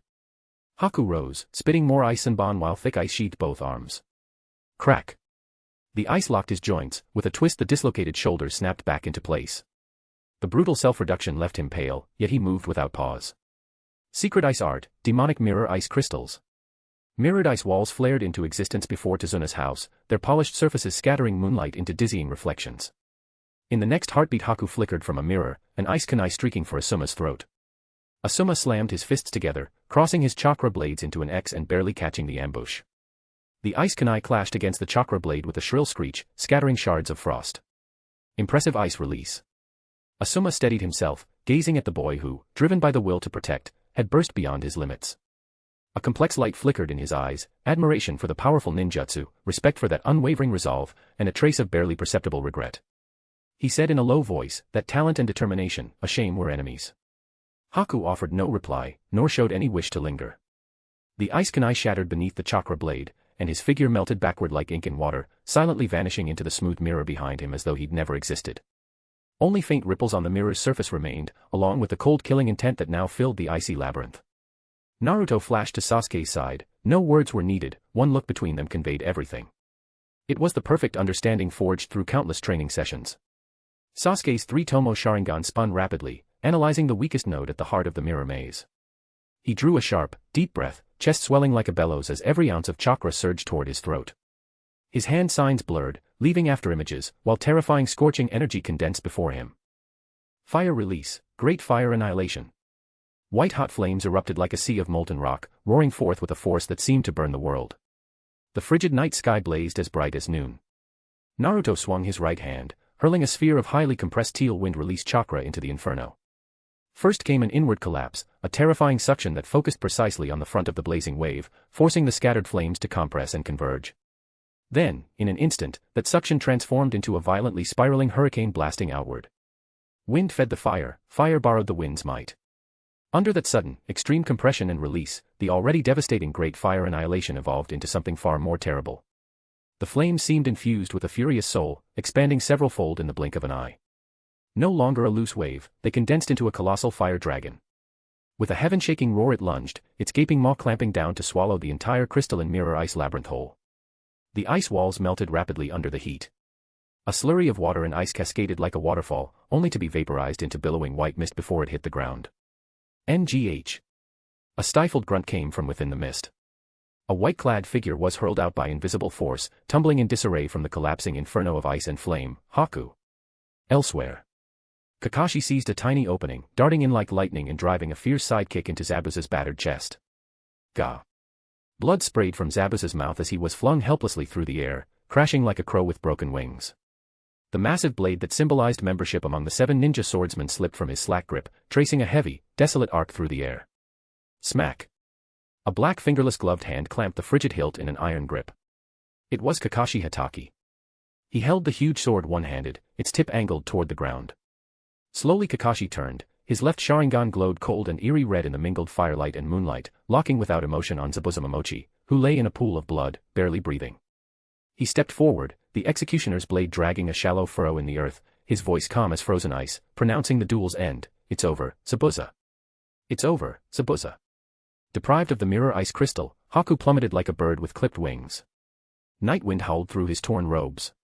Fighting the agony of reset arms and chakra exhaustion, he tried to twist in midair and find a safe landing. Yet the instant his feet touched the ground, a cold, viscous binding seized him. Shadow imitation technique, success. A lazy yet calm voice drifted from behind a gnarled tree at the battlefield's edge. Nara Shikamura stepped out, hands locked in a steady seal. The moment Haku was pinned, Choji dropped from the sky as a green human boulder, crashing down with thunderous force. Human boulder. His expanded body, armored with bristling hair, resembled a giant spiked ball. Haku's eyes widened as the green mass bore down, the shadow imitation leaving him no way to dodge. Boom. The impact shook the ground itself. When the dust cleared, Haku lay broken amid the rubble, covered in blood, unable to rise. Thought you two were about to steam yourselves alive.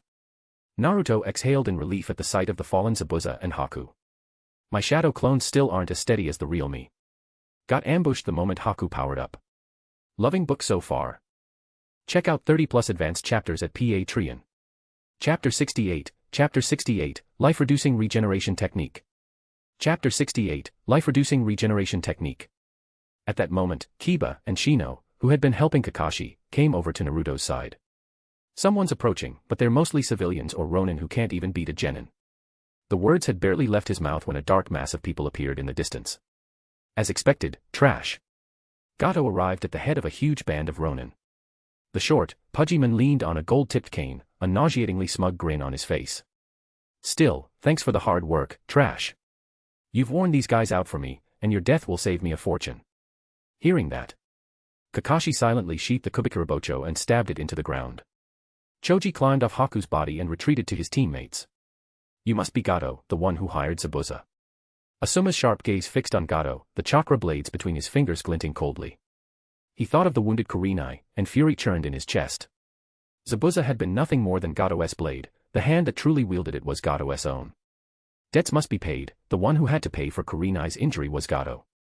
Gato flinched half a step under Asuma's stare, then remembered the horde at his back and puffed out his chest. So what? You've just fought a brutal battle, how much strength do you have left? The Ronin behind him burst into laughter, drawing their katana in unison. Naruto sighed, speaking to his comrades through Ino's mind transfer network. Looks like someone's begging for death. Sasuke snorted, the kunai in his hand was already poised to strike. Inside Tazuna's hut, Hinata held the exhausted Ino, gently helping her sit down. Maintaining the mind transfer jutsu for so long had drained Ino's spirit, fine beads of sweat dotted her forehead. Ino, rest for a bit. Hinata coaxed softly, dabbing the sweat from her brow with a handkerchief. Sakura, keeping watch by the window, looked back. Right, Ino, take a break. All enemy ninja outside have been defeated. The rest are no match for Naruto and Kakashi-sensei. Ino nodded wearily, a pale smile flickering across her face. After using the last of her link to warn the others she couldn't hold out, she released the mind transfer jutsu and slumped into Hinata's arms. Phew. Her breathing steadied, she quickly fell into deep sleep. The prolonged technique had left her utterly spent, yet just before unconsciousness she felt her teammates' gratitude and concern, and a relieved curve touched her lips. Hinata shifted carefully so Ino could rest her head on her lap more comfortably. Sakura stayed by the window, glancing back worriedly at Ino from time to time. Meanwhile Gato spewed insults, deriding Zabuza and Haku without restraint. Look at these losers, can't even handle a bunch of Konoha brats and dare call themselves hidden missing mean. That pretty boy's actually a guy, and Zabuza the bandaged freak doesn't want women, only money. Don't tell me he likes men. Ha ha ha ha ha. He turned to Kakashi's group, fat face twisted in mockery. You're so naive. How much can you earn dying for these wave country beggars? Serve me and you'll live like kings. Kakashi listened with no expression, already planning how to butcher the squealing pig in front of him. Asuma lit a fresh cigarette, his eyes as cold as ice. Naruto suddenly grinned. Finished. Then it's our turn.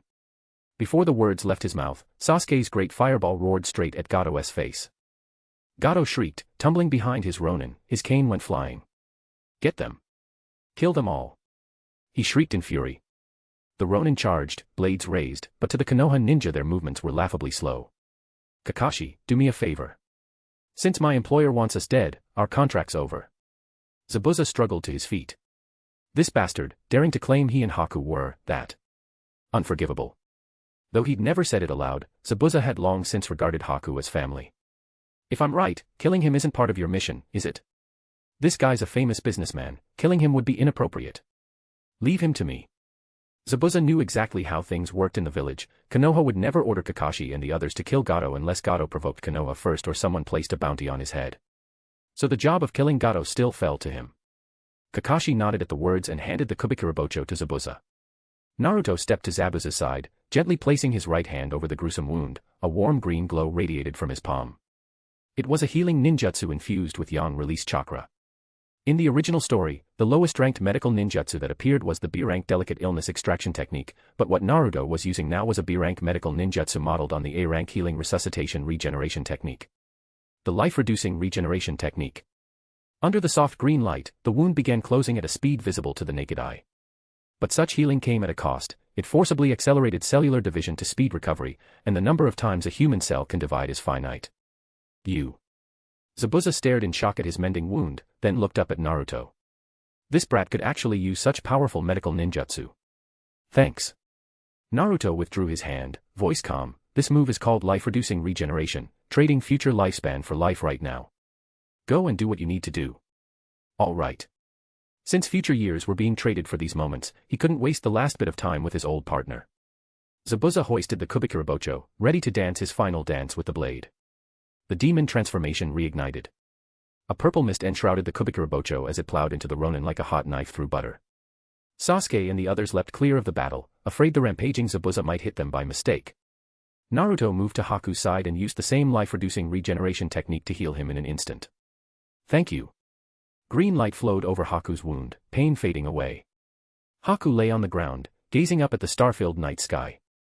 Moonlight bathed his pale face, bringing a quiet sense of having survived disaster. He could feel the jutsu restoring his body while simultaneously draining him, but being alive was better than dying. The ninja world truly was wondrous. Moments ago these two groups had been fighting to the death, and now they could set aside their blades and even heal one another. Don't kill me, I'll give you mountains of money. Lord Zabuza, please, spare me.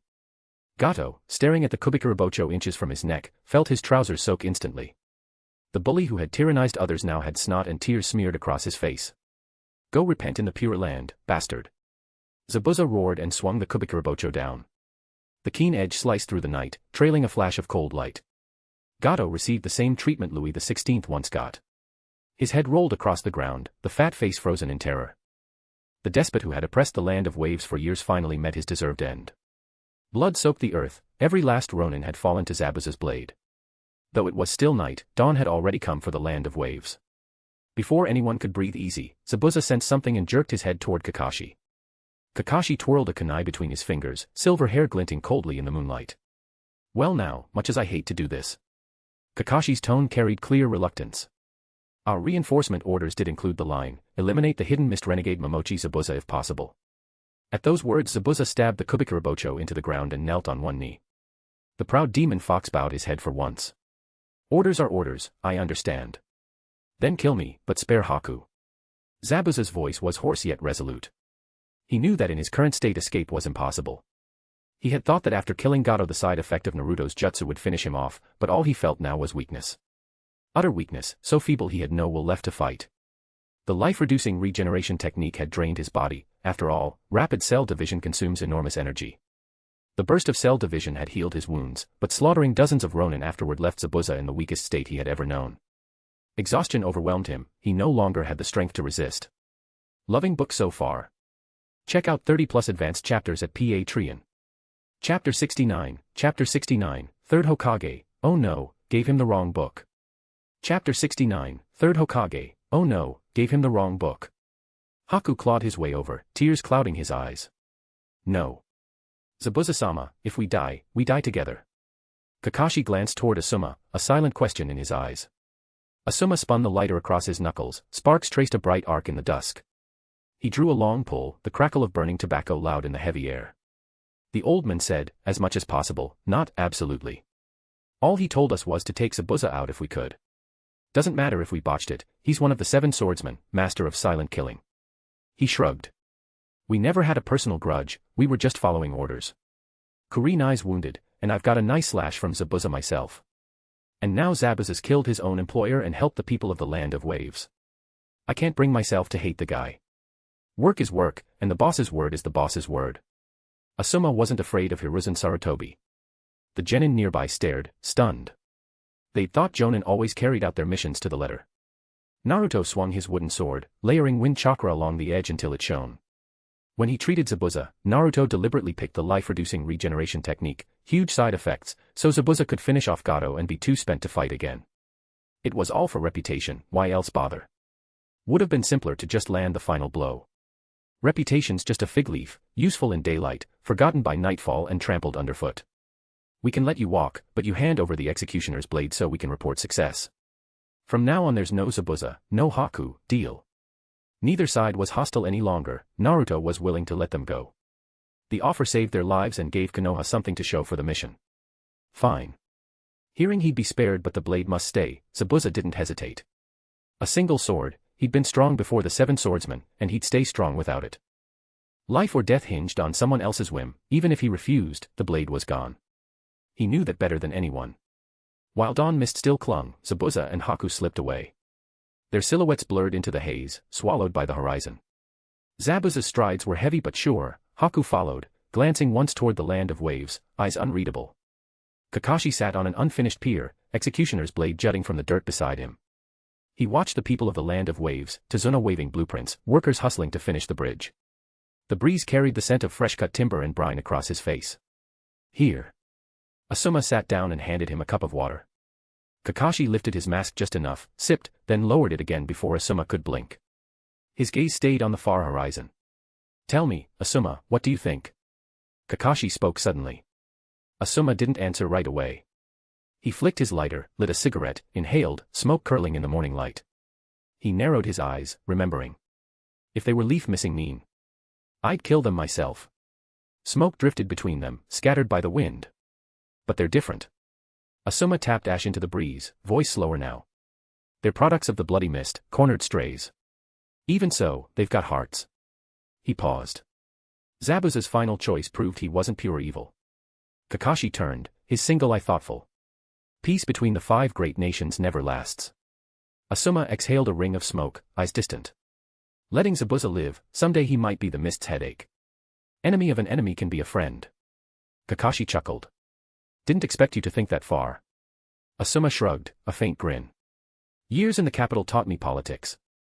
He stubbed the cigarette, clapped Kakashi's shoulder. Let's head back. Kakashi nodded, hoisted the executioner's blade onto his shoulder. They turned away, behind them the bridge blazed in the sunrise, a new era beginning.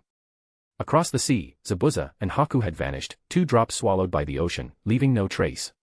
The Leaf Party no longer hurried. The mission was done, the land of waves safe, Zabuza and Haku free in their own way. They walked the forest path, Kiba and Choji bickered when Kiba scarfed Choji's last bag of chips. Still, ninja pace was swift. 2 days later the walls of Konoha loomed. High walls, familiar watchtowers, the Hokage monument carved into the cliff. Everything felt like home again. Hokage office. Kakashi stood before the 3rd Hokage, briefing him in concise sentences. Hiruzen listened, pipe smoke curling, hiding his thoughtful frown. You handled it well. His gaze settled on the executioner's blade lying on the desk, black steel etched with strange seals. The 3rd's brow creased at the sight of the seals. A contract seal. Kakashi nodded. Naruto used the sealing scroll you gave him. It keeps the mist from summoning the blade back. 3rd Hokage. He nearly dropped his pipe. The introduction to sealing techniques had contract seals. That's one of the Uzumaki 5 great seals, as tough as the 4-symbol seal. The 3rd rummaged through his drawer and pulled out the introduction to sealing techniques. 3rd. Oh no, he'd given Naruto the complete collection of seals. Kakashi studied the basic primer, recalled Naruto's flawless technique, and understood. He decided to keep the secret buried. Ahem, Kakashi, go get some rest.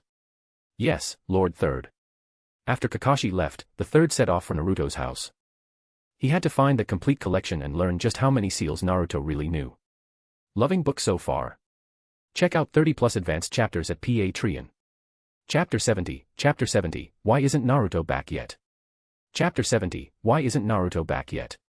Inoichi had just opened Naruto's door when he suddenly felt a chill down his spine. He slowly turned around and met Hayashi's icy gaze. What a coincidence, Inoichi. Hayashi's voice was frighteningly calm, and his fingers had quietly pressed against the door frame. I didn't expect to run into you here. A layer of cold sweat immediately broke out on Inoichi's back. His toes unconsciously retreated half a step. Clan head Hayashi, what a coincidence. I was just here to look for your daughter. Hayashi meticulously smoothed his cuffs. Me too. Why don't we? He suddenly pushed Inoichi into Naruto's house. Wait together. We can catch up while we're at it. Inoichi only felt a gentle force push him into the room, and the door slammed shut with a bang. He stiffly turned around and found Hayashi already sitting casually at the dining table. Sit. Without lifting his head, Hayashi pointed to the chair in front of him. Since you're here, why don't we talk about what happened last time in the forest? Inoichi's Adam's apple bobbed, and he cautiously shuffled over to the dining table and sat down. The 2 middle-aged men faced off across the small dining table. Hayashi's fingertips lightly tapped the tabletop, each tap seemingly striking Inoichi's nerves. Inoichi, meanwhile, fidgeted with his thumbs to conceal his inner panic. The setting sun outside the window stretched their shadows long, intertwining on the wall in a scene of tense hostility. The corner of Hayashi's mouth curled slightly, while fine beads of sweat were already trickling down Inoichi's temples. Since Inoichi had tricked Hayashi last time, Hayashi hadn't seen Inoichi for a while, making this encounter a pleasant surprise. In the small kitchen at this moment, Naruto was stir-frying, the sound of the spatula clanging accompanied by the aroma of the food. Hinata and Hanabi had been dragged out by Ino to buy drinks and snacks. Unexpectedly, just as the 3 girls left, their fathers arrived one after another. Just as the 2 middle-aged men sat opposite each other in awkward silence, the door was suddenly pushed open. Naruto, Grandpa is here to see you. 3rd Hokage, smelling the aroma of the food, knew he had arrived just in time for dinner, so he happily pushed open the door, ready to enjoy his evening meal. As 3rd Hokage, carrying a fish, pushed the door open, he saw Hayashi and Inoichi turn their heads.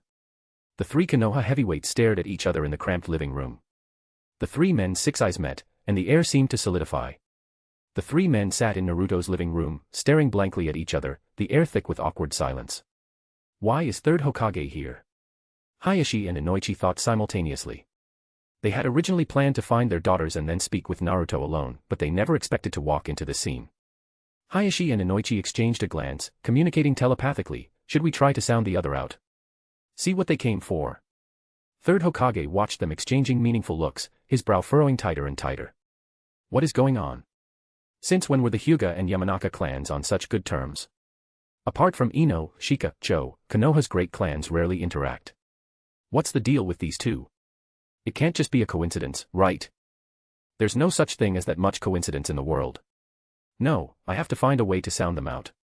Third Hokage cleared his throat, just about to speak, when Naruto's voice suddenly came from the kitchen. Third Hokage Grandpa, two uncles, I've finished cooking. Should I go buy some beer for you? The three heavyweights froze simultaneously, then nodded in unison. Perhaps at the dinner table, they could better gauge each other's intentions. All right, we'll trouble you then, Naruto. Third Hokage nodded in agreement. After serving the food, Naruto left to buy the alcohol. What are you two doing here? After Naruto disappeared from Hiruzen Sarutobi's senses, he looked toward Hayashi and Inoichi. He keenly noticed their discomfort. We came to look for our daughters. Seeing Inoichi remain silent, Hayashi took the initiative to speak. He wasn't good at lying, so he honestly stated his purpose. Naruto indeed has good relationships with his classmates. Third Hokage nodded. He knew that Naruto's group of friends often came over to Naruto's house to eat, and this was a good thing. Once Naruto established enough bonds in the village, he would be more willing to protect the village. The girls closest to Naruto were Ino Yamanaka and Hinata Hyuga, and now both of their fathers had come to Naruto's house. In fact, Third Hokage's initial favorite candidate for Naruto's wife was Sakura Haruno. Before attending the ninja academy, Sakura Haruno had even helped Naruto buy food. At that time, Naruto wanted to buy snacks and eventually asked the passing Sakura Haruno for help.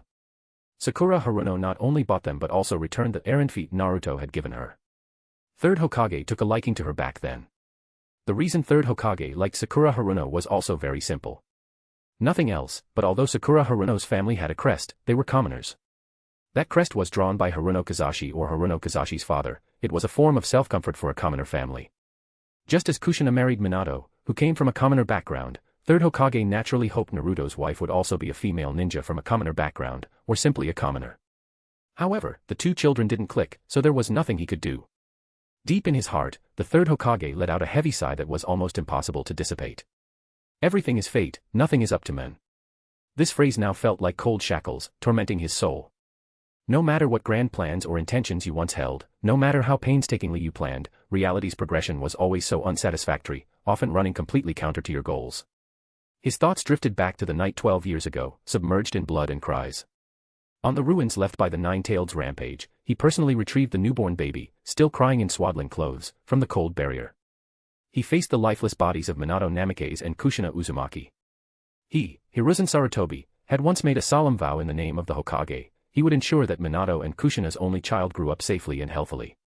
His initial wish was so pure and simple. He just wanted this child to live safely. For this reason, during that initial period, he even allowed the child to only be called Naruto, without the surname Namikaze or Uzumaki. He naively hoped that a seemingly ordinary name, without a heavy family background, might grant him a relatively stable childhood, free from excessive attention, until Naruto reached adulthood. However, things did not go as planned. Rumors in the village spread rapidly like a plague. Third Hokage took less than 5 seconds to guess who the culprit was. Konoha villagers connected the orphan Naruto with the nine-tailed demon fox that brought disaster that night, viciously calling him the demon fox incarnate who killed the fourth Hokage. To protect Naruto from further substantial harm and isolation, he, the Hokage, had to take action. He used his power and authority, first warning Danzo, and then forcibly suppressing the public rumors in the village, prohibiting people from openly discussing the matter again. Subsequently, he made another decision. To have Naruto officially use the name Uzumaki Naruto. His original intention was to protect him using the surname Uzumaki. Although the Uzumaki clan had been destroyed, they were ultimately Konoha's closest allies for a long time. Third Hokage hoped that this surname might evoke sympathy and pity in the hearts of those who knew the truth, making Naruto's situation slightly better. Unexpectedly, the child still ended up facing such widespread, silent exclusion and cold shoulders from the villagers. Thinking of this, third Hokage's heart was filled with powerlessness and bitterness. Sigh. He let out a deep sigh, as if trying to exhale 12 years of accumulated guilt and exhaustion from his chest. I truly am old. Not only is my body aging, but my mind isn't as clear and decisive as it used to be. He could even imagine that his younger, spirited, and strong-willed self would mercilessly and fiercely mock his current aged appearance, hesitant, indecisive, and having handled things so poorly. Seeing the third Hokage sitting on the chair with an extremely grim expression after speaking those heavy words, his eyes dark, enveloped by an indescribable low pressure and sense of exhaustion. Hayashi Hyuga and Inoichi Yamanaka, present in the room, couldn't help but hold their breath, exchanging cautious glances. Neither dared to speak easily at that moment, afraid of touching the old man's sensitive nerves. Wait, why did the old man's expression suddenly change just by talking? For a moment, Naruto's house fell into a suffocating silence. Yet, in this silence, the same thought popped up in the minds of Hayashi and Inoichi simultaneously, and as time passed, this thought grew stronger and stronger. Why isn't Naruto back yet? Loving book so far. Check out 30+ advanced chapters at Patreon. Chapter 71, Naruto looks more and more like the fourth Hokage. Chapter 71, Naruto looks more and more like the fourth Hokage. We're back. A playful, energetic voice, clear as a spring, floated in from the doorway, instantly dissolving the heavy atmosphere inside. Hanabi pushed the door open, her small frame appearing at the entrance. Behind her followed the quiet Hinata and the lively Ino. Hayashi and Inoichi saw their daughters return and, almost in unison, let out imperceptible sighs of relief, as though deliverance had arrived. Yet the moment Hanabi, Hinata, and Ino stepped inside, they sensed the oppressive, wrong sort of tension among the three elders. The girls froze at the threshold, hesitant to advance. You're back. Just then, Naruto's voice sounded behind them. He stood with a dozen beers just bought from the convenience store, sunlight bright smile dispelling every shadow. He raised the bag toward the three elders inside and called, Grandpa Third, Uncles, here's the beer you wanted. But the instant the beer was mentioned, two sharp gazes locked onto Hayashi and Inoichi. Hanabi, hands on hips, eyes sharp stare. Ino, arms folded, eyes judging stare. Under their daughter's silent scrutiny, the two fathers suddenly felt inexplicably guilty and ill at ease. On the matter of doting on one's daughters so much that one dares not drink in front of them for fear of a lecture that would undermine paternal dignity. Thanks, Naruto.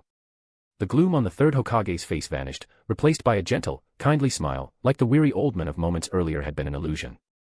His dry yet steady hand reached inside his Hokage robe, drew out a slightly worn wallet, and generously extracted several large bills, offering them toward Naruto with a grin. Oh, Grandpa Third, that's too much. Naruto waved his hands hurriedly at the thick wad of cash. Come now, we three old men just want a drink and a chat, you youngsters would only feel stifled here.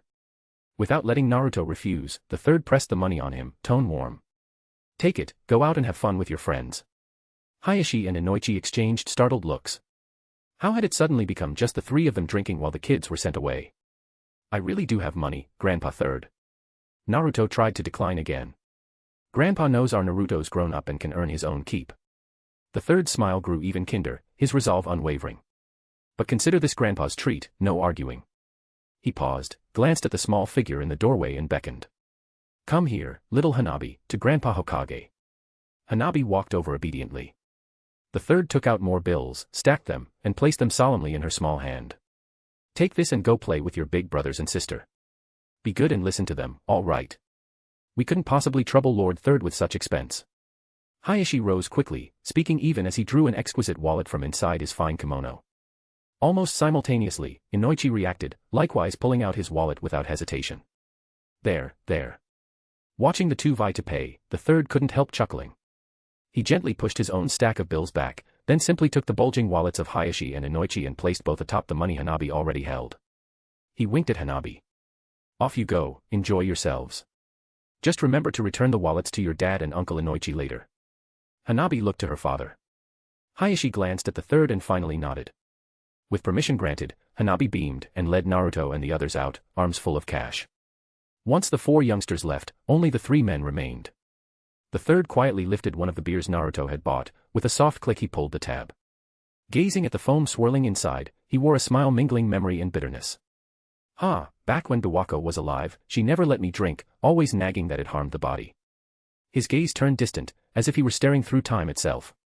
Back then, I was just a rebellious kid. I used to sneak cigarettes in the Hokage's office, meet old friends for drinks on the sly, and try every trick to get the smell off me so she wouldn't notice. His voice dropped, thick with longing. 12 years, and the old woman still nags at me from below, complaining about all my faults. Not once has she bothered to visit my dreams. What sounded like a complaint was soaked in bone-deep loneliness and love. The third Hokage paused, raising his cup. After she passed, I acted like a sulking child and stopped drinking seriously. But this tobacco. He shook his head helplessly, fingers brushing the pipe. We've been together a lifetime, old partners. Can't quit now. The old man handed cans of beer to Hayashi and Inoichi, then raised one himself. Abruptly carefree, almost reckless in the face of death, he said, plain truth, at my age, every extra day is a gift. If I spent every day worrying about what I can't eat, that wouldn't be living at all. Come, drink with me. Yes, sir. Hayashi and Inoichi answered in unison, moved by the third's rare honesty. They lifted their cups respectfully, tapped them against the third's, and drained the cold, bitter beer.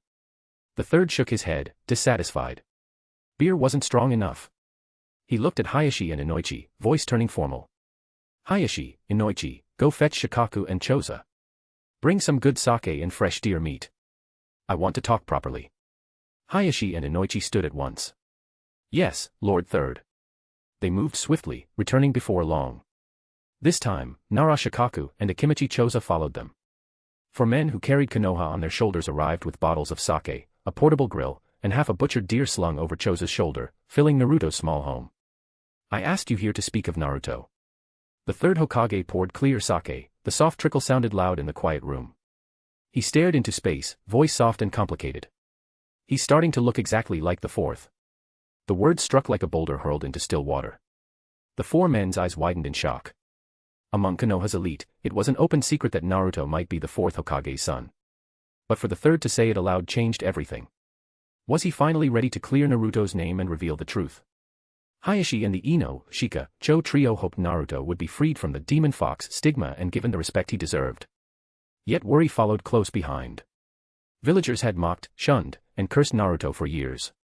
Announcing his parentage now would be like slapping the entire village in the face, proving they had abused a hero's orphan. It could spark outrage and shake trust in the village leadership. After all, why had the third waited 12 years to speak? From the Ino, Shika, Cho clan's view, the fourth had treated them well, they wanted justice for Naruto. But the third was known for prizing stability above all. Would he truly risk everything for Naruto? Loving book so far. Check out 30+ advanced chapters at Patreon. Chapter 72, Hayashi is too soft. Chapter 72, Hayashi is too soft. There's an old saying, minor issues call for big meetings, major issues call for small meetings, and truly critical issues call for no meeting at all. For the third Hokage to summon the handful of them to Naruto's home for such a secret talk, the weight of the topic was obvious. Has the third Hokage finally resolved to make a real change? Beside him, Akimichi Choza took one look at the tangled situation, decisively abandoned thinking, and left the headache of weighing pros and cons to his old friend Nara Shikaku. He'd simply supply muscle when needed. After a brief silence to digest, Nara Shikaku lifted his head, fixed the third Hokage with a sharp gaze, and asked in a low voice, "So, Lord Third, what exactly do you mean?" The third Hokage drew a deep breath, as though steeling himself, and slowly voiced his plan. "I intend, in a while, to bring that brat Jiraiya back and have him succeed as the 5th Hokage."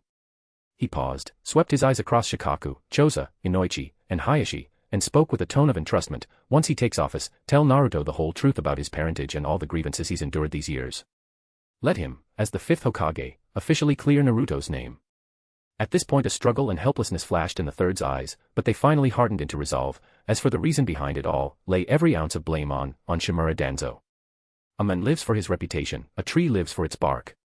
In the end, Sarutobi Hiruzen still could not bear to let the lifetime title of Hokage be stained. He could not openly shoulder the greatest blot himself. He had already cleaned up after Danzo countless times. What was wrong with letting the man finally admit what he had done? He even looked further ahead. "After I formally abdicate, I'll take Danzo, along with Hamura Mitokado and Yuditane Koharu, with me." Gazing out at the village, he spoke with relief and a trace of sorrow. "We obstinate old relics should step off the stage. We mustn't remain fetters in the path of the young." The third Hokage's intent was for Jiraiya to take Naruto as a disciple. Naruto already showed the makings of a Hokage and possessed a rich, unwavering will of fire. The third recalled an earlier moment. Naruto, eyes glistening with tears, had told him he wanted to learn sealing techniques. "Grandpa Third, I want to learn sealing techniques, at least before I die. That demon fox will never rampage again." Naruto truly is a good child. With such resolve, he will surely become an outstanding Hokage one day. A Jinchuriki Hokage, no need to worry about the Jinchuriki problem any longer. Given Naruto's love for the village, he would definitely find a suitable successor and reseal the Nine-Tails before his own death. All four seemed infected by the third Hokage's sorrow. They hung their heads and said nothing. All right, let's eat and drink. The third suddenly rallied, raising his chopsticks. But after 2 bites he looked up again, as if casually asking, on second thought, Jiraiya's a bit unstable. In your view, Jiraiya or Tsunade, who would make the better Hokage? The four, chopsticks half raised, froze in unison. Come on, we're starving, could we have a couple of bites first? They exchanged glances. 3 pairs of eyes landed on Shikaku. Shikaku cleared his throat and chose his words carefully. Both lords have equal merit and fame, both are legendary sannin renowned across the ninja world. As to who's more suitable, their teacher, you, would know better than we. In truth, if the village weren't caught between generations, he wouldn't pick either. Jiraiya peeps at women's baths and even wrote that make-out tactics book. Tsunade loses every bet, drinks like a fish, and suffers hemophobia. Neither can fight nor fully use her famed medical ninjutsu. If the former takes office, Hokage dignity might hit rock bottom. If the latter becomes Hokage, the whole village could end up pawned to a casino. Hayashi and Inoichi exchanged glances, identical worry in their eyes. The choice felt like asking whether you'd rather have your eyebrows on fire or your knees submerged. The third read their expressions and gave a wry smile. How could he not know his disciples' flaws?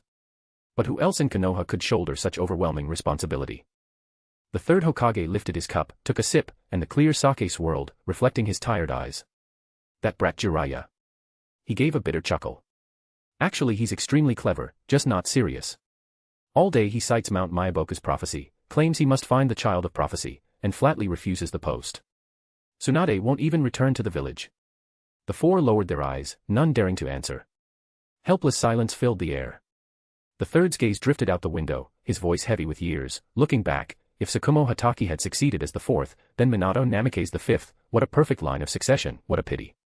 He paused, fingertips unconsciously circling the cup's rim. After Tsukumo took his own life, Minato stepped in early as the fourth. Still, he was young and able, he could have led Konoha for decades, who could have foreseen the Nine-Tails calamity? The old man's voice caught, he tossed back the wine as though to swallow the bitterness with it. The table sank into deeper silence.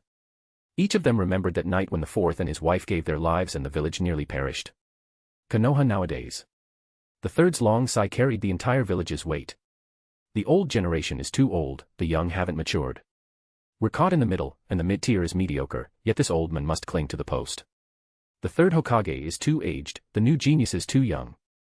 His gaze swept the four again, eyes cloudy yet sharp, but the will of fire must never die. However hard the road, we must find the one who can bear the future. Outside, Konoha's lights came on one by one, echoing the village's unyielding vitality. Shikaku and Inoichi simultaneously turned to look at Hayashi. Choza, stealthily stuffing a taro dumpling made by Naruto into his mouth, sensed his friend's gaze and also turned, forgetting to chew. The third Hokage set down his chopsticks, his aged yet piercing eyes likewise settled on Hayashi. Suddenly the center of attention, Hayashi. He sat ramrod straight, maintaining the dignified bearing befitting the Hyuga clan head, while inner turmoil surged. Why are they all looking at me? If one sought the finest of the fourth generation after the fourth himself, it would be Hayashi, surpassing the Ino, Shika, Cho trio in both strength and village prestige. The third sighed. Hayashi won't do, he's too soft. At the end of the third war, envoys from the land of lightning abducted Hinata. Hayashi killed the kidnapper.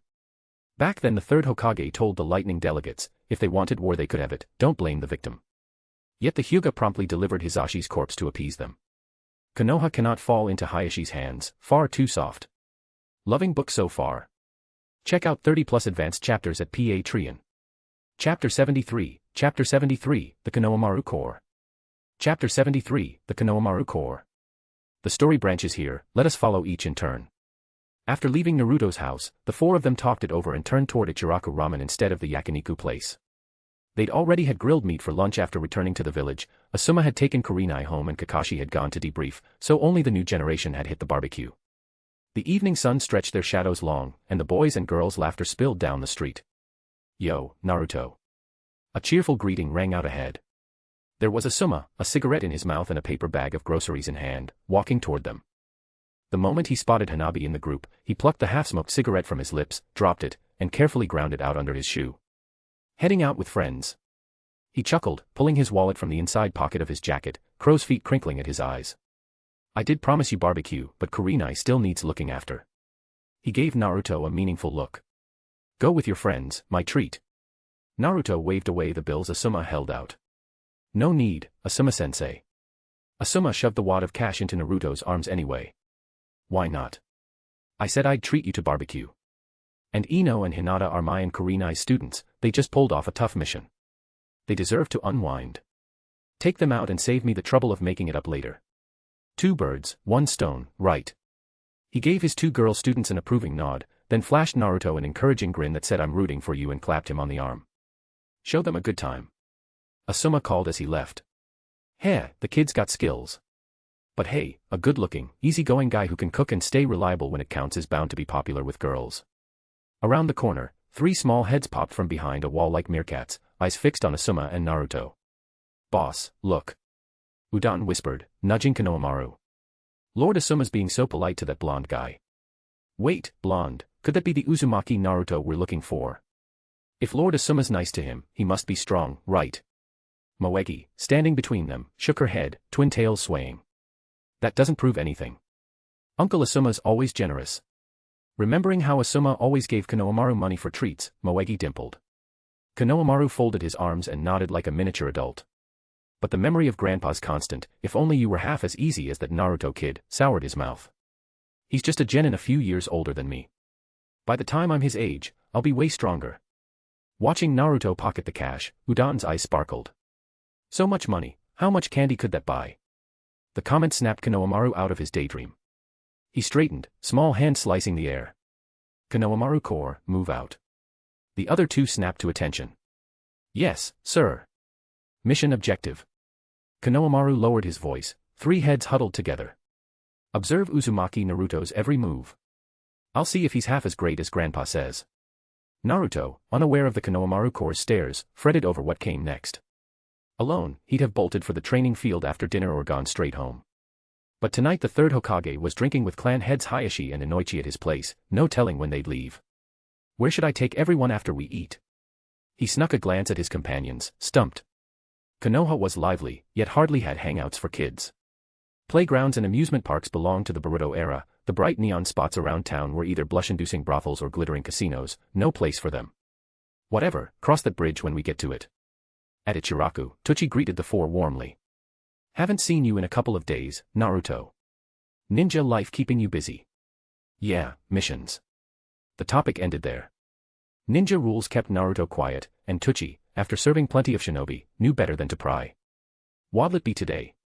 2 tonkatsu with extra pork for me. Ino, Hinata, Hanabi, what about you? Miso ramen for me. Hanabi and I want tonkatsu. 6 large tonkatsu with pork, narutomaki, and menma, 1 small tonkatsu, 1 miso. Tochi set to work, used to their usual orders. Steam curled up as the bowls arrived, and Naruto, Ino, and Hinata all froze. They were sharp sensors, and the watchers were amateurs, all 3 noticed at once. Let's eat. Ino pressed her palms together, forming seals under the guise of a polite clap.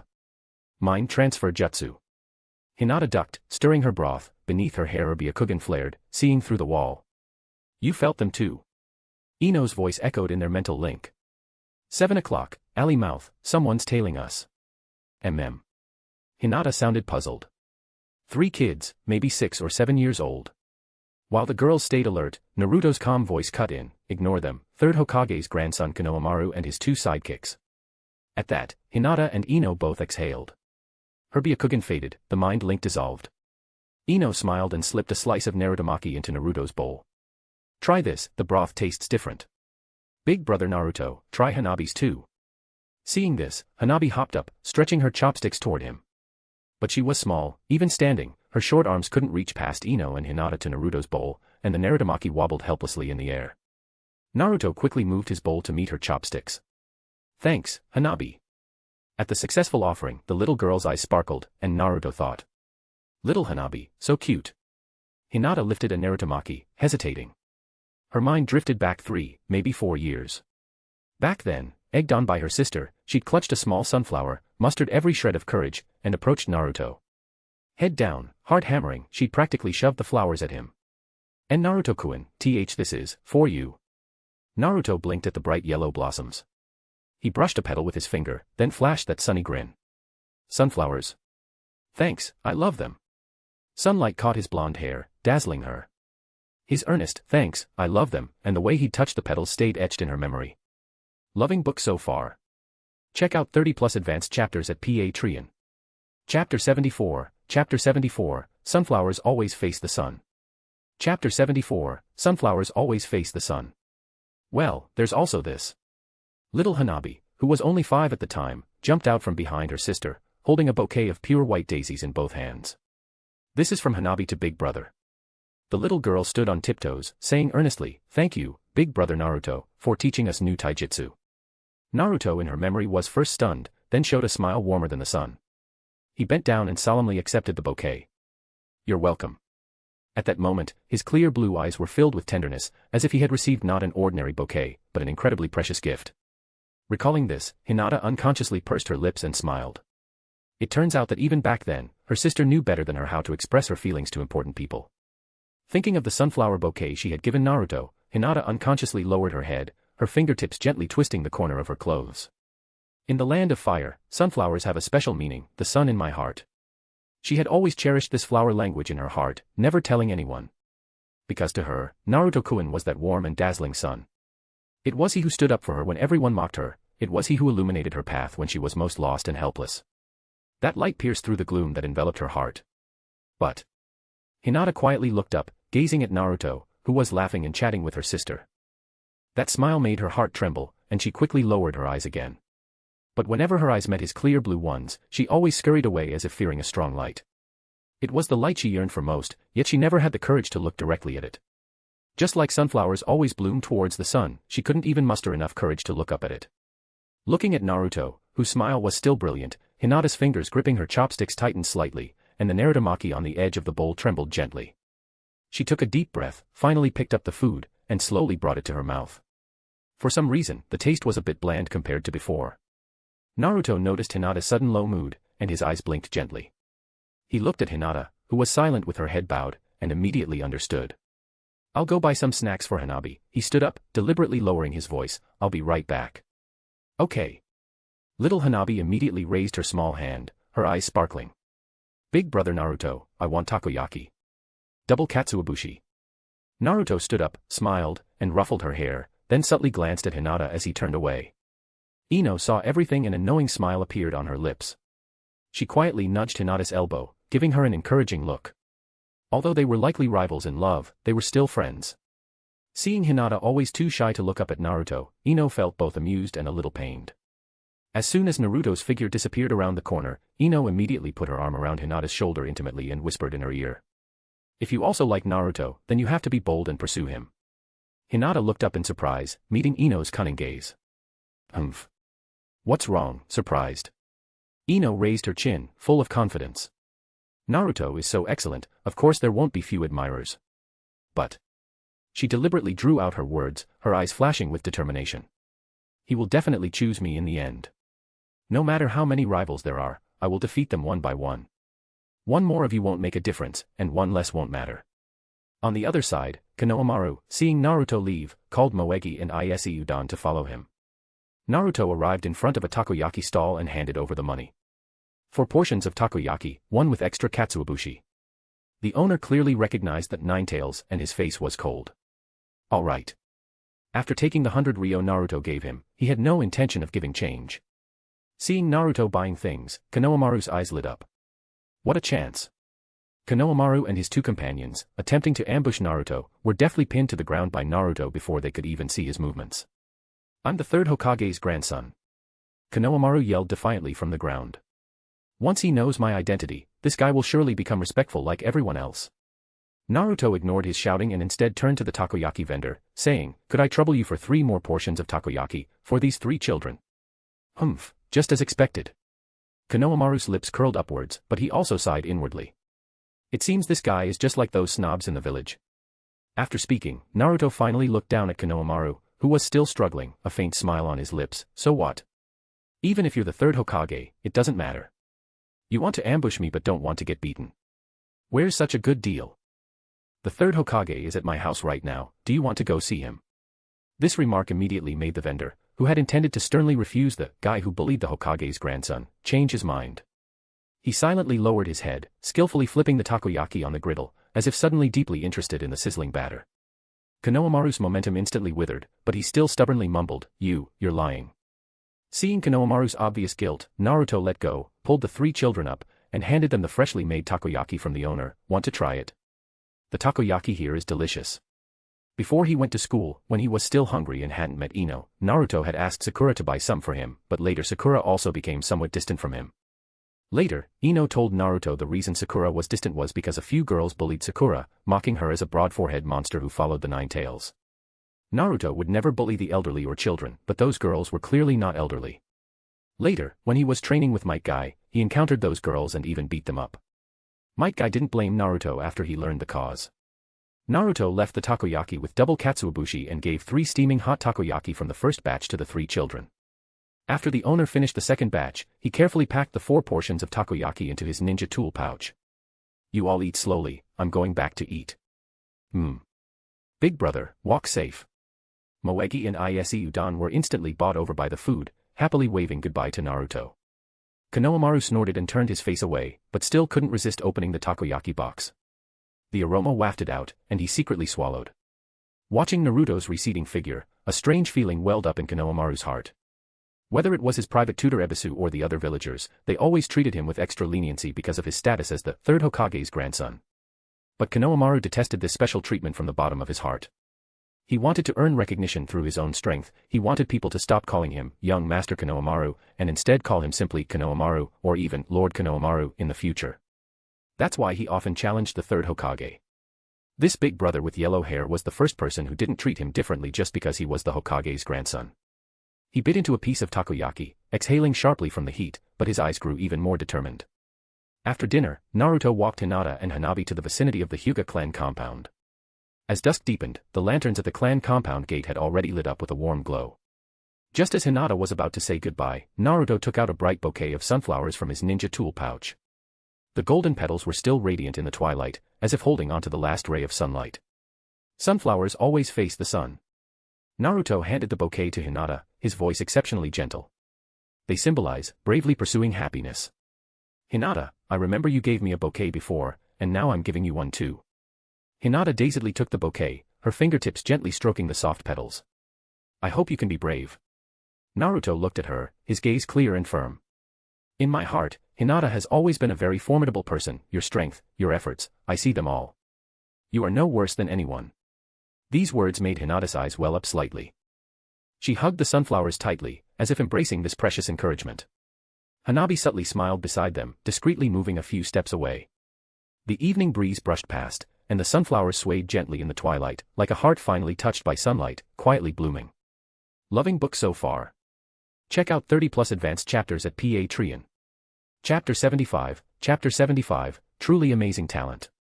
Chapter 75, Truly Amazing Talent. Watching the reluctant Hinata, who was holding the hand of the yawning, sleepy Hanabi, walk through the gates of the Hyuga clan compound, Naruto turned around only to bump into Ino, who was leaning against a street lamp. The girl crossed her arms, the orange light casting alternating shadows and bright spots on her face, which was usually bright and smiling but now filled with resentment. "Oh."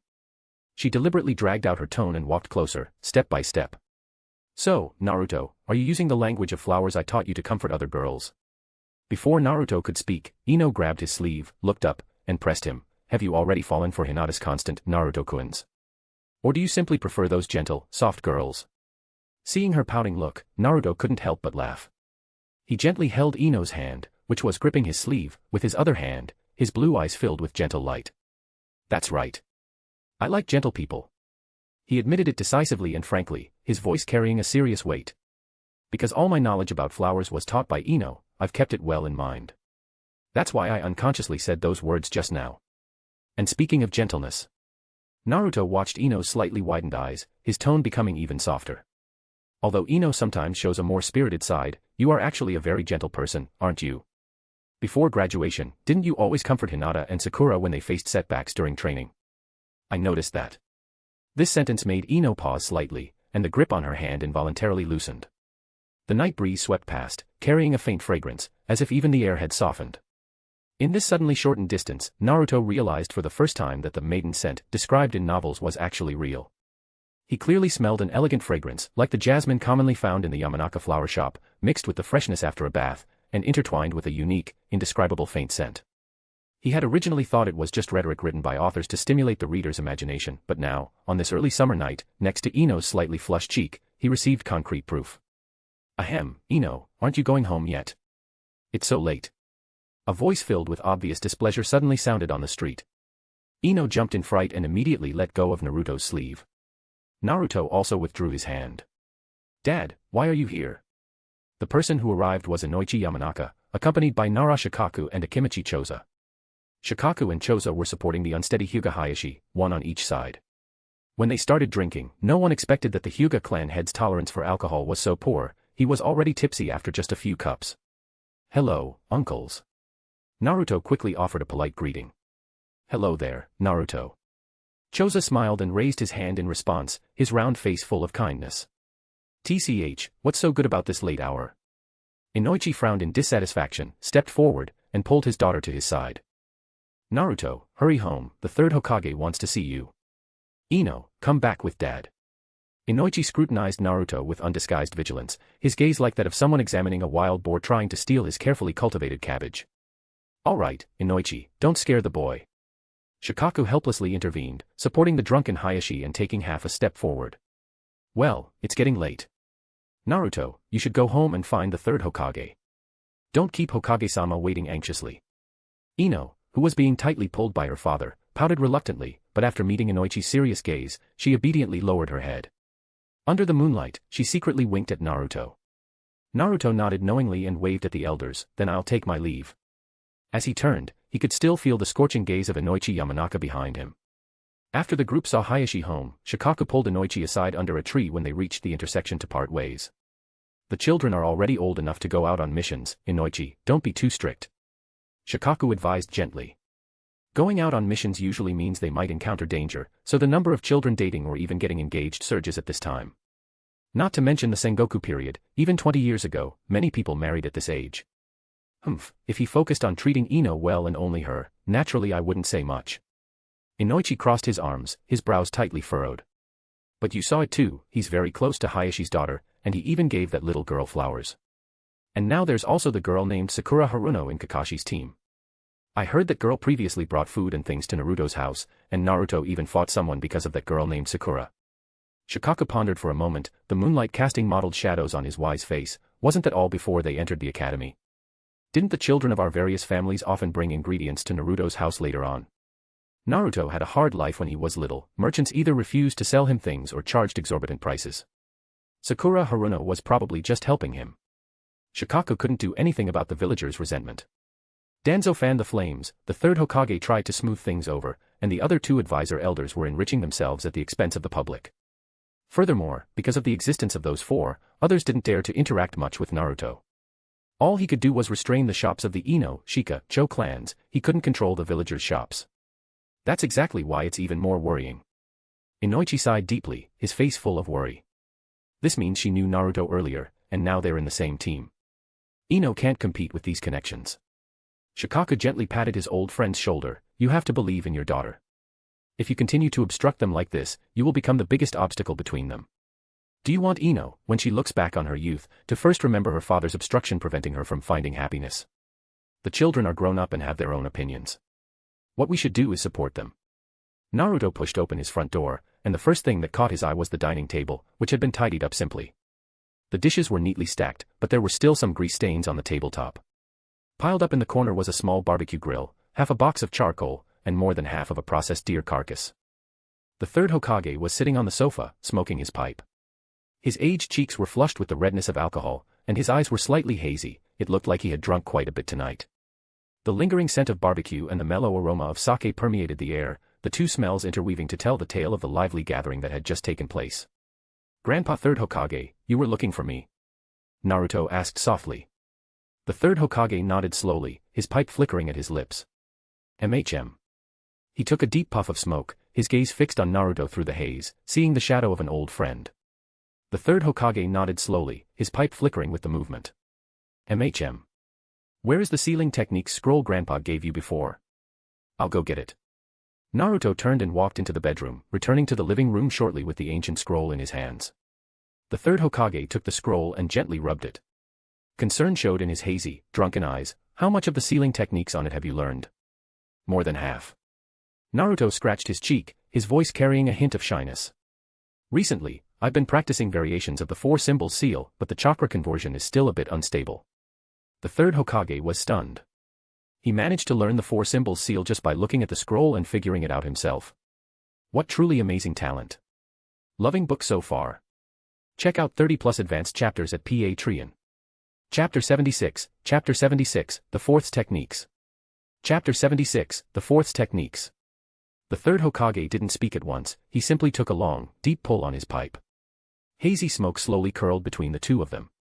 After a long while he drew out a slightly worn scroll from within his robe, its edges yellowed with age, yet it remained perfectly intact. Naruto. The third Hokage's voice carried a trace of emotion as he solemnly placed the scroll into Naruto's hands. Uzumaki Secret Arts, Duplicate Copy. This is the secret training method passed down through the Uzumaki clan, left by Lady Mito, wife of the first Hokage. The last person to use it had been Naruto's mother, Kushina. Looking at Naruto now, the third Hokage thought how much he resembled Minato. Naruto accepted the scroll carefully, his fingertips registering its fine texture. The material was top grade, and judging by the style, it was clearly an antique. The third Hokage watched him, a flicker of guilt in his eyes. I planned to give it to you once you finished the basics of sealing, but you never came to exchange it. I never imagined so many years would pass. I assumed you simply had no talent for sealing techniques. He gave a wry shake of his head. It wasn't until today, while sorting old items, that I realized I'd mistakenly given you Konoha's compendium of sealing instead. At this point admiration filled the third Hokage's gaze, yet with no guidance you taught yourself most of its contents. Naruto, your comprehension of sealing far exceeds what I imagined. The pipe's ember flickered in the dim lamplight, casting the old man's gratified yet conflicted expression in relief. Compared with him, Konohamaru was leagues behind. Thank you for your praise. I'll study hard. Naruto slowly unrolled the scroll, aged ink glimmered faintly under the light. The preface outlined what the scroll contained. Primarily the training methods for adamantine sealing chains and Kagura Mind's Eye. It stated that both secret arts required awakening to master. Postnatal practice could only marginally raise the odds of that awakening. The scroll was packed with cultivation keys, methods to improve awakening probability, and insights from every Uzumaki throughout history who had awakened their bloodline. How to sense chakra flow, how to condense sealing chains, every line embodied the wisdom of the Uzumaki. These invaluable experiences were finally compiled by the clan's last head, Uzumaki Ashina, making the scroll the clan's greatest treasure. Naruto's fingertips brushed the diagram of adamantine sealing chains, showing how chakra chains erupt from within the body. At the end a note emphasized, the Uzumaki's powerful innate regeneration is purely natural talent and can never be acquired through training. In short, you're born with it, or you're not. The third Hokage stood quietly to one side, watching Naruto's focused profile. He looked just like Minato when learning the Flying Thunder God. Who knew, Konoha might soon have another ninja who could wield Flying Thunder God. It should be possible, after all, Naruto is Minato's son. He rolled the scroll shut. Naruto looked toward the third Hokage. I'll master the techniques inside as quickly as I can. I won't let Grandpa third Hokage down. No rush. The third Hokage set another scroll gently on the sofa, his voice calm and steady. Take your time. You have talent and the will to protect Konoha, this old man will always support you. With those words the third Hokage rose, draped his Hokage cloak across his shoulders, and walked toward the door. His footsteps faded, eventually swallowed by the night. Naruto drew a deep breath and picked up the second scroll the third Hokage had left. The instant he unrolled it, his eyes bulged in shock. What it recorded were the techniques of the fourth Hokage. Not only the world-famous Flying Thunder God technique and Rasengan, but also the more advanced Flying Thunder God, Guiding Thunder, Flying Thunder God, Second Step, Spiraling Flash Super Round Dance Hall Style 3, and other derivatives. The margins were densely filled with the fourth's personal annotations, the neat handwriting detailing each jutsu's development insights and training essentials. On the Rasengan page the notes were especially meticulous, rotation of chakra requires finer control. If nature transformation can be added, its power will be limitless. Between the lines radiated the fourth's passion and intellect for jutsu development. Has the old man lost his mind? Giving something like this to me? Naruto stared at the scroll, waves of shock crashing through his heart. This wasn't just any ninjutsu scroll, it was the fourth Hokage's life work, one of Konoha's highest classified secrets. Forget it. Since the old man handed it over, I'll learn it. Even if he regrets it later, it'll be too late. That old man actually gave you the fourth's techniques. The Nine-Tails opened its eyes wide within the ceiling space, surprise coloring its voice. Looks like he's truly resolved to cultivate you. No idea what he's thinking. Naruto drew a deep breath, resolve hardening in his eyes. I'm starting on Flying Thunder God right now. With the fourth's personal notes, the missing pieces I felt while teaching myself are suddenly clear. He gently traced the neat annotations. With his previous self-study and the fourth's guidance, his confidence in mastering Flying Thunder God had soared. I'm now certain I can finish engraving the Flying Thunder God formula within 4 days. As for fully mastering the technique, at least half a month more. Naruto, we've got a new mission. Sakura knocked on Naruto's door. Sasuke stood silently beside her. A moment passed, but no sound came from inside. Sakura raised her hand again, knuckles rapping urgently on the wood. Sasuke's brow furrowed, chakra condensed at his feet as he leapt lightly onto the wall and peered through the window. The sight that greeted him was staggering. Leftover food and unwashed dishes were piled messily on the table, garbage littered the floor and flies buzzed about. It was a far cry from the tidy home he remembered.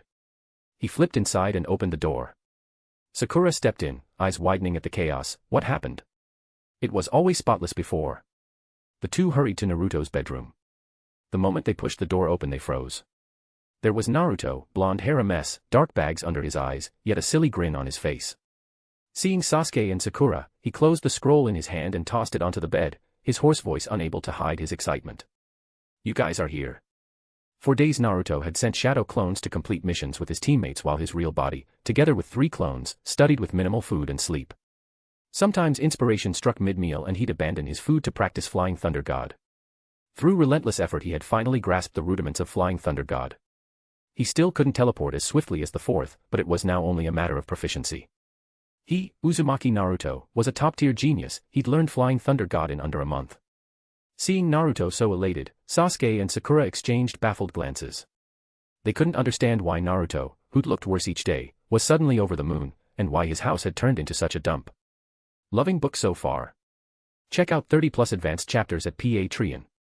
Chapter 77, overplayed his hand. Chapter 77, overplayed his hand. Seeing Naruto's exhausted state, Sakura and Sasuke exchanged a helpless glance. The two of them carried Naruto to the bed. Let Naruto get some proper rest first. Sakura said softly.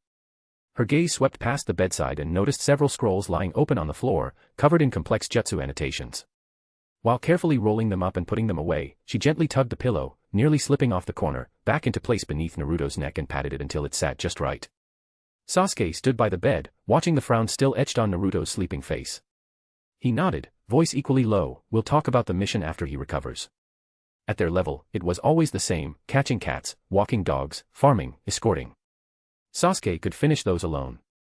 Once Naruto was settled, Sakura rolled up her sleeves and began tidying the room. She briskly sorted the scattered scrolls, cleaned the living room and kitchen, moving softly so as not to wake the newly sleeping Naruto. Meanwhile, Sasuke dashed to the rendezvous to report to Kakashi. After hearing the account, Kakashi narrowed his eyes in understanding. Then let Naruto sleep a little longer. He closed the mission scroll and motioned to Sasuke. Let's go meet the client first. The two walked into the cinema. When Sakura finally had the living room and kitchen sparkling, the trash bagged and set by the door, she breathed a soft sigh of relief. She prepared to head out for groceries so she could cook something for Naruto when he woke and for Sasuke when he returned. She tiptoed to Naruto's bedroom and eased the door open a crack to peek inside. Noon sunlight poured generously through the window, forming a warm pillar of light that happened to enfold Naruto's sleeping face. The frown had smoothed out at some point, his expression unguarded and peaceful, something long unseen. Cheeks dulled by exhaustion seemed to regain a hint of color under the sun's gentle touch. The room had returned to its usual neatness, dust had settled, items were in place, and the air carried a reassuring calm. And her teammate, usually a bundle of energy like a little sun, lay immersed in the deep, precious slumber bought by utter fatigue. A tender curve lifted the corners of Sakura's mouth. After a lingering look at his serene face, she carefully closed the door. The soft click sounded like a perfect period to this quiet moment. She left the apartment on light feet, leaving the room full of sunlight and quiet to guard the sleeping boy. Really sorry. Naruto forced open eyelids that felt glued shut, rubbed his throbbing temples, and mumbled hoarsely. His just-woken voice was raspy, like sandpaper scraping wood. Heavy fatigue wrapped him like a soaked quilt, even lifting a finger felt hard. Really overdid it this time. The thought flashed through his groggy mind. To master that arcane flying thunder god technique, he had gone on like a man possessed, pulling who knew how many consecutive all-nighters. Exhaustion from shadow clones handling missions plus more clones studying the jutsu stacked up relentlessly. At first Naruto still cooked, later he had clones by meals, finally he just wolfed down soldier pills, losing all sense of time until heaven and earth blurred. Now the backlash of overtaxed mind and body hit him in waves, dizzy, vision swimming, thoughts sluggish. Next time, never again push this hard. He chided himself inwardly, annoyed. But another voice piped up, but, it's the flying thunder god. Just as Danzo couldn't resist the Hokage's ceremonial robe, Naruto couldn't resist the allure of flying thunder god. No worries, eat first. Sakura's voice pulled him out of self-reproach. She set a warm bento box on the low table in front of him, tone gentle as a spring breeze, without a trace of blame. After eating we need to find Kakashi-sensei and Sasuke. Thanks. Naruto gave her a grateful look and took the bowl. An appetizing aroma wafted up, char siu rice. With each bite he felt fatigue melt away. Sakura sat quietly on a nearby stool, watching him eat without rushing him. Noticing he was wolfing it down, cheeks puffed, she softly reminded, slow down, Naruto, don't choke. She nudged a cup of water closer to his hand. A full stomach and restored stamina left him feeling much better. Sasuke leaned against the wall with crossed arms, looking irritated. Kakashi stood nearby, his single visible eye full of helplessness. What's wrong? Mission didn't go well. Naruto, sensing the odd mood, looked to Kakashi with concern. Yeah. Kakashi sighed, the sound dripping with, it's a long story, and scratched his trademark silver hair. The client won't cooperate. His tone carried clear vexation. Won't cooperate. Naruto and Sakura blurted in unison, confusion written on their faces. Why post a mission and then refuse to cooperate? It's an escort mission. Sasuke said coldly from the wall, impatience flashing as he glanced at a closed inner door. But the one to be escorted refuses to go to the designated location. It was a sheer waste of ninja time and efficiency. Kidnapping. Naruto frowned instinctively. Memories of news reports on abductions and scams from his past life flashed through his mind, putting him on alert. But that shouldn't be right. Konoha wouldn't take such a job. No, how could it be kidnapping? A bespectacled middle-aged man hurried out from the inner room, mopping sweat from his brow. I am Asama Sandeifu, Miss Yuki's manager. Adjusting his glasses, he continued, in fact, we wish to hire Konoha to escort us to the Land of Snow for film location shooting. But Miss Yuki seems quite resistant to returning to the Land of Snow. Land of Snow. Escort mission. Naruto's heart stirred, could this be the plot of Snow Princess Ninja Scroll? Miss Yuki. Sakura's eyes lit up instantly, her voice brimming with disbelief and excitement. Could it be Fuji Fuyuki, the actress who plays Princess Fuyun? Loving book so far. Check out 30+ advanced chapters at Patreon. Chapter 78, Inner Eye Mind Sight Technique. Chapter 78, Inner Eye Mind Sight Technique. So what do we do now? Naruto looked at Kakashi. If she refuses to go, are we supposed to knock her out and drag her along? She's already out. We'll leave as soon as you two show up. Sasuke said flatly, shooting a meaningful glance at Kakashi, who was holding a book disguised with a ninja handbook cover but was actually reading the newly released Makeout Tactics. While they'd been waiting, Kakashi had used a Sharingan genjutsu to put the stubborn actress temporarily to sleep. Asama Sandeifu stood to one side, rubbing his hands in embarrassment, clearly grateful yet a little uneasy about the method. 666, talk about efficiency. Naruto had already guessed how Kakashi had done it. One Sharingan illusion and the target's eyes had rolled back, consciousness gone. Kakashi, looks like I'll have to take control of you too. All right. Kakashi slid the book back into his ninja tool pouch, clapped his hands, and resumed his usual lazy tone, though with an edge that brooked no delay. Now that you two are here, we're all set. He turned to the manager. Mr. Asama, bring Miss Yuki, let's get moving. Sunlight slanted through the small round porthole, casting a quivering patch of light across the dim cabin. Fuji Fuyuki's thick lashes fluttered, she slowly lifted heavy eyelids. The first thing she saw was not the familiar ceiling pattern of her temporary room in Konoha. A wooden ceiling. And a faint, rhythmic sway, a ship. The realization shot through her groggy mind like a blast of cold current. She bolted upright on the narrow bunk. Why am I on a ship? You're awake. A cautious voice sounded. Asama Sandeifu, her manager, stepped in, wearing an awkward, placating smile. Miss Yuki, I was just about to wake you.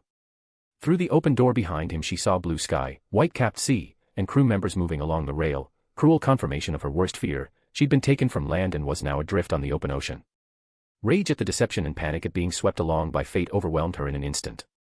She didn't even pause to question Asama. Barefoot and in only a thin silk nightgown, her black hair tumbling loose, she rushed for the door. What is going on? A cry of shock, fury, and disbelief tore from her throat. Like a lioness startled awake, she shoved Asama aside and sprinted for the hatch, bare feet drumming on the rough planks. She flung the cabin door wide, it slammed against the bulkhead with a bang.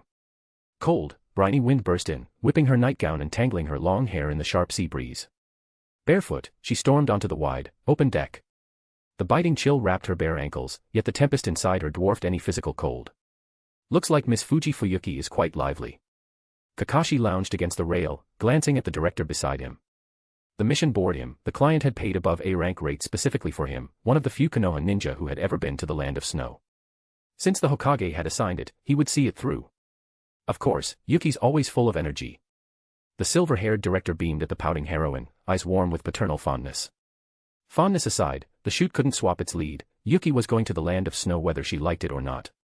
Though it was high summer, the temperature dropped steadily as they sailed north. Entering snow country waters in so little clothing would invite a nasty chill. Naruto silently pulled a blanket from his pouch. Sakura took it and hurried toward Yuki. Sea spray crashed against the hull. Your pouch really holds a lot. Sasuke eyed the pack at Naruto's waist. He'd been meaning to ask. I'm good with sealing techniques. Naruto tapped the pouch, pride in his voice. Want me to rig one for you? Fair warning, storage is bigger, but grabbing a kunai fast in combat gets trickier. He explained, it's simple, I sealed a large trunk into the pouch. The space inside equals the trunks, but low-level seals don't reduce weight, the pouch stays as heavy as ever. I'll pass. Sasuke turned away, face cooling to its usual indifference. He lacked Naruto's monstrous stamina. For a combat specialist, speed of access beat storage capacity every time. Below, crew members bustled to set up the chute. A makeup artist hurried toward the sulking Yuki, toolbox in hand. Gulls wheeled overhead, crying sharply. Naruto yawned and lazily shut his eyes. Before departure, Kakashi had warned him not to overtrain during the voyage. An A-rank escort could draw ninja ambushes at any moment. Constant vigilance was vital. If he couldn't practice taijutsu or ninjutsu, why not hone the sensor art Kagura Mind's Eye? It heightened danger sense without draining stamina, killing two birds with one stone. According to the scroll, clan members who hadn't awakened Kagura Mind's Eye at birth or at chakra onset had first to master a basic technique called the Inner Eye Mind Sight technique. Much as the Flying Thunder God array precedes Flying Thunder God itself, it was a prerequisite exercise. The method opened the body's mind eye, letting the user perceive the world through it, a stripped-down version of Kagura Mind's Eye. Its range was tiny, inferior to ordinary sensory ninjutsu. Only because it slightly boosted the odds of later awakening Kagura Mind's Eye did any Uzumaki bother with it. Naruto formed the seals in secret and let his chakra drift outward. At once his perception shifted, a 360-degree, almost X-ray vision unfolded. Within 5 meters everything became crystal clear, cabin beams, ropes beneath the deck, even fish under the waves and distant gulls, each rendered as glowing points in his mind. Sasuke glanced at him, sensing something, but seeing only Naruto at rest, turned back to the horizon. None of them realized that, right now, Naruto was experiencing the world in an entirely new way. Loving book so far? Check out 30+ advanced chapters at Patreon. Chapter 79, The Snow Ninja Attack. Chapter 79, The Snow Ninja Attack. Are the ninja we hired really reliable? A staff member pointed at Naruto, who was sitting cross-legged by the ship's railing, and whispered to a colleague beside him. The setting sun dyed the sea a golden red, and the blonde boy had maintained the same posture since dawn, as if he had turned into a statue. That blonde kid has been sleeping since the morning, and it's already evening, but he hasn't woken up yet. An old sailor who was tidying the ropes straightened up and wiped his sweat. Maybe the ninja are rotating shifts. If they stay awake all day, they'll be sleepy when they stand guard at night, and that would be truly fatal. The staff member laughed dismissively. Stop joking, will someone really attack us? We're just filming a movie. Don't forget there are pirates at sea. Hiring a ninja gives us some peace of mind. One person reminded him. That's true. Alright, time for dinner. Logistics personnel pushed the meal cart and started distributing boxed lunches, and the aroma of food instantly drifted across the deck. Are you practicing sensing ninjutsu? Kakashi gently placed a steaming bento box on Naruto's lap. Sensing Kakashi's arrival, Naruto slowly withdrew from the Kagura Mind's Eye state, opened his eyes, and nodded. Yes, it's a secret technique of the Uzumaki clan. Lord Third Hokage gave me the scroll recording this technique. I see. Kakashi looked thoughtful. As Konoha's elite jonin, he had naturally heard of the Uzumaki clan's enviable sensing ability, Kagura Mind's Eye. This is a Kekkei Genkai of the Uzumaki clan, possessing an unparalleled and powerful scouting range. It is said that once this technique is activated, the user closes their eyes and opens their mind's eye, allowing them to grasp all movement within a radius of tens of kilometers. Any abnormal chakra fluctuations are exposed, and if the chakra of a specific target is locked onto beforehand, the user can even know the target's number, characteristics, movement speed, and precise location. Among the existing sensing ninjutsu in the ninja world, Kagura Mind's Eye is considered the pinnacle. Eat first. You should rest well tonight, I'll take the night watch. The journey was peaceful. The ship slowly sailed into the waters of the land of snow, and the biting cold wind made the people on deck tightly wrap their coats. Everyone was so shocked by the sight before them that they held their breath. A towering iceberg stood in front of them like a giant barrier, shining with magnificent blue light under the sun. What is this? The director's pupils suddenly constricted, and his trembling fingers gripped the railing as he stared in disbelief at the suddenly appearing iceberg. We don't know what's going on with this either. The assistant quickly explained, when we woke up this morning, we found the route ahead was completely blocked. Director, what should we do? The director suddenly widened his eyes, clapped his hands as if struck by inspiration. Good. This is it. Change the script. Huh. The assistant looked bewildered. Why change the script so suddenly? The director excitedly turned and pointed at the iceberg. Huh, what? Are you stupid? Look carefully. This cliff is an excellent location for exterior shots. How can we let it slip away from our cameras? This cliff is the perfect filming location granted to us by the god of cinema. The director spread his arms as if to embrace the entire iceberg. Everyone prepare to land. The crew members looked at each other, but infected by the director's soaring enthusiasm, they quickly began busying themselves preparing the landing equipment. Sasuke, you follow me and stay alert. Kakashi patted Naruto's shoulder with a serious expression, lowering his voice. Use your sensing ninjutsu to thoroughly scout the surroundings. This iceberg appeared too abruptly. I feel like something is wrong. Naruto immediately understood and ran towards the direction of the ice cliff. The nine-tailed indeed sensed malice. Sakura. Kakashi turned to look at the pink-haired girl. You are responsible for close protection of Miss Fujifuyuki. Be sure to stick close to her, do not leave her side except during filming. Understood. Sakura immediately strode towards Fuyuki, who was tidying her costume, and naturally stood beside her. Sasuke. Kakashi finally looked at the black-haired boy. You will join me in guarding the landing site. Pay attention to any suspicious signs. Sasuke nodded slightly, his right hand already resting on his ninja tool pouch. The four of them tacitly took their positions. Beneath the seemingly calm iceberg, undercurrents were stirring. As soon as Naruto stepped onto the peak of the snowy mountain, the nine-tailed's low voice rang out in his mind. Naruto, 10 o'clock direction, malice detected. I understand. Naruto quickly condensed a wooden sword using wood release in his hand, and his figure leaped like lightning toward the direction indicated by the nine-tailed. In the vast expanse of white snow, he quietly activated the inner eyesight technique, and his chakra sensing spread out like a spider web. He quickly pinpointed a man whose figure was hidden under white camouflage cloth beneath a pile of snow. Naruto held his breath and silently crept close to the target.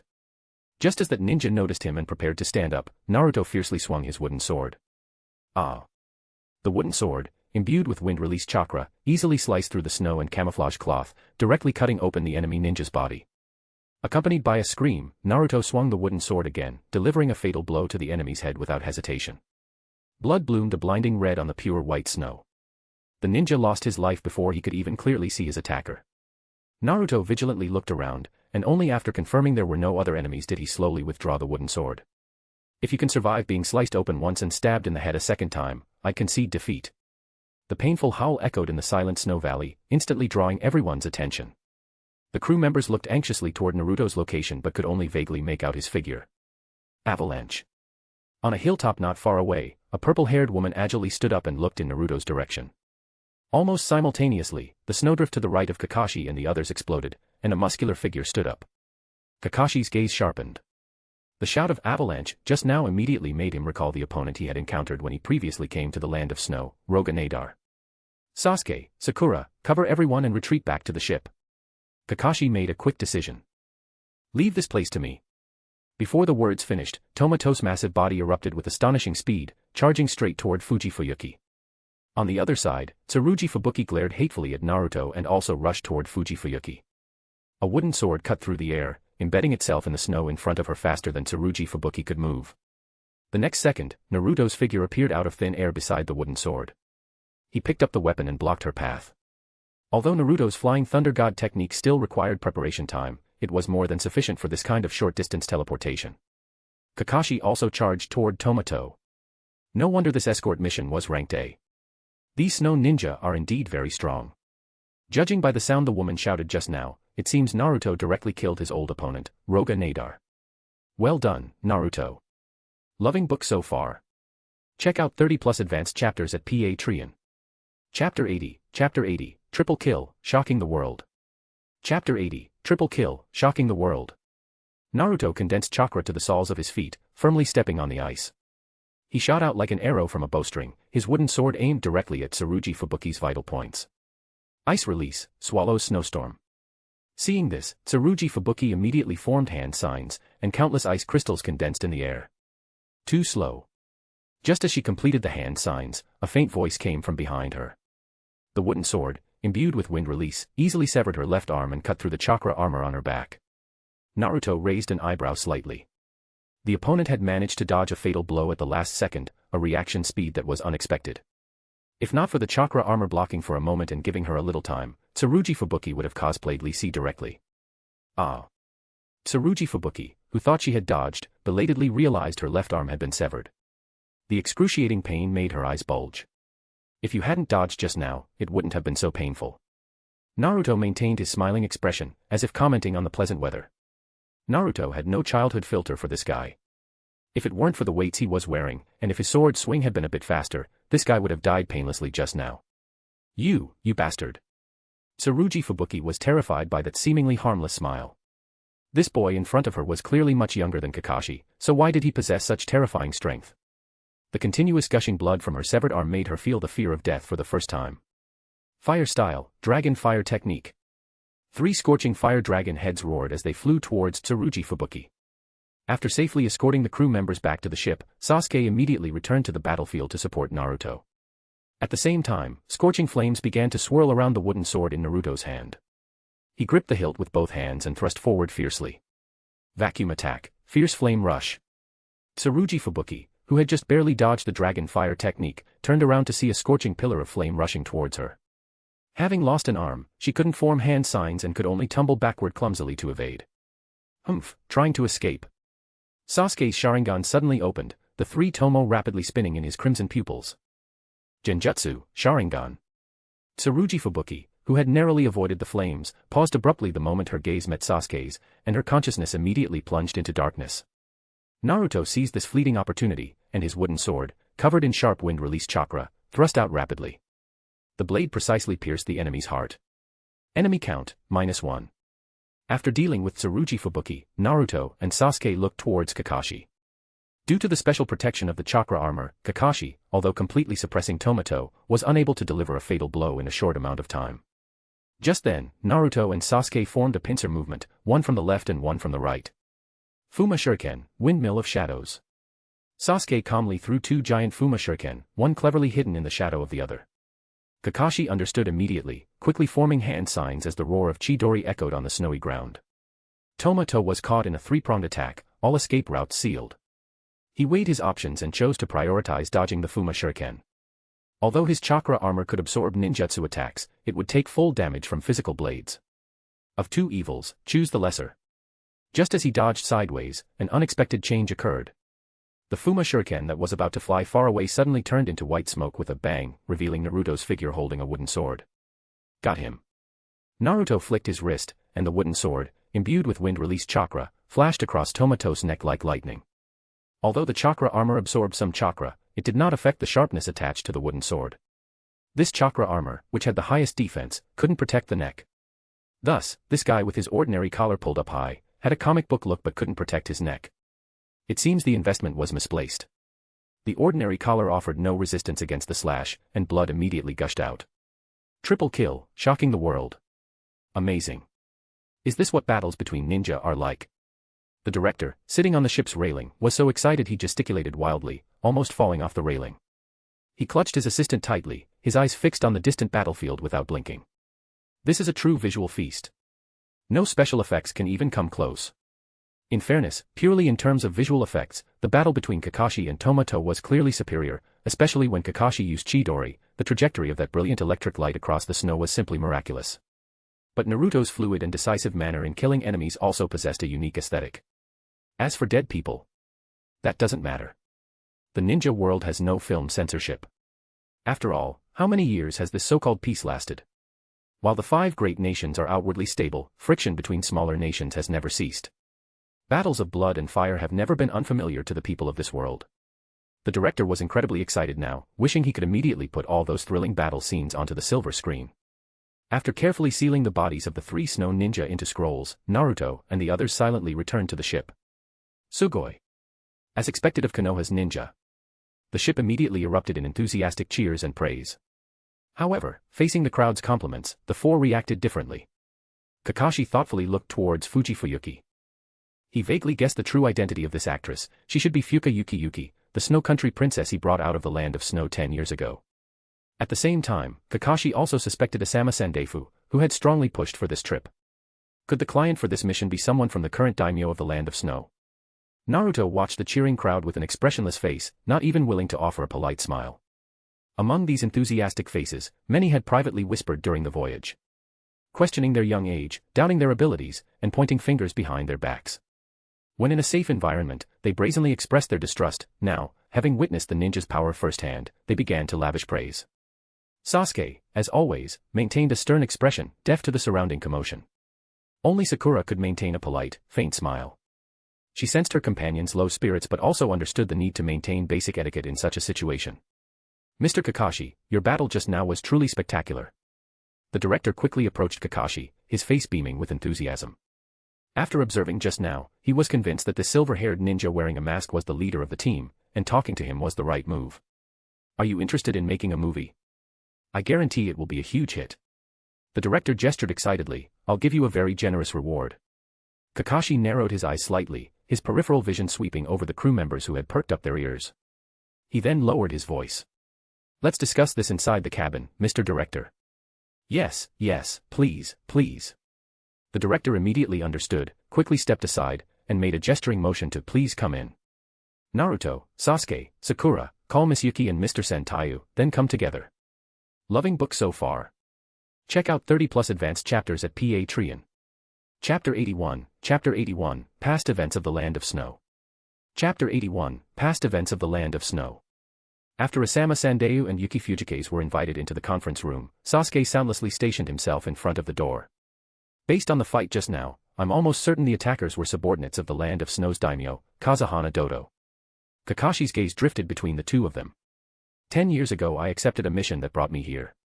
Back then, surrounded by snow ninja sent by Kazahana Dodo, I spirited the former daimyo's daughter, Koyuki Kazahana, out of the Land of Snow. Their target must be you, Princess of the Land of Snow, Koyuki Kazahana. Yuki Fujikase, or rather, Koyuki Kazahana, gave a slight nod, her voice trembling. It's me. Then, Kakashi uncovered his left Sharingan, 3 tomo spun within the crimson pupil. And you, Mr. Sandefu, who's so desperate to bring Princess Yuki home, whose side are you really on? Sakura pulled Koyuki Kazahana back, putting distance between them and Sandefu. The air in the room froze, every eye fixed on the old retainer. Under their questioning stares, Sandefu showed no panic of exposure, instead, grief and recollection flooded his face.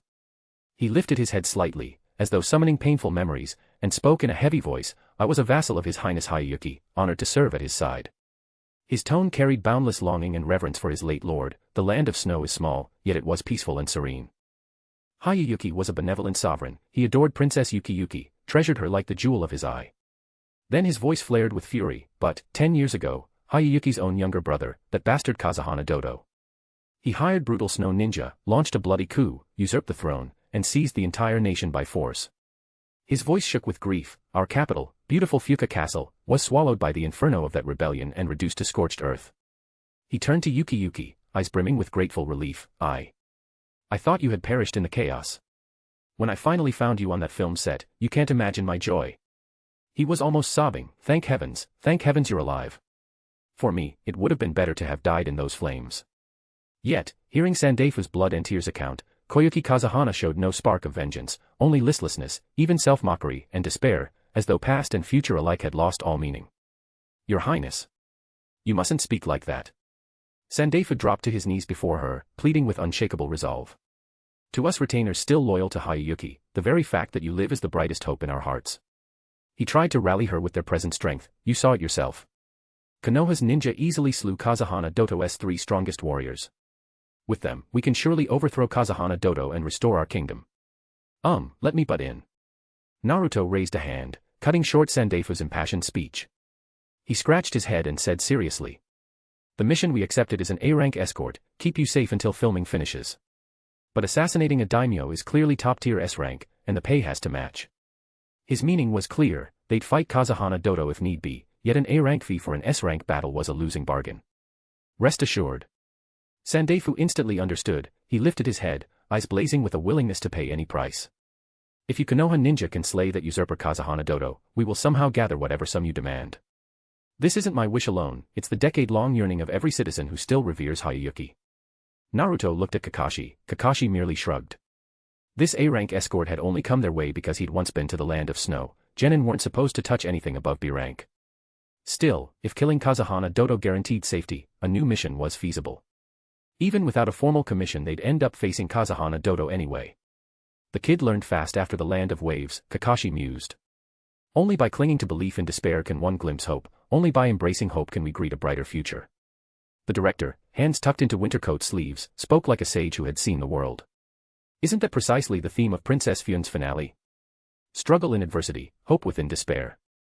If Sandaifu and Yuki lack funds, I can cover part. And if you ninja appear in the film, I'll pay performance fees. At a time like this you still want to keep shooting. The assistant gaped at the director. Of course we shoot. The director's answer was absolute. Remember, Yuki is a pro who finishes what she starts. I believe she'll bounce back. With these ninja guarding us, safety is assured. Besides, didn't I say it? I'm giving this film a complete makeover. His eyes burned with creative fervor. Imagine, a real princess playing a princess, the drama is irresistible. That alone is the ultimate selling point. The assistant blinked, then caught the excitement, why yeah. So. The director pressed on, eager to persuade Yuki. Enough. Koyuki Kazahana cut him off, voice shaking with dread and irritation. We only fluked past 3 of Kazahana Doto's men. Who knows how many snow ninja he still commands? How can we possibly stand against him? Turning back is no longer an option. Kakashi's calm, unbending voice broke through her retreat. Our mission is to escort the crew to the land of snow and ensure filming is completed. New commission or not, I will protect you. He paused, sweeping his gaze across the room. Before the battle began, the men Naruto ambushed and eliminated was Kazahana Doto's strongest snow ninja, Roga Nadar. With the confidence of an elite jonin he added, as long as the enemy doesn't arrive in army numbers, for us there's little difference between facing a handful of snow ninja or several dozen. Book recommendations. 1. Demon Slayer, my breathing technique is actually hockey. 2. Naruto, Rise from Hidden Sand Village. Loving book so far. Check out 30+ advanced chapters at Patreon. Chapter 82, The First S-Rank Mission. Chapter 82, The First S-Rank Mission. Koyuki Kazahana stormed out, leaving everyone staring at one another in awkward silence. Yet they could sense that, though she still resisted, her heart was no longer as numb and hopeless as it had been at the start. The emotions forcibly locked in ice seemed to have cracked, if only a hairline, by the mention of her homeland, Sandaifu's loyalty, and the power of the Konoha ninja. The convoy pressed on across the snowfield, passing a colossal cavern that looked artificially carved. Sandaifu pointed into its depths and recounted the places passed. While the group listened, Naruto suddenly turned toward the rear, brow creased. His senses told him the girl who should have stayed in the carriage, Koyuki Kazahana, was moving away. Koyuki Kazahana's running. Naruto murmured to Kakashi at his side. Kakashi sighed in understanding. After all, she was barely 15 or 16. When the coup struck 10 years ago she had been a 5-year-old child. Watching her father murdered, her home burned, the once proud princess reduced to a fugitive orphan, those memories had become the heaviest shadow in her heart. Forced to face this land of pain again and the uncle who usurped the throne, fear and the urge to flee were only natural. She's yours. Bring her back, Naruto. He nodded, unstrapped the weights on his calves and forearms, and set them gently on the wagon. Then he vanished like a gust of wind. Kakashi picked up the discarded weights and tested them in his hand. No way. His usually half-lidded eye snapped wide for an instant. Their mass far exceeded his estimate. Judging by density and feel, these were no ordinary training weights. They're this heavy. Staring after Naruto, Kakashi's mind reeled, the direction was already empty. He's been running, jumping, fighting with these on every day.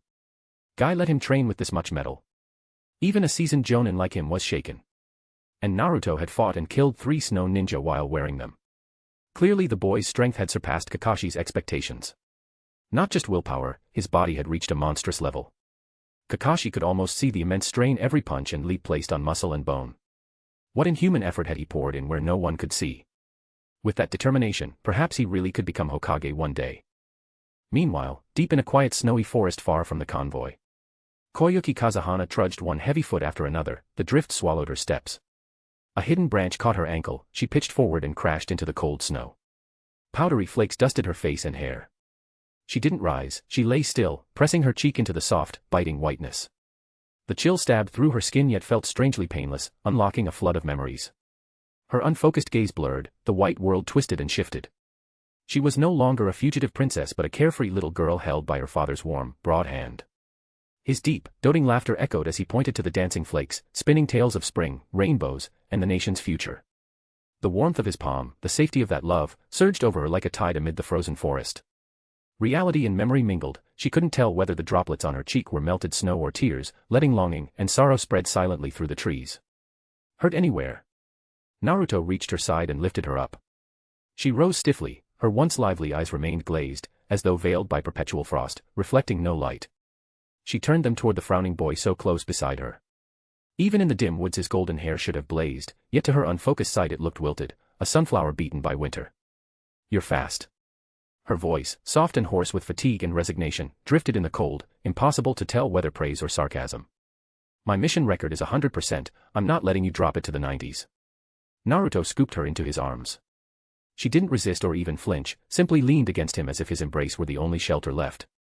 After a quiet moment she voiced the question that had weighed on her, a whisper carrying the last fragile hope. Can you really defeat Kazahana Dodo? A tremor ran through her at the name. If you post the kill order, the rest is our job. Didn't Kazahana Dodo seize the throne only because he had the snow ninja? Konoha can be your strength, provided you pay the fee. Koyuki Kazahana pressed her lips tight. Agreed. 1,000,000 Ryo was a price she could bear, if it meant killing Kazahana Dodo she would find 10 million if necessary. Her tone turned formal, almost ceremonial, as though to banish the last of her fear. I, Koyuki Kazahana, daughter of the late daimyo Sosetsu Kazahana, rightful heir to the land of snow, hereby commission Konoha ninja Naruto to execute the traitor Kazahana Dodo. Book recommendations. 1. Demon Slayer, my breathing technique is actually haki. 2. Naruto, Rise from Hidden Sand Village. Loving book so far. Check out 30+ advanced chapters at Patreon. Chapter 83, The Train Strikes. Chapter 83, The Train Strikes. All right, I'm taking the job. From this moment on, you're my client. Naruto nodded solemnly, arms cradling Koyuki Kazahana as he braced to sprint after his teammates. An icy, snow-laden breath still clung to the tunnel mouth, its lingering chill cutting to the bone. Just as their silhouettes melted into the gloom, a sudden change erupted behind them, on the rails sealed beneath thick ice. A deep, oppressive rumble rolled closer, like a slumbering steel behemoth waking beneath the frost and roaring. A train. Naruto recognized the approaching sound. It was the first time he'd heard it since arriving in the ninja world. The noise came not from inside the tunnel but from the direction they'd come, the snowy plain fading into white. The frozen rails beneath them gave a faint yet heart-stopping crack. The ice sheeting the tracks began to melt at a speed visible to the eye. Cold meltwater gathered into trickles that ran along the rail grooves. This was no natural thaw. It's the train, he's here. Koyuki Kazahana's voice shot up, raw with terror, her body tensed in Naruto's arms, nails digging into his jacket. She knew the omen only too well, the death knell horn of the Shinigami himself. It was Kazahana Dodo and his all-devouring steel monster. Naruto didn't hesitate. The instant her cry left her lips, he spun toward the tunnel entrance. His gaze pierced the darkness, already seeing the smoke-belching colossus tearing through the snow and racing toward them. Without forming seals, he raised his right leg, flooding it with massive chakra, and slammed it like a hammer into the cold rock floor. Vacuum attack, earth transformation. Boom. Earth-natured chakra exploded from his heel, savaging the ground beneath. The power wasn't mere destruction, it carried the will to reshape the land itself. In an instant, the earth writhed. The walls grew. Solid rock on both sides of the tunnel mouth lurched inward as though seized by an invisible giant, crushing and compacting. Monolithic stone slabs ground and cracked, piling higher and tighter at impossible speed. The once wide tunnel mouth clenched like a fist, living stone surged and fused. In a single breath the entrance to the snowy world outside simply vanished. In its place stood a brutal, jagged new cliff of damp, fresh broken stone.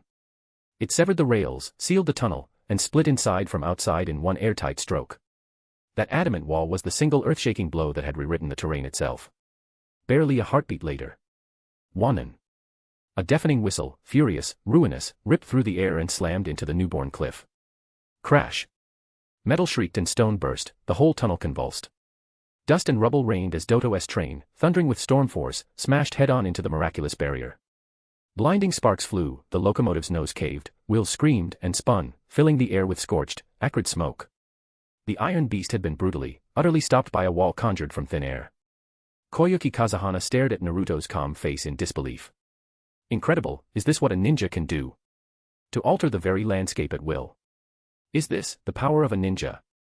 The power that can move mountains, redirect rivers, and stand against a steel titan. Awe surged through her, for the first time she glimpsed the terrifying, majestic iceberg of the ninja world. Naruto. Are you all right? An urgent, familiar shout echoed from deeper in the tunnel, accompanied by rapidly approaching footsteps. Kakashi burst from the shadows first, his usually half-lidded eyes sharp as he scanned Naruto and Yuki. Satisfied they were safe, he stared at the sealed tunnel beyond. Sakura and Sasuke skidded to a halt behind him, equally stunned. What is this? Sakura clapped a hand over her mouth, gaping at the sheer rock face where a passage had been moments before. Only a fresh-scented, craggy cliff now blocked their retreat. I'm fine. Naruto answered, as though he'd done nothing of note. He gently set Koyuki Kazahana down and nudged her toward Sakura. Client, take care of her, Sakura. Leave her to me. Sakura said, steadying the still shaky princess. But in that fleeting instant of handoff. Boom. A roar far wilder than the train's impact split the air. The supposedly invincible cliff shattered at its heart, blasted apart by unimaginable force. Boulders turned to flying gravel, and a shockwave of dust and stone howled down the tunnel. Watch out. Kakashi barked, leaping in front of the group and flashing through seals. Earth release, Earth-style wall. A stone rampart carved with dog heads rose, catching the flying debris. Dust and rubble drummed against it, filling the tunnel with chaotic thunder. Through the swirling haze a tall figure emerged, radiating suffocating pressure. He stood atop the warped, smoking wreck of the locomotive, the train's crumpled nose beneath him like a broken throne. Twisted steel and rising steam framed a scene straight from a nightmare. The man wore full-body chakra armor, jagged, metallic, glinting with cold silver veins that made him look a war machine risen from the abyss. Those flowing patterns cast him as something more than human. His icy, greedy eyes, bright with cruel amusement, locked onto the suddenly pale Koyuki Kazahana like a viper eyeing prey. A low, mocking voice, supremely confident, cut through the settling dust, every word an ice spike to the heart. Well now, my dear niece, long time no see. The newcomer was none other than Kazahana Dodo. Book recommendations. 1. Demon Slayer, My Breathing Technique is Actually Haki. 2. Naruto, Rise from Hidden Sand Village. Loving book so far. Check out 30+ advanced chapters at Patreon. Chapter 84, Kazahana Dodo. Chapter 84, Kazahana Dodo. Kakashi-sensei, moments ago Koyuki Kazahana hired us Konoha to kill Kazahana Dodo. She is now our client, Kazahana Dodo is our target. Naruto drew the wooden sword from his ninja tool pouch. We can't let this chance slip by. Kakashi pushed aside the forehead protector covering his left eye, revealing the 3-tomo Sharingan. He snapped out crisp orders, every task assigned. Sakura. Escort Koyuki Kazahana to safety immediately. Sasuke, go with Sakura.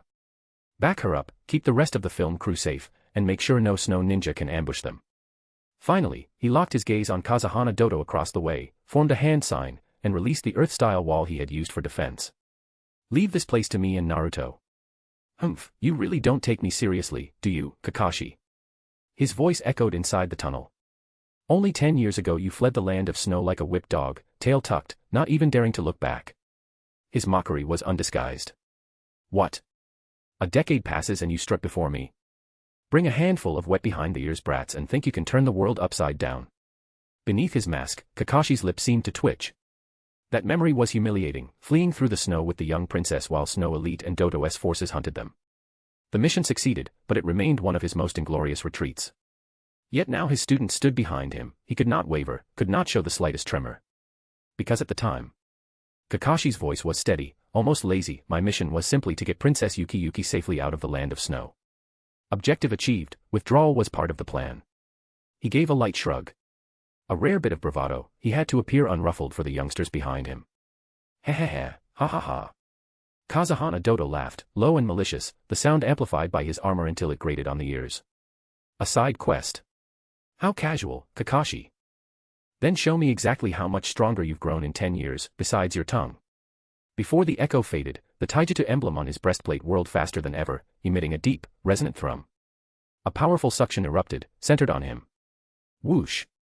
Outside the tunnel, the heavy drifts dislodged by the earlier impact were seized and compressed as if by an invisible giant hand.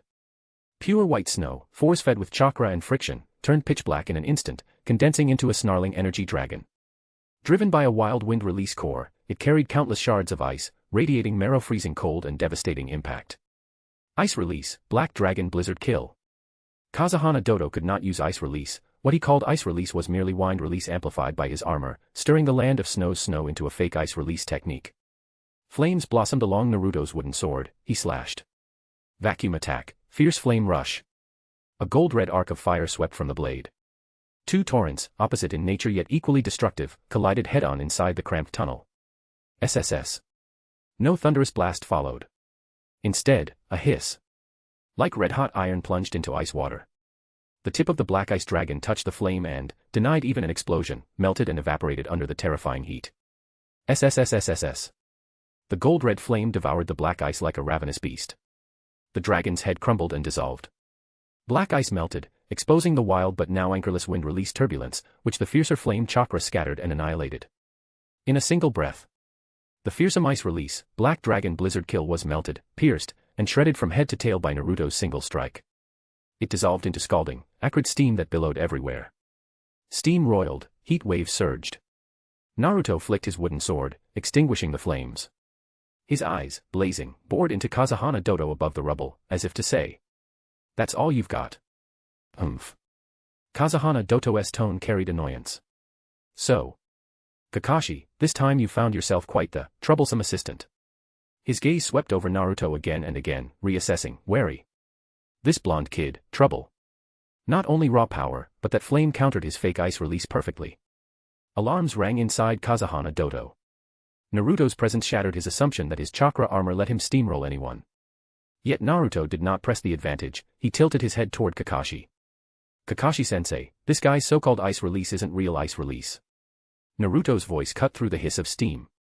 He's just whipping up snow with wind release and letting the armor make it look scary. It's still wind at the core, ice is only window dressing. Boom. The words detonated inside Kazahana Doto's skull. His eyes, behind the helmet, widened until the pupils shrank to pinpricks. Impossible. This principle was the core secret of the chakra armor, crafted at staggering cost, merging snow's top technology. The snow ninja only wield ice release thanks to the chakra armor and the land of snow's unique environment.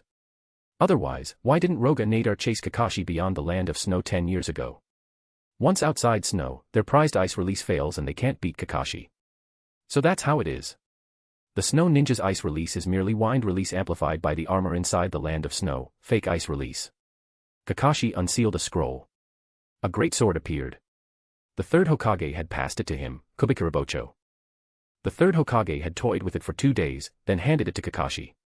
It belonged to the Hidden Mist, but now it was Konoha's. Unless the Hidden Mist offered something worthwhile, why give it back? Hand it back to the Hidden Mist for free. Where in the world is there such a good deal? Kakashi's right hand gripped Kubikurabocho, his left eye Sharingan locked on Kazahana Dodo. If ninjutsu couldn't break through the chakra armor, then weapons would have to do. Book recommendations. 1. Naruto, Rise from Hidden Sand Village. 2. Demon Slayer, My Breathing Technique is Actually Hockey. Loving book so far. Check out 30+ advanced chapters at Patreon. Chapter 85, Kazahana Dodo, dead. Chapter 85, Kazahana Dodo, dead. Right at that moment. Whoosh. Whoosh. Whoosh. Several figures shot out like ghosts from the shadows of the blasted tunnel ruins behind Kazahana Dodo. They wore regulation issue snow ninja chakra armor, plain models, clearly the tyrant's personal elite guard. Icy plates caught the tunnel's dim light, radiating killing intent. Seeing reinforcements arrive, Kazahana Dodo, his fury at Naruto's revelation, found release. From beneath his helm came a cruel order as he jabbed a finger at Kakashi and Naruto. Perfect timing, kill them. Naruto. Kakashi's voice rang with absolute trust. Kazahana Dodo is mine. The Kubikurabocho lifted, its tip locking on the armored figure atop the rubble, battle intent flaring. Without looking back, he snapped, leave the rest of these snow ninja to you. Kakashi's trust wasn't blind. He knew Naruto had mastered the multiple shadow clone jutsu. Against superior numbers, Naruto's human wave of clones was the perfect tool to sweep mooks, split the battlefield, and create local advantage. Fighting snow ninja was Naruto's comfort zone. Counter a horde with an even bigger horde. Elsewhere, Sakura and Sasuke, allied with Sandaifu and his resistance, had just wiped out a pursuing squad of snow ninja. Gunsmoke and cold lingered, snow ninja corpses littered the ground. Only now did they learn the loyal old minister had secretly rallied many to follow Princess Koyuki Kazahana against Kazahana Doto's tyranny.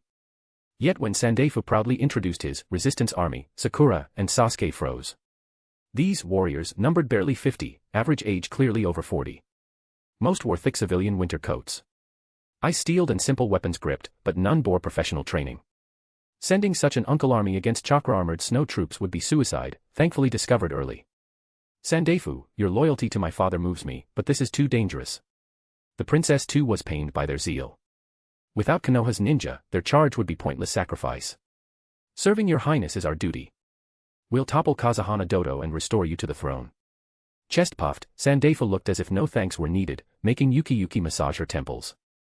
He hadn't listened at all. Just then a clamor drew their gaze. The Princess Gale film crew, director leading cameraman lugging bulky rigs and assistants clutching reflectors, jogged excitedly toward the tunnel. Sakura, bewildered, stepped into their path. Director, what are you? Director, what are you? The director halted, no fear on his face, only professional fervor. He pointed toward the distant flashes, ice shards and rumbling stone, ice sparkling. Listen to those blasts, look at that lighting. An epic location shoot. We're grabbing killer footage. Hear the explosions, see the light effects at the mouth. This is an epic live set. We're going for the perfect shot. Sakura was struck speechless by the absurd reply. She stared at these cinephiles chasing stunning shots regardless of danger, an absurd, draining sight. These people would die for a good frame. She couldn't fathom such reckless, artistic pursuit. In this lethal battlefield their first thought was, filming. Their dedication left Sakura speechless. Hup! With a low shout Kakashi surged forward. The Kubikurabocho tore the gloom, not slashing but driving with unstoppable force straight through Kazahana Doto's breastplate. Thud slice. A grating of metal and meat. The titanic blade punched through the chakra armor's core and deep into the tyrant's chest. The Kubikurabocho claimed his life as it exited his back. Impact staggered him, eyes bulged beneath the helm in disbelief and agony. Armor runes flickered like dying fireflies, then died with a sizzle. Snow's pinnacle tech fell to raw physical destruction. Kazahana Dodo froze, blood glugging along the great blade's fuller. He gaped at the steel, then at Kakashi's icy gaze, gurgled, and collapsed, consciousness gone. With Kakashi's victory, Naruto finished off the snow ninja. These guys even packed kunai Gatling guns, Land of Snow was way too modernized. Shadow clones popped in white smoke, leaving Naruto alone amid fallen foes, eyes still bright and sharp. He'd cleanly wiped out every snow ninja reinforcement Kazahana Dodo had brought. Tunnel blasts and battle cries faded to ragged breaths and clattering steel. Kakashi slowly drew the Kubikurabocho from the corpse, blood spattered the cold stone as the tip lowered. Kazahana Dodo lay curled, dead beyond doubt. Naruto confirmed every enemy was neutralized. The strongest military obstacle to Princess Koyuki Kazahana's restoration. Kazahana Dodo and his elite snow ninja was utterly crushed. For now, nothing in Land of Snow could stand in their way.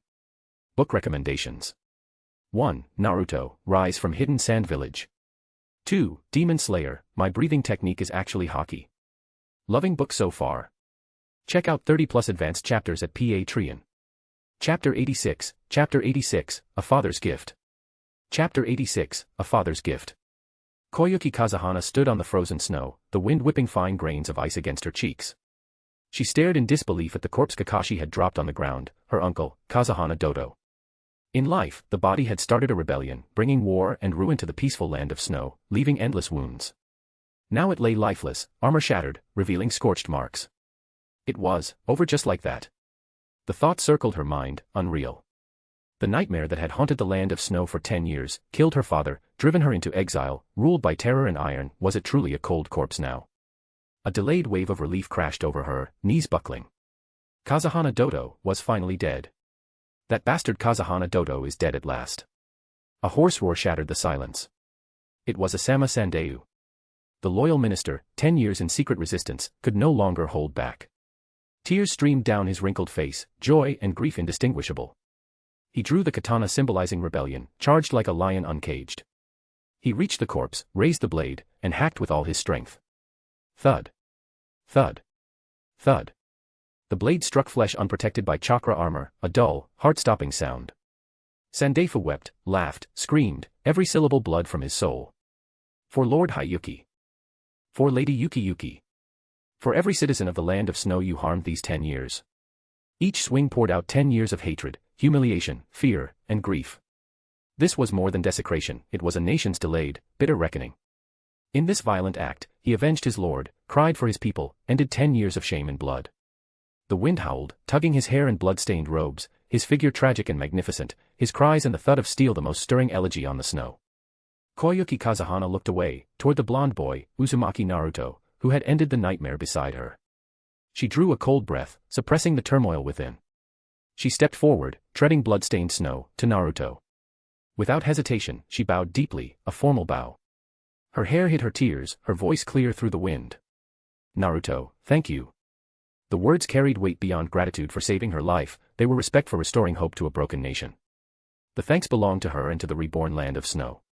The filming proceeded smoothly, Yuki's inauguration as daimyo was recorded for the movie. Yet Naruto's team was absent from the ceremony. The glory and noise of the ceremony were irrelevant, they were on a practical mission, hunting remnant snow ninja across the land of snow. At dawn, the palace corridors were vast and silent. Yesterday's ceremony had faded, leaving only cold stone and howling wind. Koyuki Kazuhana walked alone, boots echoing in the emptiness. She wore the ornate daimyo robes, but the crown and robes now felt only oppressive. Kazuhana Doto's destruction had been vast, the land of snow, unable to farm, relied on seafood and minerals to trade for grain. Because of this dependence, it was the first in the ninja world to lay rails and develop the train. Reconstruction felt like walking on bottomless snow, every step heavy. Koyuki Kazuhana lowered her head, burdened by responsibility and worry. Now I should call you feudal lord of the land of snow, client. As she passed a corridor intersection, Naruto emerged from another hall. You're back. Koyuki Kazuhana exclaimed in surprise. Naruto nodded with a gentle smile, easing her tension. His next words left her stunned. I found a place, probably left by your father, want to see. Father. At the center of 6 towering hexagonal metal pillars, a small yet intricate shrine stood. Like a keyhole embedded in the earth, waiting for its key. Koyuki Kazuhana's gaze locked on the clear groove inside the shrine. The shape, the curves, the angles, familiarity struck her. Her hand instinctively touched the pendant at her neck. This shape. She murmured, eyes wide with disbelief and intuition. Without hesitation, she unclasped the necklace, aligning the pendant, her father's last token, with the shrine's aperture. Click. A crisp, perfect fit. The pendant slid into the groove as if born for it. Hum.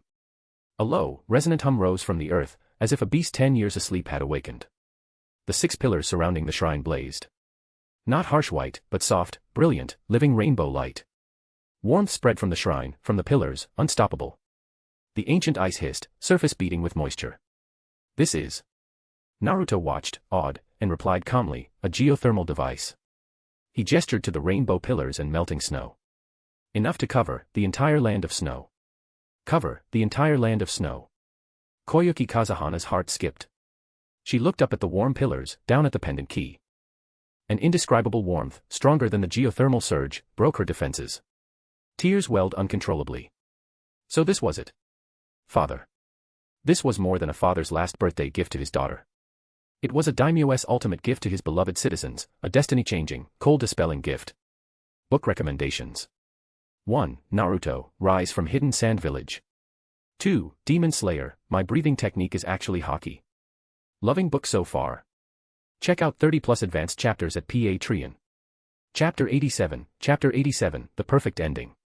Chapter 87, The Perfect Ending. As the geothermal core released a soft, steady hum, vast heat, like the pulse of the earth, surged into every frozen corner of the land of snow. The heavy snow that had smothered this land for untold years began to whisper, a faint rustling like winter's sigh. The ice thinned and crumbled, melting into slender streams that kissed the long parched soil. Where the snow vanished, the impossible bloomed. Beneath the once pure white tundra, tender green shoots forced their way through, unfolding at a speed the eye could follow, greedily breathing the warmth they had missed for so long. Next, buds of every hue, crimson, violet, gold, burst forth, blooming in the breath of the newfound heat. Scarlet, yellow, purple, the colors spilled across the land like an overturned palette, turning the dead white kingdom into a living springtime garden. The land of snow, imprisoned by frost for far too long, had finally welcomed its long-delayed spring. Just as this fresh, hopeful season unfurled, a familiar, gentle, infinitely loving voice, seeming to travel across time itself, sounded clearly beneath the reborn sky. Believe in the future, and spring will surely come. Koyuki Kazahana, stunned by the miracle before her, lifted her head sharply, tears blurring her sight. She searched frantically for the source of the voice. In the newly thawed, crystalline sky, an image slowly appeared. That voice. Father's voice. Sosetsu Kazahana's voice. The voice continued, warm and doting. What would you like to do when spring arrives, little Yuki? With those words, a faint light gathered within the warm glow of the geothermal device, solidifying into clarity. A small girl in snow country winterwear emerged, innocent face, eyes full of wonder, young Koyuki Kazahana. Little Yuki tilted her face upward and declared in bright, childish certainty. I'll be a princess. The gentle voice returned, patient and encouraging. And what kind of princess will you be? Young Yuki thought for a moment, then answered firmly. A kind one, a strong one, a princess of justice. Sosetsu Kazahana's laughter rang, rich with pride. Ha ha ha, that will be very hard indeed. Now the grown Yuki, standing amid blooming flowers while her nation tasted its first spring, stared at the tiny dreamer she had been. She murmured, half dazed, half wistful. I actually said that. At that moment the loving voice answered, as though guiding her across the years. But if you hold that dream as faith and chase it without quitting, it will come true.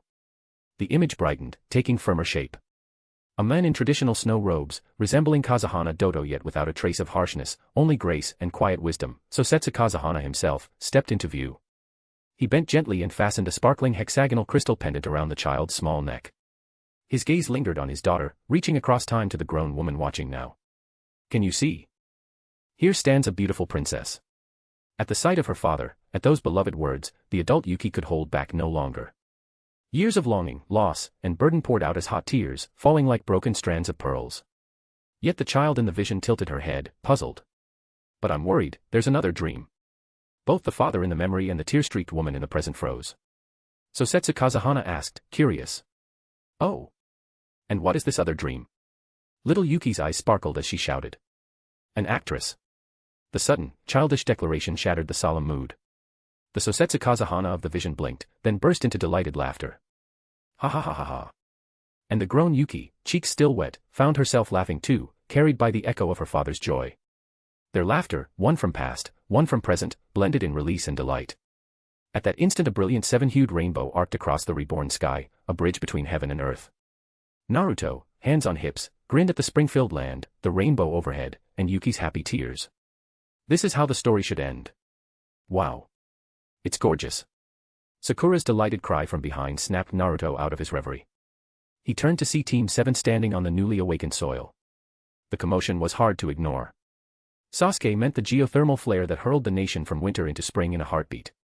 We only meant to watch. The director seems thrilled with the footage.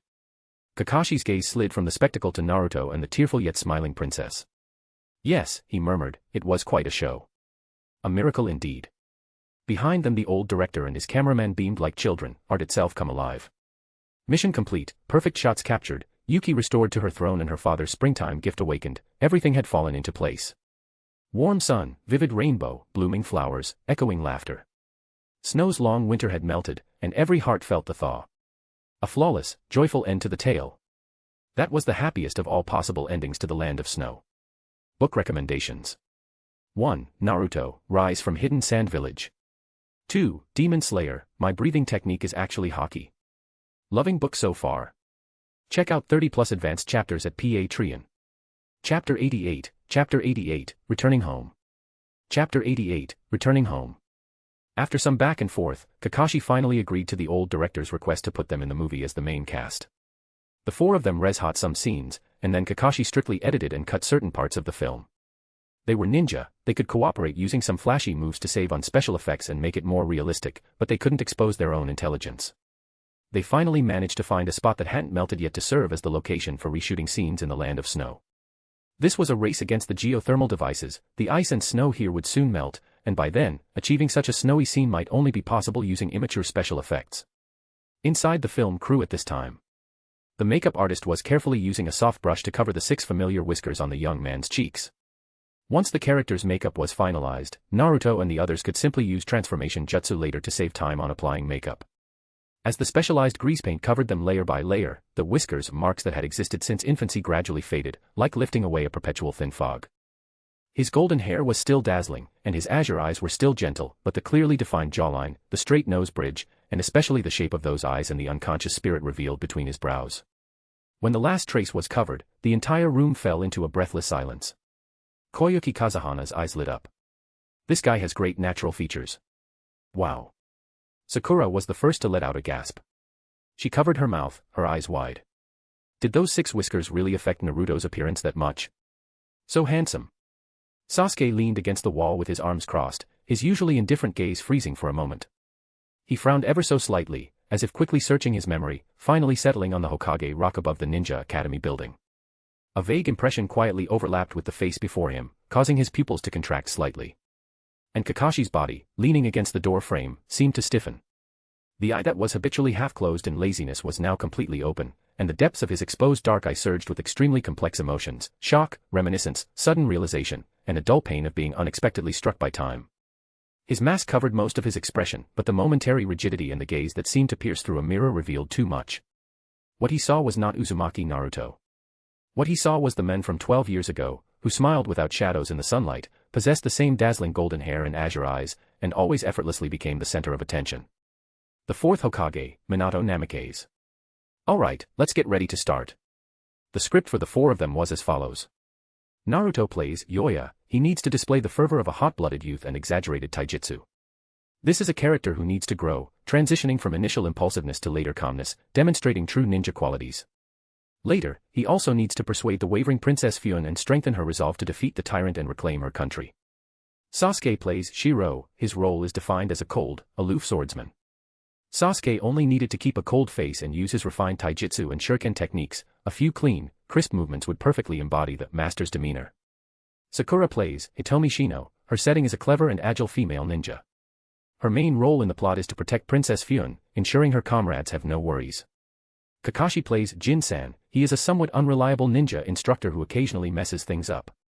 Before Yoya and Shiro fully mature, the unreliable Jin-san serves as the combat backbone during crises, repelling the invading snow ninja. He will be severely wounded and temporarily taken out of the fight during his confrontation with Kazahana Dodo and his general, providing Yoya and Shiro ample opportunity to grow. Most of the remaining work involved post-production voice acting and reshooting a few scenes. With multiple shadow clone jutsu, Naruto did the work of several people, ate the lunch boxes of 3 to 5 people, and received the corresponding payment. Although he wasn't short on money, Naruto greatly enjoyed the process. While acting, he would also send out several shadow clones to keep watch from a distance, preventing any stray snow ninja from slipping through, while simultaneously practicing chakra nature transformation. In the blink of an eye, 10 days passed. The movie was finished. The mission reward and the film payment were both secured, and Naruto and the others had to return to report their completion. Kakashi and his team were very happy. Their gains this time were considerable. However, the people of the Land of Snow and the director were reluctant to see them go. The people of the Land of Snow wanted Naruto and the others to stay and protect the country because they were so powerful.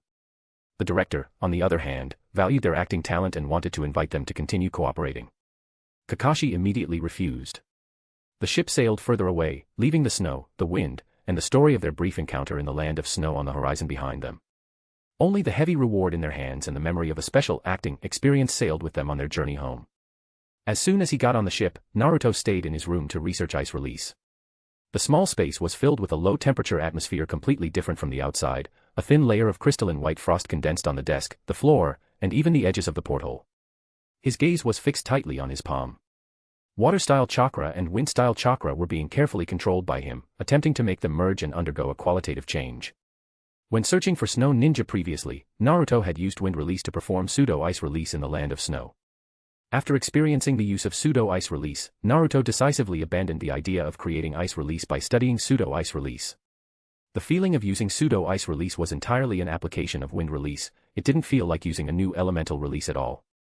Simply put, the difference between wind release and pseudo-ice release was like the difference between wind release, great breakthrough and vacuum attack, wind pressure siphon. However, the difference between wind release and ice release was like the difference between earth release and wood release. Although the gap was definitely not as large as the latter, the essence was the same. However, Naruto had already gained some insight into the research of ice release. Ice release is a Kekkai Genkai combining water and wind chakra natures, and Naruto had already conducted deep research into the 5 chakra elemental release when studying vacuum attack.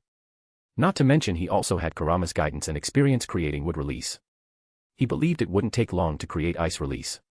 He could also integrate ice release into the Rasengan later. It would be an easy thing to do. Kekkai Genkais and Kekkai Toto were not too difficult for Naruto, which made him set his sights on another bloodline-related concept, Kekkai Mora. However, Naruto had no clue regarding Yin-Yang release. Nine-Tailed was also unable to help him with this. Although his tailed beast ball was a product of combined Yin and Yang nature chakra, Nine-Tailed could only change the tailed beast ball's form and power by controlling the ratio of Yin release and Yang release, and did not practice Yin-Yang release cultivation. Book recommendations. 1. Naruto, Rise from Hidden Sand Village. 2. Demon Slayer, My Breathing Technique is Actually Haki. Loving book so far. Check out 30+ advanced chapters at Patreon. Chapter 89, A Movie Invitation. Chapter 89, A Movie Invitation. Long time no see, big bro Naruto. Using her Byakugan to confirm Naruto was home, Hanabi cheerily unlocked his front door with her own key and strolled in as if it were a place. Per shinobi protocol, she didn't ask about the mission. The moment the door opened, Naruto's startled voice drifted from the kitchen. Been a while, little Hanabi. Hold on, more than that, how exactly did you get a key? Apron-clad, Naruto poked his head out of the kitchen, ladle in hand. Hanabi plopped onto the sofa, swinging her feet smugly. When I tidied your living room last time I borrowed the key and had 3 copies made. While you were away on the half-month mission I dropped by to air the place for you. 3 copies. Why 3? You afraid of losing them or something? Naruto muttered, ducking back into the kitchen. So you're playing the helpful fairy again today? Not at all. Though she didn't know what a helpful fairy meant, it sounded like someone who cleaned other people's houses. Hanabi bounced off the sofa and skipped to the kitchen doorway, eyes sparkling. I heard big bro Naruto raked in a fortune from that S-rank mission. How about upgrading to a bigger house? Or at least replacing the furniture? If you're short on cash, I can chip in. Steam puffed from the soup pot, Naruto froze with the lid half raised. With the Konoha Crush plan only 2 months away, buying property now would be like tossing money into a whirlpool. Coins at least make a splash you can hear. He could always buy after Orochimaru pulled his stunt. He wasn't strapped for funds. Lately, though, missions plus writer's block had stalled progress. The romantic ninjutsu Tales of Shimura 7 was barely past halfway. No need, I'm comfy here. I'll swap the furniture later once I've saved a bit more. Thwarted, Hanabi puffed her cheeks and produced 2 movie tickets from her pocket. Then do you have time this afternoon for Princess Fune, Final Battle? They say it's super, amazing. She rose on tiptoe, gesturing grandly. The heroine's apparently a real princess from the land of snow. She leads the hero's ninja squad to retake her country and uses her late father's secret treasure to turn the whole ice plain into grassland. Naruto's hand stilled. Wait, that plot sounds awfully familiar. That old director sure works fast. Sure, but only after we eat. He waved the sauce-streaked ladle toward the bubbling pot. Rising steam softened his wry grin. 3 more minutes for the borscht, help yourself. I'll pass, you eat first, big bro. I've got stuff to do. Light as a sparrow, Hanabi slipped 1 ticket into his apron pocket. Remember, 5 o'clock sharp. Dad told me to be home for lunch today, so I'm off.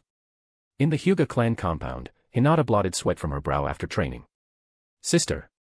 Hanabi's bell-bright voice rang out as she bounded like a frisky fawn straight into Hinata's arms. She waved 2 cinema tickets high. 5 o'clock, come with me. It's supposed to be fantastic. Her words tumbled like marbles. The heroine's the real snow country princess. She takes back her nation and turns the tundra into prairie. Big bro Naruto's coming too. Hinata gave a soft at the impact. Looking at her sister's glowing face and the tickets, she realized she'd been buried in training and missions lately. She hadn't spent time with Hanabi in ages. A pang of guilt surfaced. She murmured, a movie. Oh, all right. I'm free this afternoon. Hanabi squealed, hopping as the tickets carved an arc through the air. Perfect. I knew you're the best. MM. Hinata suddenly recalled what Hanabi had just said. Hanabi. Did you say Naruto-kun is going too? Of course. Hanabi answered with absolute certainty, as though the question itself were silly. Grinning, she flicked the tickets again, playful, smug, eyes twinkling like a fox that had finished laying a trap. She leaned closer and dropped her voice teasingly. So, sis, seize the chance. She winked. You two have been so busy you haven't met in ages, right? Ah.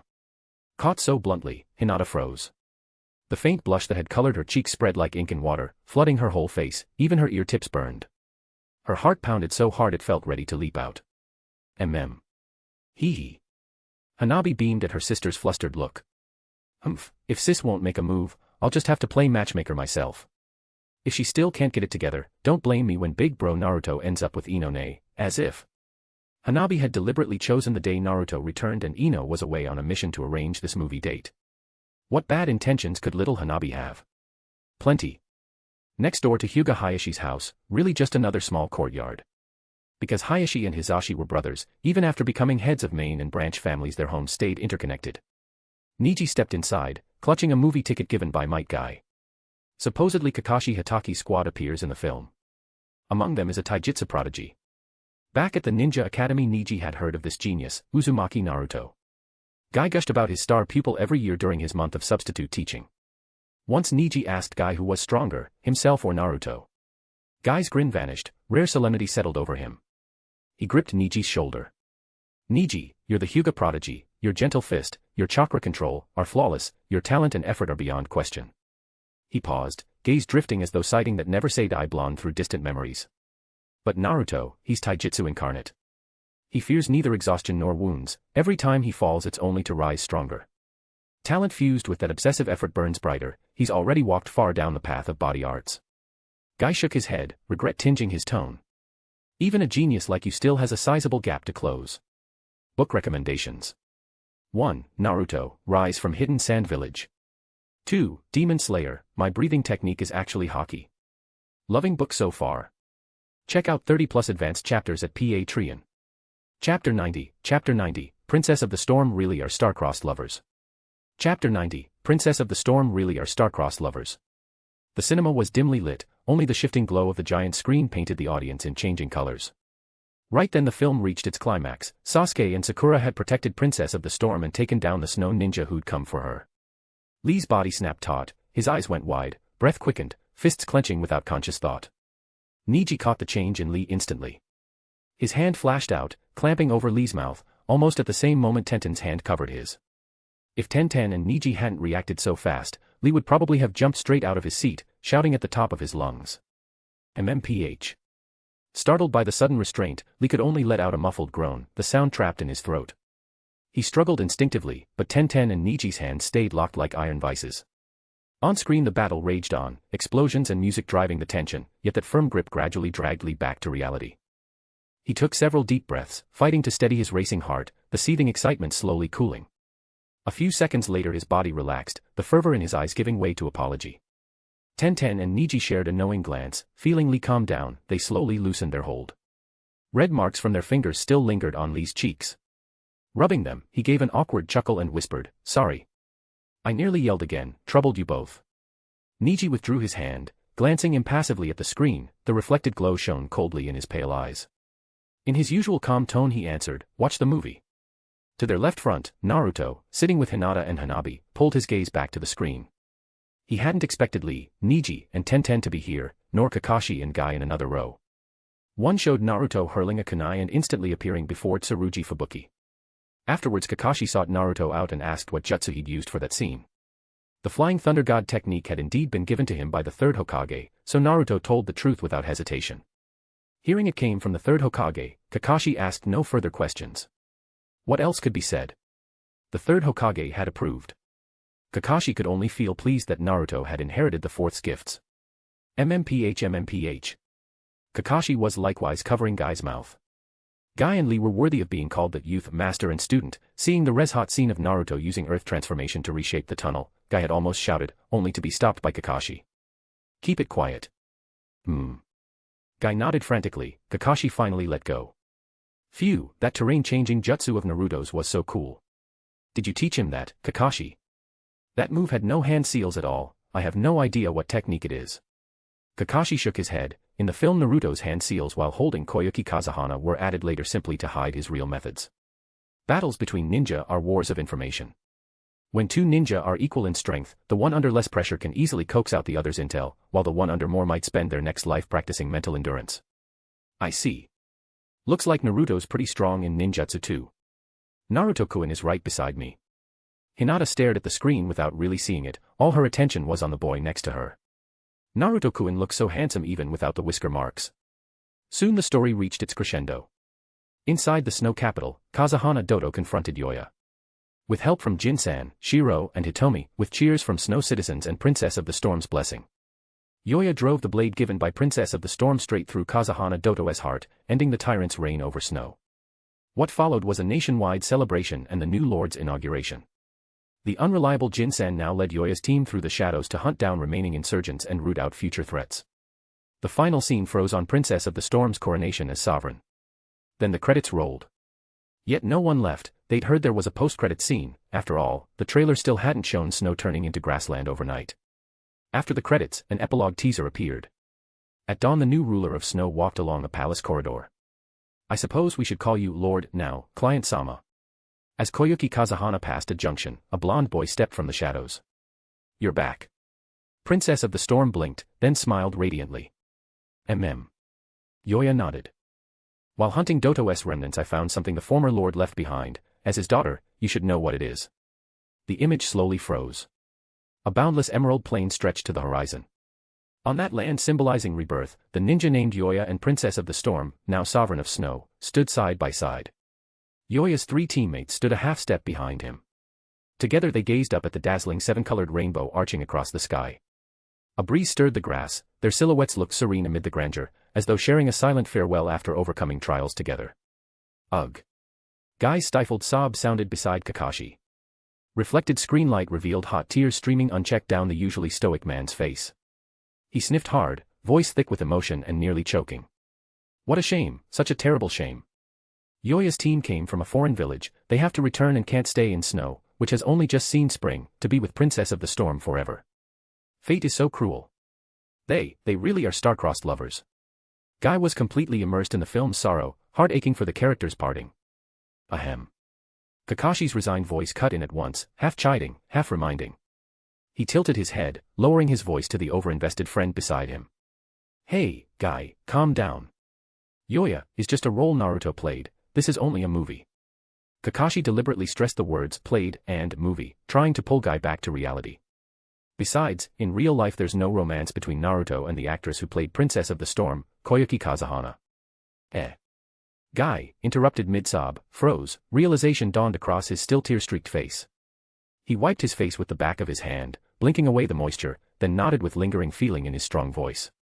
Right, you're absolutely right, Kakashi. It's just a film, I got too wrapped up. Still, Naruto acted brilliantly. The bittersweet parting of youth, the spirit of protecting and sacrificing, it makes the blood burn and brings tears to the eyes. All right, zip your collar up, we have to look solemn in front of the students later, Guy. Kakashi helped Guy pull up the zipper of his vest. Book recommendations. 1. Naruto, Rise from Hidden Sand Village. 2. Demon Slayer, My Breathing Technique is Actually Hockey. Loving book so far. Check out 30+ advanced chapters at Patreon. Chapter 91, Chapter 92, Almost Didn't Pull It Back. Chapter 92, Almost Didn't Pull It Back. The veins at Niji's temple suddenly bulged like living creatures, winding and nodding. Those pure white eyes were instantly activated. Byakugan, activate. The world before him instantly lost all its color, transforming into a cold, high-precision, grayscale, three-dimensional view. The surrounding scenery, human meridians, the texture of the soil, and the veins of distant leaves were all clearly discernible. The blue chakra circulatory system crisscrossed within Naruto's body, and an unimaginably vast torrent of chakra roared and surged through it, emitting a silent boom. Niji's heart sank sharply, and an unprecedented sense of gravity weighed upon him. In the Byakugan's field of vision, that chakra was blindingly bright, like a humanoid, constantly pulsating chakra furnace. Powerful, vast, and imbued with a sense of primitive, wild strength.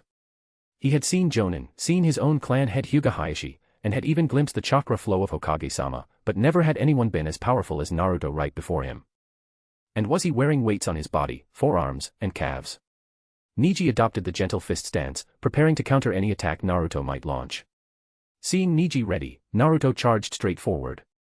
Electric light burst forth, swift as thunder. Divine Sky Strike, Raging Thunder. Is that Chidori? No, Naruto didn't even use hand signs. Guy widened his eyes. Naruto hadn't been this skilled when he used the vacuum attack before. After a moment of thought, he recalled the 5-element taijutsu Naruto had previously utilized, vacuum attack. In Niji's Byakugan vision, the figure shimmering with lightning instantly magnified. The massive chakra furnace drove this inhuman speed, and its charging trajectory left a dazzling streak of destructive energy in the grayscale world. The 359-degree field of vision and insight granted by the Byakugan allowed Niji to see the attack path, but the speed far exceeded his prediction. Driven purely by instinct, Niji forcibly slid backward and to the side using gentle fist footwork, trying to evade the frontal impact of this thunderous assault. Simultaneously, the moment he dodged, his right palm condensed precise chakra, cutting out in a backhand strike like a venomous snake's tongue, aiming straight for the vital point under Naruto's ribs along the charging trajectory. However, Naruto was faster. Facing Niji's accurate backhand slice, Naruto's charging body displayed incredible coordination and strength. He chose neither to block nor endure the hit. The hand wrapped in lightning swiftly flicked outward and then pressed down like a lightning whip. It easily deflected Niji's striking wrist forcefully and pressed it down. This flick and press nullified Niji's counterattack while leaving his center wide open and defenseless. Niji felt an unstoppable, immense force transmit from his arm, causing his entire upper body to tilt forward uncontrollably, exposing his chest completely to Naruto. Just in this fatal instant, where his old strength was spent, new strength hadn't emerged, and his defense was completely torn open, Naruto suddenly lifted his right foot and stamped it onto Niji's chest. Niji's body was violently kicked away, soaring like a kite with a broken string. His feet left the ground, and his body flew backward uncontrollably, tracing a parabola before crashing heavily onto the distant open ground. Naruto adjusted the position of the kick and held back his strength at the last moment. Otherwise, if he hadn't pulled back and struck the heart, the Hyuga clan might have been holding a funeral feast. He had gotten used to going for the kill in the land of snow recently, and he almost didn't pull it back. Cough, cough, cough. Niji, who was being helped up, was in severe chest pain and his breathing was unstable, yet his eyes were exceptionally bright, devoid of any resentment. Instead, they were filled with recognition for a strong opponent and a hint of complex emotion. Niji wiped the blood foam from the corner of his mouth, looked directly at Naruto, and spoke clearly despite the hoarseness from coughing. Cough, cough. You are very strong, Naruto. He paused, seemingly weighing his words, and finally stated his assessment. I estimate that in Konoha right now, the only people who could definitely beat you in taijutsu are probably Guy-sensei, and Hayashi-sama.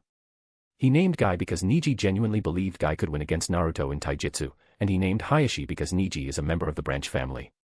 The old fossils of the Hyuga main family would never tolerate a branch family member publicly claiming that an outsider's taijutsu surpassed the gentle fist, which the main family had passed down for generations and held as their guiding principle.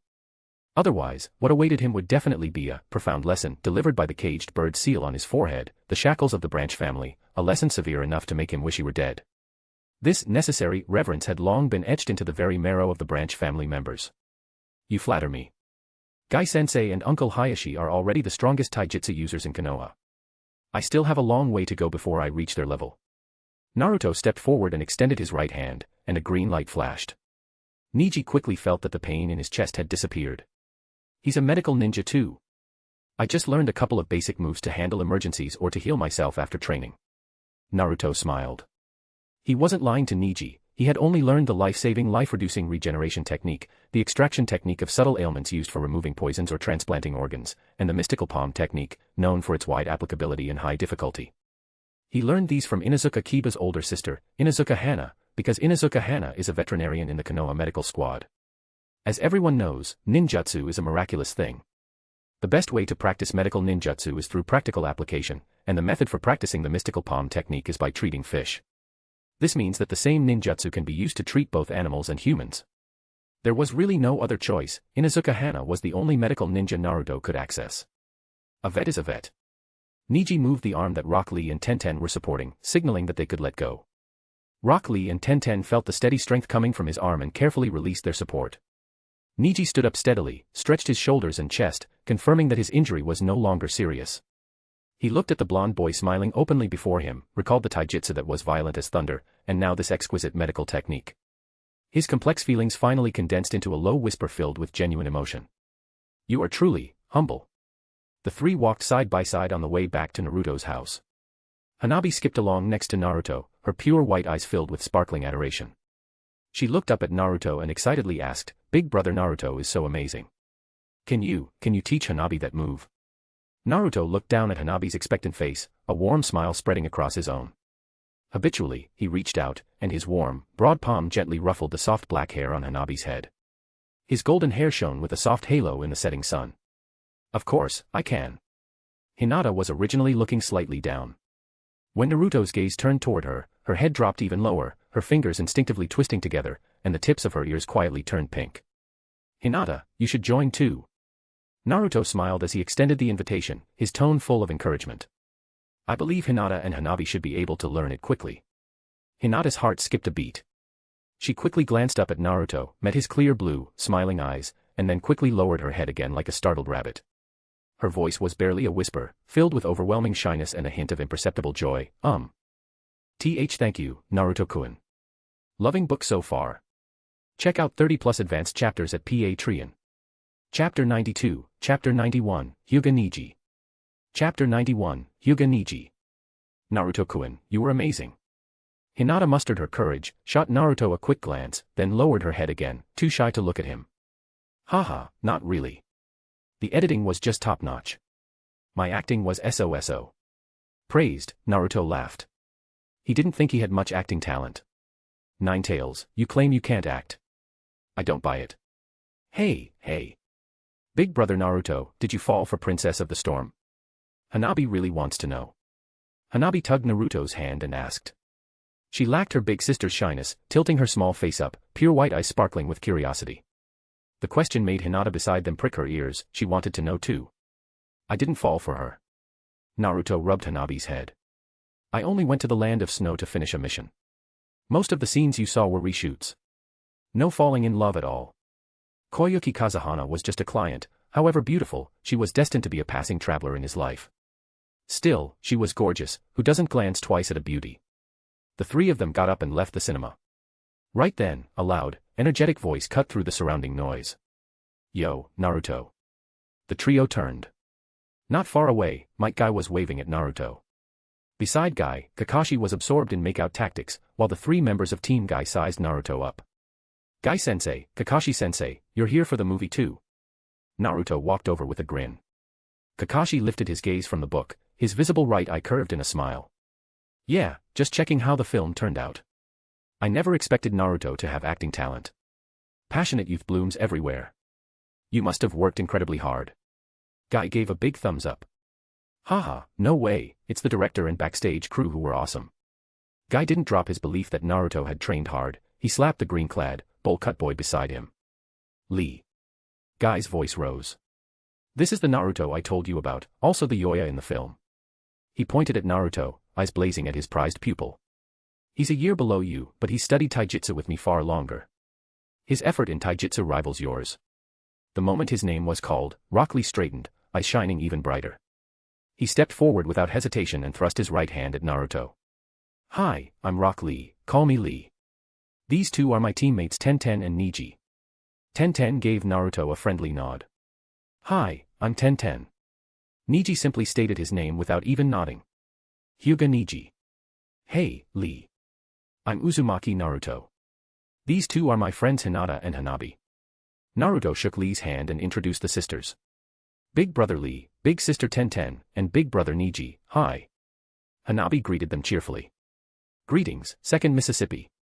Niji greeted Hanabi with a blank face. Under his calm surface, rage already roared in Niji's heart, his fists clenched so hard his knuckles whitened and veins bulged. Intense resentment churned inside him. Both were second children, his father had been branded with the caged bird seal, yet the eldest second daughter had not. Why? Why did the Hyuga split into main and branch families? Why must the branch family die for the main family? Hey, Naruto, how about a match with Niji? Sensing Niji's mood, Guy suggested. Niji's wanted to spar with you for a long time. Niji's hands slowly relaxed, he had indeed wanted to test Naruto's skills. They found a nearby training ground. Kakashi, still reading, couldn't care less whether Naruto would lose to Niji. He was wondering why comical author of Lanling hadn't updated in so long. Since buying the bonus volume, there'd been no word of the next installment. Guy's energetic figure plopped beside Kakashi, threw a muscular arm around his shoulders, and dragged him out of his literary world back to reality. Guy teased. Kakashi, you don't seem worried about whether Naruto might lose. Guy's gaze swept over Kakashi's book, then to the two about to fight.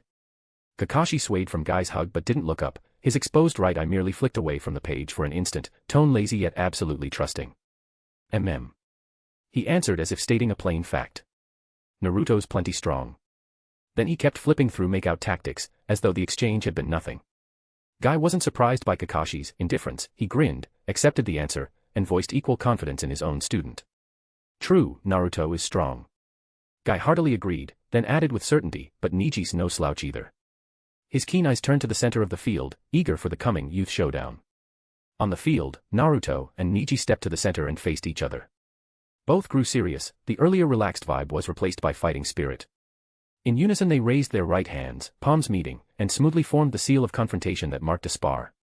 On the sidelines, the audience grew excited.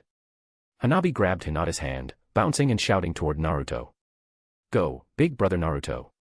Her clear voice rang out, full of support and encouragement for him. Standing beside her, Hinata, still shy, cheeks pink, followed Naruto with her eyes and quietly echoed her sister's cheer, offering silent support. On the other side of the field, Lee showed equal enthusiasm. He punched the air and bellowed toward Niji in his trademark booming voice. Give it your all, Niji. His shout brimmed with trust and hope in his teammate. Loving book so far. Check out 30+ advanced chapters at Patreon. Chapter 93, What? Kakashi has a girlfriend. Chapter 93, What? Kakashi has a girlfriend. The next day. After training, Might Guy's energetic words of comfort rang in Niji's ears. Niji, don't lose heart. One failure is nothing. Youth means constantly moving forward through continuous setbacks. Burn brightly. Guy-sensei gave a thumbs up, his teeth seemingly sparkling. Niji nodded slightly and responded politely, yes, Guy-sensei. But his eyes were somewhat unfocused, his mind clearly not on Guy's passionate encouragement. What had happened last night lingered in his mind like a persistent fog. Last night, as he finished his day's training and walked the familiar yet somewhat oppressive road back to the Hyuga clan compound, he unexpectedly ran into the clan head, Hyuga Hayashi. Hayashi seemed to be waiting for someone. The clan head's expression was unusual, unlike his usual stern and rigid demeanor. Instead, he carried a complex emotion that Niji couldn't quite name, as if suppressing some massive resolve, yet revealing a hint of unspeakable excitement. When he saw Niji again, he said some things that completely baffled Niji. Niji forgot how the conversation started, but two segments of the dialogue that left him most perplexed were still fresh in his memory. Niji. Hayashi's voice was low and solemn. Remember, he who hesitates is lost. He paused, staring sharply straight at Niji, as if trying to pierce his inner thoughts. Sometimes, one person, just one person, must make a decisive move. These words came abruptly, without any preamble, and sounded nothing like advice on training or clan matters. Niji was filled with doubt. What was the clan head hinting at? What did this cut refer to? And what did one person mean? Was it directed at him? Or at Hayashi himself?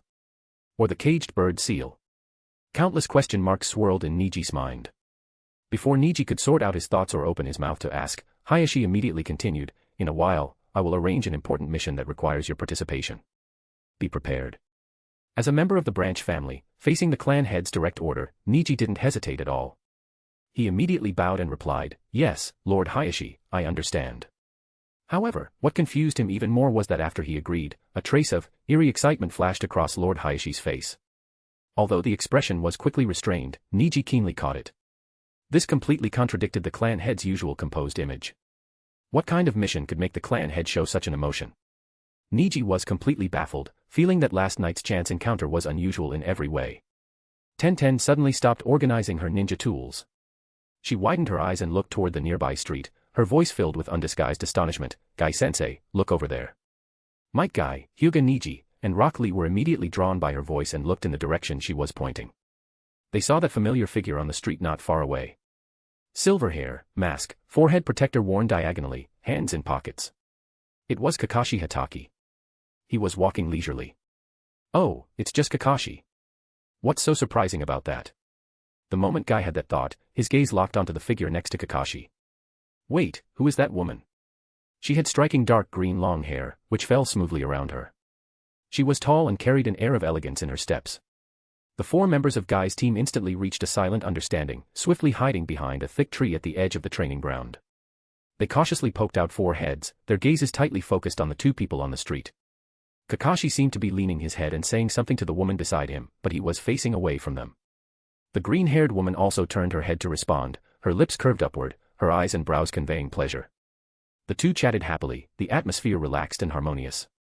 Might Guy scrutinized the unfamiliar woman with a serious expression, his thick brows furrowed as he tried to find any clues about her. But aside from the immediate impression that she was very beautiful, and noting the distinctive feature of a tear mole beneath her right eye, he couldn't discern anything else. That's strange. Guy lowered his voice, his tone conveying the seriousness and confusion of a reconnaissance mission. That woman is chatting and laughing with Kakashi, but this is the first time I've ever seen her. Is she a client for a mission? He speculated about her possible identity.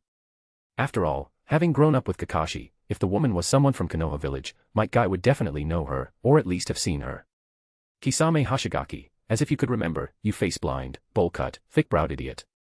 Niji temporarily pushed aside his previous worries and entered a state of calm analysis. His pure white eyes scanned the area around Kakashi and the woman. After confirming the information he wanted, he replied in a low voice, "It shouldn't be a mission, Guy-sensei." His logic was clear. After all, Naruto and his 2 teammates aren't present. If it truly were a Team 7 mission, Naruto and his 2 teammates would have no reason to be absent. After all, missions within the village are almost always C rank and D rank. A jonin like Kakashi wouldn't need to take them, they are usually given to the students.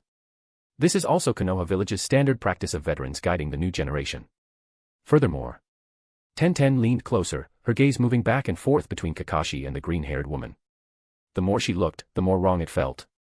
Her tone carried a girl's unique intuition and a hint of gossipy excitement as she pointed out Kakashi's occasional close speaking posture and the woman's natural reaction. No matter how you look at them, they seem like they're on a date. A date. Rock Lee was startled, crying out in surprise and instantly shattering the carefully maintained silence behind the tree. His eyes were wide open, his face filled with innocent shock. "Rock, your voice is too loud." Niji reacted extremely quickly, letting out a low shout. 3 hands flashed out and covered Rock Lee's mouth. That's right, Tenten, Niji, and Might Guy simultaneously moved to cover Rock Lee's mouth.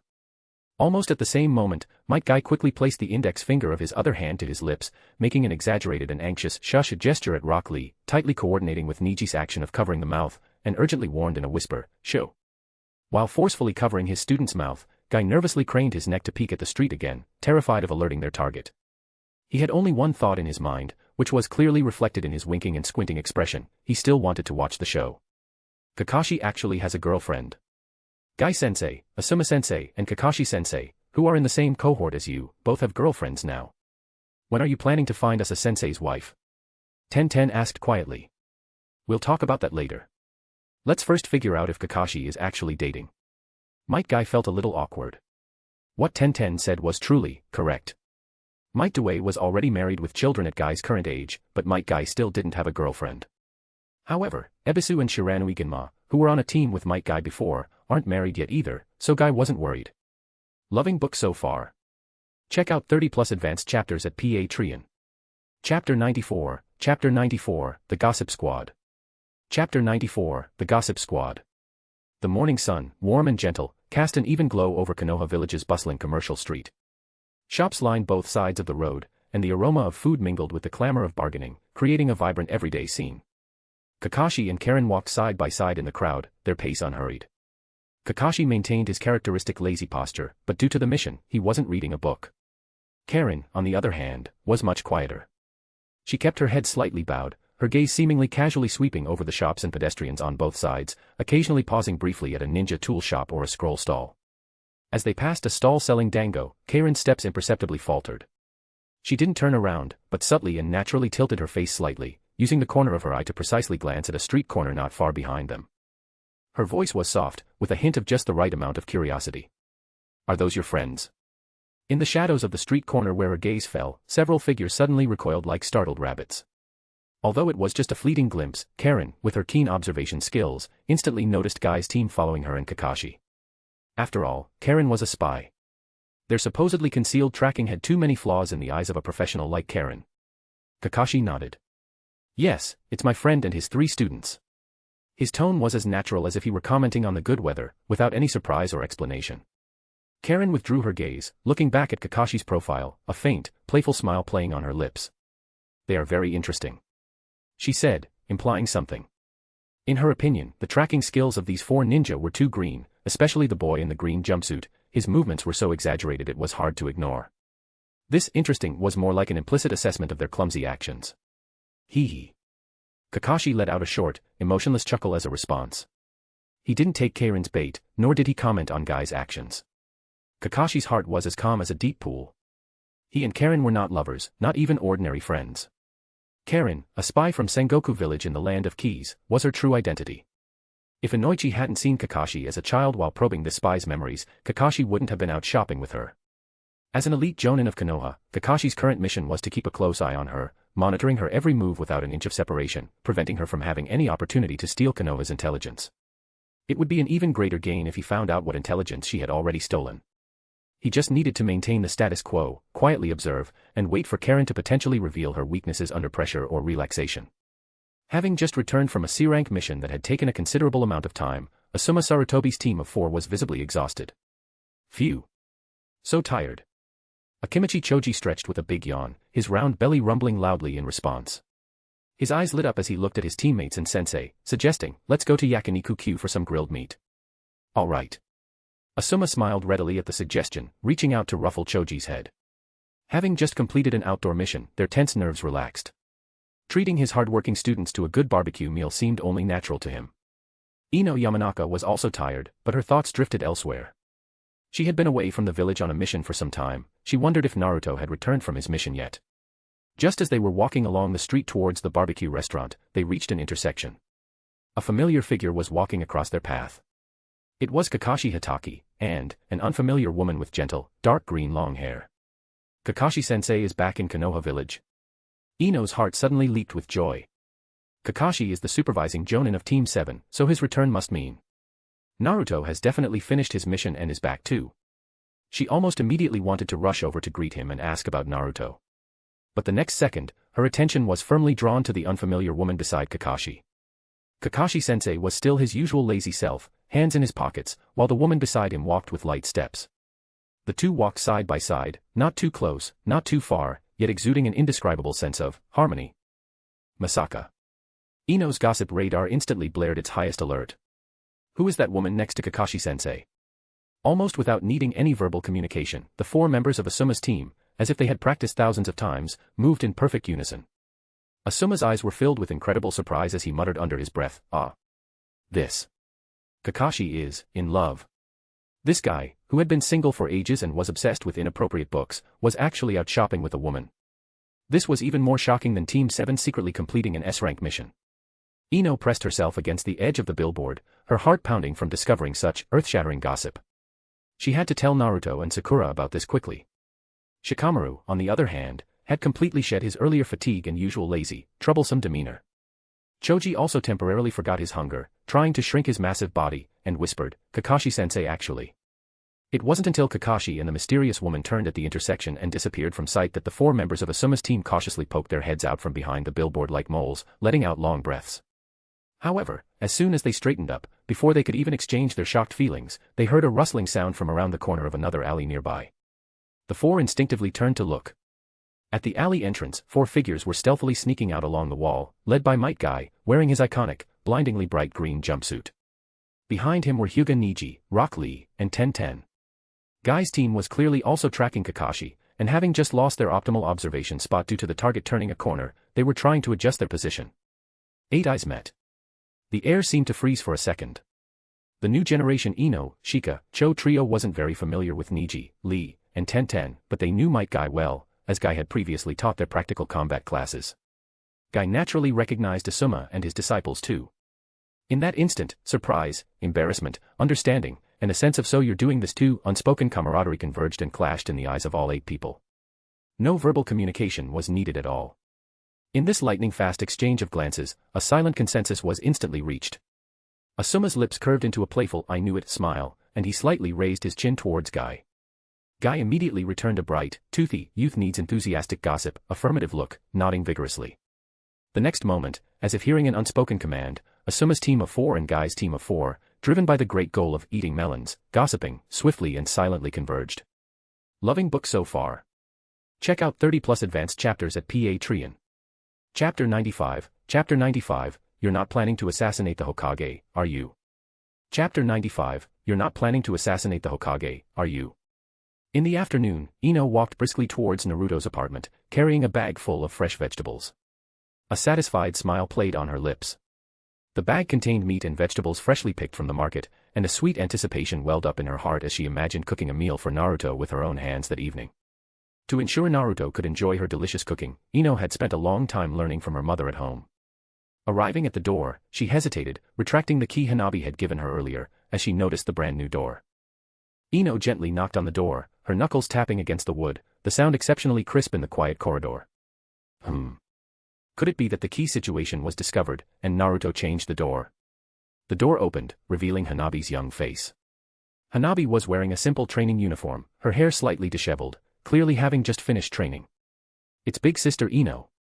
She offered a polite smile and stepped aside. Please come in quickly. Hanabi, why are you here? Hanabi closed the door and turned to face Ino, her hands habitually clasped behind her back, like a sensible little adult. Because recently, father and several uncles at home have been very unhappy. She explained, her tone calm but with a hint of helplessness. So father asked big brother Naruto to let my sister and me stay here for a few days. Ino's pupils suddenly constricted, her heart feeling as if something had gripped it tightly. Hanabi was one thing, she was still young, but Hinata, why was Hinata here? When did this happen? It happened this morning after we finished training. Father even replaced big brother Naruto's furniture. Hanabi didn't seem to notice Ino's emotional fluctuations. She waved her arm like a tiny tour guide, showing the refreshed living room to Ino. Look, father even replaced big brother Naruto's furniture. He said he couldn't trouble him for nothing. Ino's attention was instantly pulled back to reality, and the sight before her made her gasp. Naruto's small house had completely transformed, a simple beige sofa replaced the creaky old green one, the old dining table and Naruto's cheap chairs were also gone, replaced by smooth, custom-made mahogany table and chairs gleaming with a warm luster in the sunlight. The refrigerator was a brand new silver double-door model, standing quietly in the corner, a super-thin LCD TV hung on the wall, its screen as black as a mirror. Even more surprisingly, elegant white wallpaper adorned the walls, the floor was replaced with dark solid wood planks, and even the air carried the faint, fresh scent of new wood. This is too fast, isn't it? Ino murmured, unable to resist taking a few steps closer, her fingers gently stroking the cool surface of the refrigerator. She looked around, it wasn't just the living room. The kitchen door was open, revealing stainless steel countertops, brand new cabinets, and Hinata cooking inside. She assumed the bathroom and bedroom must have also been renovated. Hyuga Hayashi truly lived up to his reputation as the head of the Hyuga clan, spending lavishly and hiring several ninja. These ninja could instantly reshape walls and floors using chakra, and with a highly paid team of artisans, Naruto's small one-bedroom, one living room, one bathroom, and kitchen home was completely transformed in just one lunch break. Hearing Ino's arrival, Hinata appeared at the kitchen doorway, wearing an apron, her cheeks slightly flushed, a ladle still in her hand. Ino. Ino. Hello. She greeted softly, her voice gentle and a little flustered. Please sit, Ino. Dinner will be ready soon. We'll eat once Naruto-kun comes back. You should stay and eat with us too. Ino's mind became even more chaotic. She looked at Hinata's docile appearance and then at this brand new home, and an indescribable feeling welled up in her heart. She forced a smile, all right, then I'll definitely have to taste Hinata-chan's cooking. As she spoke, she placed the basket on the new dining table, but her gaze involuntarily drifted towards the bedroom, wondering, where is that Naruto guy right now? At this moment, Uzumaki Naruto was at the Hyuga clan's residence. Hayashi had been pulling him along for an afternoon tea. Uncle Hayashi, it's dinner time now. How about we go out to eat? The old man had been dragging him for an entire afternoon, just drinking tea and staring at him. No, what exactly does this mean? This old man doesn't look like a priest. Time passes a bit quickly. Hayashi then seemed to awaken from a dream. He looked at the sky, it was indeed getting late. Actually, I have something else I want to ask of you, Naruto. If you had something, you should have said so earlier. I've been sitting here idly all afternoon. The two of them had been sitting there, drinking 5 or 6 pots of tea. I know Hinata likes you. She's about your age and has already become a ninja. However, her personality is too introverted. Compared to little Hanabi, I worry about her more. Hayashi didn't give Naruto much time to react. He bent down and solemnly retrieved a long, narrow object wrapped in dark blue brocade from beneath the low table in front of him. He steadily untied the brocade, revealing a katana lying quietly inside. The scabbard was ancient, displaying a subtle dark wood grain, and the hilt was wrapped with old but well-maintained dark silk threads. The tsuba was ornate, looking quite valuable. Even unsheathed, one could feel a heavy, settled aura. This sword is named 80 Days Calamity Cutter. Hayashi's voice was deep and solemn, his fingers slowly stroking the scabbard, as if caressing a heavy past. It, along with the Dainichi Gatsukiri that I occasionally use now, was forged by the same master. He turned his gaze to Naruto, his eyes sharp as blades. It possesses excellent chakra conductivity, it's a good ninja sword. With that, Hayashi didn't hesitate, directly tossing the valuable ancient sword towards Naruto. Naruto instinctively reached out and caught it. The moment the sword touched his hand, its heavy weight and the cold metallic sensation, as if it could breathe, made his heart clench. This was definitely not some mere ornament. This sword is entrusted to you. If I don't die, I will give the Dainichi Gatsukiri to Hinata. If I die, I ask you to protect Hinata and Hanabi. After throwing the 80 Days Calamity Cutter to Naruto, Hayashi picked up his teacup and took a light sip. Naruto was completely stunned. The cold touch of the 80 Days Calamity Cutter emanated from his palm, yet it couldn't outweigh the shock and confusion in his heart. He hadn't heard that Hayashi used swords. Moreover, why did his tone sound so much like a dying wish? He suddenly looked up, his azure eyes wide, his face filled with disbelief, and blurted out, "Uncle. What do you mean by that? You're not planning to assassinate Hokage-sama and become the 5th generation yourself, are you?" Puffed. Cough, cough, cough. The mouthful of tea Hayashi had just drunk was choked out by this earth-shattering guess. He violently coughed, his usually dignified face instantly turning crimson, his eyes filled with bewilderment, absurdity, and a hint of exasperation at this brat. He violently coughed, his usually dignified face instantly turning crimson, his eyes filled with bewilderment, absurdity, and a hint of exasperation at this brat. How did it get to assassinating the Hokage? Walls have ears, you can't just blurt out things like that. Loving book so far. Check out 30+ advanced chapters at Patreon. Chapter 96, a scheme, just as expected. Chapter 96, a scheme, just as expected. The main thing is, Uncle, your state is completely off. You look like you're planning something huge. Naruto slowly sat up. Luckily, he reacted quickly and ducked, otherwise, Hayashi would have sprayed tea all over his face. Cough, cough, cough. Hayashi coughed violently, frantically wiping the tea stains from his clothes with a handkerchief, all while glaring at Naruto with intense dissatisfaction and disbelief. How could I possibly assassinate Hokage-sama? He could feel his blood pressure skyrocketing. Assassinate the Hokage. Leaving aside the fact that Hyuga Hayashi is fiercely loyal to Konoha and the 3rd Hokage, even if he had 10,000 guts, he would never do something that would cut himself off from Konoha and his own clan. The shocking fate of the Uchiha clan instantly flashed through his mind. That once prominent and glorious noble clan now only had the rogue ninja Uchiha Itachi, who bore a bad name, and young Sasuke, who had yet to mature. And that was under the premise that the Uchiha hadn't even rebelled. If Hyuga Hayashi dared to assassinate the Hokage, Hayashi could practically imagine the terrible consequences. The Hyuga clan would probably be flattened instantly by the Umbu and Root, and their compound's foundations would be dug up by ninjutsu and plowed 3 times over. This would be dragging the entire Hyuga clan into an abyss of eternal damnation. Seeing Hayashi so agitated he was nearly losing control, Naruto scratched his head and asked awkwardly, "Well, you looked really scary just now. What is this all about?" Hayashi coughed heavily twice more, finally getting his breathing under control. He straightened his robes, sat up again, and his face returned to its usual solemnity, but a persistent heaviness and worry lingered deep in his eyes. "I received an invitation and need to leave the village for a period of time." Hayashi's voice dropped low. "I need to make a trip to the ancestral lands of the Kagaya clan, or rather, to confirm if any of their bloodline still survives." The Kagaya clan. Naruto tilted his head, finding the name both familiar and strange. Is that the one that supposedly revolted in the Hidden Mist village and was wiped out? Naruto remembered that only Kimimaro was left of that clan, so how could there be anyone else? Precisely. Hayashi nodded, a complex emotion flashing in his eyes, regret, mixed with a nearly impossible hope. The relationship between the Hyuga clan and the Kagaya clan is like that between the Senju clan and the Uzumaki clan. We are profound allies passed down through generations. When I learned that the Kagaya clan had been nearly wiped out under the Hidden Mist's Bloody Mist regime policy, I thought the clan was completely extinct. Hayashi paused, then carefully pulled a scroll from his wide sleeve. The scroll's spindle material was neither bamboo nor wood, bearing a strange bone texture. However, just a few days ago, the third elder of the clan personally handed this to me. Hayashi's fingers lightly brushed the cold surface of the scroll, his tone solemn. This is a letter from the Kagaya clan, personally written by their last remaining, confirmed clan chief. The letter's tone was sincere, stating that some clan members had survived in a secret location outside the Hidden Mist village. They are in difficult circumstances and desperately seek aid and protection from their old friends. They had reached a dead end and contacted us at great risk. Hayashi looked up, his gaze passing over Naruto, seemingly piercing the walls of the room and looking toward the distant and dangerous direction of the Hidden Mist. As the clan chief of the Hyuga clan, I bear the responsibility of maintaining ancient alliances.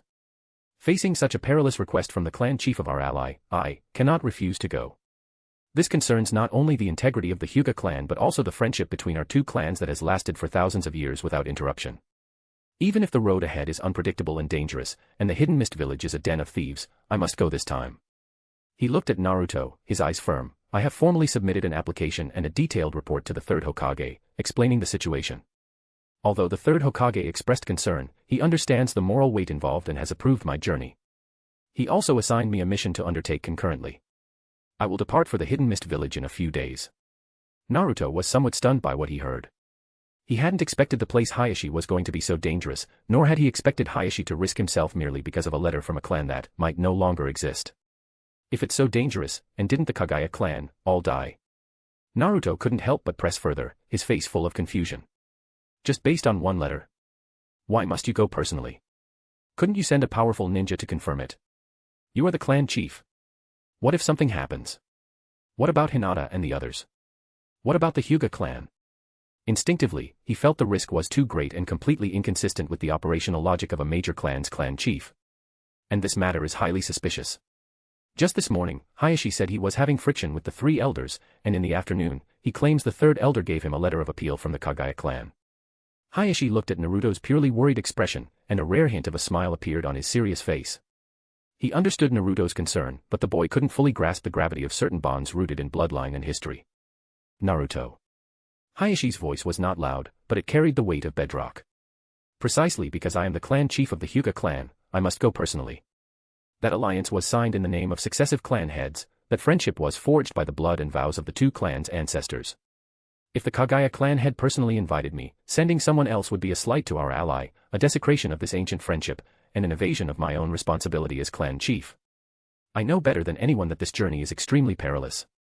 But some matters concern the dignity and trustworthiness of the clan, and even facing 1,000 difficulties and 10,000 dangers, the clan chief must attend personally. This is not only for the Kagaya clan's possible survivors but also for the foundation upon which the Hyuga clan stands in the world, trust and righteousness. Could this be a trap? How about I go with you? Naruto remembered that the manga said Kimimaro was the last surviving member of the Kagaya clan, and the anime later mentioned Hayashi taking Hanabi to the Kagaya clan after Pain's invasion. Plus, he didn't remember this part of the storyline. Hayashi nodded slightly. Then he pointed to the sword in Naruto's hand. You stay in the village. The third elder is my senior, how could he possibly harm me? Examine this sword carefully when you get back. This blade and mine haven't been used in a long time. If there are any issues, you can come find me, and I'll find someone to repair it for you, especially the scabbard. Look closely. Remember, look closely, don't wait until after I've left to find a problem. Naruto understood Hayashi's meaning. It seems the letter from the Kagaya clan was indeed forged. Hayashi must have hidden something inside the scabbard, but he couldn't speak freely here at the Hyuga clan compound due to eavesdroppers. Alright, then I'll head home first. Naruto hung the 80 Days Calamity Cutter on his waist and stood up, preparing to leave. Loving book so far. Check out 30+ advanced chapters at Patreon. Chapter 97, is this really not the world of Galagemu? Chapter 97, is this really not the world of Galagemu? Naruto habitually pulled out his string of shiny, worn keys and inserted one into the lock. Click. The key smoothly entered the keyhole. Naruto twisted it to the right. It didn't budge. Naruto. He blinked his clear blue eyes, slightly disbelieving. He pulled it out, aligned it, inserted it again, and twisted. The lock core produced a dull, stuck sound, clearly signifying rejection, and the key remained stubbornly jammed. Naruto stared at the door, which was clearly brand new and whose door panel was much thicker, his mouth twitching, a vein throbbing faintly on his forehead. Did the renovation team hired by that old geezer replace the door without leaving him a key? Give me back my worry from just now. Naruto took a deep breath, resignation creeping in, and bent his fingers to knock on the pristine new door panel. This was the first time he had to knock to get into his own home. Knock, knock, knock. Just as the knocking ceased, light footsteps, quick as a sprinting fawn, sounded from inside, and then the door was pulled open. Hyuga Hanabi's small face, beaming with a bright smile, peeked out. Her large eyes instantly sparkled like stars when she saw Naruto. Wow. Naruto, big brother, you're back. Her voice was clear and crisp, carrying the excitement unique to a young girl. Perfect timing. Big sister and Ino big sister just finished making dinner. Hanabi reached out her small hand, grabbed Naruto's wrist with surprising strength, yanked him straight inside, and then slammed the door shut with a bang, completing the action in one go. As Naruto stepped inside, a warm draft, mixed with the aroma of food and a certain, scent of new furniture, rushed forward and instantly enveloped him. He subconsciously looked up and around, then froze completely in the entryway. Was this still his home? Brand new furniture, flooring, wallpapered walls, even the old light bulb on the ceiling had been replaced. He suddenly felt that he had been living a bit too haphazardly before. Just as Naruto was immersed in this earth-shattering visual shock, a voice came from the kitchen. Hinata's gentle call, familiar yet tinged with a nervous tremor, Naruto-kun. You're back. Her voice drifted through the warm air, hurry and wash your hands so we can eat. The voice held unconcealed shyness, along with a hint of expectation, wanting affirmation. Immediately following, another familiar, yet more cheerful and spirited voice rang out, Naruto, you're back. Along with the voice, Ino Yamanaka emerged from the bedroom doorway. She was holding what looked like a picture frame, a bright smile on her face, looking openly at Naruto. Long time no see. Naruto's gaze moved sluggishly around the completely renovated house, from the bright walls to the new furniture, then to Ino's brilliant smile, and finally, subconsciously, toward the kitchen doorway. He could imagine Hinata must be blushing right now. An intense, almost dizzying sense of unreality surged like a tide, instantly overwhelming Naruto. Is this the ninja world or some parallel dimensions Galagame? Such an absurd thought even popped into his head. Was he truly in reality? Was this really not the world of Galagame? Everything before his eyes was as beautiful as a carefully woven dream. Was he truly not under a genjutsu? Nine-tailed, are you looking down on this great one? Are you looking down on this great one? This was the first time since Naruto arrived in the ninja world, the first time he felt so clearly, so strongly, so undeniably, that he had come home. Not merely returning to a place to sleep, but returning to a harbor named home, wrapped in care, concern, and warmth. Yeah, I'm home. During dinner, Ino brought up seeing Kakashi shopping with an unfamiliar woman earlier that day. We were hiding in a tree watching, but the branch Choji was standing on broke, and he fell and landed right on Kakashi-sensei's back. Kakashi-sensei and that beautiful big sister named Karen ended up kissing by accident. Things were getting weirder and weirder. First, Hayashi had a conflict with the Hyuga clan's old fogies, nearly drawing swords, and now Kakashi was shopping with a strange woman. Wait, this one is different from Hayashi's situation, it feels somewhat familiar. Kakashi actually kissed her in the anime plot, that woman was a spy. After dinner, the cozy bustle in the living room gradually subsided. Naruto sat on the soft new sofa, unwrapped the long sword that had been carefully bound in cloth strips, and placed it on the armrest of the brand new couch. Just then, Hanabi, who was wandering around the living room like a curious kitten, immediately had her attention drawn to the long sword. She leaned closer, cautiously poking the simple cloth wrapping with her finger, her large eyes glittering with curiosity. Hanabi gasped softly, as if she had discovered something incredible, and her movements became bolder. She reached out both hands, picked up the sword that was nearly as tall as her, gauged its weight, and then skillfully unwrapped the cloth strips covering the hilt and the guard. When the relatively simple yet smoothly contoured hilt and tsuba, bearing the dark metallic sheen of age and an indescribable aura of sharpness, were fully revealed, Hanabi's pure white eyes instantly widened further, and her small mouth slightly parted. This is Dad's 80 Days Calamity Cutter. Her voice was filled with unbelievable astonishment. She abruptly looked up at Naruto, as if checking if she was seeing things. Dad gave this sword to Naruto, big brother. Hanabi picked up the 80 Days Calamity Cutter and examined it closely. Dad gave this sword to Naruto, big brother. Hanabi's voice was like a stone tossed into calm water, immediately drawing the attention of the two girls in the kitchen. Hinata quickly walked out upon hearing the noise. When her gaze fell upon the sword in Hanabi's hands, especially when she clearly saw the unique, micro-carved family crest on the tsuba, which looked like a sun will surrounded by 8 Luyan patterns, her body visibly stiffened, and her pale cheeks instantly filled with shock. It really is the 80 Days Calamity Cutter. I remember Grandpa passed this sword down to Dad. It was forged by the same master craftsman who made the Dainichi Gatsukiri, which Uncle Hisashi cherished before his death. Although Dad rarely took these two swords out to use, he always treasured and maintained them privately. Ino poked her head out from the kitchen, looking bewildered. The Hyuga clan head's personal sword? Didn't the Hyuga clan only use Gentle Fist? So that's it.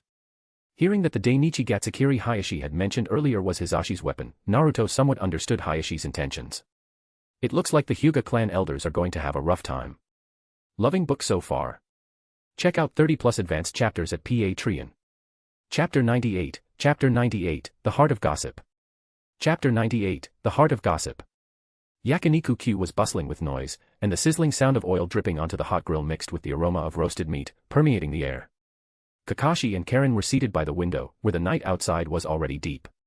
The grill on the table was steaming. Karen elegantly used long chopsticks to flip the meat slices with practiced ease. She picked up a perfectly grilled slice of pork belly, slightly charred at the edges, and gently placed it onto Kakashi's plate, which was nearly untouched. The plate was already piled high with grilled meat. Kakashi's attention was clearly not on the food. He was slumped back in his chair, holding the book, which was covered with the ninja handbook jacket, in one hand, listlessly holding it in front of his eyes, while his other hand rested on the table, fingers tapping unconsciously. His forehead protector was still worn askew, covering his left eye, while his exposed right eye seemed intently focused on the pages. Karen's grilled meat seemed to land merely as background decoration on the plate. "Where do you plan on having me stay tonight?" Karen put down her chopsticks, folded her hands on her lap, and looked at Kakashi with a gentle smile. Kakashi's gaze finally lifted for a moment from the book wrapped in the ninja handbook cover, and he glanced at Karen listlessly. "If the interrogation team or the analysis team requests you." He paused deliberately, seemingly observing Karen's reaction, but her smile remained unchanged. "Then you will go with them." He returned his attention to the pages. "If they don't request you, then come to my house. Monitoring you is my mission." He enunciated the word mission clearly, as if deliberately drawing a line between them. After speaking, he seemed to conclude the topic, sinking his thoughts entirely back into the book. He even irritably rubbed the silver hair at the back of his head with the book's spine, muttering internally. How annoying. That comical author of Lanling only released one extra chapter after Volume 6 of the romantic ninjutsu tales of Shimura. When is Volume 7 finally going to come out?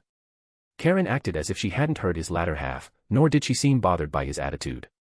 Instead, the smile on her face deepened, as if she had received some kind of permission. "In that case, I shall impose upon you. Don't be in such a hurry." Kakashi didn't lift his head, his tone carrying a slight detachment and indifference. "What if the analysis team or the interrogation team decides to take you away?" The moment he finished speaking, his peripheral vision seemed to catch sight of two figures entering through the door. He slightly raised his eyes, glancing over the top edge of the romantic ninjutsu tales of Shimura toward the entrance of Yakiniku-Q. This sight immediately sharpened his lazy gaze, injecting a hint of confusion. He saw Inoichi Yamanaka, the leader of the intelligence analysis squad, pulling Uzumaki Naruto inside. Inoichi's brow was slightly furrowed, seemingly pondering something serious, while Naruto looked utterly bewildered, clearly having been dragged along at the last minute. "It's this late. Why is Inoichi-senpai with Naruto?" Kakashi's single eye narrowed, he felt something unusual was happening. After entering Yakiniku-Q, Inoichi Yamanaka immediately spotted Kakashi and Karen, as well as Guy and Asuma, who were sharing a table with their subordinates. What is going on here? Inoichi felt the same question arise in his heart.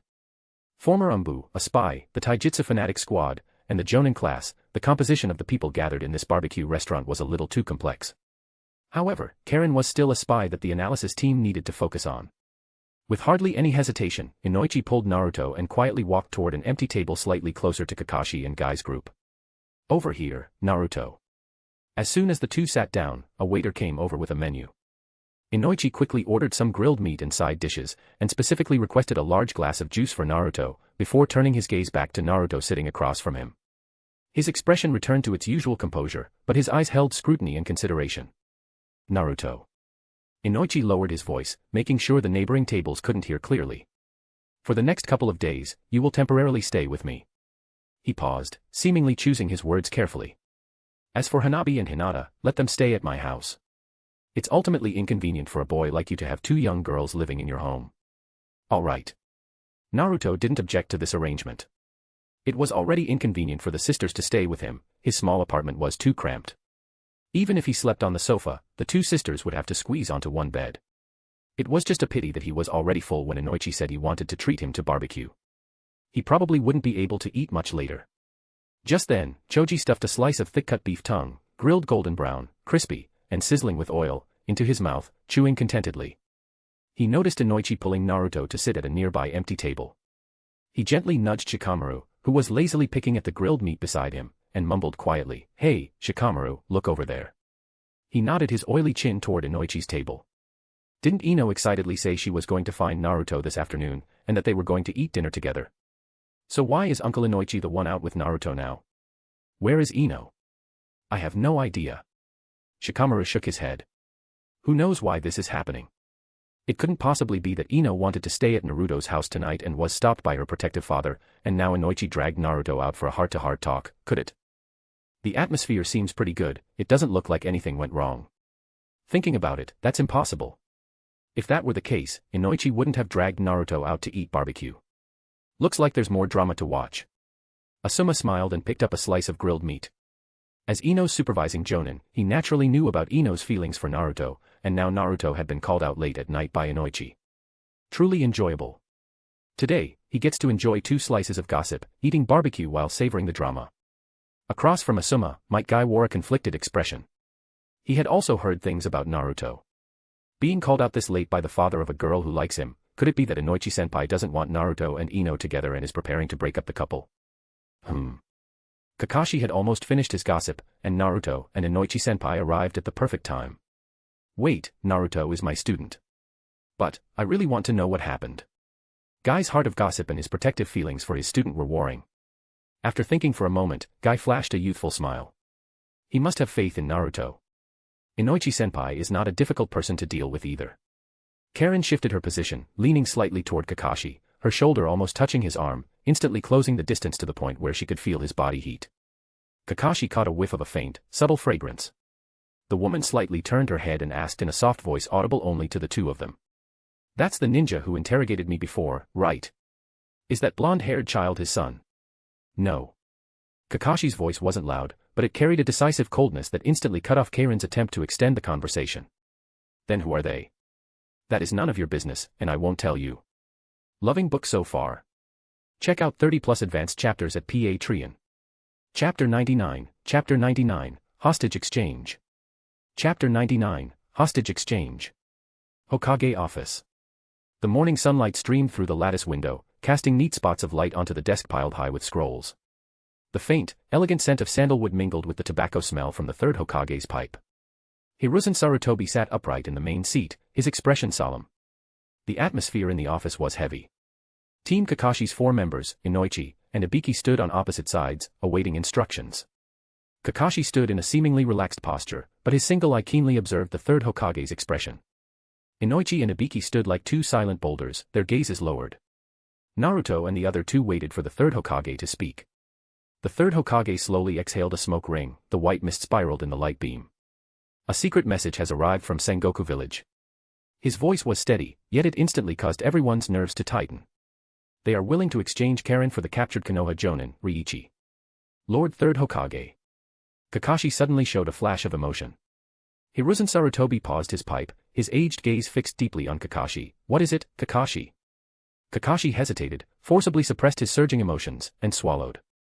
He lowered his gaze again, his voice regaining its calm. Nothing.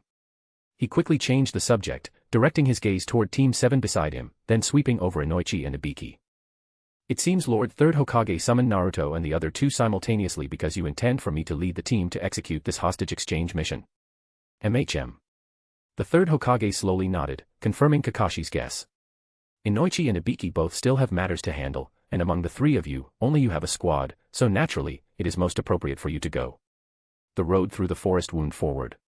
Team 7 and Karen were heading toward the border. Kakashi walked at the very front, seemingly lazy, but the eye beneath his forehead protector constantly monitored the surrounding environment. Karen followed 1 step diagonally behind him, her steps light and her demeanor relaxed, as if she were merely taking a trip. Naruto, Sakura, and Sasuke followed behind them. The serious atmosphere at the start of the mission was quickly diluted by the inherent nature of the young people. Unable to contain her surging curiosity, Sakura leaned toward Naruto and lowered her voice. Her emerald eyes, however, were wide and round, twinkling with the light of gossip. Naruto, don't you think the way that older sister named Karen looks at Kakashi-sensei is a little strange? Yeah. Naruto nodded. She even stayed at Kakashi's house last night. Last night, Kakashi asked Inoichi if Karen should be escorted back to prison. Inoichi directly told Kakashi that since he had accepted the mission to monitor Karen, he had to be responsible until the end. He simply had Kakashi take Karen home. Sakura gasped. The look she gave Kakashi's retreating figure instantly became extremely complicated, mixing shock, realization, and a hint of mischief. No wonder Kakashi-sensei suddenly got agitated earlier. Sasuke, who had been silently listening in, couldn't help but let out a soft "umph" at this moment, interjecting, Kakashi shouldn't be the type to be easily fooled, right?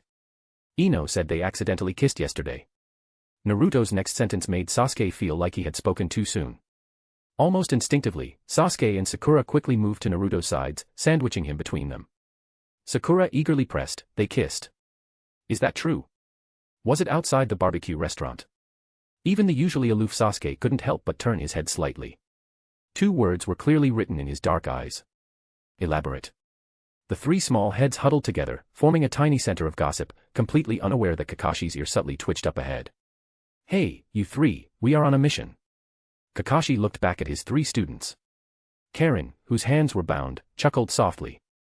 It's nothing, really. Kids are always curious. She spoke with great poise, as if she were not the subject of the gossip. Kakashi shifted his gaze from his students to Karen and retorted testily. You're certainly generous. With that, he ignored the troublesome group, turned, and continued forward. His pace seemed slightly faster than before, his retreating figure radiating the frustration of, out of sight, out of mind. Karen watched his discomfited expression, and the smile on her lips deepened.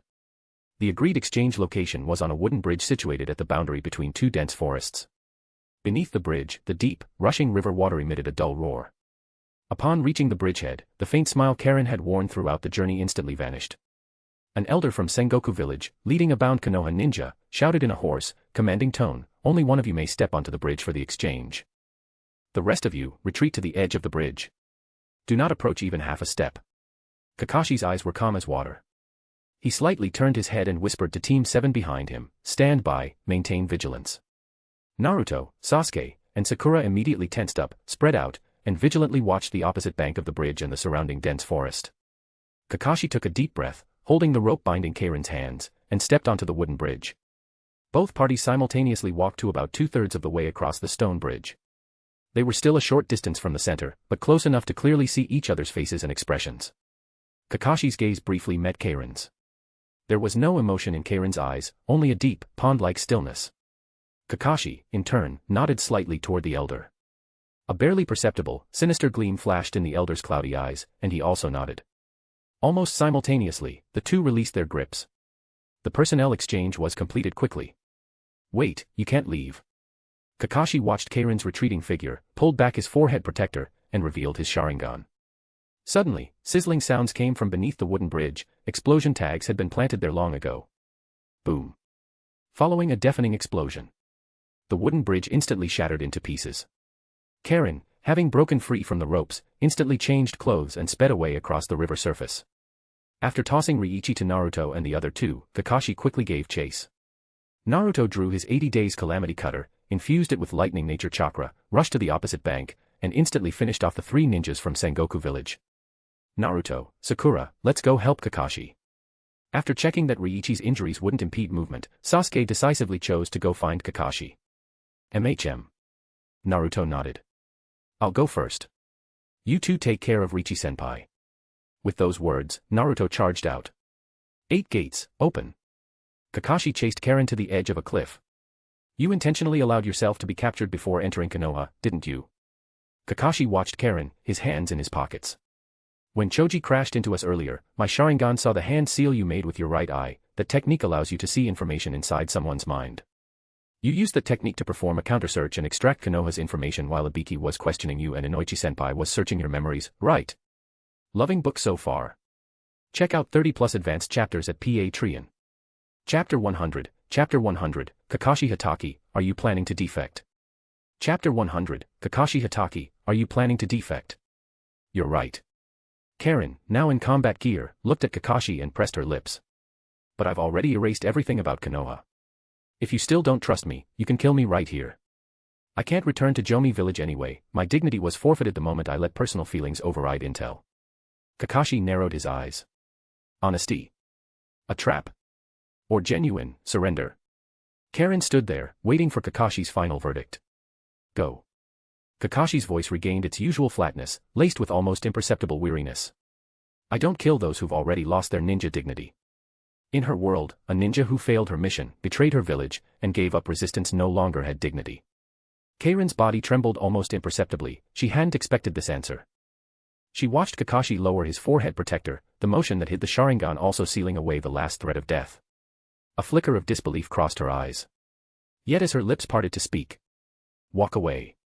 Naruto stood behind Kakashi, right hand on his sword hilt, blonde hair whipping in the wind, face grave with an "I've seen through it all" expression.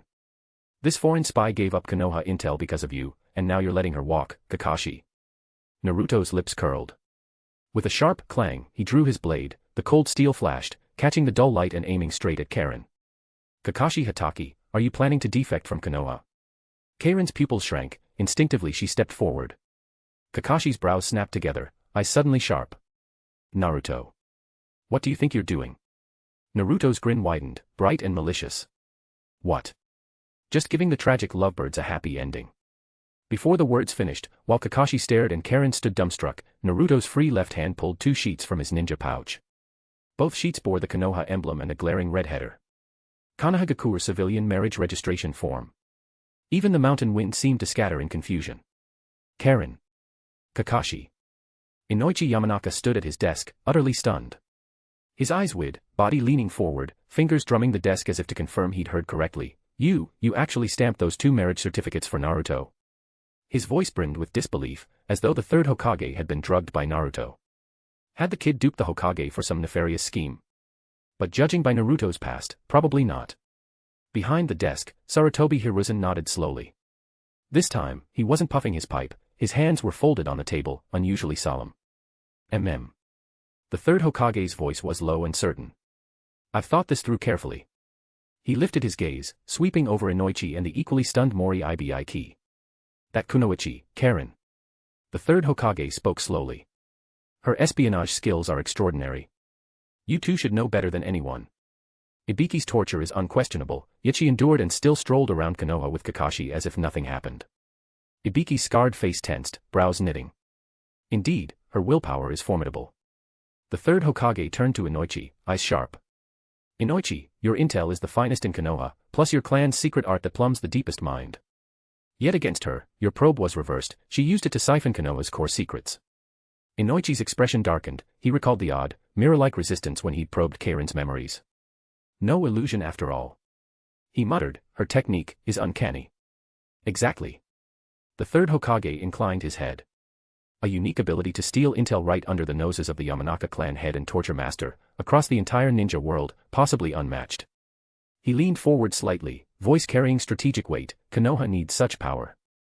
The old man looked at his 2 aides, voice steady. Killing or exiling her is simple.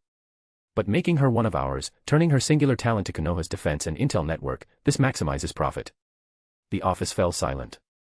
Inoichi and Ibiki pondered the profound implications for Konoha's long-term interests. After a moment, Ibiki raised his head, his usually murderous face wearing an oddly comical expression.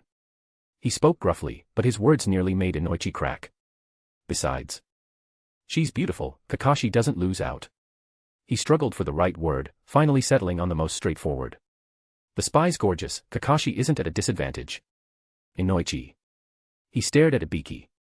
Then his tense face relaxed, lips twitching into a helpless chuckle. He adjusted his glasses to hide his mirth and nodded. Ahem. Ibiki's right, he speaks the truth.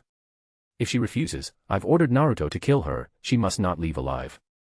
A kunoichi of this caliber, does Jomi village train them routinely, or is Karen uniquely gifted? The small nation of Kajai had kept quiet, Jomi village rarely made news, always docile. Its first appearance in the 3rd Hokage's sight was through a single spy. The 3rd Hokage admitted he'd underestimated the heroes of the world.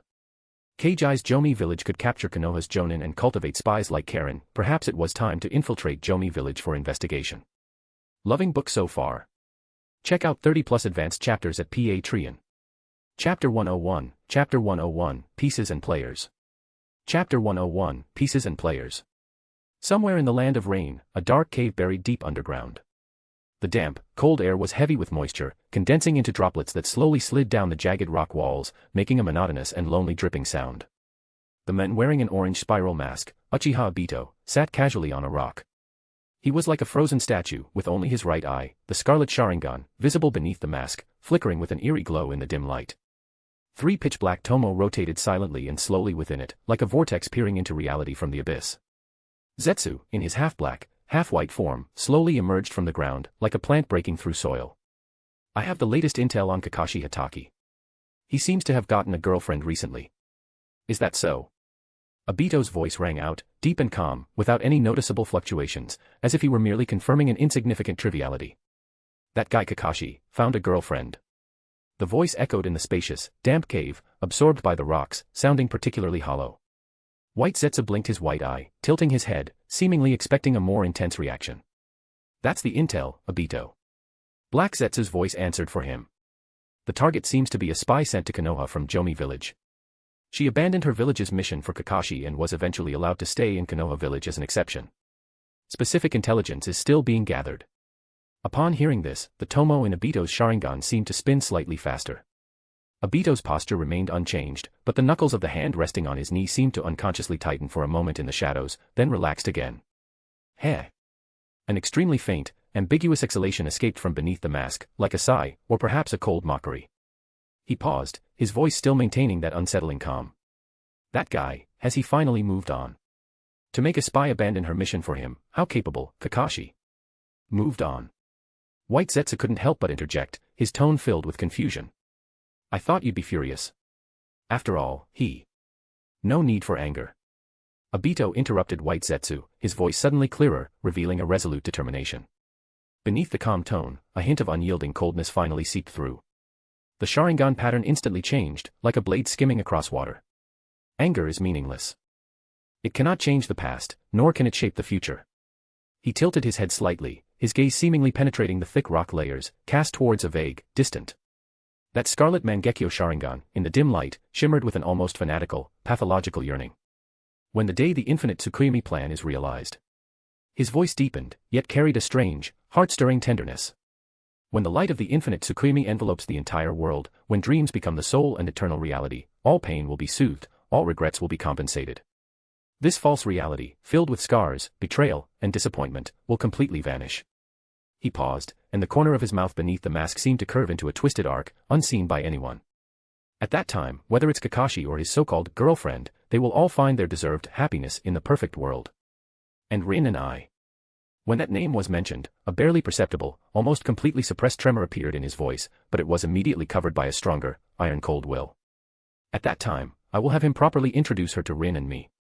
In eternal peace and happiness, there will be no pain, no sacrifice, no separation by life or death. Rin, she will be happy for Kakashi's change, in that perfect world. His final words, imbued with an almost devout obsession, like a curse and a promise, fell heavily into the damp cave. Black Zetsu silently watched Obito, his half-black face devoid of expression, but in the depths of his yellow pupils, a glimmer of understanding and an almost pitying, profound light flashed. This pity was not benevolence, but stemmed from the condescension of his absolutely superior position, a cold indifference towards Obito's unawareness of his deep immersion in pain and illusion. Yes, Obito. That's it. Burn, use your pain and despair as fuel, let it be the driving force that pushes you forward. The more resolute your will to activate the Infinite Tsukuyomi plan, the better, the crazier, the better. Every time Obito looked gloomy and melancholic, Black Zetsu wanted to laugh.